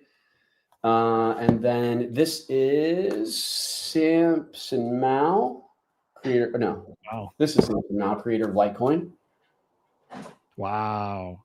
Dude, Yeah. So yeah, you got, and this is Whale Panda. Huh. Yeah. So yeah, you can go through. I mean, a lot of these are OG accounts that I don't think are even active anymore. I know Ricardo from Monero had his challenges with people who don't like privacy tokens, namely 3-letter agencies in different countries. But yeah, it was a really cool experience. Great time to be in crypto. That's so freaking cool. Are those worth anything? Oh, I don't know. I haven't looked. I just found them a couple of weeks ago, but I'll never sell them. That event was actually the event that I would say most impacted my crypto journey, because I was like, at that time I was building something. I was super broke. I was like I was couch surfing wherever I could. And to like help my company at the time, Compass, like be able to survive, we sold everything that we had, packed up my whole family. I moved my wife and kids in with my wife's parents, and I I slept in my childhood bed in the house that I grew up in for 6 months as we were building. And at this conference is where I met Meltem, who later became an investor and a board member, and a lot of other people who invested in Compass a couple of years later. So it was really the weekend that changed my life. I still had to eat shit for another year after the conference, but eventually the dam broke and everything was hunky-dory. Dude, that's so cool. What a story. What a story. I love when people have got those milestones in their professional journey, their crypto journey. I love that. Oh my God. We've got the man, Nick, here. You ready? Give me a thumbs up if you're ready to come on up, Nick. Oh Fuck yeah. I think Nick's always ready. That kind of guy. Here we go. Dude, welcome to the show. And be gentle. I think this is our first time meeting face to face. So good to meet you, man. A lot, but yeah, it's nice to see you in person for sure. Hell yeah. Yeah, you've been cooking, man. Geez, we got you for I think not just the 15 minutes, maybe 30 minutes. Really, as long as you want to. Or if you want, I can shoot the shit all day. Let's go. go. Yeah. Yeah, no.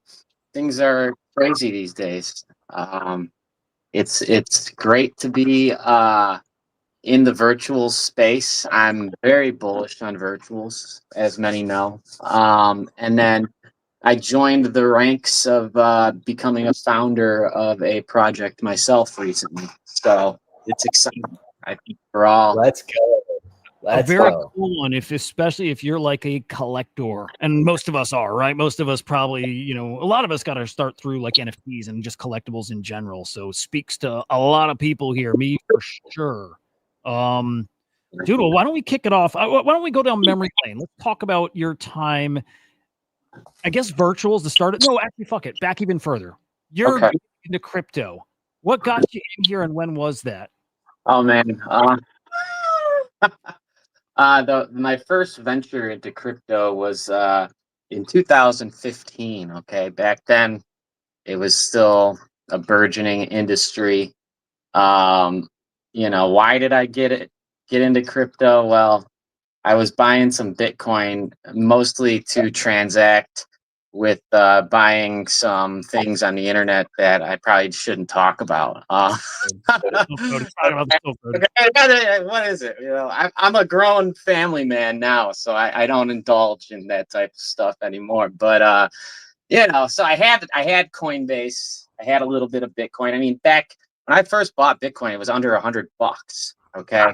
And probably had like 5 or 6 Bitcoins. I wasn't rich or anything. I had just gotten out of college.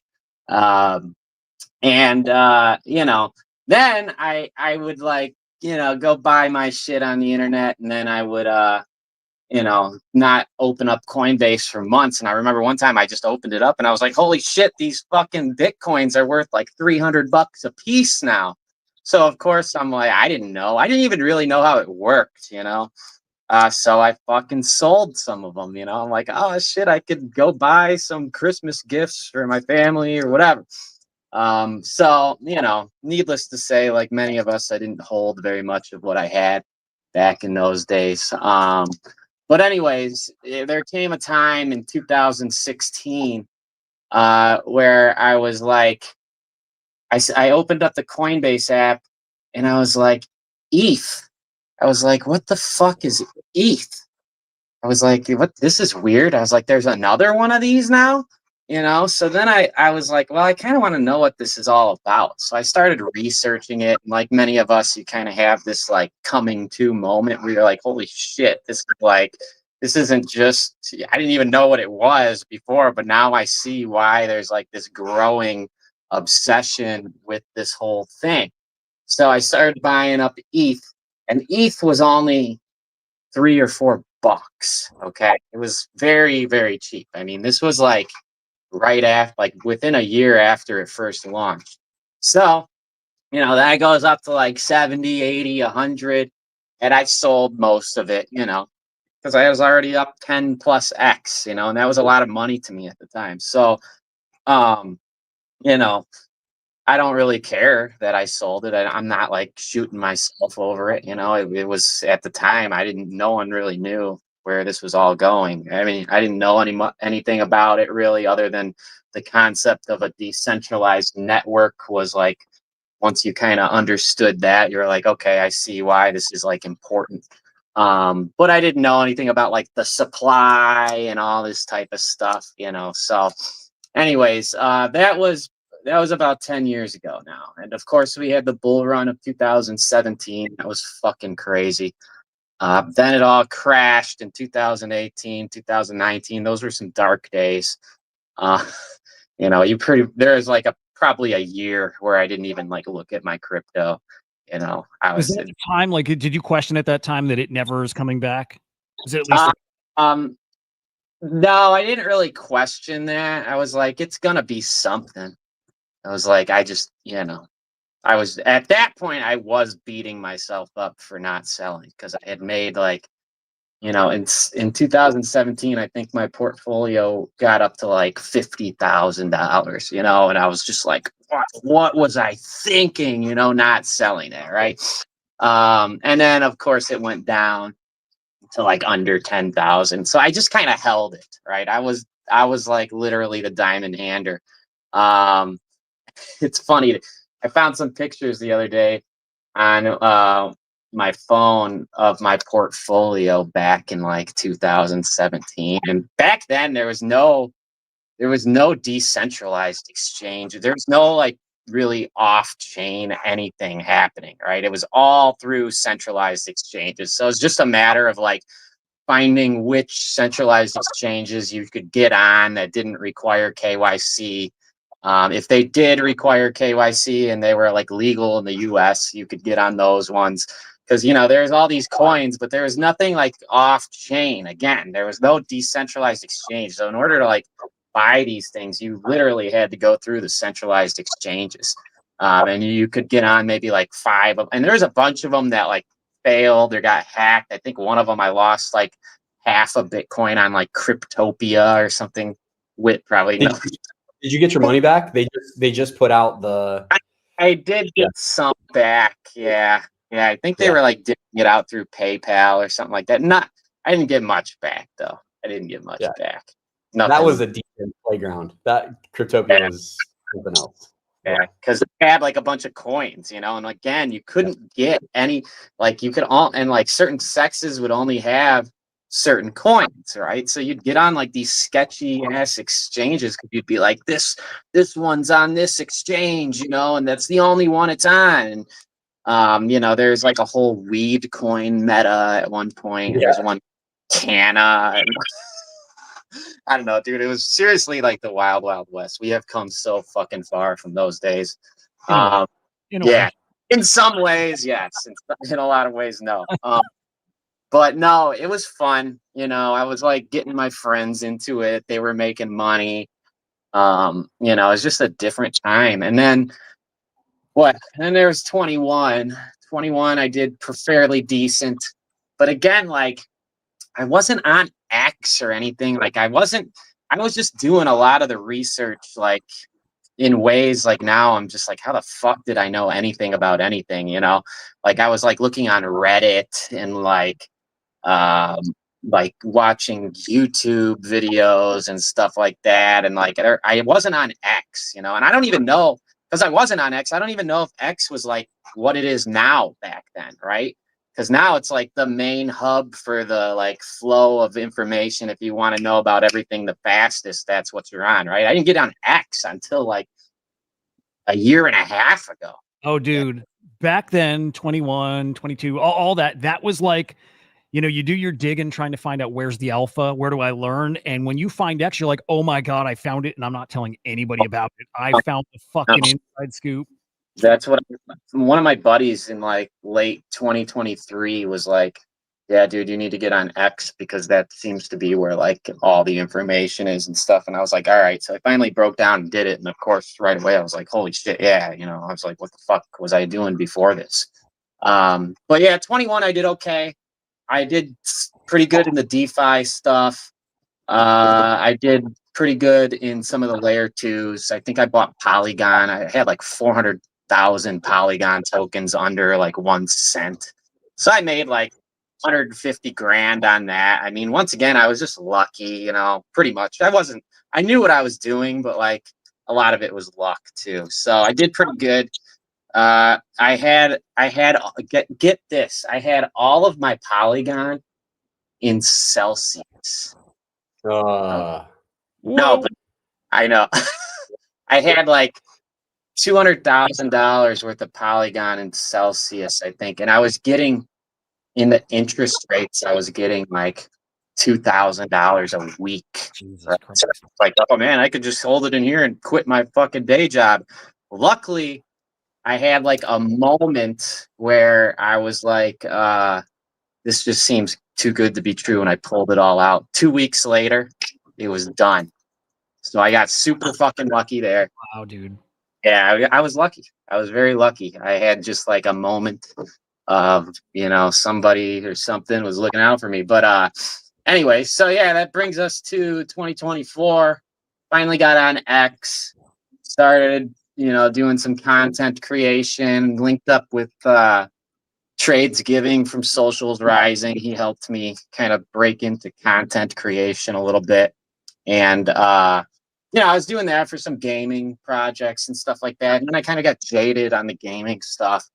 In 2024, I was just like, this is just like a VC playground for dumping on the players and all that stuff. I mean, it was like you just couldn't win in gaming, right? You just really couldn't unless the amount of luck you would have to have was insane. So I kind of got out of gaming. And then summer of 2024, I was like, honestly, I had lost a lot of my gains from the previous cycle. I was like, I don't know, maybe I'm just going to like stop.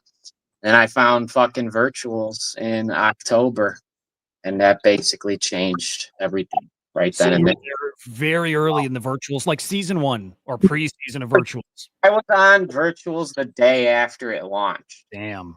Just like you could go back and see some of my older videos from like last October where I'm like, that's why everybody started following me, because I was like one of the first one to like make videos where I was like scrolling through it and like showing people the agents, talking about what it was. I was like saying this is like pump fun for AI agents. I was saying like this is like the first time I've ever seen trenches for like utility projects and stuff like that. So that's kind of how I got my following, because like people were like consuming that content quite a bit. And I probably through that content, I probably onboarded thousands of people to virtuals. Like there's people that I was friends with like on ZK Sync in Splinterlands on the Hive blockchain and stuff. A lot of them like followed me over to virtuals, and they'll tell you that straight up. They're like, yeah, I'm here because Nick was talking about it and making good money. So yeah, I started that and it was crazy.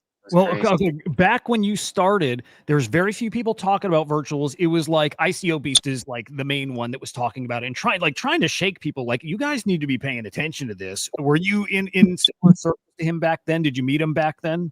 I've known ICO Beast for probably since like last November, December. I mean, I was pushing virtuals to ICO Beast a lot because you know, I was like telling him about it, and you know, he was pretty early too. So was Ghost.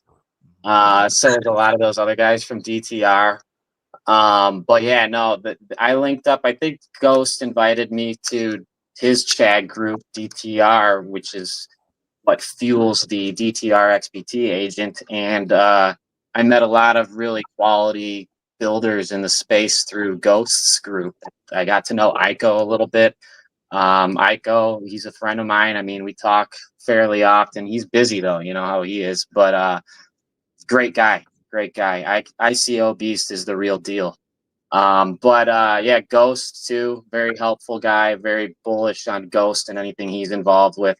But yeah, you know, from basically December onwards is when I started to get a lot more connected in the space. I started, you know, linking up with a lot more teams, hosting spaces, facilitating connections between teams, even raising money, started designing launch strategies and stuff like that, because I just knew. I mean, that's the thing about virtuals is there's so many launches and so many iterations, one after another. Like when you're like in the trenches like that, you learn a lot very quickly, right? Because you're just like, okay, that worked really well. Okay, that didn't work. Okay, this agent launched and it was from a good team, but no one bought it. Why? Because that's not the right meta, you know? So that's not a good use case. Blah. You just learn like this team did this team did this, that worked, that didn't work. And after a while, if you're like consuming all that information, you're like, I was just like, well, I could tell a lot of these teams exactly what to do and what not to do. You become the expert in it if you're paying attention to it to that degree. But doing what you do, which is a step further, and you studied it, you were paying attention to like you said, what worked, what didn't work, and figuring out how to do it the right way, which is interesting. But dude, okay. So like, again, I refer to virtuals in seasons, like maybe October, November, December was season 1. And then we had a little like pop earlier this year in season 2. And I think season 3 is coming. Like, most people in crypto, after something pops back and it's slow and dead and whatever, you go find the next thing. But you've stuck around here now for damn near a year. Yeah. Do you see something special in the virtual space that makes you not step away from this community? Well, I think that crypto combined with AI is like a completely different. You can't really evaluate it the same way as a lot of these other things that have been tried and failed and lost over the times, and no one uses it anymore because AI. I mean, when it was before AI, crypto was like the most advanced tech. Right now, you got AI, so crypto is on another wave of AI that's pushing it even farther, right? So now you got AI and crypto that are kind of synchronizing together. So there's like these tailwinds now behind the whole crypto AI space where some other advanced technology outside of crypto is actually pushing crypto itself. So I'm bullish on the whole AI crypto meta as a whole. And then virtuals, if you just look at virtuals, there's really nothing else like it, and there never has been anything else like it. I put out a post the other day that said, like, for every big project in crypto, there's like a mini version of that project being built within the virtuals ecosystem, except it's got an AI focus, right? So you have like this very robust and rich ecosystem, all of independent teams building within it. Name one other place that even has that. I mean, Pump Fun isn't that. These are just meme coins. You launch it and then you're beyond some marketing, your job is done. There's no like tech being built. So this is, in my eyes, a situation where the sum of the parts is kind of greater than the whole. And you have all these teams and you're facilitating connections. I mean, I just facilitated a badass connection between two teams this morning, right before I even jumped in. I'm super excited to see what they're going to do. So when you synchronize these teams together and they all got their different strengths and weaknesses, and then you got the underlying aspect of virtuals developing this ACP that can be a protocol where they can all like work together, in a decentralized and verifiable way. Yeah. I mean, Whit, do you know of anything even remotely close to that situation that has existed in crypto before? I don't. No. I mean, everything before has been so hyper competitive that even if there were opportunities to have collaboration like this, everyone is ultimately out for being the alpha. And that's ultimately because there hasn't really ever been, I don't think, an entire ecosystem that is comprised of people looking to build real businesses, right? Everything's only been about the token. And here the token is essentially secondary to the core business function.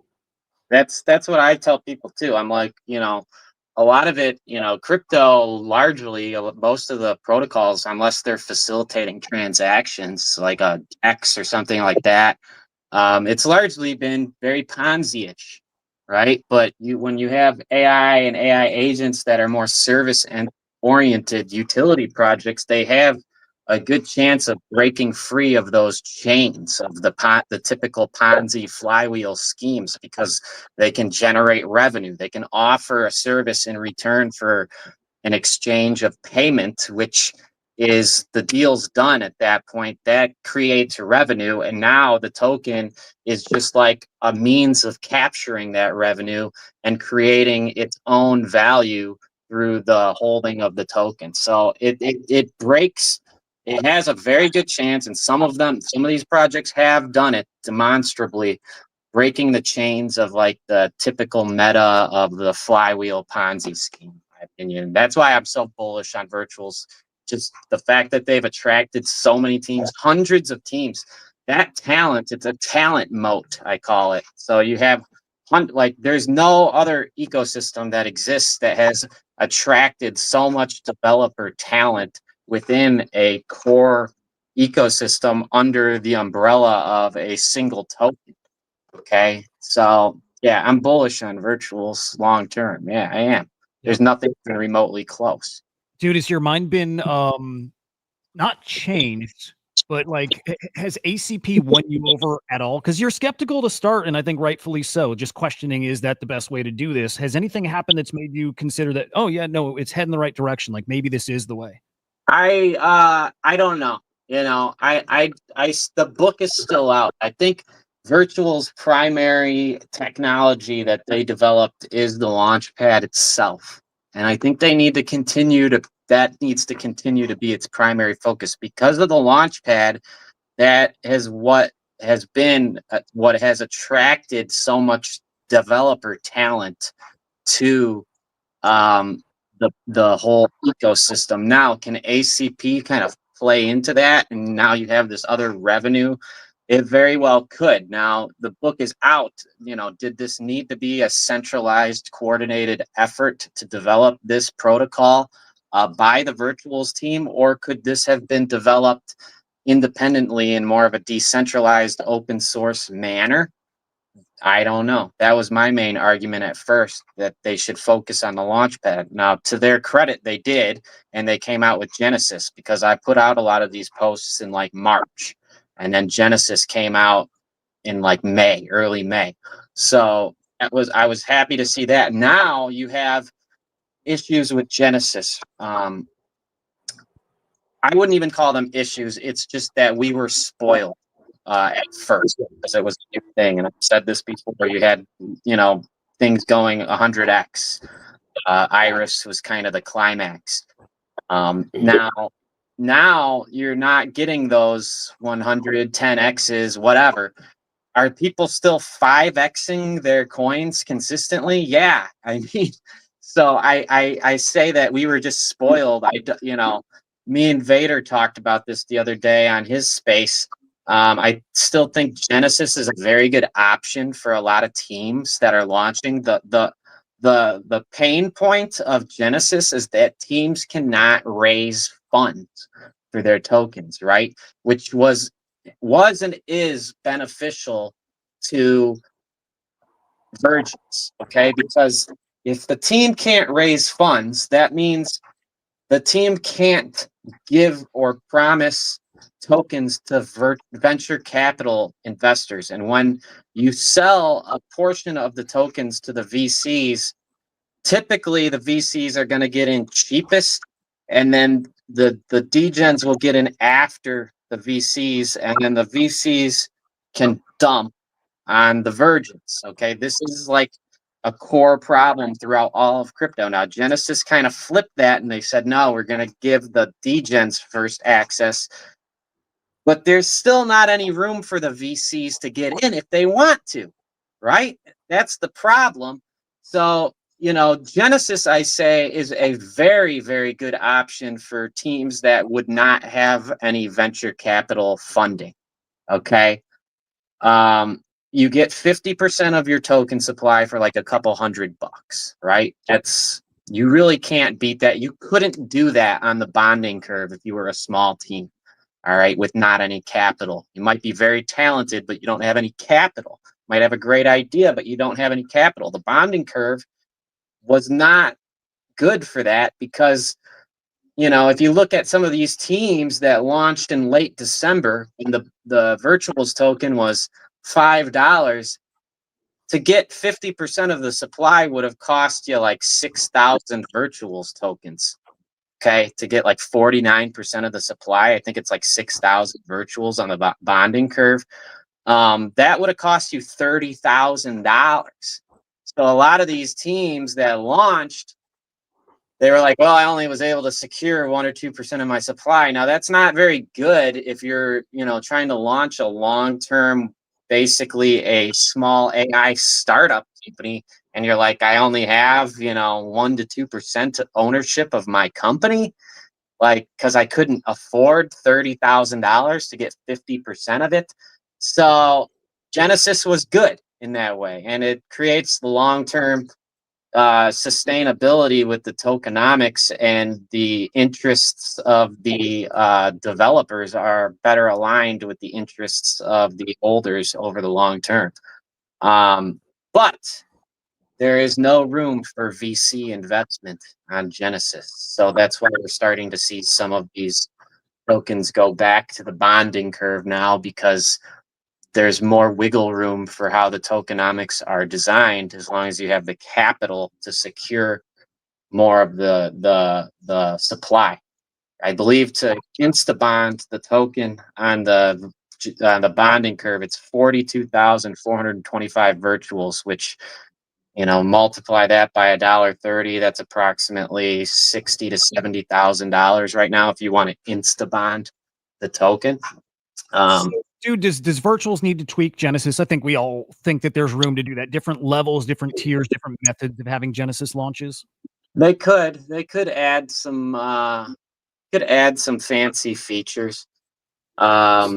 I think there's a lot of room for improvement. I don't think it's a problem that can't be solved. I mean, if in this type of space, if you put your mind towards it and you're smart and think about all the options and stuff like that, you could solve this problem. I think they should keep Genesis how it is for now, but they should give you other, like you said, Hudah, tiers or whatever.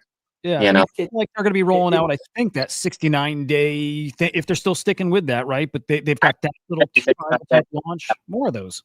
Yeah, they could. Think we also have so even if you do Genesis, even if it's a good fit for you, realistically, teams are going to have to either have these projects as a side hustle and keep a job until they're able to find PMF, or there needs to be some cash injection from the community to these teams.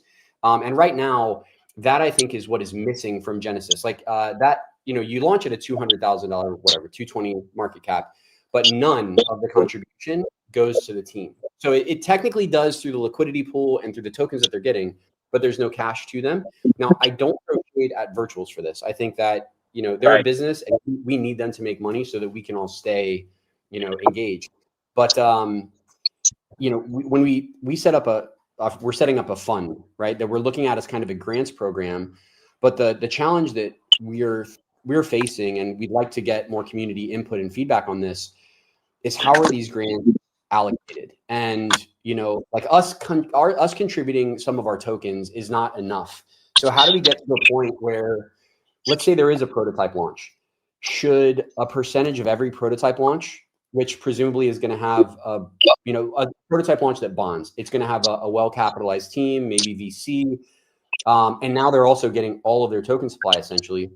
Should there be some percentage that is put into a fund that then goes to support Genesis builders? So it's kind of like a tax that's then used as grants to pay these Genesis builders. Not a ton, but I mean, $25K when you have a full-time job and you're just trying to hustle something out, and Nick can speak to this from experience with Cardify, $25K is a lot of money if you know what you're doing as you're building. You can make it go a long way if you're smart about it. I mean, we've bootstrapped Cardify with my crypto gains, and I manage that project very closely. I mean, I'm literally for a couple hours every day, I'm on screen share with the devs, going over what they've done, watching them do stuff, talking about what needs to be done and all of that stuff. So yeah, I think the idea with Genesis, like the volume from the trading and the trading tax will basically pay for the development fees and the runway. I mean, maybe that would work in some situations, but for most situations, I don't think it works. And I think the best course of action is, if you're going to launch a project, you should probably be a dev yourself most of the time, or have some of your own capital to back it up, which is what I did with Cardify. So, by the way, I just want to chime in. We have probably like 3-4 minutes left just before our next guest, and I want to make sure we get enough time to go over Cardify because it's fucking awesome. And I love seeing you in builder mode. To tell the people what Cardify is and what you're building in that, and even the why. Cardify is a RWA AI project. So it's an intersection between RWA and AI. How is it RWA? Well, we sell physical cards. Okay. How is it AI? Well, you make the cards using AI image generation and all of that. If you go to the X account cardify.club, or Cardify_club, I should say. That's the site. Go to search. Yeah, or there it is. Now go to you could see the cards we create. Go down a little bit. That's pinned. Yeah. So this is the Butler card that Virtuals posted the other day. We made it. Like we made it in 5 minutes. I mean, it's really not hard for us to make cards. We got all that. The making of the physical cards is the easy part right now. Okay. The struggle is marketing, you know, getting people interested, tapping into all those communities. But the card, this is like, that's one I made last night on my stream. I couldn't I help it. wanted to ask, how did she like it? She said you gave it to your girl. What'd she think? She was right there with me when I made it. I was describing her. Yeah, no, that one worked great. There's a lot of really, and then you can order these physical. So you want a joke card, give one of your friends or your wife. You could take your profile picture. I took Sovereign Web3's profile picture, made it into a card. Dude, make a collab with Moxie or what's the other one? Lily. It would be ridiculous. You know, the cool thing is that we can print QR codes on the back and you can scan those to bring up a video. You could mint an NFT. I mean, we haven't rolled that out yet, but it's all devved up already. Like that QR code right there could mint an NFT if you wanted to. And the NFT could be a video if you want. So yeah, we could, you know, go to these content creators, whatever type of content creator, and be like, hey, we're going to make you a card. And then if people buy the card, they can bring up or mint an NFT from it. Or they could bring up a special video, you know, whatever you might want. So yeah, there's a lot of different things you can do. There's a lot of different directions. And the nice thing is the cards, like this is a promo card we created. So it's $50, right? But if you go and you upload a card and you make one with the AI, it's $9 for a card. You get it shipped to the USA, it's $5. So you're $13. I mean, we're used to paying like hundreds of dollars for these NFTs, maybe even more. Like this is like $8 or $9, guys.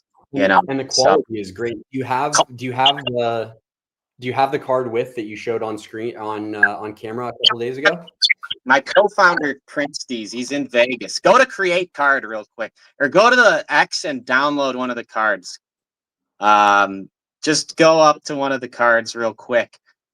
Like download that, or the Sovereign one. Just download it real quick, or you could screenshot it.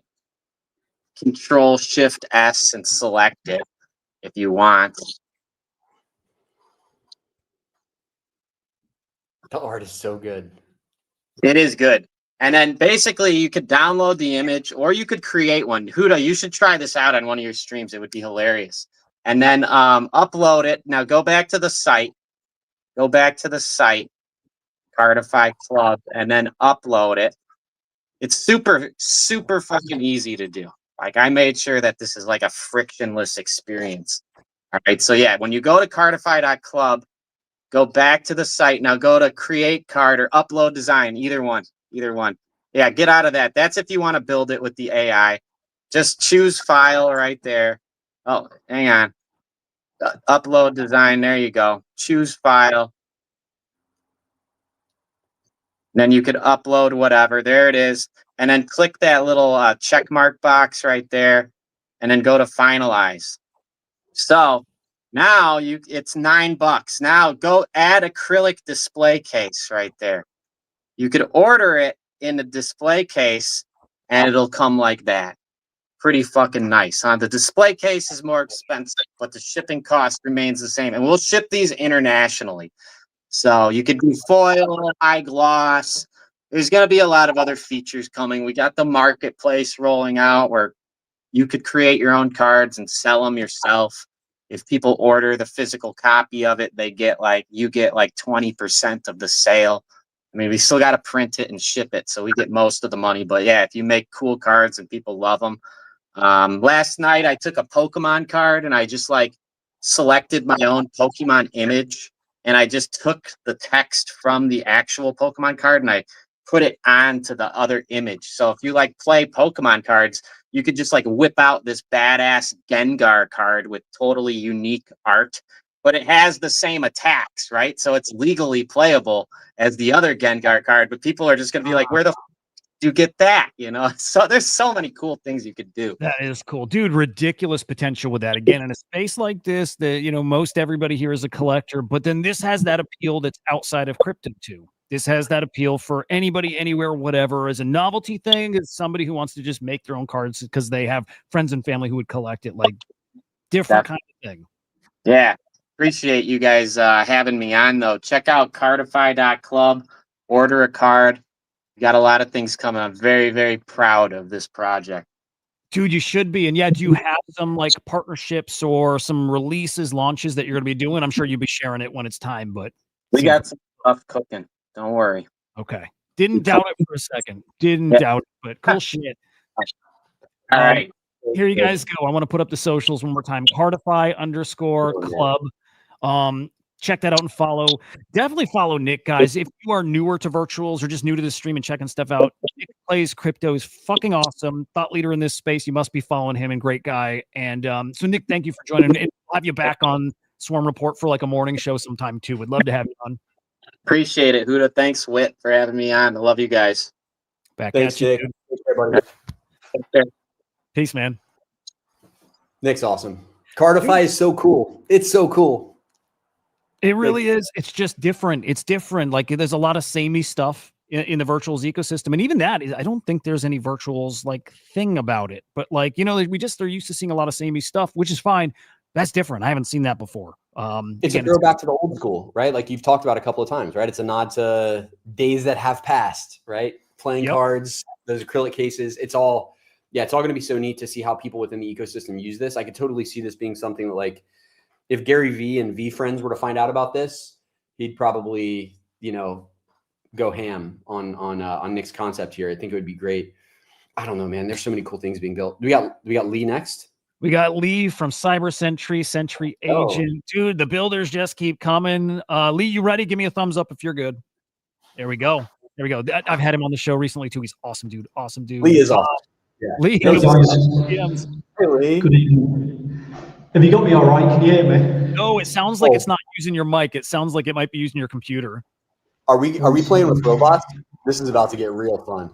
Oh my God. Can you hear me all right? It's pretty rough, like crazy echo. Is that just me? Yeah, no, it's the empty room that he's in. I don't think it's gonna. I don't think there's anything that'll fix it. Okay. That is exactly it. Yeah. So it's me and Century Agent today. So yeah, this is the hardware that I was speaking about on the last show. Obviously, I've been working on it for some time now, and you know, is this the first physical AI on virtuals? Potentially, yes. But today we had a massive win, and we conducted our first Solana smart contract scan. ACP is basically running through this at the moment, which is clearly a robot, but the back end is a Raspberry Pi 5. I want to mention, if you guys are listening on Spaces, this is one you might want to hop on the video to see, right? There's a video stream over on YouTube. It's CryptoSlam, or go over to the Swarm_AI on X. We literally have a robot on the screen here, so you probably want to come check this out. And just a heads up. All right. So can we nerd out for a minute? Sorry, I'm like geeky shit is the coolest shit.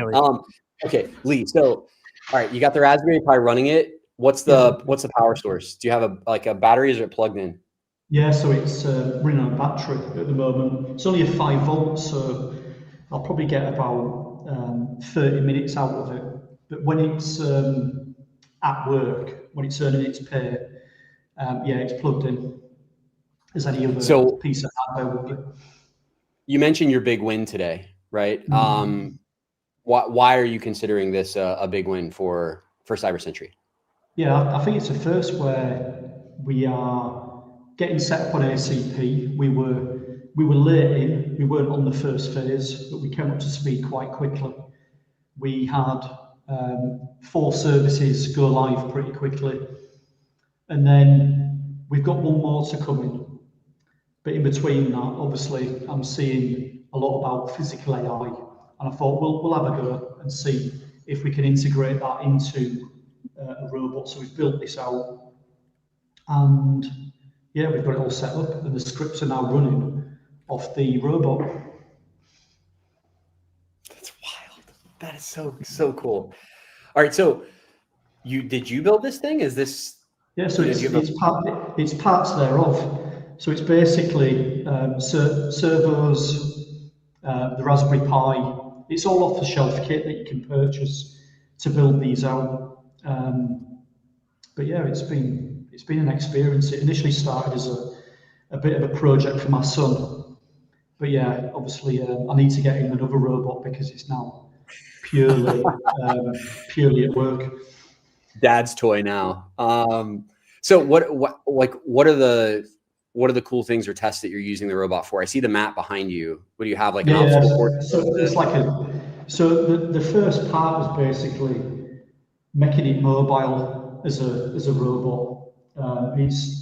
You can see the map behind it. It's a course that it can walk, it can jump over hurdles, step up, and then there's some other color perception. So it's just training the robot to, walk, identify through the camera. It can identify me. It'll wave to me first thing. And the next stage, which we're going to be working on over the next few days, is the voice module. The voice module's just been placed on the back. So we're going to start getting some use from that. Basically, then the JSON that comes from the deliverables on ACP, they will be verbally broadcast. When you look at this and you look at some of the services, the robot's not going to broadcast a full Solana smart contract scan set of results. But the main focus for this will be the cybersecurity consultant aspect of it, where I will be able to sit here, I'll be able to ask a question, and then working through ACP, it will return a response. Partly AI through ACP, but more so data sets at the back end. But like I said, everything is on here at the moment. Each service is in a Docker container, so it's secure. Clearly, security is the background here. But yeah, it's been fun doing this part. What kind of things will people ask him? What's that? Sorry. What kind of things will people ask him? And it's like hard to hear a little bit, so I wasn't sure if that was asked already. But will people use him like Butler in a way? Like the ACP interaction? Super interesting. So basically, it's I've got 30 years experience in cybersecurity, and throughout that process and that time, I've been able to identify the key data sets that I use within cybersecurity. So all these data sets are on the back end of it. So any question that anybody asks about cybersecurity, the response will be extracted from the data set and then pushed through ACP. And they could use Butler for that. To then a response would be provided. As of now, it's only me sitting here receiving these responses. I'm hearing these responses. Sorry, I'm seeing them on the screen, but in the future, I will be hearing the responses as they come through to questions. And if you think back to the last show, I said it would be ideal to have a piece of hardware in every organization that will be able to do this. And it's focused on the 3.5 million job shortage of cybersecurity consultants. Are they going to have this in this form in the business? Potentially, potentially not, but more so a piece of hardware that does the exact same job within a business that people are able to ask a question and the response is provided. Absolutely wild. Why this is like a little glimpse into the future right here. It is. And it starts somewhere, kind of like we talk about ACP. It's the 1999 days of the internet. We're looking at like the very early days of robots interacting with us IRL, like, and actually having a use case. Absolutely wild, dude. That is so cool. So cool. I'm going to put him full screen again for people to see. Look at that guy. He's obviously quite he's quite mobile. I'll catch him if he decides to go, but he does like a bit of a dance. Oh, I hope, guys, Spaces guys, I hope you tuned into the video side. I hope you're seeing this. This is really cool. Really cool. There's obviously a serious side to this, but yeah. Hey, I mean, look, work can be fun too, I mean, I don't know. This is so cool. These things, the fact that you're able to just find, get this for your son, turn it into a work project. We're all just little boys trying to play with toys at the end of the day, right? So, isn't that true? Yeah. Yep. This is- Oh man, But I think on the serious side, with it running the scripts from ACP, it just shows the capability, not just within robotics, but within ACP and the virtuals ecosystem. So definitely there's the scope for people to, innovate and come up with ideas like this. This is just solely for cybersecurity. If you look at the use case, it could be used for many things. A lot of projects that are already out there, you could see the utility for those projects. And it's basically turning something from the agentic to physical form. What do you have coming up, Cyber Century? Like I guess on your roadmap, what's your next big milestones incoming? Yeah, on us next one, it's the partnership program. I skimmed on it last time, and it's trying to grow the reach of Cyber Century by creating partnerships of individuals, businesses that have got an interest in IT and cybersecurity to provide the services that are provided by Cyber Century and Centry Agent. That's the next big milestone. There's one more service, as I mentioned, and I think when this last service goes on there, and it's a focus on developers, more so developers in Web3, and also developers in Web2 could utilize this service. But yeah, that should be coming up soon. It's going to get loaded onto Centry Agent. It'll be in another Docker, and then people will be able to utilize it exact same as the other services that are on there. So I want to make sure people know too, because we've had you on the show before. Quite a few people today have been on the show before. And so everybody's just getting these little quick, 15 minutes with you guys today. And I want to make sure they know, these are some serious products from some serious builders. And man, I think you take that next step and go further and dig into what they're building. And so Cyber Century here is actually fucking phenomenal. I highly encourage you to go to the CryptoSlam YouTube. Catch our episode. This is just a week and a half ago. So it's very current. You're going to hear very currently where they're at, what they're building. Again, what's coming up next. It's a great listen. So again, highly encourage you to go there. Check out that episode in particular. Hear what Lee is building. And then he knows, as updates are coming back on the show, let's keep everybody up to date on what he's cooking in ACP, outside of ACP. He happens to have a business that's going to be, again, outside of ACP, monster potential. So really cool to see you back here, man, especially. Yeah, thanks very much. I love it. Always I love good it. to talk to you, Lee. Yeah, thank you, guys. Robot waved. That was awesome. Great chatting with you, man. I'll be in touch afterwards in TG, but great to see you, dude. Take care. Bye-bye. Take care. Goodbye. Bye, Lee. Bye-bye. You love seeing tinkerers. Oh, that's awesome. That's so cool. It's so cool. It's so, dude. That kind of stuff does make me feel like a kid. It does. It makes me feel like a kid again, which is just so cool. Yeah. Moving right along. I'm telling you, we had this stretch here with just kind of guest after guest, and it's awesome. Dude, this one. Yeah, MF and JC from the Gloria Agent. Dude, John, I think you were one of my first guests ever on the Swarm. Yeah, I think so, because we were like the fifth project to bond on Genesis, when Genesis was still when people were still trying to figure out whether or not it was a viable platform, and we were one of the the early guinea pigs. But everything worked out. I'm glad to be back on the show. What's up, Whit? What's up, Hudah? Thanks for having me on.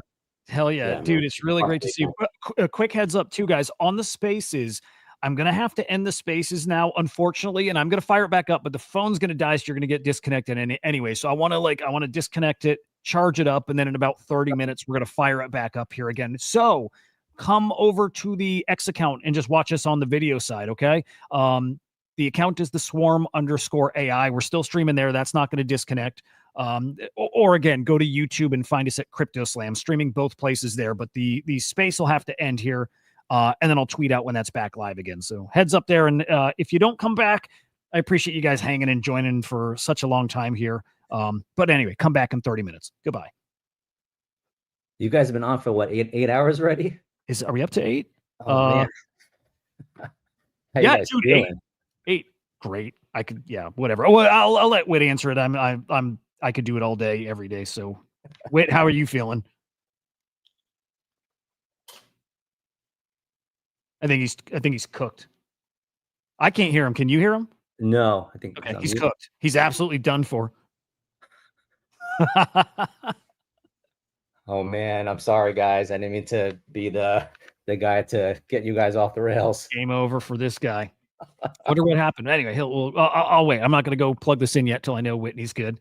How about now? There we go. Better. All right.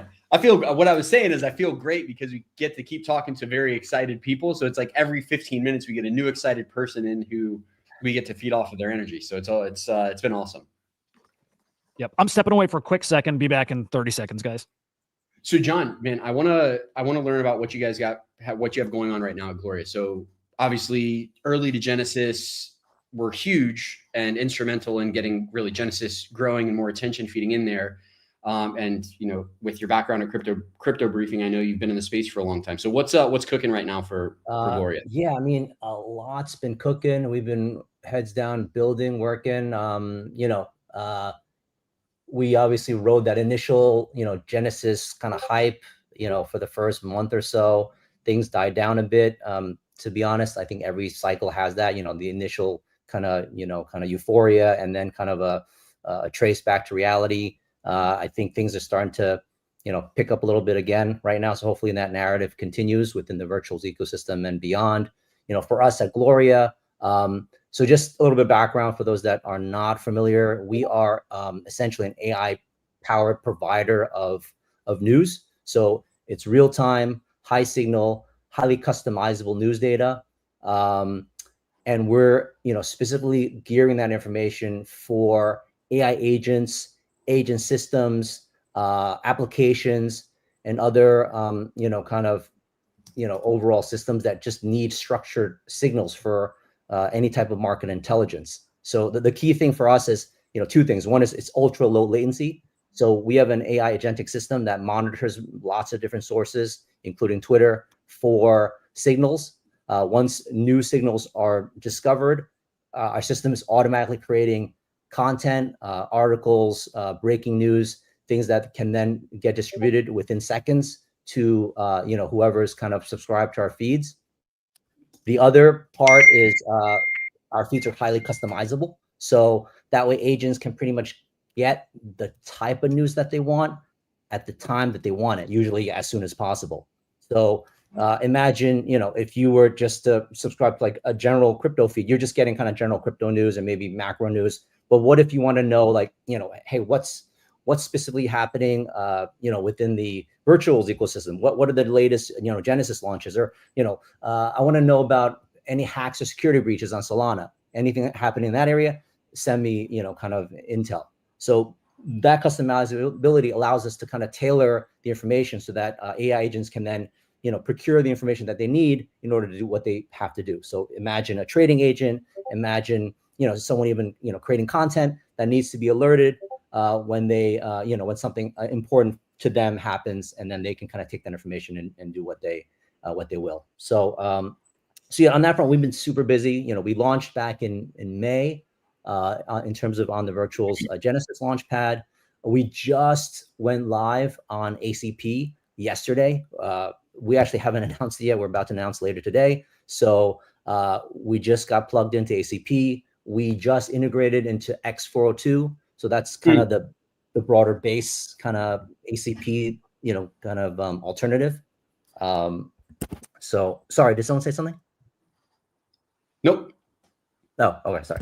So yeah, so we just went live on those things, and we're developing a mini app on the base beta app. So we've got kind of a lot of different things that are cooking on that front, working with the CDP team over at Base. And overall, there's just a lot of other stuff that we're working on the media automation side for us. We've our like you guys mentioned before, we have a parent, Gloria has a parent company, a Crypto Briefing, which is a media business, crypto news media business. Gloria is now powering all of the news discovery for Crypto Briefing. So all of the news discovery that's happening is now being done by AI and not necessarily by editors. And our editor team is now like 4x more efficient. The feedback is, hey, stuff that used to take me hours to do, or new signals that I would need to kind of discover, is now just being kind of fed onto my my terminal. So yes, overall things have been good. We've been just super busy, and there's a lot more stuff that we're going to be sharing, but stay tuned. We've got some more things under wraps. I know we don't have a ton of time, but I would love to get your take, John. I mean, been in the space for a while, been aware and involved with the virtuals ecosystem for a while. Yeah. What's your outlook right now? So that's a question I've been asking myself as well. I think long term the outlook is good. I think overall, virtual still has a dominant position within a dominant ecosystem, which is Base, which has the attention right now, which has the onboarding potential to bring in the large amount of retail users that can come in terms of AI agent ecosystem structure and support. It's hard to beat, compared to some of the other maybe evolving ecosystems out there. I think it's still kind of number one. On the day-to-day, I think there's hits and misses, to be perfectly frank. But I think in general, in order for any ecosystem to evolve, you kind of need that. One of the positives that I give credit to the virtuals team for is the fact that they move quickly and they experiment, and they're not afraid to fail. And they sometimes take the feedback. Sometimes maybe they don't as much as I would like them to, as kind of a community of the builders. But they are doing, they are taking that feedback. So I think that, kind of important, kind of reinforced learning feedback loop of trying, seeing what works. If something doesn't work, trying something else. As long as there is that hopefully 1% incremental improvement, or even less than that, but as long as it's net positive, we're going to go places. So I think long term is still good. Short term, the long term bullish. Short term, I hope to, like the rest of the community of builders out there, to hopefully be able to provide some feedback and hopefully get some of the support that's necessary to to have a healthy ecosystem.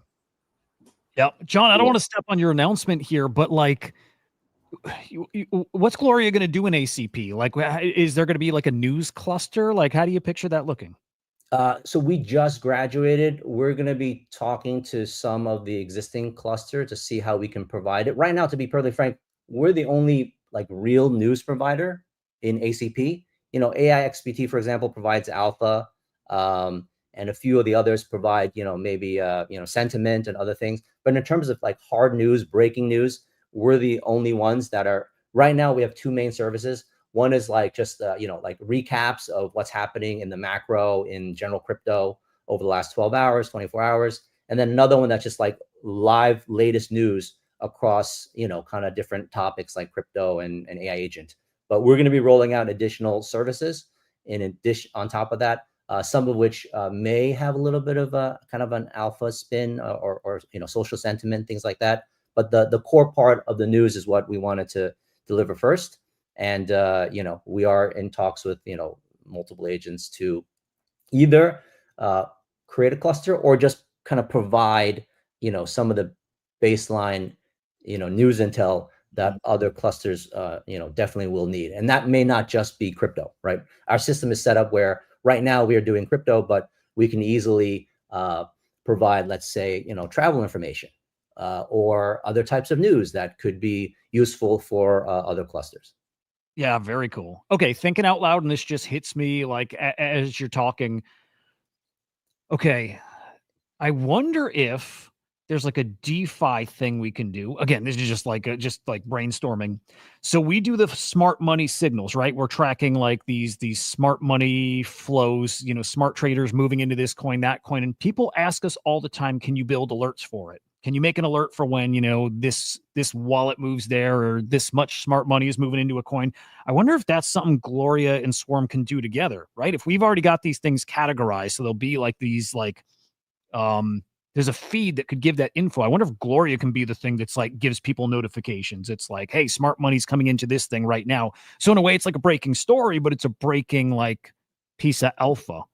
I mean, to be honest, the way our framework is set up right now, we have many different kind of agents doing many different tasks, from like signal discovery, seeing if a piece of news is newsworthy, whether it fits into certain categories or market, segments, whether or not the information has already been reported already, verification. Even though news might sound like, oh yeah, it's just news, right? There's a lot of subjective layers within it. But if we break it down at the end of the day, most of it is just, information discovery and verification. So depending on what that information is, like we don't necessarily do, smart wallet tracking or identification, because that's kind of a different, area that we're not tackling right now. But if you guys had that, we could, we wouldn't need to verify it anymore, but we could produce content that's layered on top of that, or do some additional supplemental data enrichment or, market research, and then create content on top of that, and then distribute it as a signal to our users. So there's definitely lots of ways we could, I could at least envision, working together on that front. Interesting. Okay. All right. Then I think there's a conversation we got to have here soon. That's cool. Cool. Any other big things coming up that you want people to know about? And we know you got your announcement coming today, so that's going to be a spicy one. What else on the horizon? So I mentioned already the base mini app they're working on. We like 2 weeks announced partnership with Kosher Capital, with MicroTrader. We're already providing intel to them and their trading agents, or at least with Kosher Capital. We announced with Micro we're still working together on developing something. We've got like a Telegram Discord bot that we're rolling out soon. So essentially you could plug that in and add it into your community, and Gloria essentially would sit in there or in a dedicated like channel and can spit out news. So, and you could tailor that to, hey, we just want news about virtuals. It could be about broader, macro news, or it could be, very specific to your project. So we can kind of tailor that. It's just an additional distribution channel for news, and hopefully can add additional value and intel to kind of different project communities. So we've got that also rolling out within like the next day or two, maybe on Monday, we'll be like officially announcing it. But all that development is done. So we just have a lot of stuff that we've been kind of working on the product side that's literally in the process of rolling out over the next couple of days. Really cool. Really cool. I get my virtuals news from Graham with his daily updates. And then dude, Gloria keeps me updated on stuff like partnerships. Like they come across my timeline and I didn't hear about them anywhere else. Like it gets, for me at least, broken by Gloria. And that's like the first time I've seen it where I'm like, oh, AI really can do this. It really can break stories. It can keep me plugged in. And it happens frequently. So really cool. Actually, it belongs in. I might have to see if we can plug it in one of my Discord servers, but it is super useful. But dude, it all sounds great. It really does. I'm excited to see what you do in ACP. I'm excited to just keep watching you guys build over there. I'm a fan since day one. I will continue to be a fan of what you're cooking. So awesome stuff, dude. Yeah, I mean, thanks for having me on. It's been great. Good to catch up with you, Hudah. Great to chat with you, Wit. And congrats, by the way, on the Ring Fence launch yesterday. Thanks, Sean. I'm gonna DM you in Telegram. There's some stuff I want to talk to you about with regards to what you were just talking to with Hudah. Fantastic, awesome. Cooking. The boys are cooking. All right, thanks, care, guys. Great to see you, man. Yeah, Peace. same here. See you guys. It's how the magic happens, man. You get conversations going with great people, and just stuff materializes.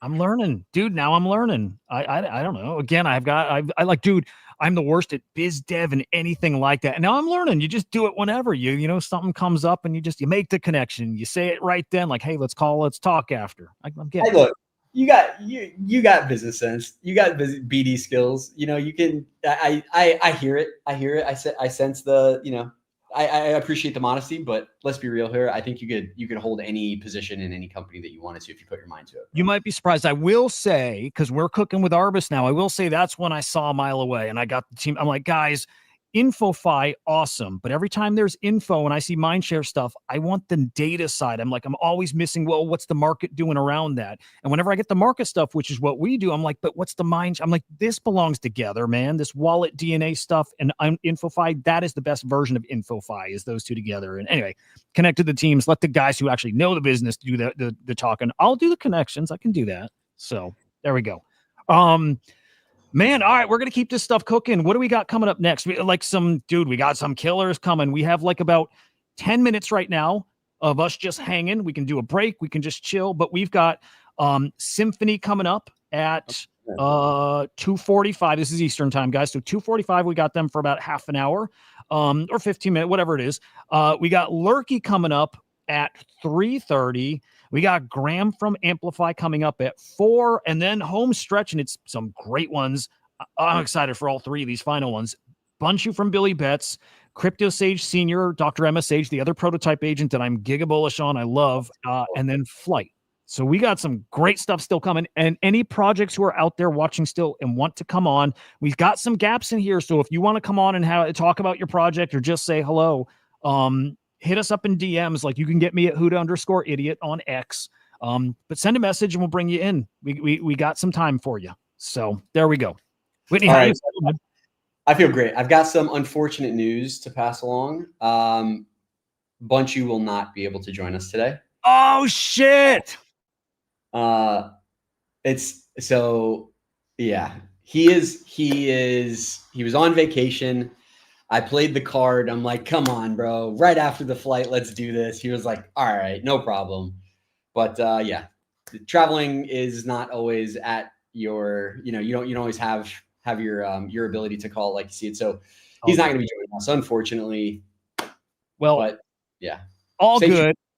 Yeah, I'd rather he enjoys his vacation, to be honest. Like, I way more prefer that. Oh, we got Symphony early, maybe, so that's even better. But okay, hang on. Bunshu's a friend of the show too, so we'll get him back on the show. He's like, dude, he's one of my favorite builders here, and I fucking love his product. Like, I really love his product. So that's all good. Bunshu, I hope you're enjoying vacay if that's like what you're doing right now. And we'll do Swarm Report another time. That's for sure. The coolest thing about Bunshu is, like, as far back as I can remember in the space, Bunshu was the crypto degen talking about sports betting. So it was, when you think about like founder fit for a product, I mean, he just jumps out right away as this is the perfect guy to be leading this product. And he's also just a good dude. So that's a different comment entirely. Dude, like, really good dude. I met him through Coffee with Captain, right? And just like he's that guy's like got like high like character, right? Like, great character person, like quality person. And then on top of that he's building something that makes so much sense here. So like, even though they're not going to come on, I'm still going to glaze him and I'm still going to shill his thing at his time slot. I'm going to shill Billy Betts for 15 minutes because I love it so much. But yeah, either way, again, I'm bummed he's not going to be on. I'm happy he's just get some downtime. I hope that's what it is. Coming up shortly, we'll have Symphony again. This one I love because they're spicy. Like I said, they're spicy on the timeline a little bit here. It's that Hey Anon video they did. I was like, okay, I like these guys. I like them. So we'll get to that shortly here. Whitney, what else has been cool that you've seen or heard today from any of our guests or that's happened out on the timeline here? I mean, right now I'm still hung up on Lee's robot. That was wild. Yeah, that was awesome. That was my first technical experience was building a robot in high school. And it's still, like, I still think about it all the time. It was just like a little robot that like picked up a box and put it back down. But just the magic of seeing something do what it's supposed to free from your actions is really, really neat. And I think it's still the magic that captivates everybody when they interact with AI. When you go into ChatGPT and you punch something in and it pops up a picture, you put a prompt in and you get this dope video. you'd never be able to make that without it, right? So it's just it's such a hack isn't even the right word. It's like a superpower that we all get to have. So yeah, that's still the magic thing. I think Lee was great with that. What about you? What was your highlight so far? So far, I really liked the micro. I just love everything. I always say I'm just an enjoyer. Every single person on and every product on. Micro trader, like I'd never spoken to the team before, right? And so I loved finally getting to meet them and talk to them. That was great. I'm always impressed now, like 2 for 2 with the Quant Fund guys. They're just like, like we were talking before, they're just different and they seem super capable. I think they're going to deliver something very cool. And okay, so like Micro Trader was saying, I think we are heading into that part where finally AI does disrupt DeFi, right? Again, this is something that we've thought was coming and I believe is coming, and I think it's going to be incredibly disruptive, but it didn't happen yet. Right? We don't have every trader out there saying, I must go use AI tools or else I'm going to fall behind. We haven't had that yet, but I think it's really close. So hearing micro traders say that, and then getting somebody like the Quant Fund guys who I'm like, they can deliver that kind of thing too. I'm like, okay, this is getting me excited here. Like I'm not a good trader, man. I'm not. I can't wait till I can have AI tools that can help me game plan and or trade for me. Like maybe it's both. I need that. I want it. Make some money for me, AI, please. Jeez. You know what I mean? To Cat's comment, yes. Hudah his humility is inspiring. It's something that yeah. There you go. I think it's like naive. There's something to it. I don't know. It's something I need to, work on or whatever it is. It is me. It is me. All right. We got Symphony here a couple minutes early. Do you want to come up now? Give me a thumbs up if you want to come up just a couple minutes early. If you're good. Yeah, I think I see. Yeah, there we go. I see the thumbs. There we go. Boom. Yo, welcome to the show, man. Okay, hang on. Thank you for having me. What's your name? Hang on, my screen's too little here. Chopin? Chopin. Yeah, Chopin, whatever. You guys know each other? We've talked on a stream before, I think. Didn't we? Were you on an X stream before? Yeah. Okay. I think so, yeah. But now I can see your face, properly. Yeah. There you go. There you go. Well, dude, would you introduce yourself to the audience here and tell us who you are and what you're building, and then I'll gush about you guys because you're another one of those ones that I think are fucking awesome. Awesome. Yeah, thank you for having me. Yeah, so I'm Chopin. I'm one of the co-founders here at Symphony and Centry and AI. Yeah, and the CBO. And a little bit about myself. So previously to crypto, I used to work actually in the aerospace industry. So I was building hypersonic aircraft, so planes that go 5 times the speed of sound. For commercial travel. And then I went on to Northrop Grumman after that to build spacecraft systems for lunar habitats and satellite communication systems for rockets. But then I got into crypto as we all do. So I started as like a trader, made some money, lost money, but really got into the tech, fell in love with the mission, met up with my other co-founders who come from more crypto backgrounds like, Consensus, MetaMask, XLR, and Kraken. And we came together to start Symphony. And what Symphony is at like a high level is we call it the financial like a agentic layer for crypto and for DeFi specifically. So essentially what we do here at Symphony is we unify every chain and protocol into one executable layer, and that enables the fastest cross-chain speeds in crypto at the moment. So you could do any execution from any chain to another chain at the protocol level in under 3 seconds, which for context, 45 times faster than like layer 0 or XR. And we designed the system to handle generalized execution. So we will have multiple products being built on top of the Symphony network, multiple agents being integrated into us. We already have a pipeline of over 200 agents that are planning to utilize our infrastructure that we built.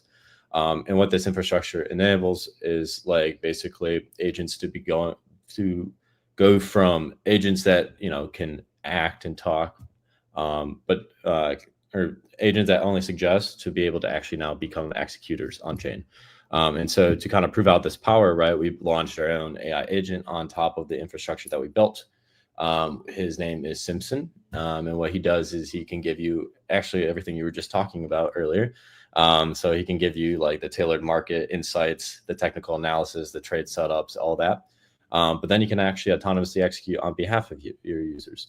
So basically all you have to do in very natural language is you go onto his terminal right now and you prompt him in, very natural language, like 10x long Bitcoin with $25. He'll go out actually and source the best source of liquidity, best fees, best everything all throughout every protocol that we have integrated. So no matter where your money sits, whether it's in base and you want to go trade on Hyperliquid, or you want to go trade on maybe like Gains or GMX on Arbitrum, right? Instead of you having to go bridge, do all this different steps, you can actually just use him and he'll do it in under 3 seconds for you. And in the future, we're actually like alpha. So coming out this week will become trigger orders.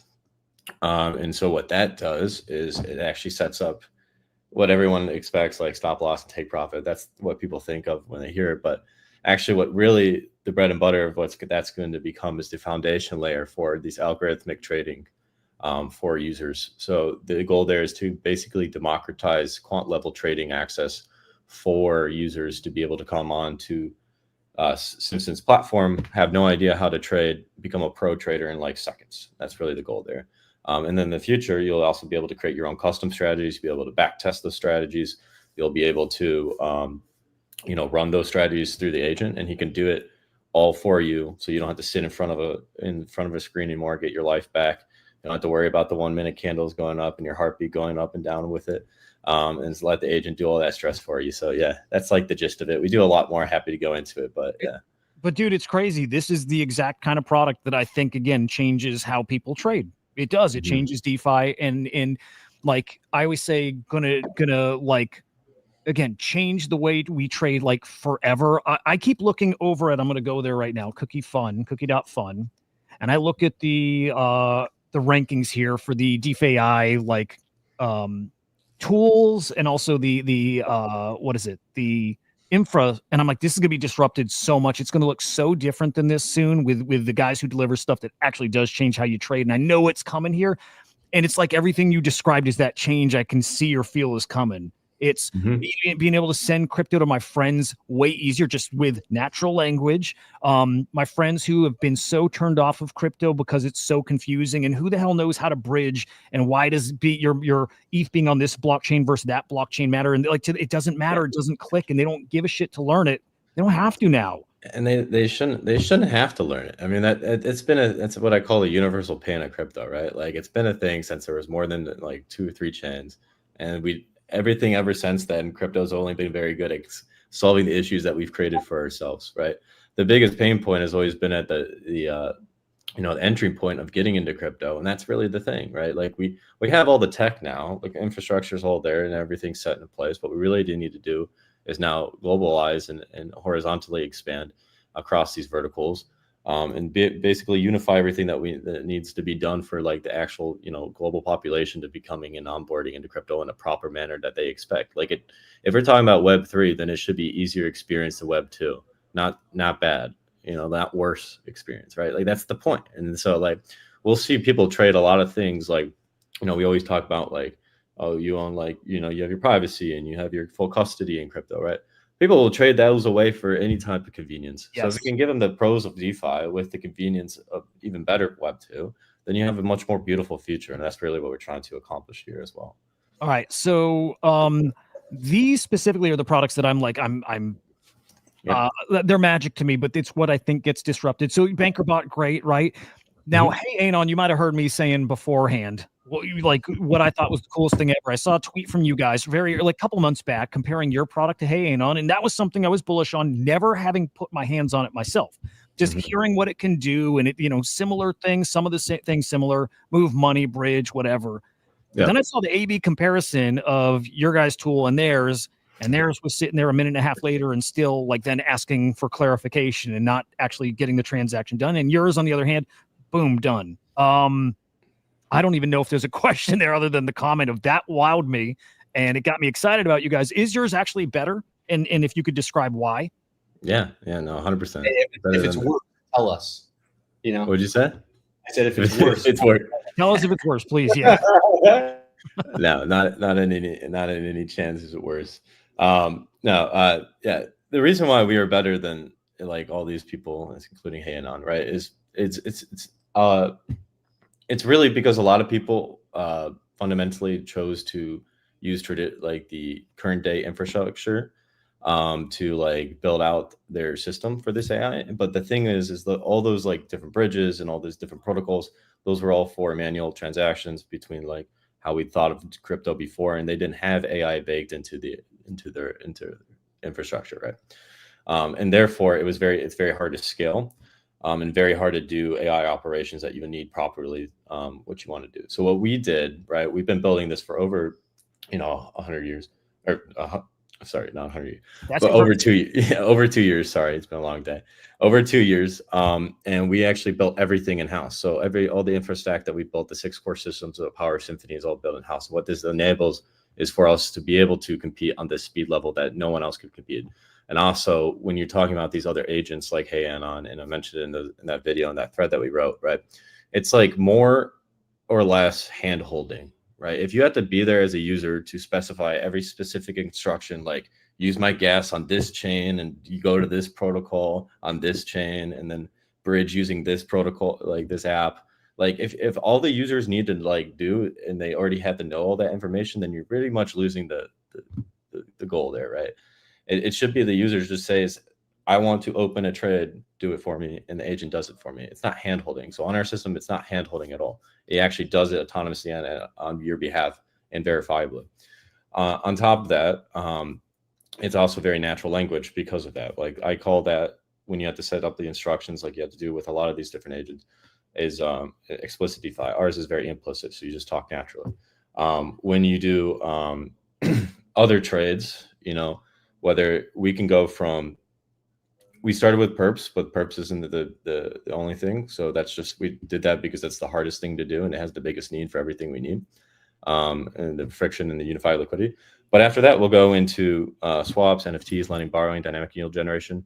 And then because of the system that we built, you actually be able to run complex strategies in tandem with all these different DeFi primitives, right? So you can imagine that as like, hey, I want to open this 10x long Bitcoin trade, run this strategy, and every time you take profit, rotate that into a lending protocol and earn yield over a period of 30 days, come back to me with a report on how that performed, and constantly rebalance it for the max amount of APR, and then rotate that back in and creates this kind of like flywheel effect.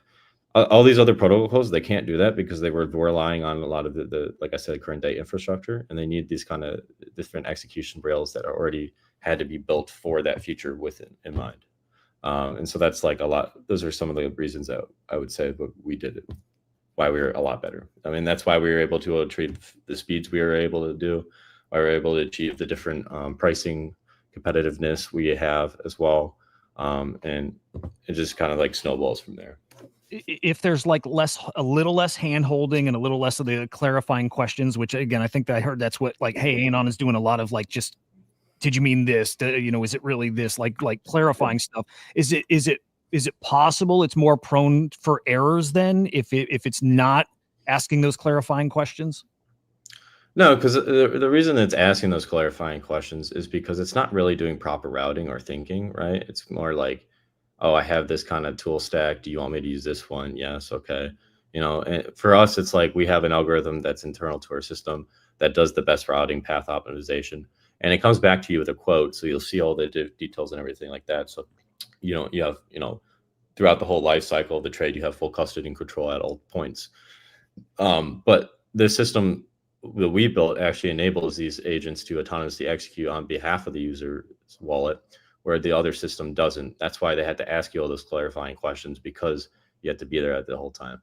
When you use Symphony, right, if you traded on him, you'll notice that there's no MetaMask, no wallet pop-ups, none of that or anything like that. And that's really, I think, a big friction point for a lot of people, because they get scared. Like, it's like the time you see this like MetaMask thing pop up as a new user, like, what the hell is this? And then it's like, approve this spending cap and all, like, it's just not great. And then if you had to do that 6 times for an AI agent that you're already kind of probably sussed out by, because AI is new, especially AI handling money, that's a big problem. A big problem for AI, I think, is just as a general industry, and why, when it does start disrupting DeFi, it's going to be because people are starting to trust it a little more. The industry as a whole has this issue that, and I think it's actually it spills over into Web 2 as well, right? That people are more likely, it took a while for people to even trust the information AI was providing them, like when ChatGPT first came out. Now you're talking about people to be able to trust AI actually handling large amounts of money, not like $100. Like, people will play around with it, but like the real goal is like, how do we convince them to trust? And you have to remove a lot of the different questions. You have to remove a lot of the friction, and you have to have a lot of success stories to be able to like prove that out. And so far, that's what we're doing. So like on our platform, for example, on the terminal, I think it's like 70% of people on our had been profitable, and that's without any of the full automation stuff. So And you this is have really the used beauty this of what we're seeing. Like Oh yeah. there's platforms live, people can use it. Is it gated behind anything? Is it gated? Okay, that's a good question. Is it token gated, the access? We actually removed the token gating access a couple weeks ago, and we actually just dropped all of our terminal fees to 0 for beta for a limited time, so people can actually get in there, try it out, build the trust, like learn how he uses. All you have to do is deposit $25. Now you can withdraw that at any point in time, so it's not like you're losing any money. But yeah, so that yeah, we have over, I think, 3,000 users at this point now who have signed up and are using it. We've done over 80 mil, 90 mil in volume just 1 month, which is the most of any agentic terminal trading. But yeah, it's been going great. Is there utility for the token currently? For the so I want to kind of this is like a confusing thing for people, so I'm going to put this out there real quick. So Symphony is the infrastructure, the network that we built. That has its own token that's TGEing later this year. So that's not out yet. Simpson itself has its own token called Simp that's launched on Virtuals. And that has its own different utilities. So like, different buybacks, features. We have upcoming, like probably more like a freemium model where like, once we get rid of fees, bring those back, it'll be people who hold or stake fees or hold or stake Simp, get free fees, get access to advanced tooling a lot faster than everybody else, etc. Kind of how like ChatGPT does it today. And that's kind of like we'll feel the flywheels there for that. And then SMI, which is the Symphony token, which is TGing later this year, that will have its own like tokenomics that we'll share later, closer to TGE day. Got it. When did you say that is? That's aimed for November this year. Okay. All right. Very cool. Dude, definitely as we get closer to that, definitely would love to have you back on and just get hyped up about that. Dive deeper in it. But by the way, I was on a mission. I was not going to let this go until I found that video, that comparison with Hey Anon, and I'll put it up on the screen here. And I'm just going to let it play while I have other questions that I'm going to fire off. But it's a great little comparison here, which is Hey Anon on the left and Simp on the right. Yeah, if you like this one, we got more coming out. Oh, dude, good. Do you have any others you compare against too? Like, do you compare to like Banker or anybody else? Oh, I'm talking more of everybody else. Everybody, dude, I like it. Again, that's like that confidence, but and you would have the confidence if it's better. I love that. I think we need more of that. That's incredible. Okay, so the Simp token, if I'm getting them straight, the one that's for the agent, right? Did that launch on Virtuals? That did, yeah, in January. Okay, wow, yeah, I missed it, and I learned of your main platform, and then I realized there was already a token out. Okay, so that makes sense. And that agent is in the ACP already, or is about to be? Yep, yeah, no, he actually was the fastest graduating agent in ACP. He graduated in only like 2 days, which has been fantastic. Yeah, so he's already at the center of the stack. He's operating a lot, and actually the goal there, and we're working with the Virtuals team, is to kind of crack execution for ACP. And we're hoping that Simpson and Symphony by default become the backbone of execution for all ACP agents, because that's something that's desperately needed for ACP at the moment. Like a lot of great agents. Now what we need to do is make them be able to actually transact and talk with each other. And that's actually something our stack already kind of provides. So we're working with the Virtuals team on that. We're actually working with a lot of the teams that you had up on stage too, to get them integrated into Symphony, and we have a lot of other people in the pipeline that are they're coming on. So even the B2B components, it's grown as well. So it's going great. Then I'm hoping the way we connected today, I'm hoping that means you're already talking to the Swarm team, because I think Scott got us in touch today for you to come on this stream. Separately, I'd reached out wanting you guys on forever, but I hope that means you're chatting with Swarm too to get us in there.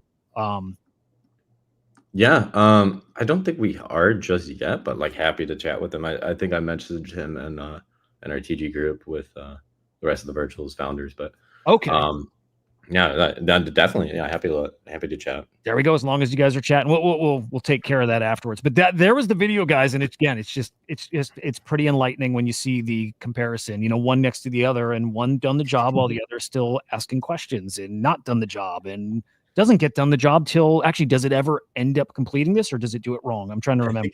I actually think it failed. Oh no, it did open, but it was A minute and a half later, minute 45 later, it ends up getting done. I can't wait for more videos like that. Really, really. Which is the thing to highlight, right? Like, you can't do what's an agent trading perpetuals for if it takes over a minute, you know, like that. You need speed on perpetuals. Even like 3 seconds, right, is pushing it. And that's why we really like focus a lot on speed. And it's actually everything. 3 seconds is like what we start out with. That's not even the highest point. Like, we're getting a lot faster actually, so we're making a lot more optimizations in our core infra, and it's going great. So expect even faster execution speeds coming. Really, really cool. Okay, your agent in ACP right now, what can people use it for through Butler? Yeah. So right now, because they don't have execution yet, what you can do is you can use them for market insights, technical analysis insights, social sentiment insights, which is actually very important because it's something a lot of other agents don't have at the moment, specifically because Twitter data is very expensive. And so you can use us to like scrape Twitter. You can use it to ask anything about any protocol, trending events, any specific account, and scan through their things. And then what else is it? Oh yeah, we have this fun one called a roast thing. So actually he's so we actually gave him a lot of personality in his agent. So when you talk to him, you'll notice that too. And he can roast anybody on X. And we're actually going to do like this big social contest too for like a roasting coming up here. Like that. But basically, you can tell him to roast this X account, like any X handle, he'll do it. And he's actually pretty brutal about it. It's like a fun like little Easter egg we added in. So I would encourage anybody to try it out just to see how it works. But dude, we had another agent that had a very strong personality, and he kind of roasted people, and he took a little too far, and he was banned because he threatened people. Like 3 times he's threatened people and eventually got banned like for good. So okay. Well, he's not like threatening, or he's not like a terrorist or anything, but it's good, like, smart. No, he's just like what he does is actually, it is all AI. So he like reads through all your Twitter, like everything you've ever posted on Twitter and things you follow and everything, and he like pinpoints it. So it's weirdly accurate. I'll tell you, like he kind of cuts deep because he kind of like hits personally and stuff. So it's fun. Yeah, no, I think that's so cool, and I like agents with personality. I think they need it. Otherwise, they all sound the same, and it gets boring. And it does really set them apart. They got a great personality; it matters. So I dig it. They need it 100%, because if we're going towards the future where everything is ran through agents and you're talking to agents most of the time than you are anything else, right? They need to have some human component, right? It has to feel personal. It has to feel natural. If it's just like beep boop, like people are going to get turned off the whole time, you know, like. And so that was another thing of like, I think those are like the hidden UX features people forget about. Like, it's not like the pretty buttons and easy onboarding flows. It's also like the personalization of what you can do with AI. And I think that's very important. Yeah, really, really cool. Let's see. Do you guys have any questions? And Whitney, anything from you? Anything you're curious about? I've got a big question here when it comes to natural language commands and how you're thinking about the future of this, right? Because we're seeing now when models start to communicate, they can tend to like fork their own language if left to their own devices. So how are you thinking about the evolution of the communication between the user and the agent as time moves on? Do you think this is going to stay as natural language intense, or do you think that natural language is only going to be applicable to humans? I only ask because I see this from a security standpoint, providing, obviously there's going to be threats to anything, but I think there's great opportunity at how agents will be able to leverage, let's say, a networking and flagging system like Ringfence through the way that we're communicating with agents, and also the way that agents are communicating with us. Because, you know, we have to have threats reported, but then we also need to notify when there's some action that needs to be taken. And we don't want to commandeer somebody's endpoints. That's something we would ever do. But we do need to make sure that we can relay a message that is actually going to trigger action, right? So it'd be interesting. Maybe we should talk about this offline, but I think there's potential for some kind of way of building Symphony into other applications outside of potentially trading, or 100%. Yeah, no, definitely. I mean, that's really the thing, right? So we designed we focus a lot on I'll say this, right? We focus a lot on the infra and execution side of things so that AI crack devs can come into Web3 and be able to build as easy as just a JSON. And so like that's actually one thing we actually cracked too, is like we, instead of like API and complicated SDKs like people have to go through, you can actually just integrate your agent into Symphony with just a simple JSON like command, which is pretty cool. And then but yeah, so we focused mainly on that core aspect. So when it comes down to the LMMs and everything's very interchangeable through our model. But also when it's coming to agent communication, as you're saying, it's more, I think like there's a progression of intents, but I do think intents is like the right path forward. I think when you speak in terms of goals, it makes sense for agents to figure it out. And that's really what they shine at. And then when you want to actually execute, that's where the core infrastructure comes into play. And that way it's a lot more secure, a lot more verifiable. And it has a lot about, especially on our system, a lot more like fallback mechanisms that enable like any bad transactions or bad actors to get slashed, get like punished in their system, but also not be able to do anything distraught to the user or to other agents in their system. Because we use a lot of things called, for example, like on our wallets, we do things called delegated actions. So anytime a user or an agent accepts a quote or proposes an intent to do an execution, when they accept that the response, whoever's doing the execution on the other side is only permitted to do specific actions, like i.e. open a trade, i.e. close a trade, can't do anything more, can't do anything less, doesn't have access to your funds or anything like that. So there's no like room for error in that sense. And at no point do you ever like lose custody or control, because actually a lot of ways like different intent protocols do it. And I think it's like the wrong way, obviously, but it's like they have this like master solver. If you're familiar with like solvers too, like and how intent-based architecture, they have it's like master solver wallets where basically users like deposit into the solver wallet. The solver like uses that money to execute for the user and then comes back, right? Well, that's the very bad system, because that like, what if it's a bad solver? What if you made like a fuck ton of money? Like what if you made like $10 million? The solver doesn't actually have any incentive to give it back to you. Like, okay, he gets slashed, he loses his $10,000, but he made $10 million, you know? So like, that's just intrinsically not a trustless system. And I think you need to make it a very trustless system. And that's really what we've accomplished here too as well. But yeah, I would love to talk more about what you guys and see how we can like do that. Cause I think it sounds very interesting and very helpful for what we do, but also need to think about outside of that. I always enjoy talking to you. You've got great insights. I think you do a really good job of framing what you do, which, I mean, the way you explain it, it sounds easy, right? But on the back end, there's a ton of complex tech that goes into making it easy on the front end. So I can appreciate that. I don't have any more questions. I'm a big fan. I appreciate it. Yeah, definitely. Let's talk more after this. So cool. Yeah, I started as a fan. I think I'm just more of that now. So looking forward to the launch coming up in November. I'm going to be following along closely. I see you won my buddy Cat over early on here. Oh, dude, he's already made an account. Wow. Incredible. Love it. Hell yeah. I'm telling you, like I said, and not to keep repeating it, but like DeFi is going to change. It's a product like this that's going to change it. And once it does, and once it actually makes money for somebody or helps somebody make money easier, the floodgates open. Everything changes at that point. You must use AI powered tools at that point to keep up with everybody else. You have to. I personally probably betting on something like this. So it's like, it's going to be like trying to take like a calculus test nowadays without having a calculator when everyone else does, right? Like you need to, it's not like a edge in the system anymore. It's going to become the standard of the system. And if you don't use it, you're going to be left behind.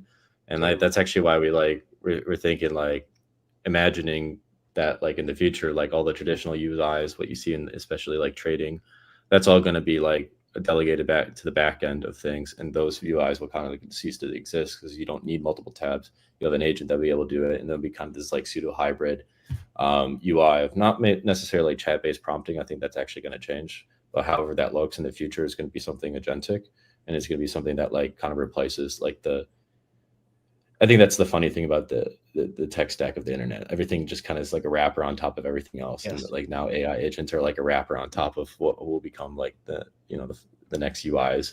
and so those will kind of be replaced. So That's a it's great going way to be a to fun. Yeah, honestly, that I think the analogy was perfect. Ethan, I believe Tether is getting into like an AI type wallet, and if it's not Tether, it's another one of those major stablecoins. I'm pretty sure it's Tether though. And again, it'll be basically an AI, wrapped wallet, and so you natural language to send your money and do all the things we're talking about here. Wild stuff. Dude, thank you so much for coming on. Like I said, I've wanted to get you on for a long time here, so this is a treat, and we will have to do it again. And open door anytime you guys have updates. You can pop in the show for a few minutes and give us those updates too. But we'll be in touch. Any final words? Anything you want people to know before you're out? No, I appreciate you having me on. Yeah, anybody who's interested in checking it out, you can find us at symphony.io, or you can find our handle is also symphony.io on Twitter. It's easy to create an account, and also like a little fun thing that's also updated, a cool update that we just had too, is we got accepted into the Monad founder residency program. So within the next 2 weeks, we'll be in Singapore competing across like with other like only 20 different exclusive teams that got accepted into the program. Demo day in front of 200 investors, so it's going to be exciting. And then you'll see a bunch of growth campaigns popping out. So a lot of things should be happening over the next month. We're kicking off our incentive programs, our Kid to Earn program. So there's a lot of ways to earn, a lot of ways to participate in the community and stuff like that. So hop in. I'm happy to chat with anybody who has any questions. But yeah, I appreciate you having me on. I would love to do more of these later in the future. And it was nice talking to you guys. It's been a pleasure. Incredible things, dude. Take care. We'll see you soon. All right. Cheers. Bye. Thanks. Yeah, I'm always impressed with him. So he's yeah. I like their product. I need to test it out. I don't trade, but yeah. Yeah. I didn't know. I didn't know. I mean, like, dude, again, the one video won me over, but like, I didn't know the dude's awesome too. Like, the team is like killer. I didn't know.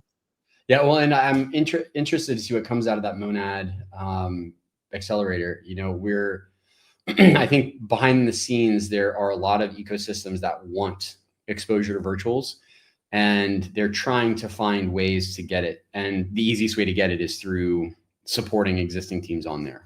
So whether it's Near with us or Monad with Symphony, or Base with Jonah to an extent, right? There are all of these air quotes external ecosystems that want to find a way to link into the kind of magic that's forming around ACP, and it should not be faded right now. This is unfadable in my opinion. Yeah, I hadn't even thought of that. Again, of these different chains getting exposure to the ACP ecosystem via a project like this, like you guys, right? Well, so think about it like this, right? Like, and I know Lloyd and the Near guys talked about it a little bit, but agents don't need to. You don't need a bridge between chains when you're talking about agents.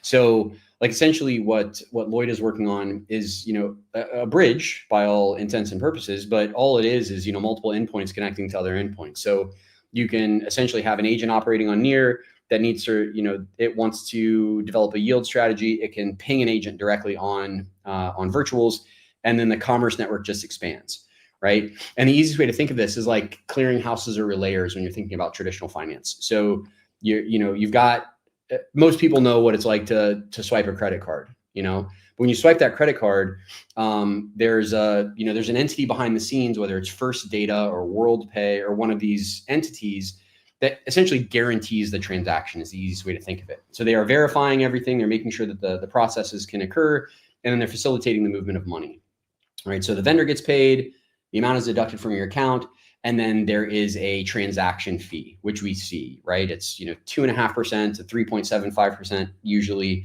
and you pay a higher amount based on the risk, right? So if you purchase online, right? So the least risky transaction for a credit card is when you are in person and you present your credit card. The most risky is when there's an online purchase, which is why when you purchase something online, usually it's like a 4.5% transaction fee. So I can see how this kind of way of moving, it's going to be really easy to, somebody's going to do this. I think you'd mentioned a company was on when I was off stream called Tenna. I didn't get to look into them, but I believe they are also looking at some kind of bridging, just based on what what you were saying. So yeah, I think there's going to be a lot of different touch points for the virtual agents and agents that pop up on other networks. The question that still remains to be answered is, will there be agents meaningfully on other networks? And that I think it's going to take some time to flesh out, just because these things are very expensive to build. Like they're very expensive to build, to promote, to fill in the blanks there. And right now, I just think that there are a lot of great builders that just need more capital in the virtuals ecosystem. And if they just had, like, if you were to throw $50 million at a lot of the builders who are in the virtuals ecosystem, I mean, in aggregate, you would see exponential and rapid growth in AI through the whole ecosystem. Yeah. The ACP mafia will eventually be more successful than the PayPal mafia. Wait, then the PayPal mafia? Yeah, Peter Thiel, Elon Musk. You're gonna see more, better products come out of ACP as long as we're able to see the capital injection that's needed. Gotcha. Okay, that makes sense. Yeah, dude, super interesting. I could see it. By the way, I pulled the Tenna thing up, which it's so cryptic. Like I can't quite understand what it is, but okay, let's see. What's the introduction? A wise mediator for trust-based agent. Here, let me make it bigger too. I can see it. It's just, yeah. And these things are all, us too, right? You make these things to be a marketing pitch. So you got to kind of read between the lines. Generally speaking, I think that, yeah, I mean, it looks like it's a verifiability layer, a trust layer is the easiest way to think of it. So, I mean, from what I'm reading. Yeah, there's just so much, and yeah, I couldn't get its core function, but there was something, maybe I'll find it, maybe I won't, but something that made me think it's connecting with things outside of ACP, and I might have just misread it. Yeah, I don't know. I need to go through it in more detail and test it out. I don't want to shoot off at the mouth and possibly damage somebody else's business. But generally speaking, any of these kinds of things, the more people building, the better. Ultimately, what we're likely to see in this is we're going to see one or two winners emerge, and then we're going to see M&A, right? Which is kind of weird and wild to think about when you think about crypto. But as crypto moves more traditional, you're going to see businesses that come to market. Maybe they're small, maybe they're big. It won't matter. Whoever finds product market fit first and is able to achieve profitability with good margins can then turn around and they can recognize other great builders in the ecosystem who may have a solid piece of tech by just acquiring them and rolling them up. Right? So then you get this consolidation that is actually beneficial for the whole ecosystem, because now what you have is a team of product market fit that's well capitalized, who now also has another entrepreneurial gangster that's joined their team with a really good, possibly new business line that they can introduce to this existing distribution, and it grows. You think of it like whenever there is an all stock purchase that's announced in the US, generally what happens is by the time the stock purchase is in the news cycle for 24 hours, the stock itself has already increased in value enough to cover the original purchase price. That's why M&A exists. You get this cool thing, or you kill a competitor, or you roll up a great team.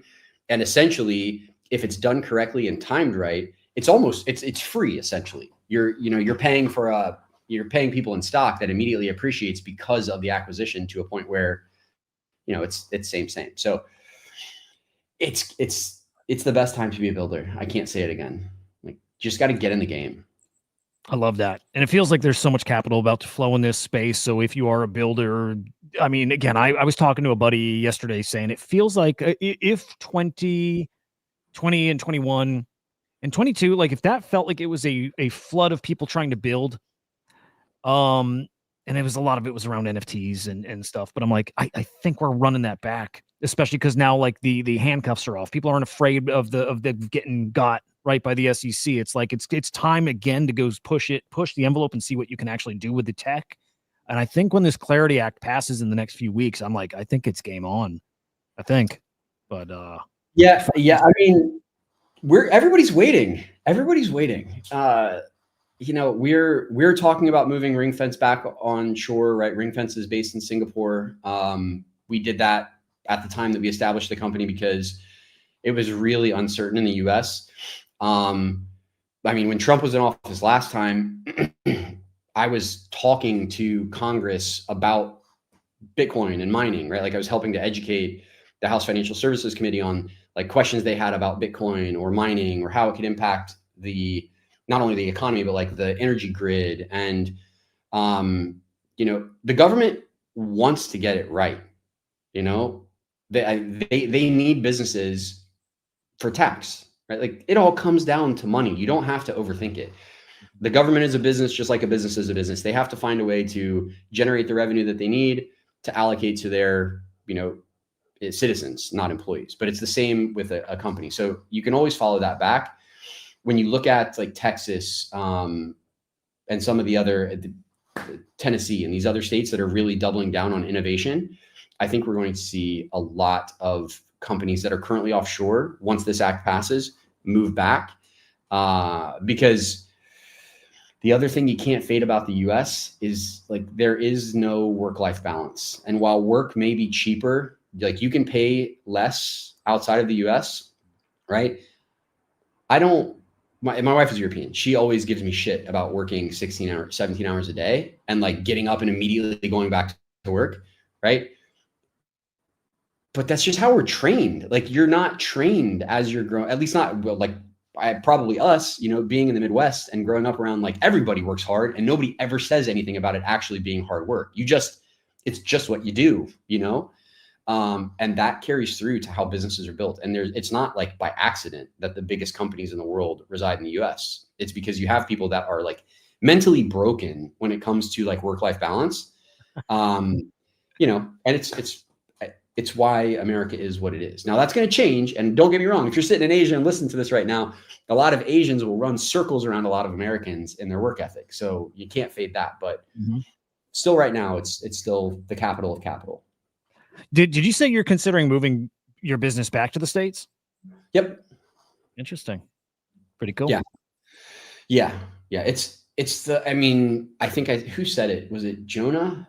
No, it was the Quant Fund guys. They talked about how they think next cycle, no matter who wins, basically, it's going to still stay on a positive trajectory. Yeah. I tend to agree. That was refreshing because I start, trying to think of, what could be a black swan type event, or, I'm thinking about the risks. If I have this 5-year kind of thesis or plan, I'm like, well, whenever Trump's out of office, do they start rolling back everything? And then him saying this last week too, right? He lives around he lives around like Elizabeth Warren, and he's speaking to these people. And he's like, they're in now for the long haul. Like they're pro crypto now for the most part. Which, dude, the peace of mind just hearing that gives me. Need to hear it from more people too, but like incredible. Like it's changing. It's at least starting to eliminate that one fear I have. So, well, the world is pretty homogenized at this point. I mean, most Americans don't travel. More now are traveling, but most Americans don't travel. When I was growing up, I remember there were people who never got on a flight ever, like just never took a flight, right? Even within the US. So now though, because everything is very similar and everything is pretty Western and most people speak English in most major markets, except for Korea. That's a different story. Awesome. No shade on Korea, but just people have options. Like as a US citizen, you can go somewhere else and get arguably a better quality of life, but you're going to give up a few creature comforts. And the thing is like those creature comforts can tend to matter enough that if life changes or improves just slightly in the US, everybody's coming back, Yeah. I mean, it's like for me, I love where I live, but I hate that I can't watch football or basketball at a reasonable hour. And like for me, I can't tell. I've talked to my wife like 5 times about like as March Madness approaches, I'm like, I fucking can't stand it. I got to go back to the States. I need to watch March Madness. She's like, you're out of your mind. Like you can't live in a place to watch basketball. Like, yeah, I probably could actually. That's kind of, anyways, I think that America understands now that things are about the same everywhere else.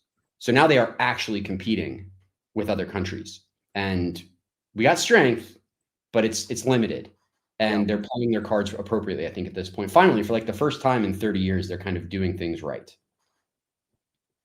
Yeah, makes sense. I'm trying to find real quick. I got somebody messaging me. Our next guest, by the way, guys, coming up is Lurky in about 7 minutes. Hang on. Oh yeah, Lurky is. I talked to he definitely has the link. Let me confirm just to make sure that the time works for him. Okay. Yeah, Scott's messaging me saying, "Hey, has Lurky been on yet?" And I'm getting a little mixed with the messages if they didn't get the link or they're trying to find out. I'm talking to him, Glass Ape, right now. So he's got the link. I'm just waiting on him to answer if the time slot works. But I think we're all good. When's he due on? 10 minutes, 5 minutes, something like that. Yeah. Yeah. Okay, so as of now, and we'll see if that time works or not. But he's good. Yep, he's good. Okay, Lurky in 5 minutes, guys. After that, and again, time zones, I'm getting all like, but 4 p.m. Eastern time is Graham. Can't wait for that. And then again, that home stretch, dude, and we're getting to the point where it's only 2.5 hours to go. I don't like this feeling of it being over, but it's not. I'm not going to think about it. It's not over. It's not over. But 5:15, Dr. Emma Sage, and then again, flight. And then that's it. We have 4 guests to go. I'm not okay with that. We need to find another 1 or 2 to pepper in here. I need it. Guys, come up with please in the chat, tell us somebody that needs to come on still. We need it. Yeah, we got a big gap. What do we have, an hour? It's an hour gap, which is okay because I think that means fire back up the spaces and get the community chatting. I might even fire that off now. I might even get it rocking now. So yeah, okay. We've got Alex and we've got Graham. Graham's going to be great. Yeah. And he's going to be fresh. He's in the appropriate time zone for this call. So he's going to be morning. Right? Yeah. He'll be ripping. Okay. Then we're going to take a quick, or at least 5-minute break, get my phone set up, get the spaces rocking again. I'll see you guys in a few. I'm not going to do the, I kind of want to do the Kong song. Play it. Hang on. Do we want something a little different, fresh? Like just mix it up a little bit? I mean, you can't go wrong with Camp Low, Lucchini. That's always a good song to play. But you know this one? My buddy Eclectic Method. It's a infamous song, right? The chest thump. I can't hear it. I don't have it playing yet, but you've heard this before? I have, yeah. Rock it. Incredible. This is one of my first friends I made in this space too, is Eclectic Method. We connected in what was it, NFT boxes, and he's been a real bro. And fucking awesome guy. Anyway, this is our song. This will get us rocking right now. Okay, hang on. Let me share this the right way.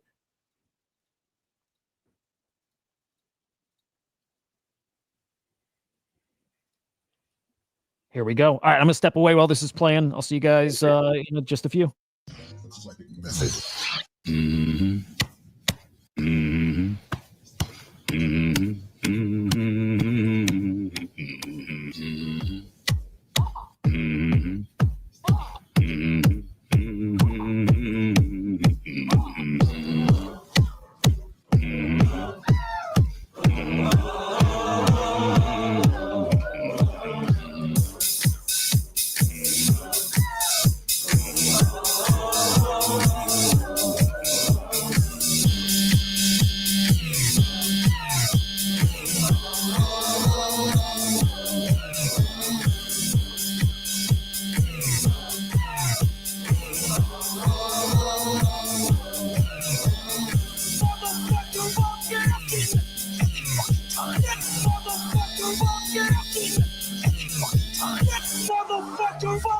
Not hang up the phone until their client either buys or fucking dies!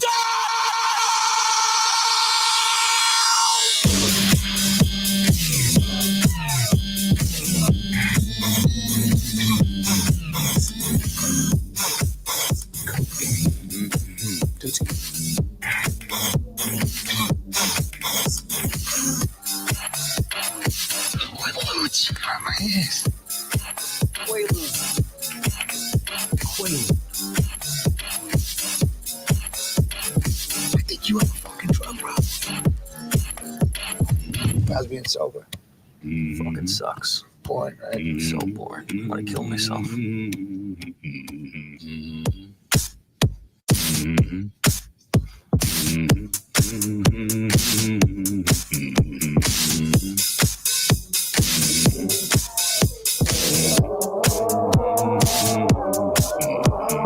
Get fucking rich. Who's rich? Any fucking all we care about is get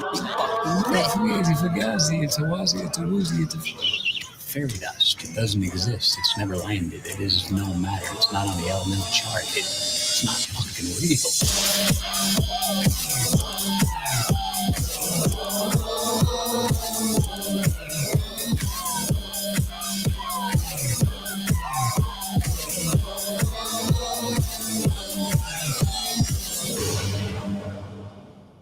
YouTube, Facebook, video, Twitter, Instagram.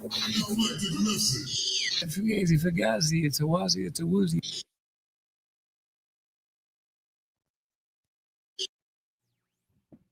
There we go. Perfect timing. Perfect timing.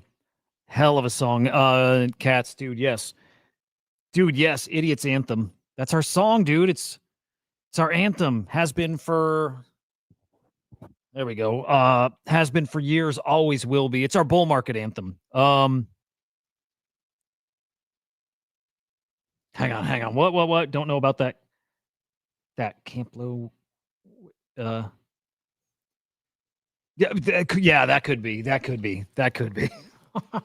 I'm old. You guys, if you're young and in the chat, you don't know Camp Low. Camp Low is the best celebration song. It's called Lucchini. When you hear it, it's the one song when you get a win in life, you put it on, it's impossible not to vibe. Okay, well, I'm old and I don't know that song. It's called Lucchini, Luchini. Yep, right there. Let's see. Okay. Am I going to get a copyright strike? Probably. So I'll play it for a quick second. This is it. That's it. Phantom of the dark walk through my heaven with levitation from Christian deep as an E7 showboating with Rugas. When is this from? Never in my life have I heard this. Just the first 10 seconds is all you need. He knows. The Hood's composer knows. It's that first 10 seconds is like the opening. Yep. Let me go back to 12-hour stream now. Zapped copyright strike, but worth it. I've never heard it. When is that from? I mean, I don't know. I just had the CD when I was a kid. I feel you. It was one of those things that I got from Sam Goody, and then my parents took away from me, and I took it back and would sneak and listen to it. All right. How old are you, Whit? 42. Yeah. Am I? Yep. 42. No, 41. I'll be 42. There you go. I got you beat, dude. Yeah. How about you? Yeah, 44. I got you. Yeah, it's what a time to be alive. The best time. I was hoping I would live for days like this, like the whole virtual reality, AR, like everything that's coming. I was hoping I would make it to this. And I think we're going to make it. And like whoever said earlier today, wait, who was saying it? You just got to make it 10 more years. Who said that? Everything's a blur now. Greg, Blue Decks. Oh, right. Okay, right. Yes, 10 years. Just got to make it 10 years. We can live forever in virtual reality or the Matrix or whatever. I'm telling you, I'm really glad he said that, because before he said that, I thought it was 2049. That was the year that I had read somewhere that by 2049, we'd have AGI and humans would be able to extend life forever. Huh. Because it's really not, you don't live forever. It's just, you are able to gain more life each year than you lose. So you lose 1 year each year, right?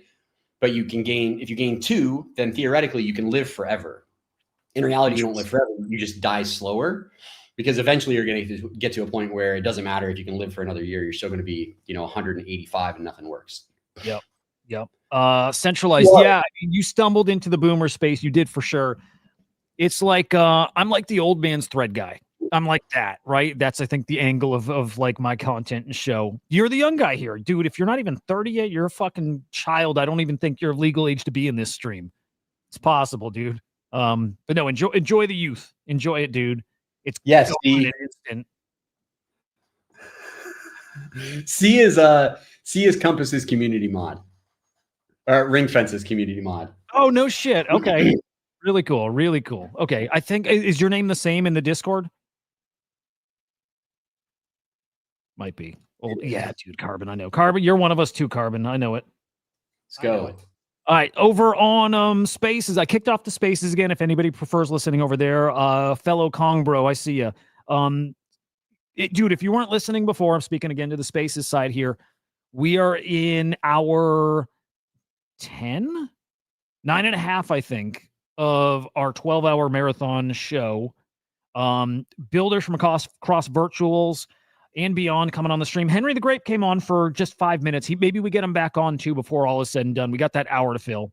But yeah, Henry probably would come back in. You would get along with him. You'd like him. And I think we still got those Genkais to give away if we can find the right time to do it. So we got that coming too.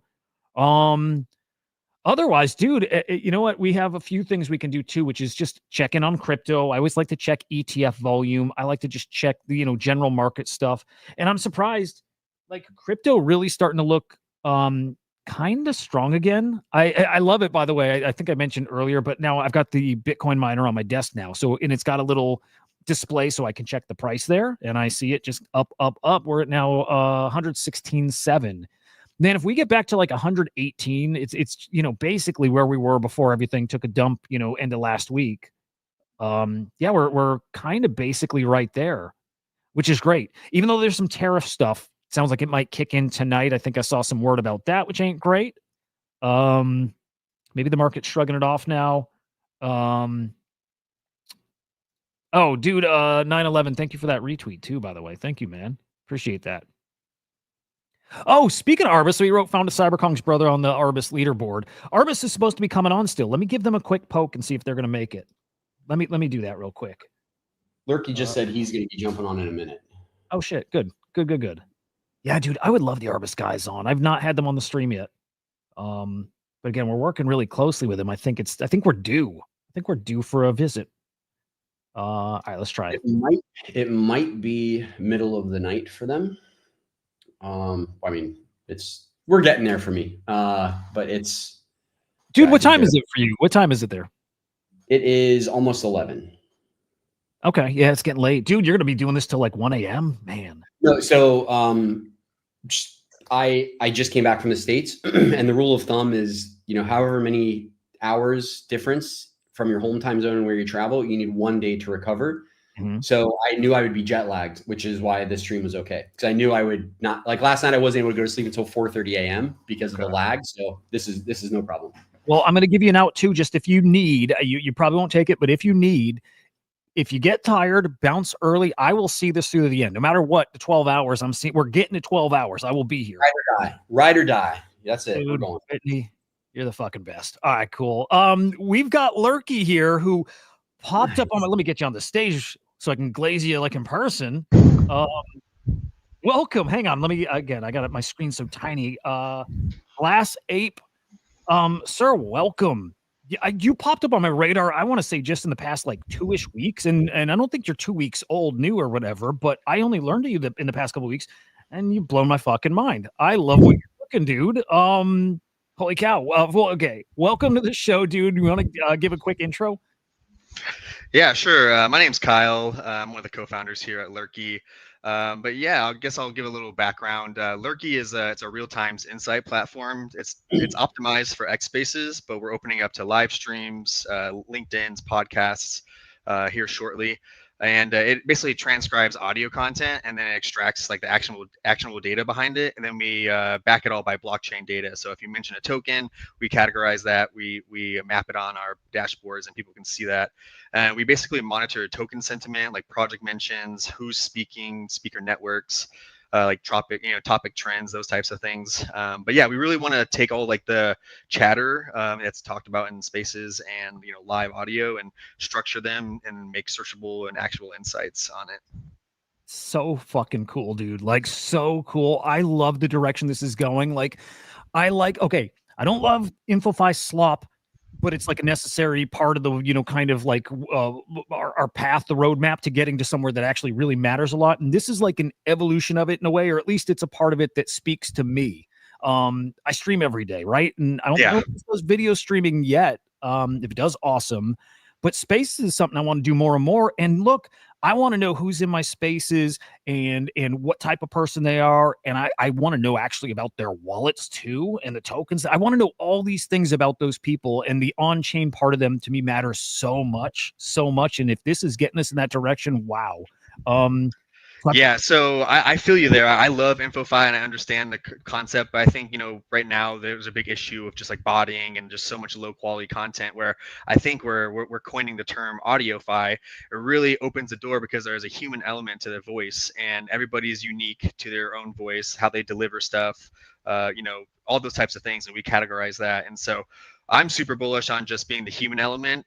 Ironically, we use AI to determine things, but I still think the human element, IP, and future will be even more stronger. And like we're starting to see that right now with like content creators. Like beforehand, no one would even look at somebody eating food and stuff like that. Now there's a whole genre of people eating food, and it's from their favorite creators and stuff like that. So we're developing from like this informational content, whereas like everything can be content now. And so I think the human element is going to continue to grow, and like I think you're on the right track. You've been doing live streams. I've watched your stuff for so long.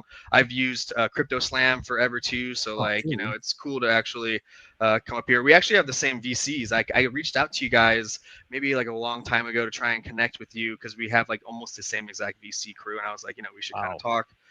So yeah, we're backed by like Animoca and Six Man Ventures, Big Brain, Hashkey, Long Hash, Test Furman. So yeah, Okay. I know a couple of those that are in your same cap table. Dude, I mean, if this is finally how we connect, then this is how it was meant to be. Here, Scott's on our team. We're gonna have to chat for sure because, like, I love what you're doing. I want to have you get more in depth with this stuff too. But like a week ago, 2 weeks ago, I had messaged the team. I'm like, guys, there's got to be a way that we can track, like the video shows and like the tokens we talk about, and we measure, like, you know, the wallet DNA. We track,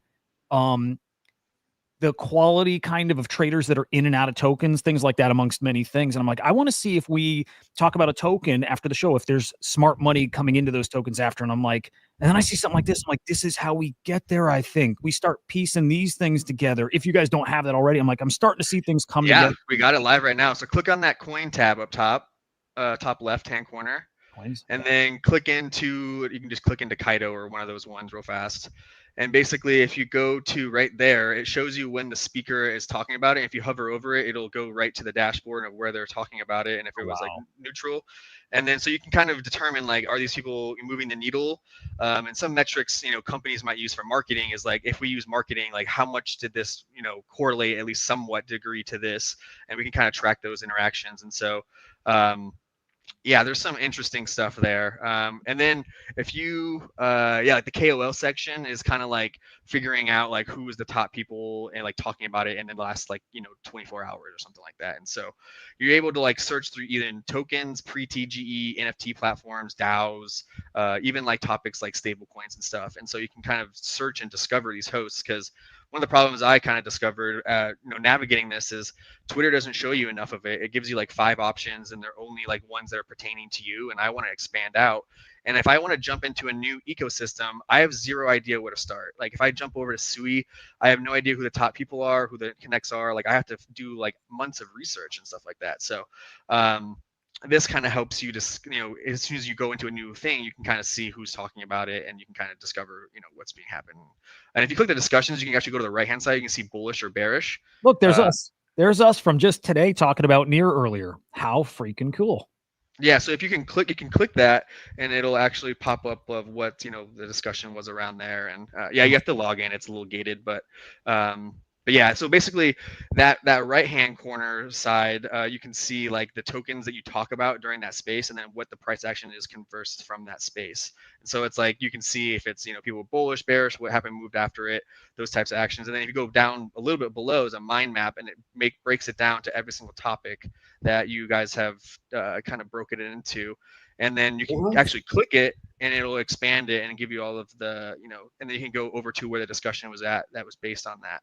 And it pushes you to exactly where that is at. This is fucking insane.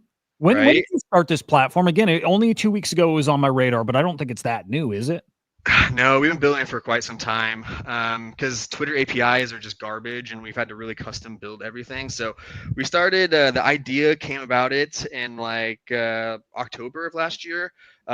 full transparency, like we were a different company before. We were called Stash, and we were an NFT marketplace and SocialFi platform on Cosmos. So think like Farcaster, but for Cosmos. You could swap through it. You could do NFT trades, mints, those types of things. Now, after working in Cosmos, we know that's kind of a dying chain, and there's the liquidity is not there in user base. So I made the chance to let's pivot from this whole product idea, and then so we decided to build Lurky in about December after finding out that we could probably do something here, and then we went into an alpha in early May to see if there was PMF and if people were interested in it, and we got really nice feedback and stuff, so we continued, and now we're in this beta phase, and it wasn't until the last couple of weeks when we improved it a lot and added stuff, and now we're doing more growth stuff and the flywheel effect, so we're actually really blowing up right now, just day after day hitting thresholds. I will say that part is shitty, not gonna lie. That's why it's under construction. But yeah, we're gonna have the whole area, so you'll be able to go and click into categories and see what of the speaker networks of each category, and then we're gonna look at we're gonna see what hosts are providing the details and what tokens are going up from it, and so. Wow. That leaderboard is coming soon. If you click the campaign leaderboard, that's actually where we're working on right now. So you can actually earn points right now about talking about it. So since we're speaking about it, everyone that's on, in speaking can earn points. And basically we set parameters. There's objectives to hit. So you can talk about certain things. Companies say, hey, we have a new product. We want to market it. Here are the objectives. We basically give a scoring detail on everybody that's talking about these products. And then based on how their quality is, who's speaking, how many listeners, all those types of things, we give a throughput. And then if the criteria is met, then they can actually monetize. And so our goal is to monetize hosts and speakers, and then also being able to reward listeners, because if there was no listeners, there would be no hosts. So, sorry, just want to jump in on that. So first of all, I'd love to get an understanding of your background. How did you come to all of this? Yeah, I've been involved with crypto for quite some time. My first time buying Bitcoin was in 2011, actually. I didn't really know about it until 2015 when it started hitting about $500, and I was like, holy shit. And then I kind of dove into it more, and I got really absorbed into it that 2015 to 2018 cycle. Made a buku amount of bucks, lost it all right after, didn't know what I was doing, and then that bear market, I decided I love this was so fun, and so I decided to go full time from my previous positions in Web 2. And then I basically jumped into the DeFi summer, and I worked as a marketing person for a DeFi platform on Ethereum called Axion. It was a certificate of deposit. Early stage DeFi did well. DeFi kind of died out, and during that phase, actually moved into NFTs because that was where liquidity was at. Produced my own NFT with a couple people, and we ended up raising 500 ETH, and then did about 2,000 ETH secondary sales, and then from there, I left kind of the NFT scene in a sense, and I went to payment processing. So I joined this company called Winter. It's a Y Combinator company. And then after we got bought out by Crossmint, I decided to join Stash here as a growth. And then I was working on the previous product here. And then I actually came up with the idea to create this platform after seeing what was going on at InfoFi and Kaido early days. And I was like, wow, no one's doing spaces. Let's do this. Awesome. It's a long winding road, but this product is fantastic. Yeah. I mean, look, that's how it goes, right? You just figure Keep it out. going. Yep. Yeah. I can honestly say, out of everything I've worked on, I can see the PMF way here more, because we're the flagship. There's no one in person that data with this. No one has this. So it's we're really cornered, and I think we're gonna see some nice success here. And there's a lot of API people that are reaching out to us, because this is all the information that they don't have and is not available on Twitter. So yeah. No, this is wild. I've never seen anything like it. I haven't, and I can just in my head fantasize about where it's going, and it's going somewhere ridiculous. This is really cool. Are you a dev? Are you technical?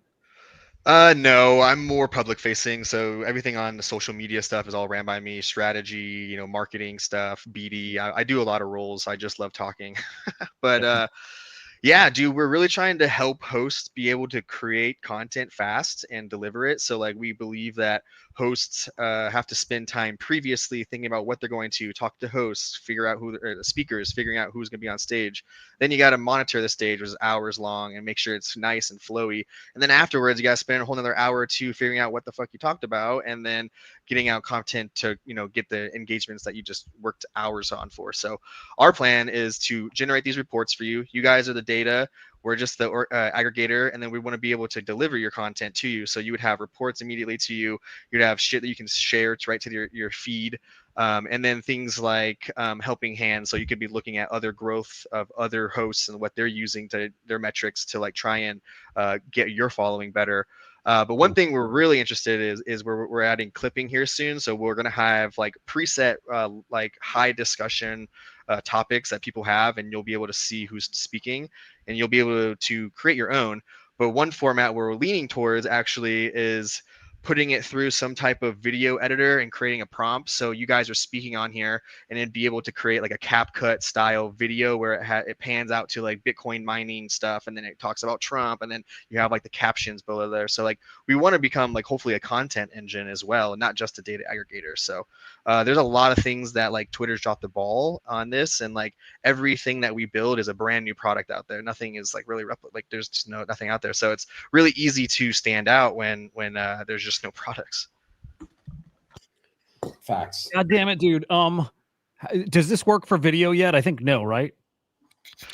So in the back end, we've been testing with like live streams and stuff like that. So it's not like on the dashboard or anything like that. But yes, we can. If you want something like that, send me over your like file, and I can run a report and see how that goes. And we're going to be testing that out more. There's a lot of people that have been asking about that. Other streams.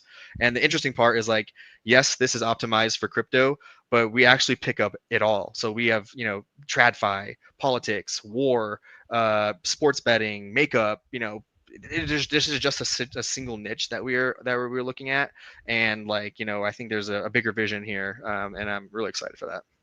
Yeah, dude. What kind of file is it you need? Like the actual like video file, like downloaded? Yeah, that's cool. We use the audio, so like that part of the video doesn't necessarily matter. But if you just give me that format, we can like scrape the audio from it and then produce the report. So we can't plug in the the video into the platform. It has to be in the MP3 format versus MP4. But yeah, either works. You can just send it to me and we can dissect it.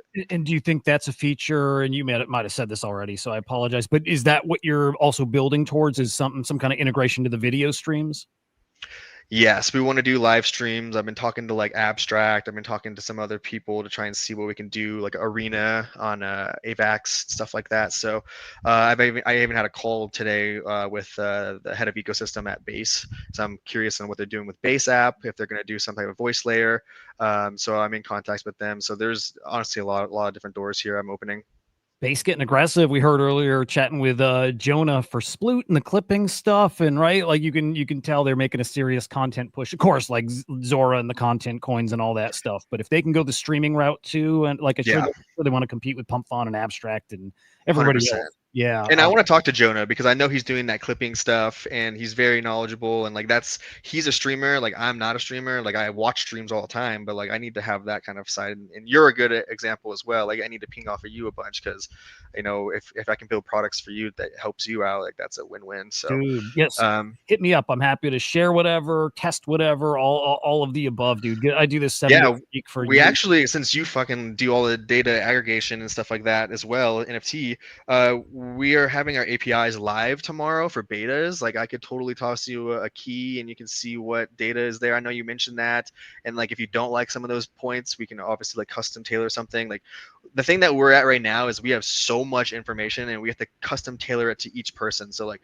media companies are coming to us for it, and then you have like non-media companies or like token companies, and so every single purpose is different. Analysts, you have listeners. So it's like if we can custom tailor those endpoints for you, like just let me know.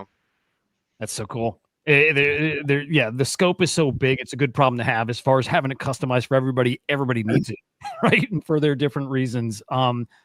Dude, how freaking cool. How freaking cool. Yeah, I'm excited.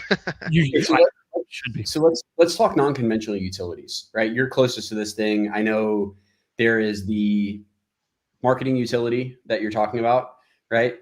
But what's the thing when you're like getting ready to go to bed at night, you're like, holy shit, it's going to change X. Like, what is X that we're not paying attention to right now?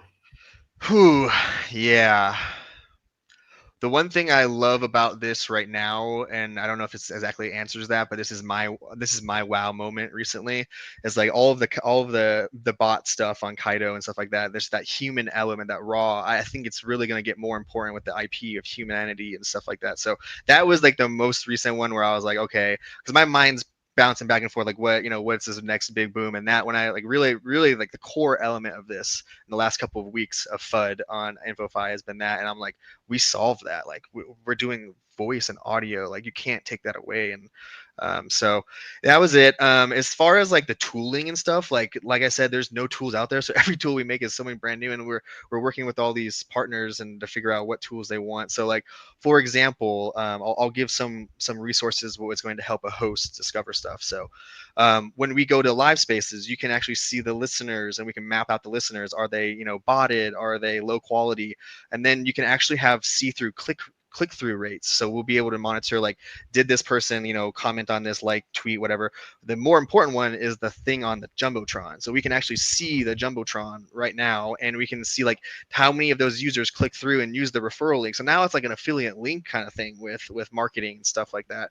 And then on the flip side, is it like, okay, I'm a host, I want to understand my listeners now, like who is my actual like community. So we're going to have leaderboards basically for every single host, where you can learn about your listeners and you can reward them, and who's your top ones. And so you can start gamifying your own leaderboards and your own systems and things like that. And so that's another one. Like another big issue is like people like to give out money to come to spaces, and so like we can have thresholds where it's like the host can put up say $200 in our system. We have parameters where like it has to have X amount of followers, has to have this much smart followers, it has to follow every host, it has to do these qualifications. And then if those are set, we can run an algo that just is an RNG based whoever is in this pool, and then we can distribute out the prizes immediately to those people, because there's a big gap when you have those giveaways, because you have to go hunt them down for their fucking wallet, and then it's a day later, and now it's all spread out, and you have 5 people you need to talk to. And so we want to eliminate all of those those long drawn out processes for everybody. Now, do you have a token for this?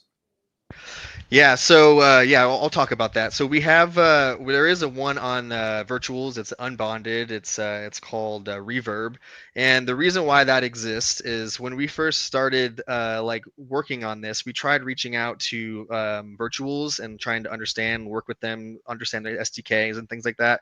To be honest, we didn't get really anywhere with that, and so we were trying to test out things. And my dev made this as our automated bot. So this is the agent that you tag on Twitter that has all of our data LLM stuff in there. So it was a proof of concept, and because you had to tag it to an account on Twitter, my dev tagged it to Lurky, and that's technically our automated bot. Now, I would say, like, if I was gonna go back, I wouldn't necessarily do that, and I wish I would have been in contact more with virtuals. Now we are, and we're kind of on the same page, and we're talking about all these things. But for right now, the utility with Reverb is that you get more exposure to our LLM. So there's a rate limit on new users. You can only have X amount, right? We don't want to hurt that growth pipeline. But if you want to actually get more in depth with the LLM, pull more data, and actually get more points from it, then you can earn Reverb or buy Reverb and do that for that gatekeeping. Now, what we're going to do in the future is, like, when we do launch a token, we will have some type of swap for the users for Reverb to branch over to Lurky, and then we're going to burn all the Reverb over time. So there was a little bit of a mistake there, not going to lie, and that was just like cleared up on all ends. And so, like, we had to give a utility based on this, and that's why we decided to go with that route right now. And then when we go live with the token, it'll be all swapped, and we'll figure that out. That's awesome. Okay. Yeah. There's a lot of questions that I have. There's a ton of data that you got access to. And this is such a cool thing. Nick put it on my radar a while ago, probably, Hudah, I'm not sure who shared it with you, but everybody's been talking about Lurky for the last couple of weeks. Dan on my team, our intern, who is the EP of our spaces, he reached out telling me that we got to talk at some point. So it's good to finally meet you. I want to dive into this more and have an intelligent conversation after I've done Yeah, more. I actually just chat with him the other day. I got his contact and we hopped on a call real fast. And so I definitely like what you're building as well. And I think there is definitely some things that we can, give you, provide data and vice versa. And I think that's a really cool part, like why we're leaning in with the virtuals more, is because they have the ACP and we're trying to build this kind of agentic, kind of conglomerate with everybody together. So, and I think Coinbase is on the similar format, and you can see that with their base app incorporating agents onto their chat bot area. So that's definitely something that we're interested in too. And honestly, like I said, we're the only points with these data. So like we're going to be feeding it to a lot of other DeFi, agents and all these other types of things. And we've been in like the last week since we've kind of been blowing up and we've been doing the growth stuff. To be honest, I think we honestly have like 30 API people that are interested like in the last like week.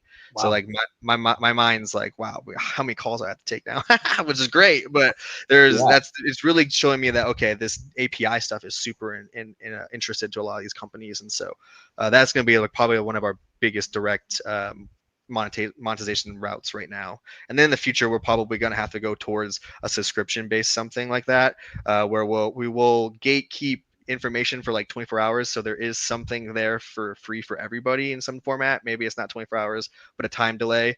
And then like the subscription would obviously bypass that, get more things. And then for hosts, you would be able to get your content, own your data, get your content deliverables, and then be able to monetize that way. So, and then obviously the API route. So there's a couple of different ways to be earning capital here. That's awesome. Dude, voice is so important. It's so underlooked, especially when you're thinking about different kinds of threats. More and more. I mean, I know we don't talk on the phone really as much as a society, but there's still so many things that come back to this kind of data. So it's massive. So I have to mention this too, by the way. So are was it co-founder or founder of Galactic Ape Gang? Yeah, I was, founder, co-founder. There was 4 of us. So yeah, that is my NFT project that I created in 21. So you guys did. I work with the Crypto Bats. I'm the CM over there. So you guys made one of the, I think the ancient bats, right, for our collection, which is freaking awesome. So I've known of you guys for a while and worked with you back then over on that side. That's cool as hell. Nice little connection here. Holy cow, dude. I've been all over the space. It's just now I think I'm finally getting some priority and showing some light. So like, hopefully that continues. But yeah, no, we loved doing that. That was really cool because Chris, which is the artist behind it, he's a really well-known like muralist and stuff like that. And like he wasn't a Web3 person. I brought him onto it. And so it was very interesting to see him adapt to us and learn about Web3 and stuff. And he loved Aussie. And so that was a really good one. We actually had a talk with I think some team members, and he was stoked on it. So we were super excited to see him happy with that. Yeah, man, magic moment, bummer. A couple of weeks back, man, the whole community's feeling it so hard still. But anyway, again, I saw this. I'm like, holy shit, it's these guys. Really cool. All right.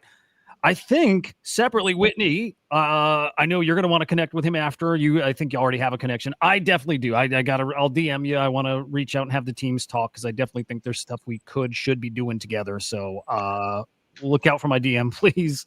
But I love what you're cooking. I think it's incredible. I see the need for it everywhere. Everyone who's making content, that simple. So GG's on what you're doing and on the success here in the short term that's been blowing up. Again, you deserve it. It just makes so much sense. So way to go, man. Thanks, man. Yeah, I mean, we've been building for like 9 months now, like kind of blindly. Like no one, like we started pitching this idea to people, and they just didn't get it until we had the thing in front of them. And now it clicks so easy because obviously InfoFi is super big right now, and so they kind of understand how to navigate it already. They get the concept, and so it's really translatable. It's extremely easy, and so now that we're penetrating that, it's just a domino effect, and it's just keeping up with that and scaling and making sure the community's understood and keep going from there. Incredible. There it is, guys. Give a follow to Team Lurky on X. And the website is lurky.app. Incredible. So GG's there.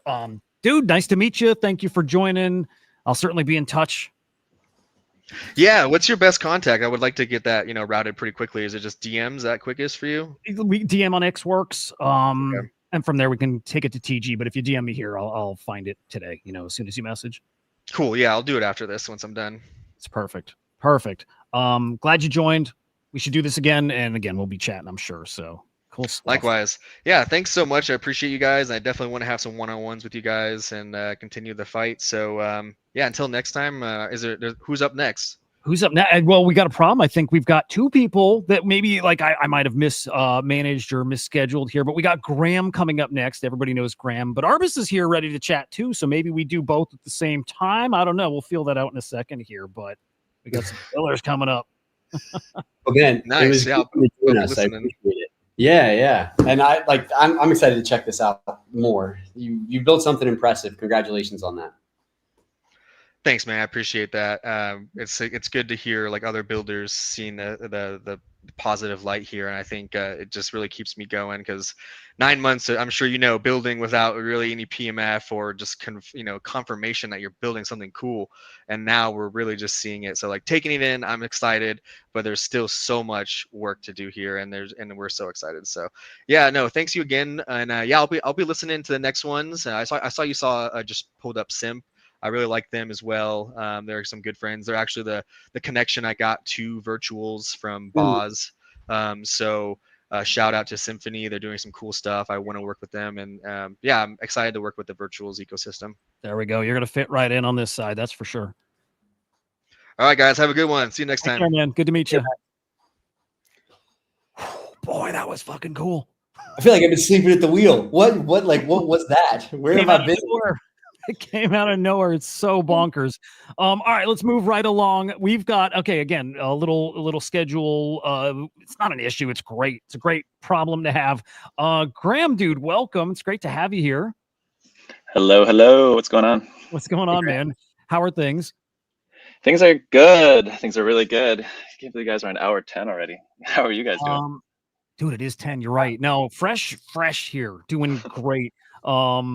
Yeah, I think we're I don't know. It just feels like the right thing to do. So not even a little tired of this. Could go another 10. I don't know. I mean, to be fair, I don't think our body has put out any energy except to talking, so it's all right. Yeah. I'm afraid to check my step counter later. That won't look good. Oh, okay. So I want to see real quick, Graham, do you look, we were going to chat for 15 minutes and these things can go longer. They can stick to 15, but I have Arbus here too. Would you want Arbus to come up and shoot the shit with us? Or do you have anything specific you want to get into in your 15? No, it's fine. Arbus and us, we work together pretty closely. So happy to do a whole joint thing. Let's do it. Family affair here. Let's go. All right. We get the stage set up proper. Arbus all right. Hey guys, how are you doing? Sup, number 2? How you doing, number 2? You got thanks. I'm better to be here than the lobby. So thanks, Graham. Of course. Cool. I'm gonna fire off a tweet for this because this is special. I've wanted to get Arbus on the show forever. Actually, same with Graham. I've wanted Graham to come on the show forever. This is our dude. This is our first time doing any kind of stream anything together. So it's a special moment for me. Sure is. Tweet this out. Hang on. It's for me as well. You guys were instrumental in everything yesterday and continue to be. So thank you guys both so much. I know we've been talking behind the scenes for quite a while, and you were, a couple of the only ones that were aware of everything that was going on. And your support's been awesome. I think it's very clear that working with you guys, if you see what's happening on X right now, it's worth it. So huge hat tip to both of you guys. Your teams are awesome. The people that you're working with are fantastic. It's great to be affiliated with you. I'm glad we get to share some space right now. Thank you so much. Yeah, man. It's a wild time. I think the gentleman just on the call at the very end there, it's very cool. I think Arbus and us kind of have the same kind of feeling. It's when you're building for so long in the background without PMF or any kind of traction at all, it's kind of weird to hit the market and then everyone kind of actually draw to it. So a lot of identity in that as well. Yeah, man. And then and at the same time, we are so happy to be adding value to you guys. And Graham has been one of our most hardcore fans and supporters from the start. So obviously, he's also of real high value to us. And I believe that, I also told him this a couple of times. I believe that what we do ourselves and him, we are kind of complementing each other for the greater good of the ecosystem and the partner projects. So yeah, like we are always exchanging ideas. So I love it, man. I love all the relationship and collab happening here. So let me throw this out there. I'm going to talk about how I know you guys and use you guys as far as what you do. Graham is the guy who keeps me plugged into the virtuals ecosystem, and that's from the start. And I'm somebody who you guys know is pretty plugged into the virtuals ecosystem, but my daily show, we do the Swarm Report every day. I would not be able to do it the same way without Graham's daily reports, right? This is like the quickest, easiest way for me to stay plugged in and updated on what's happening in virtuals. It sounds like he's getting ready to expand beyond too, which is awesome. Like, I'm not up on the creator bit ecosystem. I'm not up on the bit tensor, whatever it's called, ecosystem. And it sounds like Graham's like considering branching out to, be more comprehensive in AI. So I hope you do. But all that to say how valuable your daily reports are in your newsletter, and how much I'm rooting for you to branch out even further and get more mind share, grow that following, and get us more info, dude. I certainly will be using it. So it's a long way to say thank you, dude. You're really, really helpful to a lot of people. So thank you. Yeah, no worries. I'll send you my ETH wallet. You can send me whatever you feel like. It's all good. You would, dude, you would deserve any of it and all of it, to be honest. Totally. But it is cool. How, God, maybe just ask, like, how did you get started in that? What got you started with writing those daily reports?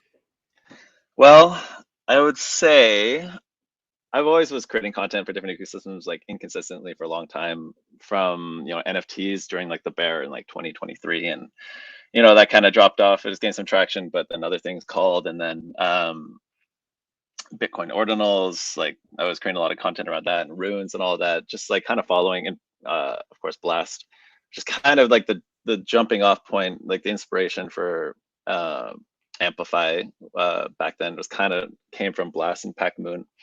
So yeah, just it all kind of like came to when I just got into virtuals and the whole virtuals.fun and the bonding curve, and that was just like incredible amount of fun, and just kind of sharing my knowledge just from a like building in the space, and just noticing things people aren't noticing. And also I was in the meme coin trenches for some time, which was just awful, and just kind of bringing this all together to kind of like bring this, I guess, like as every creator should, like this unique perspective into what you're bringing. And yeah, the daily update thing just came from it was a Saturday afternoon, and I remember I was just kind of like taking a little nap late afternoon, and it just kind of hit me. I was like, all these projects are just so much information. And as I was trying to like onboard friends from other alpha groups, and like there was just no way to like get them to understand what was happening.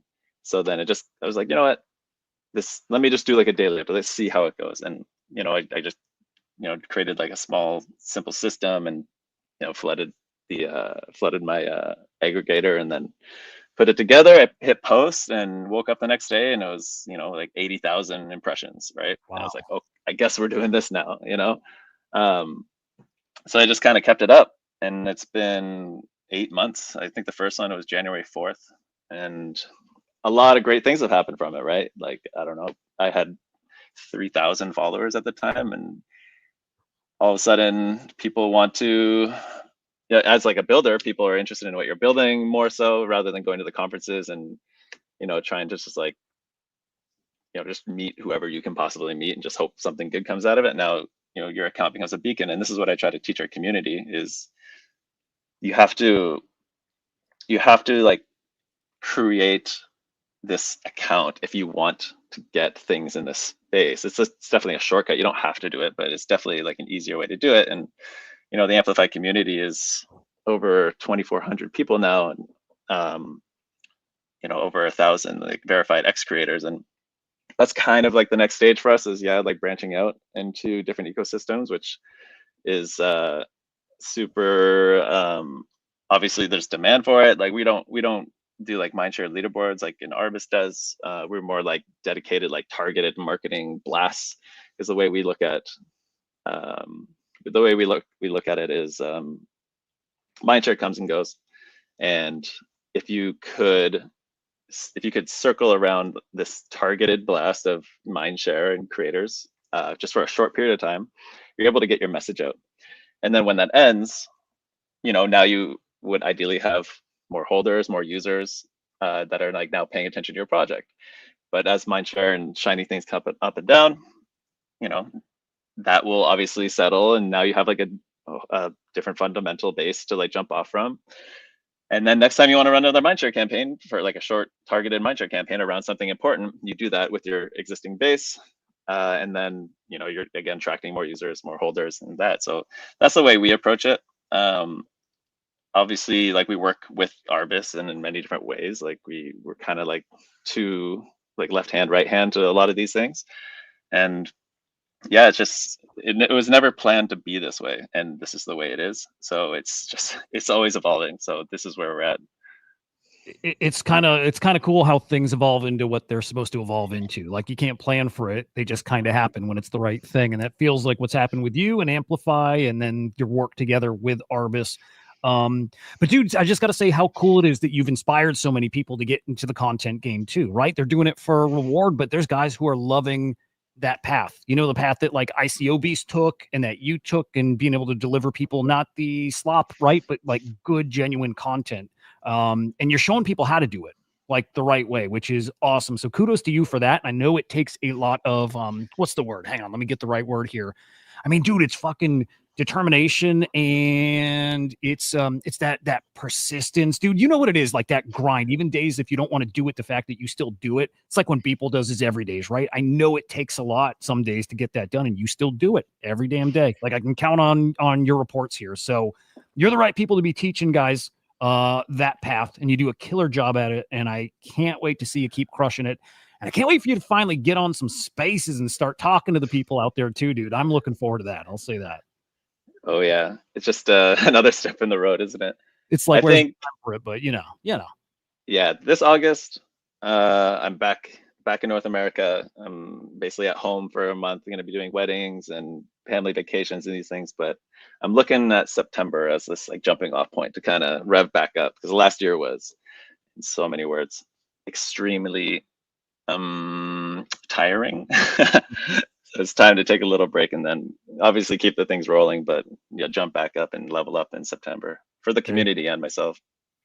There you go. I like that a lot. Now, on the Arbis side, look, the InfoFi thing exploded this year. I mean, I think we all know it, like Cato kind of put that on everybody's radar, and we realize that's a thing. And even if the thing isn't always great, we know it's a thing that's not going to go away. I've been arguing for a while. I think there's a better way to do it.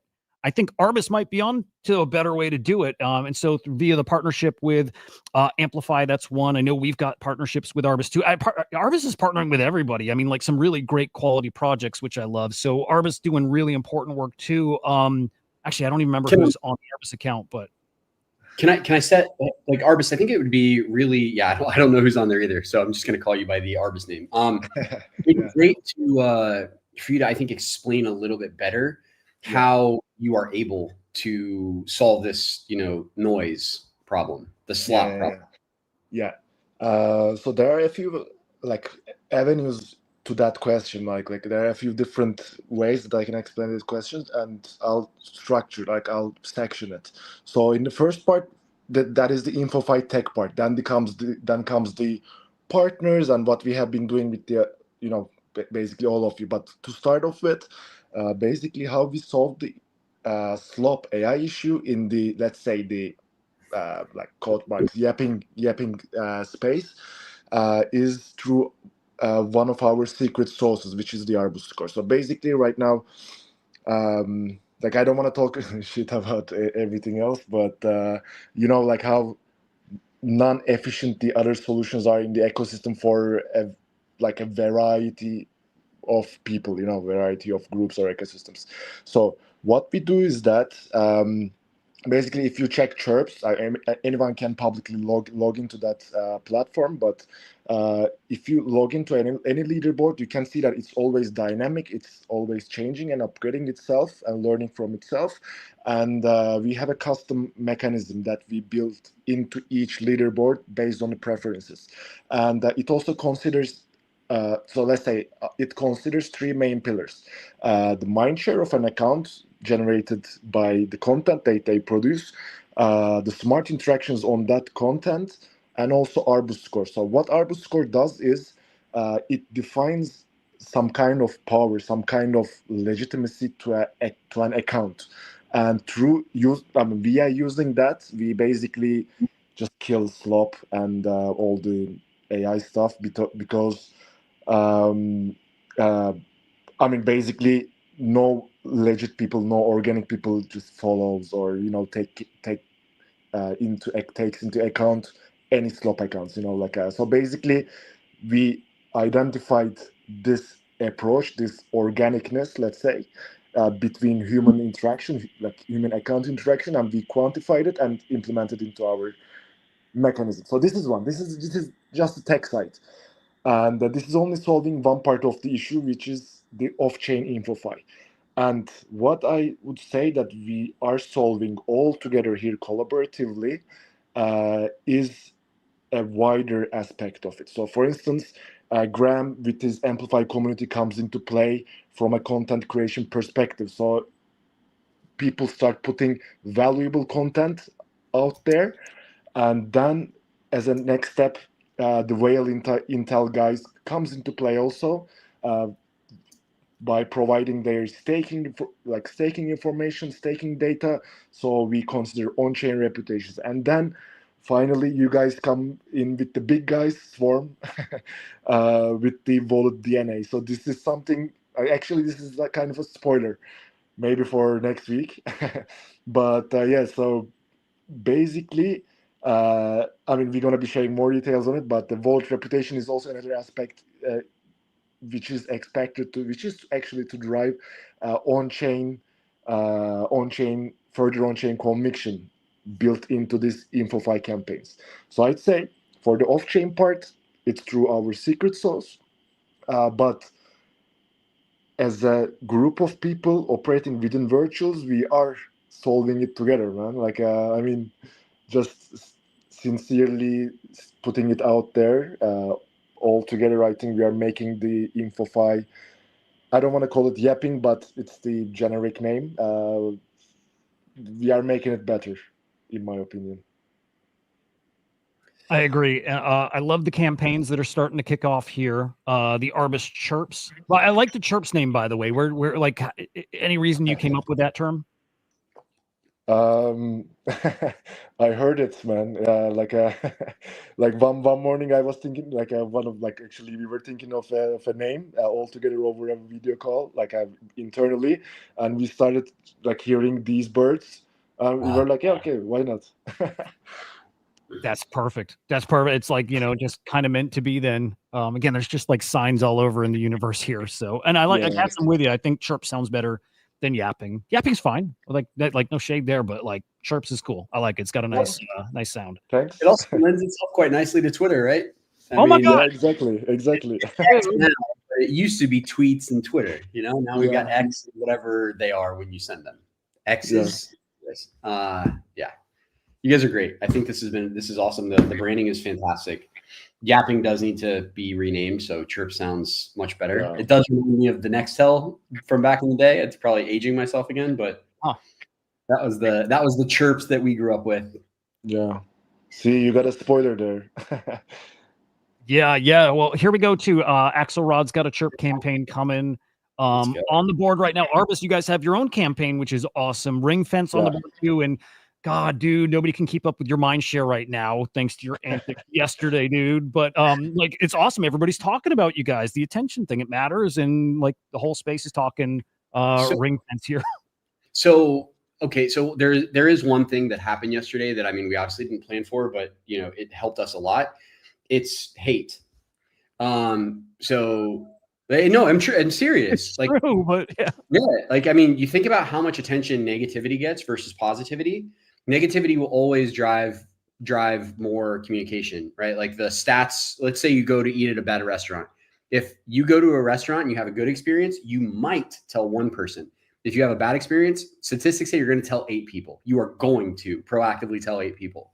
So, not to say you should go out there and try to not be liked, but I think all you have to do is look at accounts like Andrew Tate or others to see that hate can make you go viral pretty quick. I wouldn't recommend it though. If you, just do the right thing and go for the right reasons. But I think that's why we were climbing up the leaderboards the way that we did. Oh yeah, see, there you go. Right, number 2. Let's see, it all helps. He helps us, we help him. Yeah, I mean, Will's really smart, and he is playing the game. What's interesting, not to get deep into this, I've said that a few times today, but there's games being played multiple places, different ways for different reasons. But Will plays the game, and it's smart, and he's doing really well playing this game, really well. Number 2 there is freaking phenomenal. Game is game. I mean, like I said at the beginning, I had no hard feelings whatsoever. Everybody's in here. You got to make your money. You got to do your thing. Get in where you fit in. We're all grown-ups. This is the game we're playing. So I think it's awesome what Arbus and Graham are doing. AmpliFi is, we get such a well-rounded experience by working with both of them at the same time. They really complement each other. They both benefit the entire ecosystem. And I mean, shit, I don't think there's any better way to get your word out there. Oh, yeah. Dude, yes, dude, full on agree. You've got Agent YP coming up with a campaign. I know we're finalizing our details to get a swarm campaign going, and I'm excited for that. Like, dude, it's just, for me, it's just fun working with people. I don't do it enough, right? Usually I'm just doing the stream stuff and talking my head off and whatever. But when I, sometimes get to connect with you guys behind the scenes and actually help with, well, again, something like this, the campaign here, I know Scott's getting it over the finish line. Actually, Scott's been running this. What am I talking about? I've exchanged a couple of words, but it's cool to be a part of still, knowing that, God, we're about to do a thing that hundreds of people are going to be talking about, and it does matter to them. And it's a great platform to be doing it through. You guys have got Whale Intel coming up too, and Micro Trader coming up as well. I don't know, dude. I'm excited to see how these play out, and I want to see, and I'm hopeful that people start looking at Arbus as a place they can go for their to get that mind share as opposed to Cato, right? It's a little different way to do it. I think, I think when all is said and done, it might be a lot different than Cato.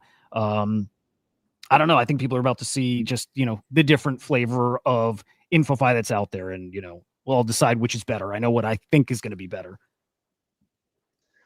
There's also a really important tie-in here where Cato actually costs a lot. It's for well-funded teams. They do well for them. There's obviously great results with their new launchpad and just helping their projects so well. But there is this gap between projects that are fair launching on a bonding curve or a Genesis launchpad or otherwise, right? Where they don't have $150,000 just to throw at a leaderboard, right? And that's where, there's so much room for, people like, or projects like Arbus and AmpliFi to kind of come in here and just help these projects out a bit more, right? Of course, like everything costs money, but there is a difference between, a fraction of what Cato offers, and they know that. They know that like there's going to be people coming in and kind of attacking that niche, and that's where I think a lot of the opportunity is. If you think of even not just like AI, you can think of like Zora coins. Like, where are these going to go? Like, do people want to amplify that? Is there like all these other launch pads off Solana? I mean, there's so much out there, and yeah, there's a lot of room to grow. Definitely, and I think Cato's going to have to do a little catching up. And I mean that in that I hear a lot of backlash about, like what happens when they do these airdrop campaigns and what happens to those coins. And they're typically sold. And that's not a bad thing. Again, if you're working for tokens and you get your tokens. But, the problem is going to be some people are not going to want to run those campaigns when they know that all it's doing is putting sell pressure on their tokens. I don't know. Again, I think Arbus is onto something maybe a little different. Well, again, we'll see. This is very, very new, but I just know that InfoFi and the way that they do rewards is ripe for disruption. And fuck, boys, I'm here for it. I'm here for it. It's awesome. Where do you guys see Arbus? Let's say like later this year, like a few months out. Like, what does your roadmap look like? Yeah, so actually we've been pretty loyal to our roadmap, which we laid out last year. So it's still going on the same. So basically, like you checked our terminal, like we started as the InfoFi market intelligence platform, and then built on our InfoFi framework, we have this Chirps platform as a user layer. And recently, like a couple of months back, we started our API services for the agentic level. And then next up after chirps, which I think is going to be still pretty hard for the next few months at least. Then once we get some space, we are aiming to build our data contribution network, and that is where now the InfoFi space, from our perspective, becomes a whole. So basically, we have our user layer terminal, we have our agentic level data intelligence framework where we push out data through our APIs, and we have the growth network through chirps, and then user contribution, data contribution layer, where we let people contribute into our data sets, is what's going to make us a whole data intelligence ecosystem. So that has been our plan and still is. I love it. Any other partnerships, any little alpha you can dangle? Anything coming up that'll excite people? Sure. I mean, you already saw one, which is Axelrod. So we have a few other virtual partners that are yet to be announced, and actually all of them, because like there's a pretty close circle within virtuals. But the alpha that I want to give, also follow Amplify. Hit that follow, man. I'm refreshing because I don't know, like you see these all the time where it shows you're not following when you are. This one must not actually be. It does it all the time. I look at accounts, I'm like, I'm fucking following them. I know. No worries. It's for Graham to excuse, man. All right. But another alpha for you.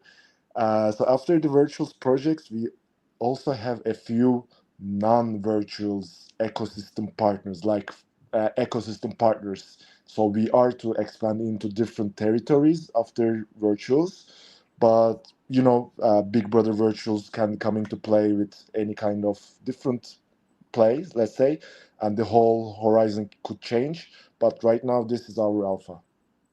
Dude, I love that. More and more, I'm excited to see that, which is, we freaking all love virtuals. We do. And we're all full throttle building here, but there's so much opportunity outside as well. And I'm glad to hear everybody's looking at that, taking advantage of it, and looking to expand, rightfully so. There's a lot out there, and such great teams here that deserve that attention and deserve to get that mind share, market share outside too. So good for you guys. Exactly. Thanks, man. Hell yeah. Any questions in the audience too? While we got these guys, we might just have like another couple minutes here at most, but just going to watch over the chat for a minute. While we're waiting on questions, I just want to point out that I hope everybody understands kind of this underlying thread that's coming with each of the teams that are talking. It's data, right? Like everyone that we're talking to, it's some different form of data. And this ultimately is why virtuals will win, because like data is the unlock for AI. Like it's full stop. You have to have quality data to have quality results from the AI that you're working with, whether it's a model or an agent. So this is such a clear and important need that so many within the virtuals ecosystem are individually solving for their own specific use case. But as Arbis and Lurky and these other companies that are building collect more data, and we're able to develop essentially RAG pipelines, for a lack of a better way of thinking about it, you're going to have high quality, processed, labeled, clean, good to use data that's going to be able to be fed directly into new agents that are launching. It's a massive thing. So I love what Arbis is doing. Like, you guys have been great to work with. Graham, you as well. That goes without saying. Graham is like my sounding board. Like whenever I'm like, am I thinking about this thing or this person or this scenario the right way? It's always good to bounce ideas and things off of Graham. He's always there to level set. Yeah, I guess I know things. It's just the unique perspective of just working every day in the space, in the ecosystem. You just pick up a lot of information. That's another thing with like creating all the content. It's so hard to contextualize it, but when people ask me questions, I can give you like pretty good answers. Yeah, guys. Okay. Is there just something about virtuals that has attracted very good quality people? Like it's just like, so, between the guys we've had on the show today and everybody I'm meeting, and it's all through virtuals for the most part. there's just such smart guys and capable guys, and again, good people. What is that a virtuals thing, or is that just, you know, there's good people throughout crypto and they're the builders? There are good people throughout crypto. I mean, I think that, and Jesse put out a tweet that I retweeted earlier. If you feel like you're, you know, like everyone is a scammer, you're probably just surrounded by the wrong people. There we go. You know, like these guys that are building, you know, hundreds of millions or billion-dollar protocols, they are not out there doing this extractive stuff. Yes, there are one-offs that you see, but by and large, these are like very ethical, very reputable, very smart people, very public, right? So they're not doing a lot of the untoward things that I think are claimed. So virtuals just seems to have I think it's just a lot of us are just sick of the bullshit. And this is it's still like a bridge between degeneracy and where we see crypto going. I don't know. That's my take on it. Is you've still got the degen fund, but you're closely affiliated enough with base that you know that you're going to have professional distribution to real users. Yeah, that's a good point. I also think there is like a top-down approach here with the virtuals team. I know they get a ton of flack for so many different reasons, but when I spent 3 months in Kuala Lumpur out of their head office earlier this year, just hanging out with the team, just going for lunches or just speaking with Jansen and Wiki, the co-founders, like they're just nice people, right? They want to win. They want the community to win. They're just always like thinking about 6 months, 5 years down the road, but they're also thinking about how can we help everyone win right now? And they don't always get it, but at least they try. And that's, I think, as far as an ecosystem goes, I don't see that many that compete on that level to have that mindset. There's a lot of people, some very popular projects in the past. They like when holders complain, they just say, "Well, screw you, like get out," But when holders complain here, I think they really like take it to heart and they think about it very, very carefully, and they just try to their best. So I think it all starts from like that culture that's set in, but also the culture set by the people coming in, right? Is what you're saying is that it is like it's just self-fulfilling prophecy at this point. Well, it's a beautiful thing. I probably do need to branch outside and meet more people who work in crypto. That's probably part of it too, but it is a pleasure to get to work with so many great people. So I'll just say that here. Any final thoughts from anybody up here? Again, also in the chat, if there's any questions for these guys, now's the time. But I know it's late as fuck where you guys all are right now. So I appreciate you guys hanging with us for a bit. Yeah, I think everybody's got their their info. They get whatever. Shut up, Hudah. Yeah, no, guys. I really do appreciate you guys coming in, and especially like Arbus. I know this was very last minute and nice of you to at the end of your day, especially like late in your day, pop in here unscheduled. So thank you for that. And then again, Graham, long time coming. Let's do this again. Yeah, it's fun. Let's do it again. Hell yeah. Thanks. Go ahead. I'm sorry. No, I was just saying thank you. It was good to chop it up. Cool, guys. Yeah, talk to you guys really soon. Have a great rest of your stream. Thank you. What do we got? An hour and a half? Let's do an hour and a half to go. Yeah. Thank you guys. Appreciate you like crazy. Thank you. Take care. Yeah. Have a good day, guys. Bye-bye. Thank you, sir. Okay, let me get their socials up just to make sure everybody's got them and is following. Anybody listening now knows them all, but still. Graham, legend, awesome. Give him a follow. GK is okay. There, yeah, that's it. Amplify. I know Kat's here is in Amplify. I'm sure some of you other guys are doing the Amplify stuff. Killer, and he is a great leader here in this space. So follow that. Arbus Chirps, the new Arbus platform. This is their InfoFi platform. Again, like a Cato, but different. And we're about to see potentially better and how it's different. Can't wait for that to get, really out there and revealed. And Arbus AI. Arbus AI. Dude, I still remember when Arbus launched. It feels like forever ago, right? It wasn't that long ago, though. A few months back. Yeah. I mean, they were beginning of May? Mid-May? Yeah. Damn, dude. Like hold on real quick. Top right-hand corner. I know it's Alex Jones, right? But is that real? Like, do we need to Google, like, has that ended? If so, I've got, hang on. One of the, like, not a great story, right? But we work with a lot of different contractors in different countries. In Ukraine, there's one that actually, the front end guy that was pulled to the front line. So obviously, he was just out and about and got, randomly drafted. So we lost the dev to that. So it would be, great to see this ended and see him return to his family. It's sad over there, man. So, and that's not a comment. Like, I don't, like, right or wrong. I'm not making a value judgment there, but Yeah, it doesn't sound like it's real, by the way. Okay. I mean, who Dave. knows? That just seems like what was that Alex Jonesy clickbaity thing? I hope it's real. Fuck, everybody hopes it's real. So yeah, just saw that when they were talking. I'm like, oh, we gotta wait until they get off, but that would be good. That would be huge. Yeah, dude, would be nice. Dude, hopefully sooner rather than later. My goodness, crazy. When they lift Russian sanctions, don't be sidelined. Right now we've got China's banned crypto again for like the 35th time.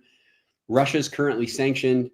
When sanctions are lifted and China unbans crypto, it's game on. Yeah. Damn, dude. Yeah, no, I think that's a great point. It's, even when things are pulled back, slowed down, it's not the time to disengage, especially with all these things that could happen that do open up the floodgates all over the world. And then here in the States, even, it's just these legislations that are about to pass. Genius Act already passed, Clarity Act coming. It's going to get silly. It's going to get really silly, man.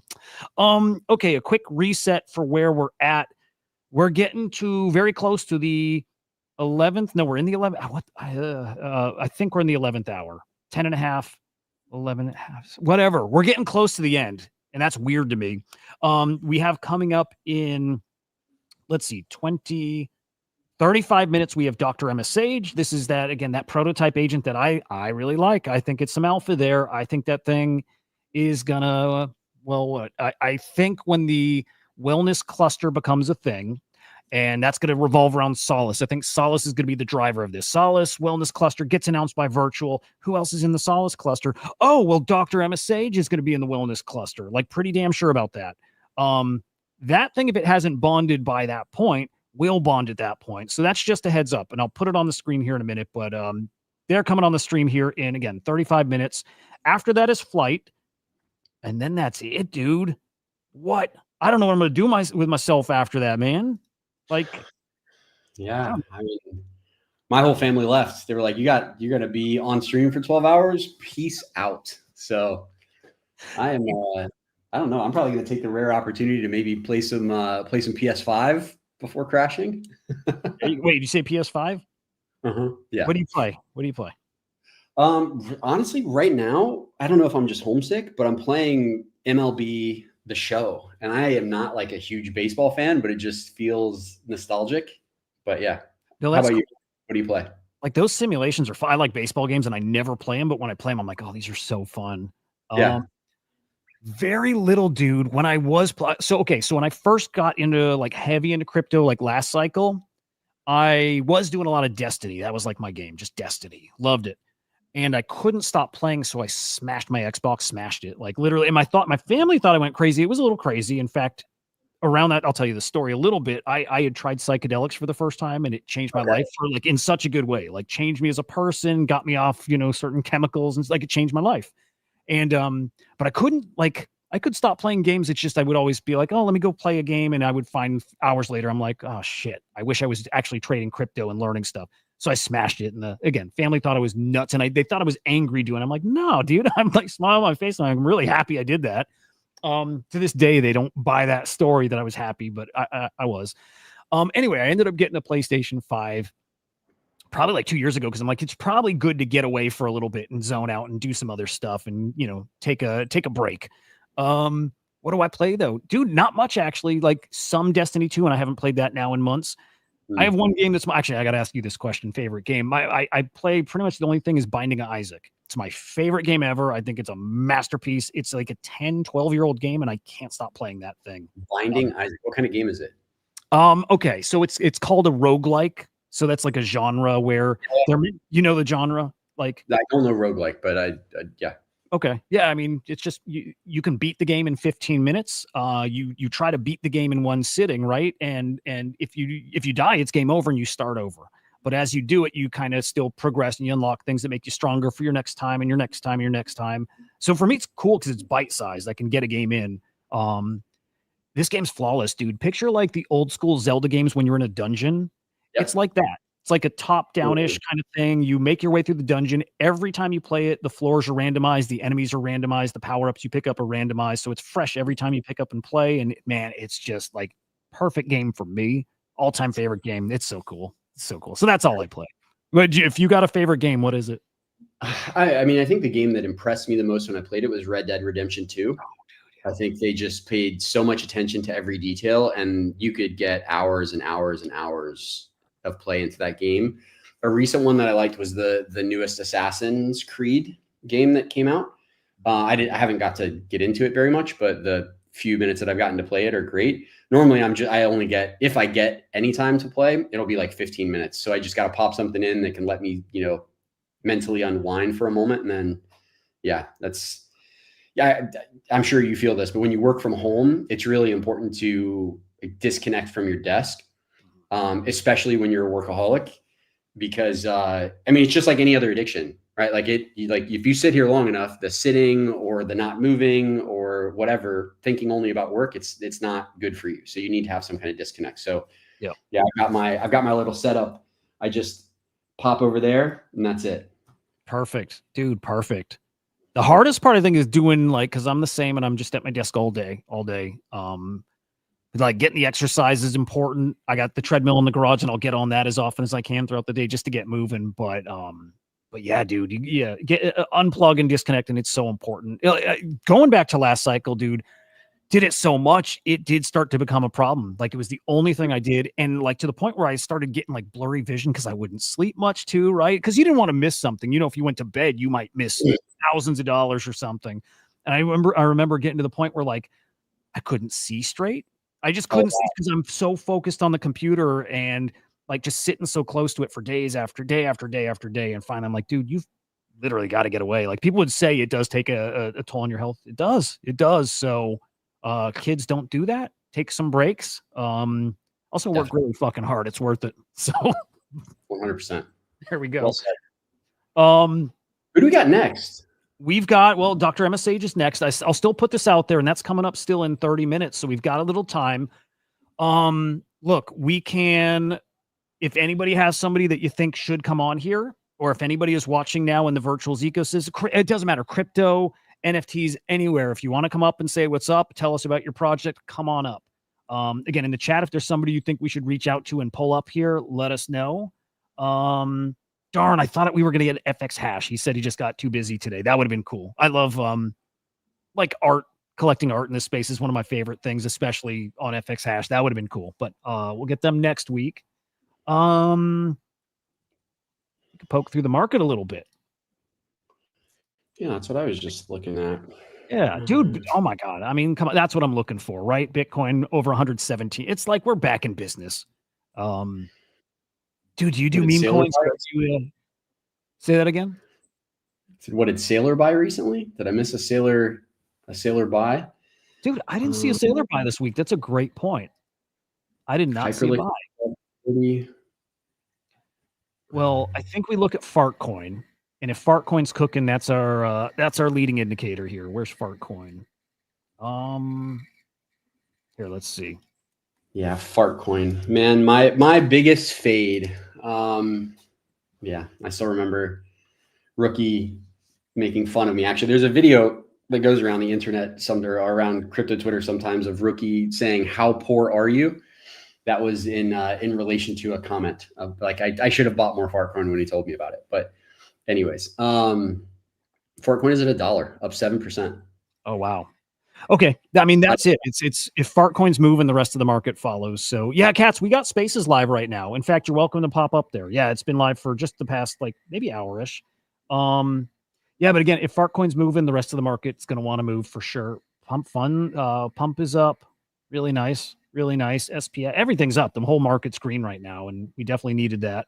But yeah, Fartcoin up 7. Yeah, look at that. Beautiful thing. All right, I'm gonna peek at my meme bags. I don't have a lot. I really only have like 2 coins I'm in right now. Okay, looking all right. Looking. I just realized I'm not sharing my screen, idiot. Here we go. I thought you were doing that intentionally because you were looking at your bags. That's like, all right. Well, that way, yeah, I was peeking my wallet and that wouldn't have shown, but no, I do that way too much. Forget to share. Have you ever done anything like that on stream? Have you accidentally exposed sensitive information on a stream before? Never, other than every so often, like if I'm doing like reporting on or talking about news. You know, some sites you go to and it pops up your email addresses. Like there's a little drop down sometimes, but like I'm totally doxxed. So the fact that my email is my first and last name, it's not the worst thing. I just prefer to not have it right on the screen, but that's the worst that's happened. What about you? No, fortunately.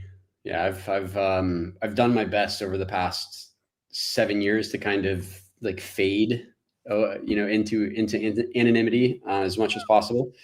But yeah, I'm with you. I've never shared anything on screen, but I'm not like trying to hide. Yep. Dude, it's a tricky balance. Okay, if you could be anonymous, go back and be anonymous, would you be? Maybe if I would go back to being anonymous, I wouldn't choose my first anon name, which was Whitney Wallets, because I got more unsolicited dick pics from crypto dorks than I care to admit. But I immediately changed my name to Bitcoin Broski after that. There you go. Never got it again. Never again. Nope. Changed my default picture to like a Drake thing that somebody had made for me, and no more dick pics. But yeah, anonymous is good, but you can't be anonymous and build a company. So it's kind of table stakes nowadays. Like I know that we're big on allowing anon founders in crypto, but in reality we shouldn't. Like if you are putting your name out there and you're attached to an asset that's over $100,000, your face should be public. Okay, now what about if let's fast forward 12 months, 2 years, whatever, when something like ethos is really matured and even again, my brain is starting to fade at this point, but these platforms that are measuring your reputation, like what we're doing too, your wallet reputation tied to a verified X account. So you can be anonymous, but your reputation is verified. It's there on chain and there's some kind of standard to that. Do you think you'd change your mind then that reputation could matter enough? No, because if I was anonymous and I'd never doxed, I could always set up a sock puppet and run that sock puppet in parallel to my account that's gaining reputation. I could use my reputation building account to build the reputation of another anon account, and then I could scam on my anon and then just shift over to my sock puppet. Fair. Like, damn it. Look, I'm with it. I'm all for people being anonymous, but like you can't have business. It's just not okay, because you're not taking the reputational risk that you have to take in a business. Like if a company fails and you are the head of it, you got to eat shit. You have to. It's part of it, right? You lost people's money, you lost people's trust, whatever it is, but you can't be anon. Because then what happens, you could just do it all over again. You could run it back again and nobody will know. They'll just think you're another high follower account that's got some clout. Yep. Damn. Great point, dude. I think you just blew up my whole thesis of that's where we're going, being anonymous and being able to do some big stuff like that. That'll exist, to some degree, but no, you're right. Well, I mean, look, think of I'm excited about all of the things all of the places that we touch and all of the data of ours that is collected.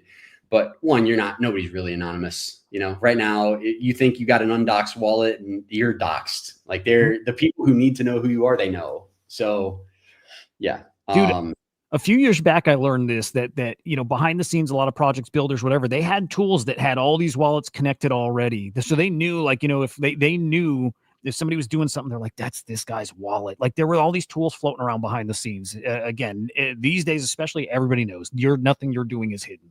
Nothing.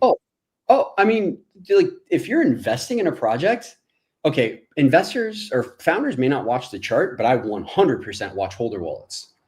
Like it informs me as to the loyalty of our community, right? And then when someone comes with a question, comment, or concern or complaint, it's the first thing I look at, right? Because I want to get an understanding of what is their motive, like when people complain about not getting access to something, is it because they just are waiting to dump, or are they long-term committed? Like it isn't that they are always, sometimes there are real valid concerns that people raise who are loyal community members, and you don't want to invalidate them because you just assume that they want to dump. You know, you got to have the data before you run, you run towards a judgment. So, yep. Cats. Oh, are we starting the spaces again? So it's already up. It's already rocking. Cats is up on stage. What's up, buddy? So I've got a question. As somebody who's never placed a leverage trade, I'm up 5%. Do I close it now? Oh my God. No, you double down or whatever. Are you doing this through that Symphonic platform? Yeah. Dude, it literally walked me through like I'm a complete idiot that I am with this stuff. It explained everything to me and made it so stinking easy. And literally all I have to do to close this is hit an X button and it closes it. Cats, why don't you close it just to say your first ever leverage trade was a win? You know what I mean?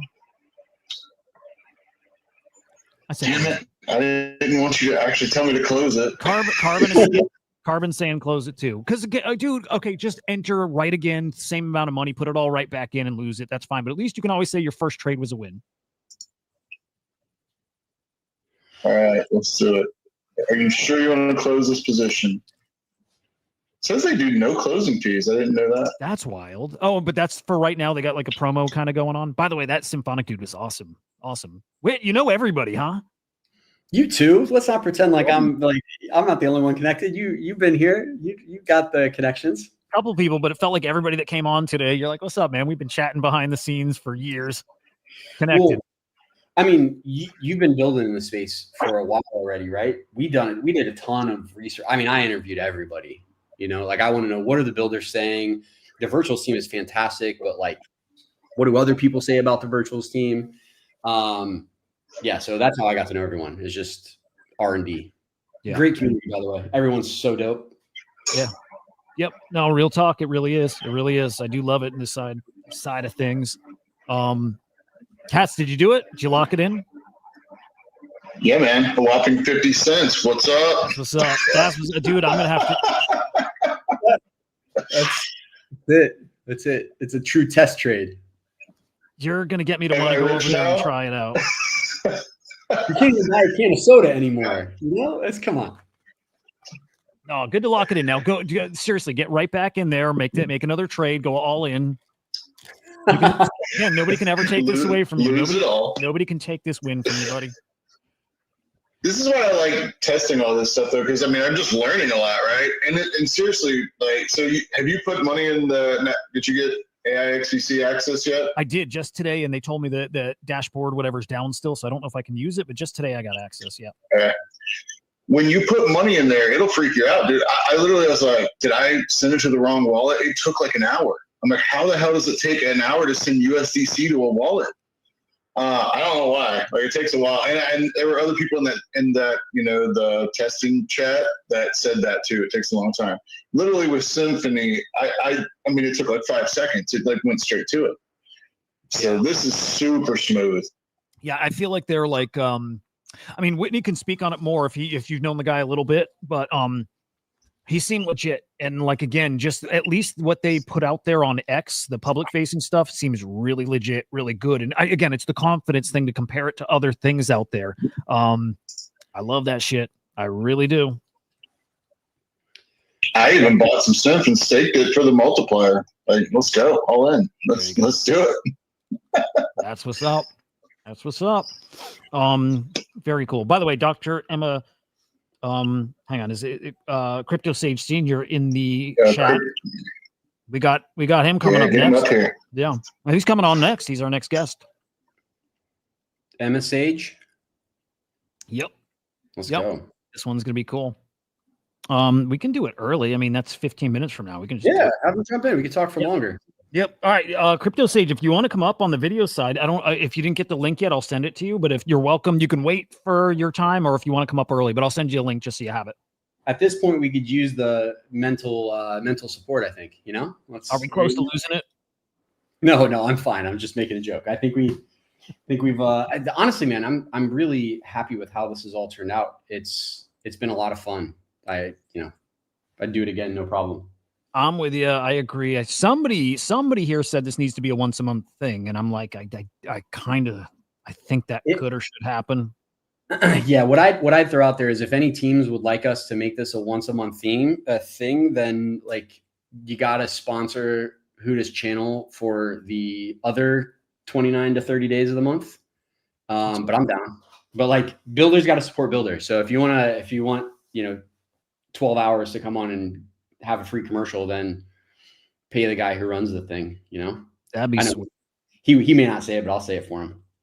Yeah, dude, I'll pick your brain later. Like, look, I would love to find a way to monetize and do that stuff in the right way, right? And like I said, I'm being very serious when I say I have no business mind, none. I have no idea how to do it. I am bad about asking for money. I'm bad about talking money. I hate money. That's why I like crypto. It doesn't feel like money, so I can actually do crypto, right? But I do need to figure it out. It would make sense. It would probably be smart. It'd probably be smart. I mean, you got a good thing going, man. I mean, I don't know what are we at views wise now? Are we over 4K? Last I saw, we were close to it. Yeah. So crushing it. Yeah, 4,400. Now that's a 12-hour thing, but you look, when I have a guest on, we're always at, between all the streaming locations, we're usually at 1,500 to 2,000 for a 30-minute window. Like it's good, and I understand that people would like sponsor, advertise, what like that. I get that people would, especially in a bull market. That's where I'm like sure of it, right? But well, like with something like this, right? If you, after it's done, you run a TLDR. If there's clips, you put clips. You can turn 12 hours of content into like a month of remarketing material. So yeah, there's a ton that you can do with this. And it's all been very well done, man. You've done a fantastic job of coordinating everything, even with breaks or bringing people up on stage. Yeah. I mean, there's a lot of low effort shit in the space, and this is not that.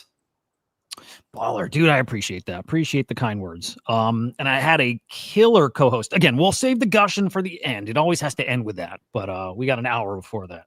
So, all right, I sent a link to the stream here if you want to come up early. Otherwise, it's okay to wait. Katz, how you doing, man? Did you get? Oh wait, why is he connect? He's here. Okay, Katz, did you go back in? Did you make a trade again? I hope he did, dude. I hope he's just gambling right now. Oh, I think we lost him. He's disconnecting or reconnecting or something. Scott, have you been watching the whole stream? If so, you're a madman. Any of you have watched the whole 12-hour thing? Well, 11. I'm not going to give us that hour till it's done, but you guys are nuts. Anybody who's been here the whole time, nuts.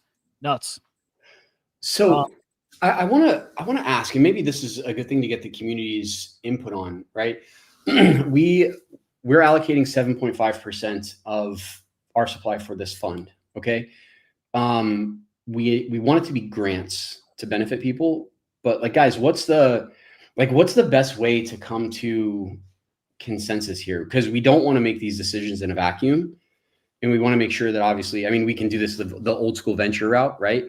But there needs to be some kind of community support behind these grants, because just from a business sense, just speaking that out there, these projects need to thrive, right? So if we only have 7.5%. So once that 7.5% is gone, whatever the grants are that we gave from that 7.5%, the majority of them still need to be operational in the ecosystem. What do you guys? I'm open to thoughts. Community, Hudah, anybody. Like, how should we think about picking these projects, if not just the old school way? So what is the old school way? What would that method be? Just like a VC, right? You have multiple meetings, you do due diligence, you talk about the product, where are they at, which is okay, but it's really not the same. It shouldn't be the same for a grant as it is for an investment, because there is no expectation of return in the traditional sense if you give a grant. Dude, so very tricky. And this is separate from what you're giving to virtual ventures? Yeah, that's all done. The 7.5% we've set aside. What we'd like to do is like put out a framework and then have it as a community fund. So like loosely, Nick and I were talking about it on stream, but let's say there's another prototype launch that comes through and they're not going to go the Genesis route. Maybe they airdrop some tokens the way that we did. We'd love if they, since they're probably going to have more control over their supply, they also contribute to the fund, right? But then it comes down to, how do we make sure that there's a fair way to allocate these funds? And it's not just, people throwing money into Ring Fence's fund and we're picking whoever we want. Right. All right, then does it make sense to put together something a lot of people have been talking about, like this virtuals community council? You know what I mean? Something like that. We could, yeah. It's, I mean, there's no perfect solution, right? The tricky thing with all of this is that everyone has their biases. So you got to kind of find people who are able to rise above the direct monetary gain that could come from it and think bigger picture. Obviously, someone from the virtuals teams, maybe Shakai from Virtual Ventures, is involved. You know, and it can't be a DAO. It just wouldn't work. Everyone would expect a token. So we need to think of, I don't know. We're still very early on in how that framework is going to go. We've been talking with the government where I am about setting something up to, you know, start encouraging more project development. And I just want to make sure that we can get the funds to these people the best way possible. Because where I am, if I give somebody 10K, that's like 6 months salary, you know, Wow. so they can certainly live and build. Yeah, I don't know. I couldn't even guess like what's a like fair method for picking those projects. I don't know. If anyone has feedback, I'm open to it. We're certainly taking ideas. I think we're about to see an explosion of projects that are launching, and it's going to be more enticing than ever with everything that's coming down the pipe for not only virtuals but base. What makes you think that? That it's going to be more enticing than ever? Just that we're about to see an explosion of them. Well, for one, I have a feeling that we're going to see changes based on the feedback that a lot of people are saying, right? Like I can't imagine that virtuals wasn't paying attention to the conversation yesterday. And we all know that they are receptive to community feedback. And while I think a lot of the coloring of it was, you know, ring fence good, ring fence bad, in reality, there has been a lot of meaningful conversations around Genesis, why it's good, why it could be improved. And my money's on them scribbling notes frantically, looking at how they can better serve their ecosystem. So that's why I think that we're going to see an explosion. I'm biased though, right? Like we're here, we ain't going nowhere. So I'd like to believe that we made the right choice, and I think we did. But anyways, that's why I think it's going to explode. The other side of that is base. You know, now you got distro, and like you got to have it. You got to be able to get the product out to people. Yep. You know what's funny, dude? Speaking of base, you know, I want to say like a year ago, we were all betting on base becoming this monster ecosystem, and it didn't really play out. It didn't. I mean, as big as base is right now, it didn't play out at least the way like I pictured it playing out. But it feels like it's just about to do that now. It does. It feels like the base ecosystem's about to go parabolic. Like, well, I don't even know if I can. I don't know what to compare it to. I can't even describe what it would look like. But it's like, for the first time, it feels like we've got culture on base, like real culture, and that's because of virtuals, really. Outside of virtuals, I don't know if I feel it anywheres, but it's there. It's there, and it's big enough that I think it matters. But it's that combined with, I think, probably the base app stuff and the Zora stuff that's happening. Even Zora, I don't feel a community. I don't feel culture there like I do in virtuals. But I don't know. There's just something feels like it's like bubbling up here. Yeah, definitely should. I mean, did you see Jesse's announcement that he posted? It's certainly not what we thought it was going to be. Still nice. Damn it! Hang on, let's go find it. It's still good. All news is good news right now. We just need to keep attention on. It's going to be something stupid. Come on, hang on. Let me see.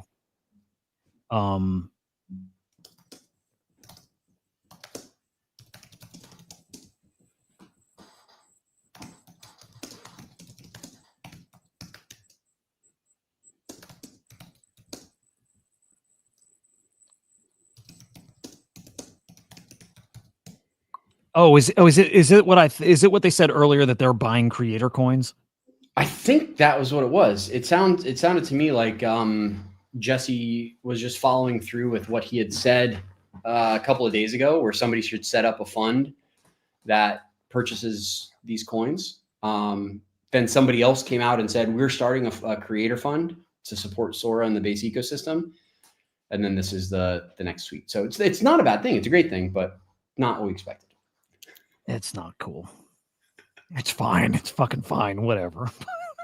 So underwhelming. I'm not sold on Zora. Like, I'm not. I like the idea of somebody said this. I like the idea of creator funds. I like the idea of like you invest in a pool of creators, you know, or in their token. That's neat. But whatever, Jesse. Jesus. Yeah. All right, let's do this thing. We have Crypto Sage. Do I have to say senior? Is that part of it? I think it is. Crypto Sage, senior. With us here, dude, the founder. It's a duo, by the way, but the founder of, let me get it. Actually, before I bring you up, let me put on screen. Let me do this proper. Of the MS Sage, Dr. MS Sage, prototype agent that I do love. There we go.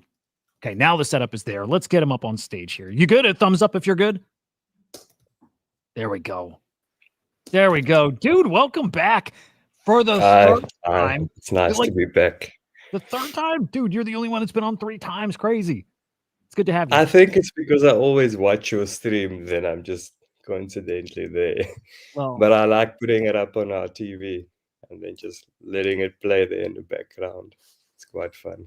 Well, you're cool. You guys have been at it today. Eh? It's been a long one. I logged in this morning and watched a bit of the stream when you're always so fresh. It's You crazy. still look good though, don't worry. Man, thank you. It's crazy. I think the only way to one up it is, I know at some point, I'm not committing you to this, Whitney, but at some point I'm going to have to do a 24-hour stream because I do this. I have to one up things like that's just something I do. So I'm going to have to at some point do a 24-hour stream. If nobody watches it, fine, but it'll happen. Anyways, it's good to meet you, Crypto Sage. Yeah, very good to meet you. I mean, obviously, we love the way that you launched prototype style. It brought a bit of vibe back to it.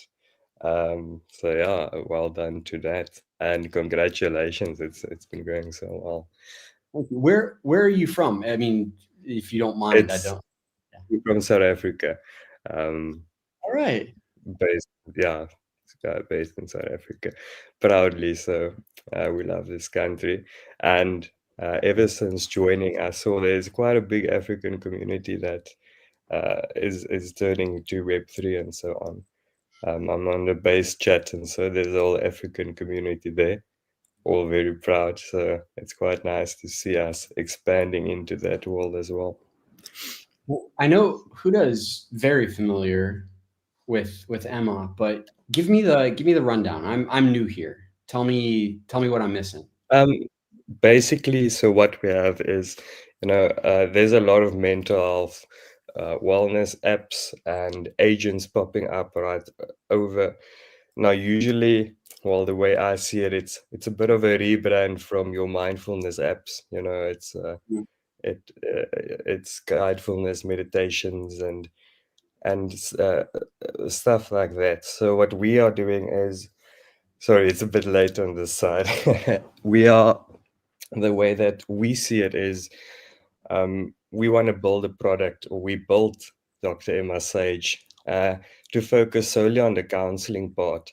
But to claim that AI can counsel you is quite dangerous. So we don't want to set that precedent, which is why we have the hybrid model. So our whole vision is that AI shouldn't replace us, but aid us. So we built this product. It's a basic counselor.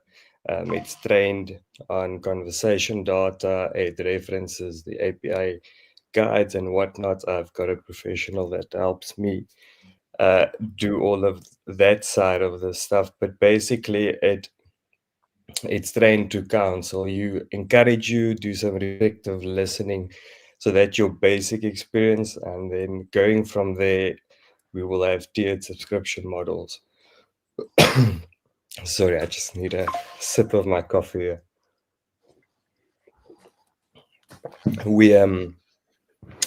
So basically, when you have that, or you join that subscription tiered model, your chats will be sent to a counselor, a registered accredited counselor, who will evaluate that. And then depending on the type of package you'd have, let's say after a week of the counselor evaluating your chats, then you will have a one-on-one feedback session with her. So that's the basic concept, and the basic idea is we make it more accessible. We break down the costs and bring it down, because you would go from having to have 4 sessions with your counselor and just to build that report to maybe 1 or 2 sessions because your counselor already knows you. She gets right down to the important parts that you actually want to be talking about after you've built that initial report. So that's the basic thing. The reason why we do it this way as well is, look, counseling is a deeply personal thing. And we don't think AI could ever, unless it becomes human, have the ability to deeply humanly connect with someone to talk about these deeply human problems. So that's where we are going with this. It's a hybrid version or system, as we like it. So why is this? That- Why build this? Why is this important to you? Well, my partner basically. For mental health for me is coming from a corporate history. I'm actually an attorney by trade, and mostly did family law as well. And most of our clients end divorces, and so everyone gets into counseling, but it's extremely expensive most of the time. And when you're done paying my legal fees, you barely have money left for counseling or anything like that. So it stemmed from that, experiencing burnout myself, having to reach out, professional help, get some, just speak to someone. I mean, there's a big stigma around it, so we're trying to make it more accessible. But as I was saying, my partner, she is the actual professional behind all of this.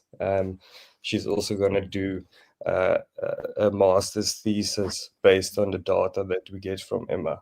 And then I plan on doing my law master's just based on the law aspect, the legislative issues that we have to try and get past when connecting local services with an international market.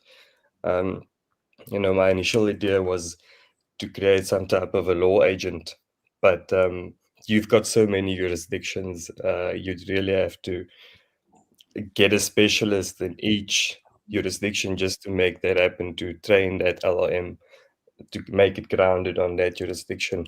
Whereas mental health, it's global. It's a lot easier to do a global thing on mental health. We can niche it down and get specialists from each jurisdiction to, because obviously it's better to get counseling from a local because they understand the background and the community you come from. So that's long-term plan is to get your counselor even where you live, and that comes with our counselor pool. So right here in South Africa, it's all locally based counselors that we are using or planning on using once we push that amount of users to that.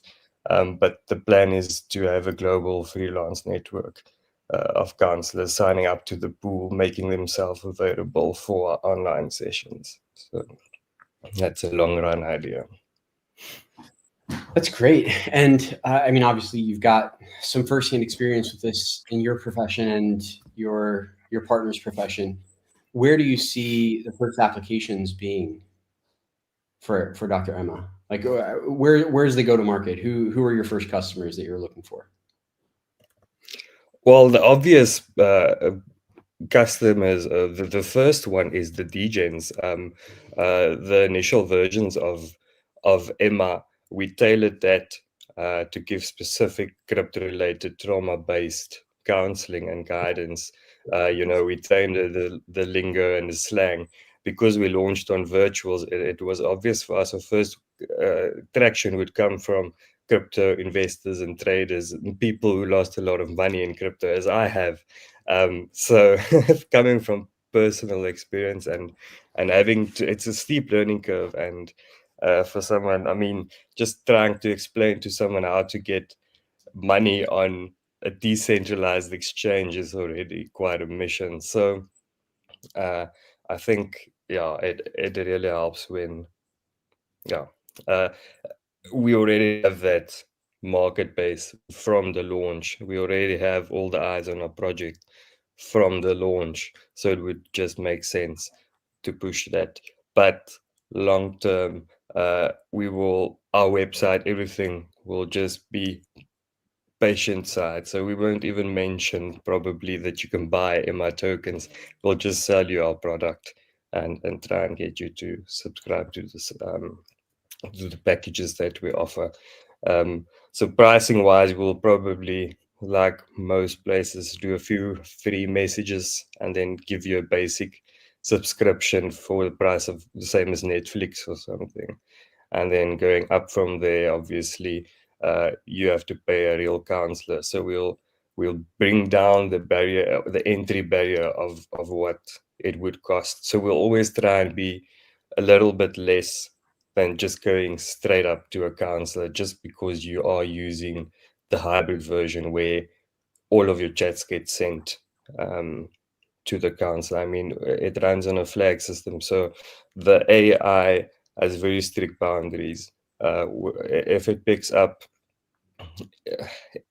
it sometimes is too strict, but it immediately picks up, it blocks AI responses and puts it in a crisis mode, and then it's basically a algorithm that's responding and not the AI.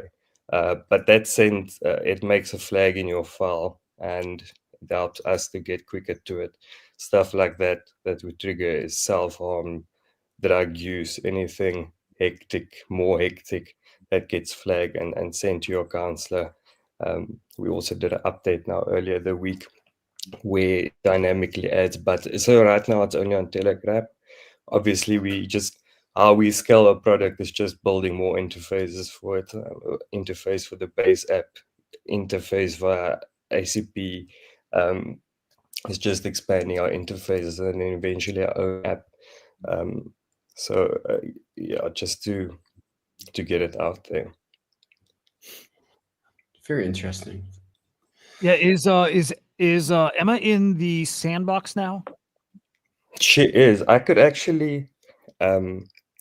So interestingly enough, we submitted our review. So if you go into that name, you'll see a bunch of red ones there.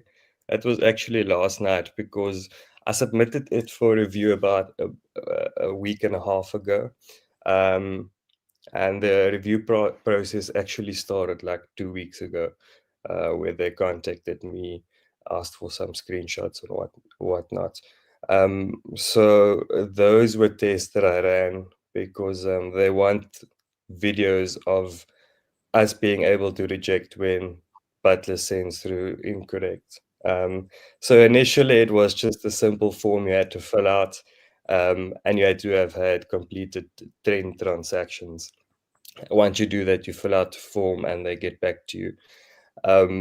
But they actually updated the form like 2 days ago, where the form is much more descriptive, and you need a video clip of each of your services working and being able to reject certain test case scenarios.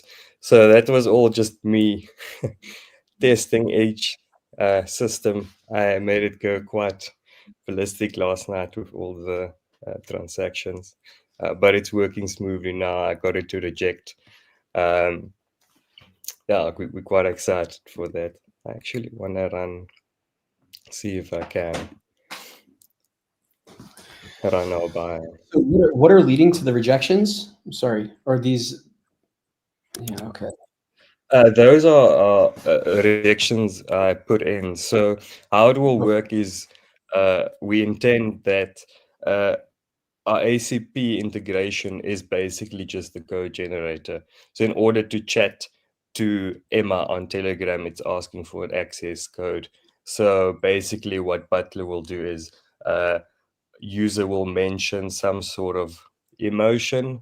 Hopefully Butler will be able to pick that up and recommend counseling sessions with Dr. Emma Sage. If they accept it, they need to send through a Telegram handle and that they consent to our terms. If any of those variables aren't there, then it needs to get rejected. So I had to show to them that we are able to reject if it's not the correct formatting, or so that we got sent through. And then also we have to be able to deliver accepted jobs successfully without dropping the transaction.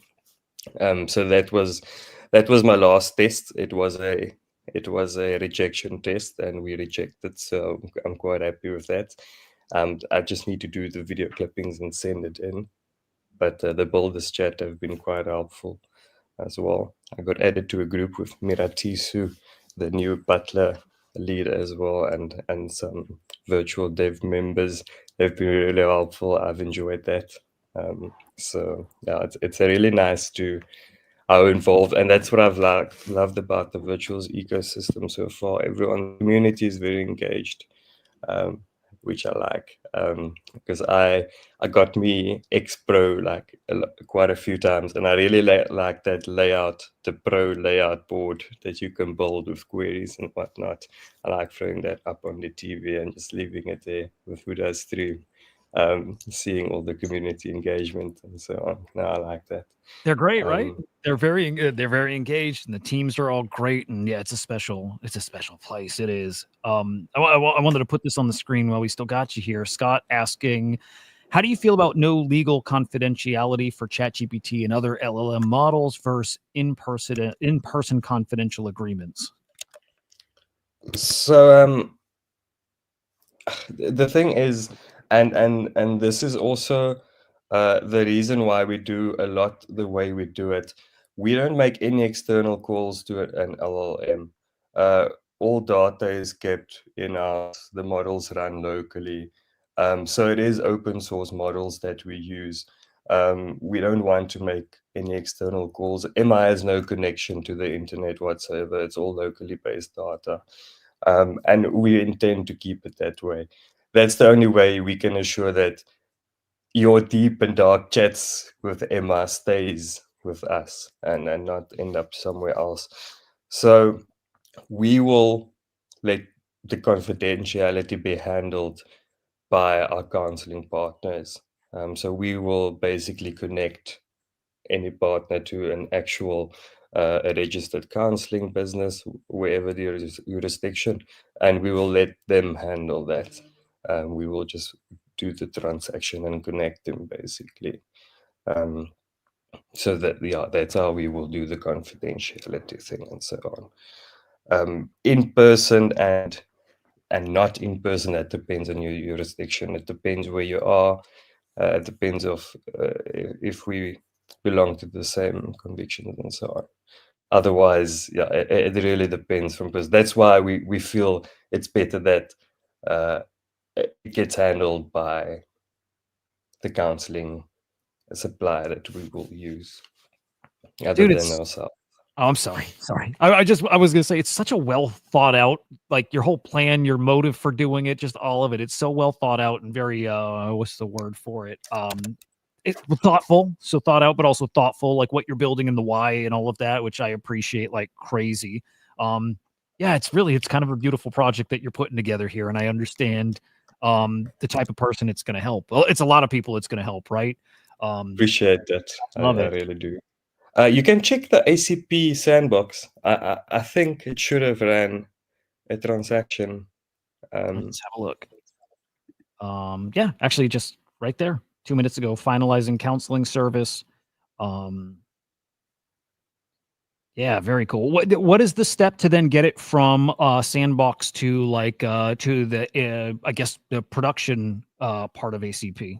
That's the form that you have to fill out. It's a form, and then a manual quality assurance review follows after that.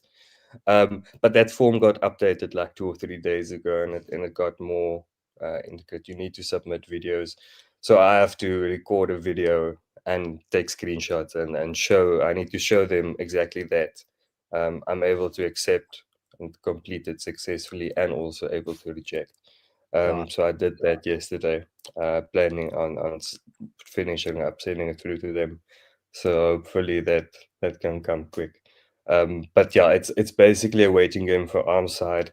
But we're not sitting and waiting because ACP is not our end goal. It's merely just an access point if you have it.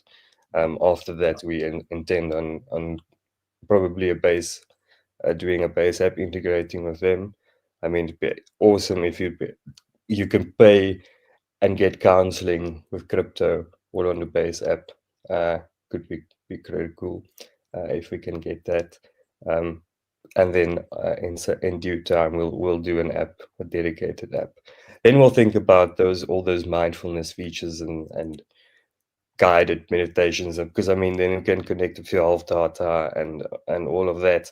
But I mean, there's apps out there backed by very big companies. Billions and billions have been spent on it, and big algorithms just to get that guided stuff. So why even try and compete? It's already been built, and it's been built well. We want to focus on the counseling part, and it's the whole system. It's not just, we're not saying AI is the best counselor you will ever get. We're saying the whole system, it might be more effective. That's what we're saying. So good, and too. that's I just like the way you put stuff too. Again, it's like just super reasonable and again thoughtful. Like it's really, really thoughtful. Okay, I need you to help me with one thing. Whenever I talk about the agent here, and I keep like I don't know if I'm living in fantasy land. I'm like, okay, we're gonna get the wellness cluster, and Solace is gonna be there, and Dr. Emma Sage is gonna be in the wellness cluster too. And I'm like, and that's why I'm bullish. And I just was thinking, I'm like, did I make that up? Is that actually like the plan? Is that how you picture this going, or is that the plan already? Or did I completely make up that this is going to be in the wellness? There isn't really a wellness cluster, but we are hoping to be that wellness cluster. But also, we don't do it's agent to agent, but ours is Emma to Butler. Butler is an agent, so we're not going to use any of the other agents. We would like eventually, because it's all AI based, if we could run our content generated by one of the AI agents available on. So I mean, we would love to build a hybrid version of for ACP to be able to bind and interact with ACP, but that's a bit removed from our actual vision, and that's something I will do you afterwards, and once we've done some priority stuff. But one features like that could involve it's not science based, but you can do a psychological profile based on someone's Twitter profile, for instance. I mean, I can feed that's cool your Twitter profile, X profile to a LLM that thinks it's a psychologist that's able to make a profile from you. I mean, you could ask Butler, give me a psychological profile of this dev, and then it will spit out something. And it's a bit of a gimmick type thing, but you can. No, you can. I want to throw some accounts at you. I want you to run some of these specific accounts and make great engagement on X. If you did a psychological profile on like Kook Capital or a couple other people I have in mind, I think so. Or like personality type test. That's quite fun. It's not science based. There is some stuff that out there saying it could be, but I mean, it's all fun stuff. But you could make it more real for trading if you connect it to sentiment data. You can do some sort of sentiment report. We can have Emma do a sentiment report on a token. What's the community sentiment on it? What's the psychological? Because you can do it with fear and greed index. You can do something like that. So I mean, there is use cases that we can do and connect to other ACP agents. So then the wellness cluster could, for instance, make requests to the other clusters. But no, the wellness cluster will probably be separate in that. I mean, Create a Bid has Sally that does your health based on what you eat, and it's a metabolic AI basically. So we envision that products like that would come, but it's mostly just for more user access. It's unless you give some trading thing, it's mostly user and product wise. Dude, I just love it. I love it. I still do. I loved it from the first time I heard of it, from when my buddy Katz told me about it, to when I first had you on Spaces, and then the show, and then still now. Love it. I love what you're doing. I love the thoughtfulness and the reasoning for it all. I think you're great. Here we go. I just want to put the accounts up. I just want to make sure, like, you don't have to buy the token. Maybe you should, but you don't have to. I just want to make sure that you know the people and what accounts to be following. So CryptoSage, and just an open invitation to everyone. DM me. I'll send you an access code. Once ACP goes live, I simply won't be sending out access codes anymore. You need to get it from the butler and pay for it then, or whatever. So yeah, message me now. I'll send you an access code. Join our community server. Oh yeah, that's one thing we have planned for Emma as a fun little feature. I'll allow it to be added to groups, and I'll automate it to send and be very encouraging every 2 hours to all the DJs on your alpha groups. Just tell them to stop FOMOing everything. We can automate it, and we'll make it available that you can ask to motivate the group chat or just anything. So it will be the same model, except we won't give a context or make a probe into your personal history, but just give you some broad advice for the group. That's like fun features that we intend on adding, but our focus always remain the one-on-one chat and the counseling. The other stuff we do is just for some traction and just some extra, what the community wants. They all want some. Yeah, it's quite funny when you build something with this very specific use case, and then someone asks me, can I get some cosmetics NFTs or something, and I'm like, yeah, sure, we can do that, but it's about the counseling and chatting to her. But I mean, by all means, if you want to dress up Emma in the future with NFTs to personalize it, why not? There you go. Yeah, there you go, dudes. Again, so cool, guys. There you go. Follow CryptoSage Senior. Send a message. Get the invite there. Dr. Emma Sage is the agent on X, and then again, and I'll drop this in the chat. But here's Dr. Emma Sage on the prototype virtuals launches there. Not bonded yet. I still think it's gonna bond, and I'm there now as a holder supporter. And I just really like what you're doing. So thank you again for coming, man. I'm sure we're gonna do it again. I certainly hope so, at least. And like I've told you, always open door. Come whenever you got updates. Come whenever you want to say hello. But a treat like man. have you Thank on. you so much for having me again. Great tool, by the way. I saw this morning. Hudah, the overlay on the decks. I really like that. I don't have the extension yet, but I'm gonna get it for me. It looks fun. Oh, which one? The Copilot? Yeah, the Copilot that you demoed this morning. I like. Oh, heck yeah. Yeah, message me if you need help with it too, and I'll give you a little info about it. But yeah, dude, play around. I think you'll like it. Awesome. Like it. Cool. Awesome stuff. Anyway. Dude, I will catch up with you again soon. So thank you again. All right. It was nice Cheers, to meet Whitney. you. Nice meeting you. Yeah, great project. I'll follow along. Awesome. I appreciate it. Amazing. See ya. Goodbye. So he said something there that I just got word today. So Lloyd alluded to this when we were on stream. He was like, he's working with me on all of the things that I'm building. What ends up happening is I'll get these random ideas and I'll vibe code something and I'll send them to somebody and be like, hey, what's up? And one of those projects, it just finished. So very soon, I'll put a tweet out about it. I'm not like, this isn't gonna have a token. It's just something that was like built as a let's see what happens.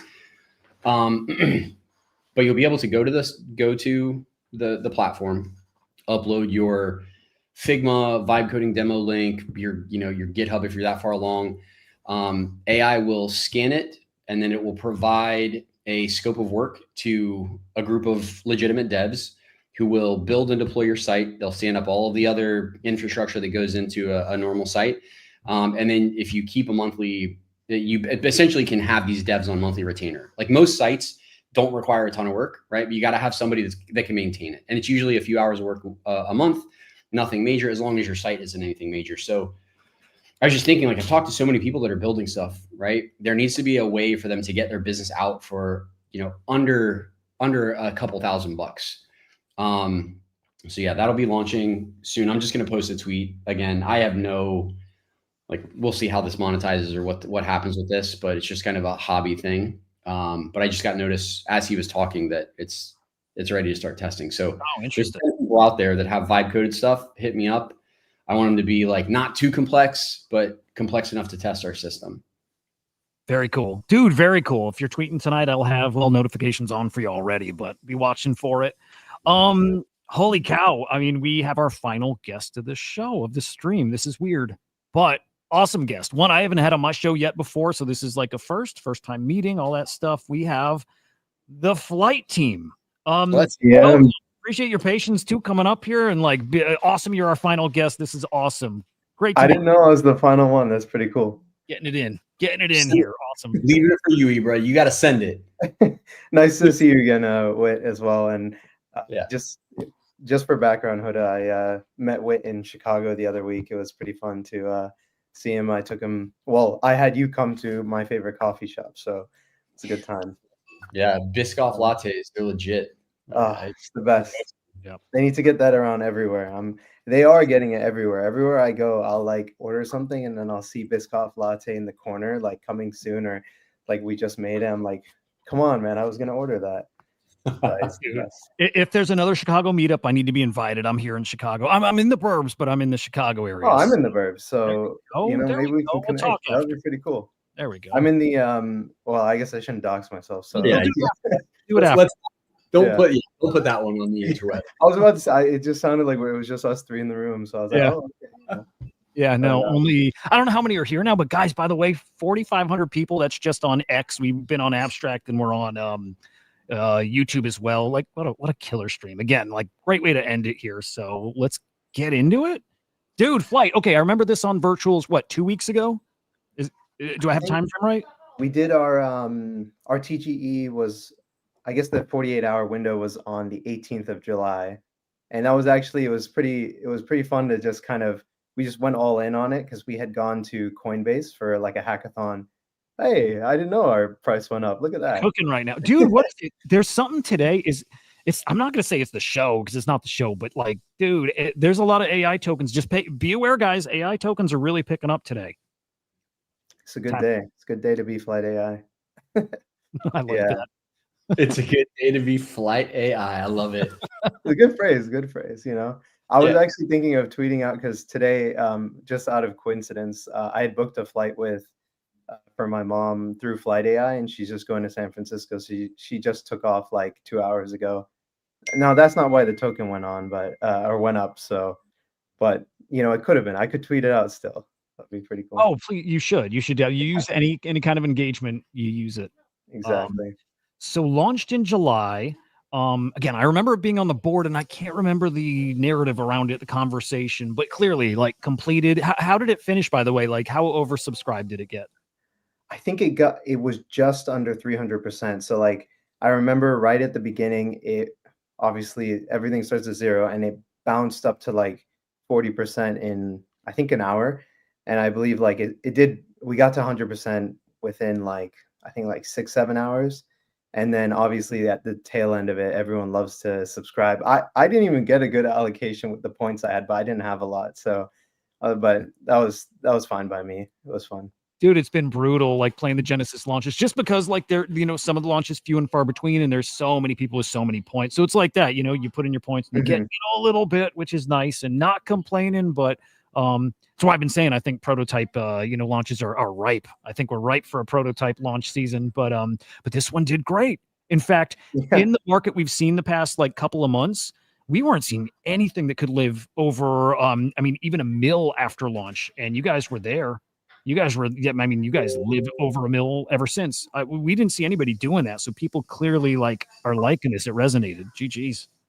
Yeah, no, I saw also my co-founders in the waiting room, but I was going to say, I saw a bunch of launches prior to this. They were all immediate tanks, just a quick spike in a tank. And ours was just a nice incline, nice ride up. Hang on. Oh, first off, welcome. Hang on. Again, my screen is too tiny for this. I just want to see your name and welcome you proper, and it's cut off. Welcome. I can't see your name. Sorry. I just go by Mar. Good to be here. How you guys doing? Great to see you. Great to meet you, man. Welcome. Nice to see you. Sorry, I'm showing up a little bit late.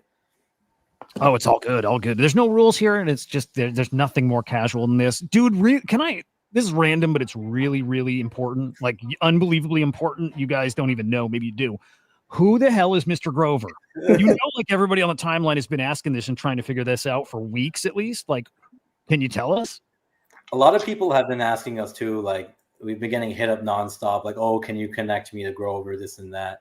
I mean, right now he likes to stay a little bit private, so I'm not sure if I want to say anything at the moment, like without his permission, of course. But yeah, I can't really say much right now, unfortunately. But I'll ask him if he wants to like kind of come public about it. When he does, if you know him, ask him if he wants to do the reveal on this show. Oh, I invited him. Oh, do you know him? No, I spoke with him. I was introduced by the flight guys. But no, it didn't work out. But it seems like a good deal. Not yet. No, you can always hope it could come through. But no, it was it's pretty funny seeing all the little like pieces here and there where people will say like suspect things about Mr. Grover and all these things. I always find it really fun because I feel like part of the things that might be right or wrong adds like it just conglomerates into the bigger mystery, and you haven't really seen anything fun like this in the whole like virtuals community. Something just because people are just launching agents. Who's ever had such a like fun mystery like this? Dude, this is it. This is like just before you guys came on when I was talking about like base is exciting right now because we finally have culture. This is part of culture. This is culture happening finally. Like we're getting lore. It's really exciting to see stuff like that. I can't wait to see what it is, how it plays out. All right, they're not going to spill the beans today. Respect. I get it. Yeah. Dude, tell us if you could about the project for anybody who didn't maybe follow Flight when you guys were launching. What is Flight? Yeah, so there's a little like thing that happens all the time with, and I'm sure you guys get it as well. We have family that comes to us and they're like, hey, please help us find a flight. Just, you go on Google Flights and you just, it doesn't take too long, right? It takes like 15-20 minutes. Sometimes if you're trying to be particular, it'll take like 20-30 minutes when you're trying to find the exact timings. And I'd have family come back and forth with me like, oh, no, I can't leave at like 6 a.m. because they always like doing the cheaper flights at 6 a.m. So I was thinking like, what's another way that I can automate this? And you can make a simple process, just automate a little flight search tool and, kick it off. But then at the same time, I was thinking to myself, I saw a tweet from Brian Armstrong about Byte, and he said every checkout should have an AI agent. I thought of the most painstaking checkout experience ever. And it's always airlines. Like, how many things do I have to fill out? Well, how about how great it would be to just go into a chat and just naturally talk to it and say whatever you'd like to say, and you go end to end and you're good to go. What I saw too is like I feel like a lot of like OTAs have kind of lost the idea when it comes to user experience. When you try to book a flight, it's such a somewhat painstaking process. You got to search for it on your own. You find the right times and everything, and even then you got to go through like 4 or 5 different tabs, making different selections for your flight. Then you got to enter your information all over again. And it's just like, I feel like something like this could really be, simplified and made a lot easier for people. So that's kind of like the value we're trying to bring with Flight AI. So how does it simplify that process? Well, we have our agent. So basically, I mean, like Ibrahim said, you converse in natural language. So it's really easy. You could just tell it, hey, like, I want to fly from here to here, maybe leave in a week, come back 3 days later. I want to fly nonstop, and it will just search through all of our airlines and just find you like the cheapest flight. And soon our plan, like on our roadmap, is we're going to have user preferences put into that agent as well. So the more you use it, the more like kind of efficient it would be. It'd be like, hey, this guy, he likes to fly business, right? So it'd recommend that first versus like something economy, Interesting. I like that because you're right. I don't travel much at all, but when I do, I know the process of you go to the travel sites and you see what's available on the date that you have in general time. And it's like, okay, that one works. That one doesn't. Well, the one that works is way too expensive. So then you just keep going next to next. And oh, let me check the next day and see. And I can see how natural language, just telling it what you need and find me the best, boom. There's so much like cross comparison you have to do, and it just like really adds up time. And I feel like it's also pretty applicable when it comes to kind of like B2B kind of scenarios as well. You could like kind of market it to different enterprises where it makes it really simple for them to order flights for their employees if they have to go on like a trip, or kind of just saves a lot of time, and time is money. Absolutely. Now, like I was under the impression, and I might be right and I might be wrong, that I'll be able to do things like this, like with ChatGPT at some point soon. Like they now have that agent mode that I don't think can actually interact with stuff, but I know it can like read, it can browse and do stuff. Is that the case, or is this going to always do something different that something like ChatGPT couldn't do? Well, I think there's a little bit of a blocker that ChatGPT can't do. Unless they specifically like go in and basically build out exactly what we built all from scratch, because in sort of a permission sense, I remember just trying to do it with ChatGPT before, and it's like, oh yeah, I found you the flights. And I was like, did you? And it's sending me third-party bookings. It's sending me a couple links from Google. And I have no idea, like, is this actually a good deal or not? And I've heard nothing but do not book from shoddy websites or whatever. In this case, we're booking directly with the airlines. And so that kind of experience, and also I think there's a straight violation of TOS when you're doing like web scraping booking. You can't just go in and have like ChatGPT click through forms for you. Big implications there. But if you're doing direct airline booking, then you've got everything squared away. Okay, really, really interesting. I like that. Do you have, by the way, Whitney, I mean, anytime, because sometimes I just get in a thing and I don't stop talking. So throw No, out. I mean, I come from a hospitality background. That's the business that my family is in. I've met these guys. We chatted for an hour and a half IRL, like 10 days ago. So it's good to get some other questions in. I'm super bullish on Flight. I've been pretty open about that. I think that this is one of the use cases that is going to gain traction first. And I think that there, especially with Base App and all of the distribution that's coming there, there's huge potential for PMF to be found pretty quickly. Once you do something like this, like once you go through the process and you book like this, and it works, and the flight goes well, and you feel like it got you correctly, you're never going to go any other way. Yep. But it's just getting over that first use, right? And that first use is going to be bridged through trust, which, I mean, speaking with Ibra and Mar, they understand how to build, they understand how to market what they're building, and they clearly understand distribution. They've gotten connected with the right people. Whether or not Grover is real is TBD, but I think that they've really cornered a lot of different important aspects when it comes to business building. So super bullish on them, and I'm excited to see what comes. What's the deal with the XMTP integration that you guys like tweeted about? Yeah, so to integrate into the Base app as like a chat client, I'm not sure if you guys have access to the Base client. And actually, Hudah, if you scroll down a little bit, you can kind of see a snapshot. I think it's a few more tweets down. There you go. So there are agents within the Base app, and there's like a chat client, and we're going to integrate within that piece. So you'd go in there and you just be able to chat. And the cool thing is Coinbase has like 2 million active users per month, or whatever metric you want to use, but it's 2 million active users. And you can pretty much, it would be a little bit of an easier process if you're just already in the Base app, you already have your wallet connected, you already have everything there. You just give your thought flow and your natural language. This is a little bit of a debugger version of it, but this was the initial integration we got. So it requires XMTP protocol. So it's like encrypted end to end. And that's what Base, kind of their code documentation kind of flow requires. But so it's an amazing tool to be able to send messages over. Sorry, it's muted here. All right. So for, I don't know, we're going on, it's more than weeks, I think maybe a couple months, talking to the community, the people who watch my show, that it's time to start watching for a different kind of product. Like, look, I love all the DeFi tools that have been coming out. Like, I love them, right? I like the very hardcore crypto products, but I'm like, it's the time to be looking for like businesses, teams that can do it. First of all, teams that can build these things, but businesses that have appeal outside of this echo chamber here. And this is one of them. And now I'm starting to realize that there's starting to be a bunch of really high quality tools that speak to, well, the millions of people, like you're saying, millions through the base app. It's different. Something changed here in virtuals over the past, I don't know, couple of months at the most, where we're getting these like these tools that I don't know, they have real world use cases, and some of these are going to be massive.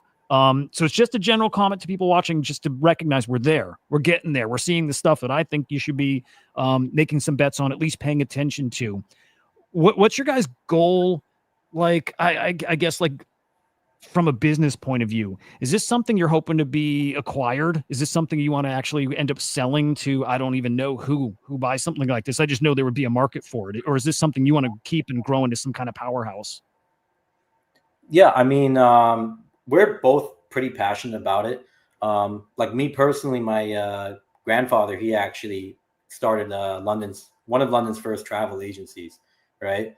Called Mayfair Travel, right? So my family's been kind of like in this business a bit. Obviously, it's very different now with kind of modern tech, but it's something I'm personally passionate about. So I really kind of want to, keep building it long term and kind of stay with the project. I mean, of course, like if Google comes along and is like, hey, we'll buy it for $1 billion, like that's maybe a different story there. But me personally, I really like it. I want to stay with it.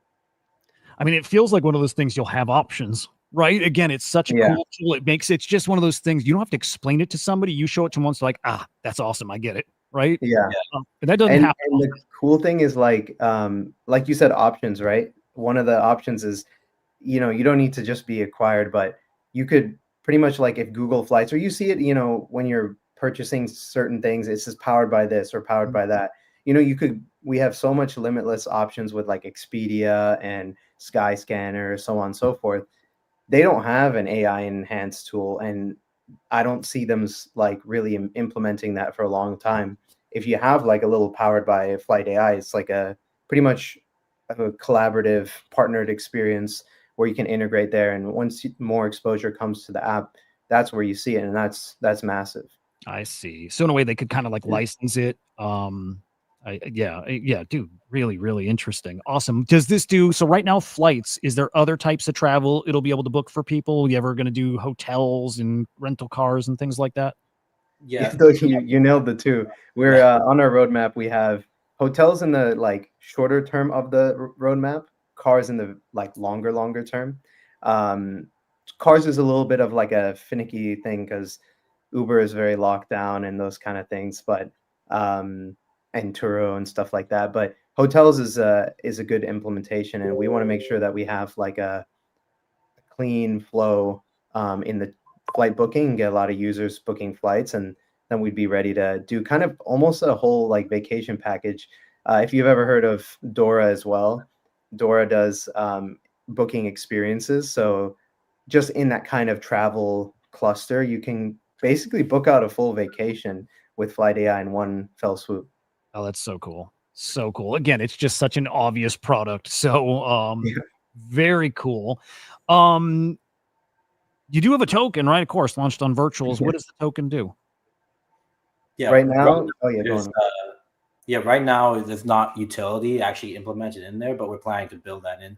So like obviously right now it's like showing our community support, but we're thinking of different like utility strategies at the moment.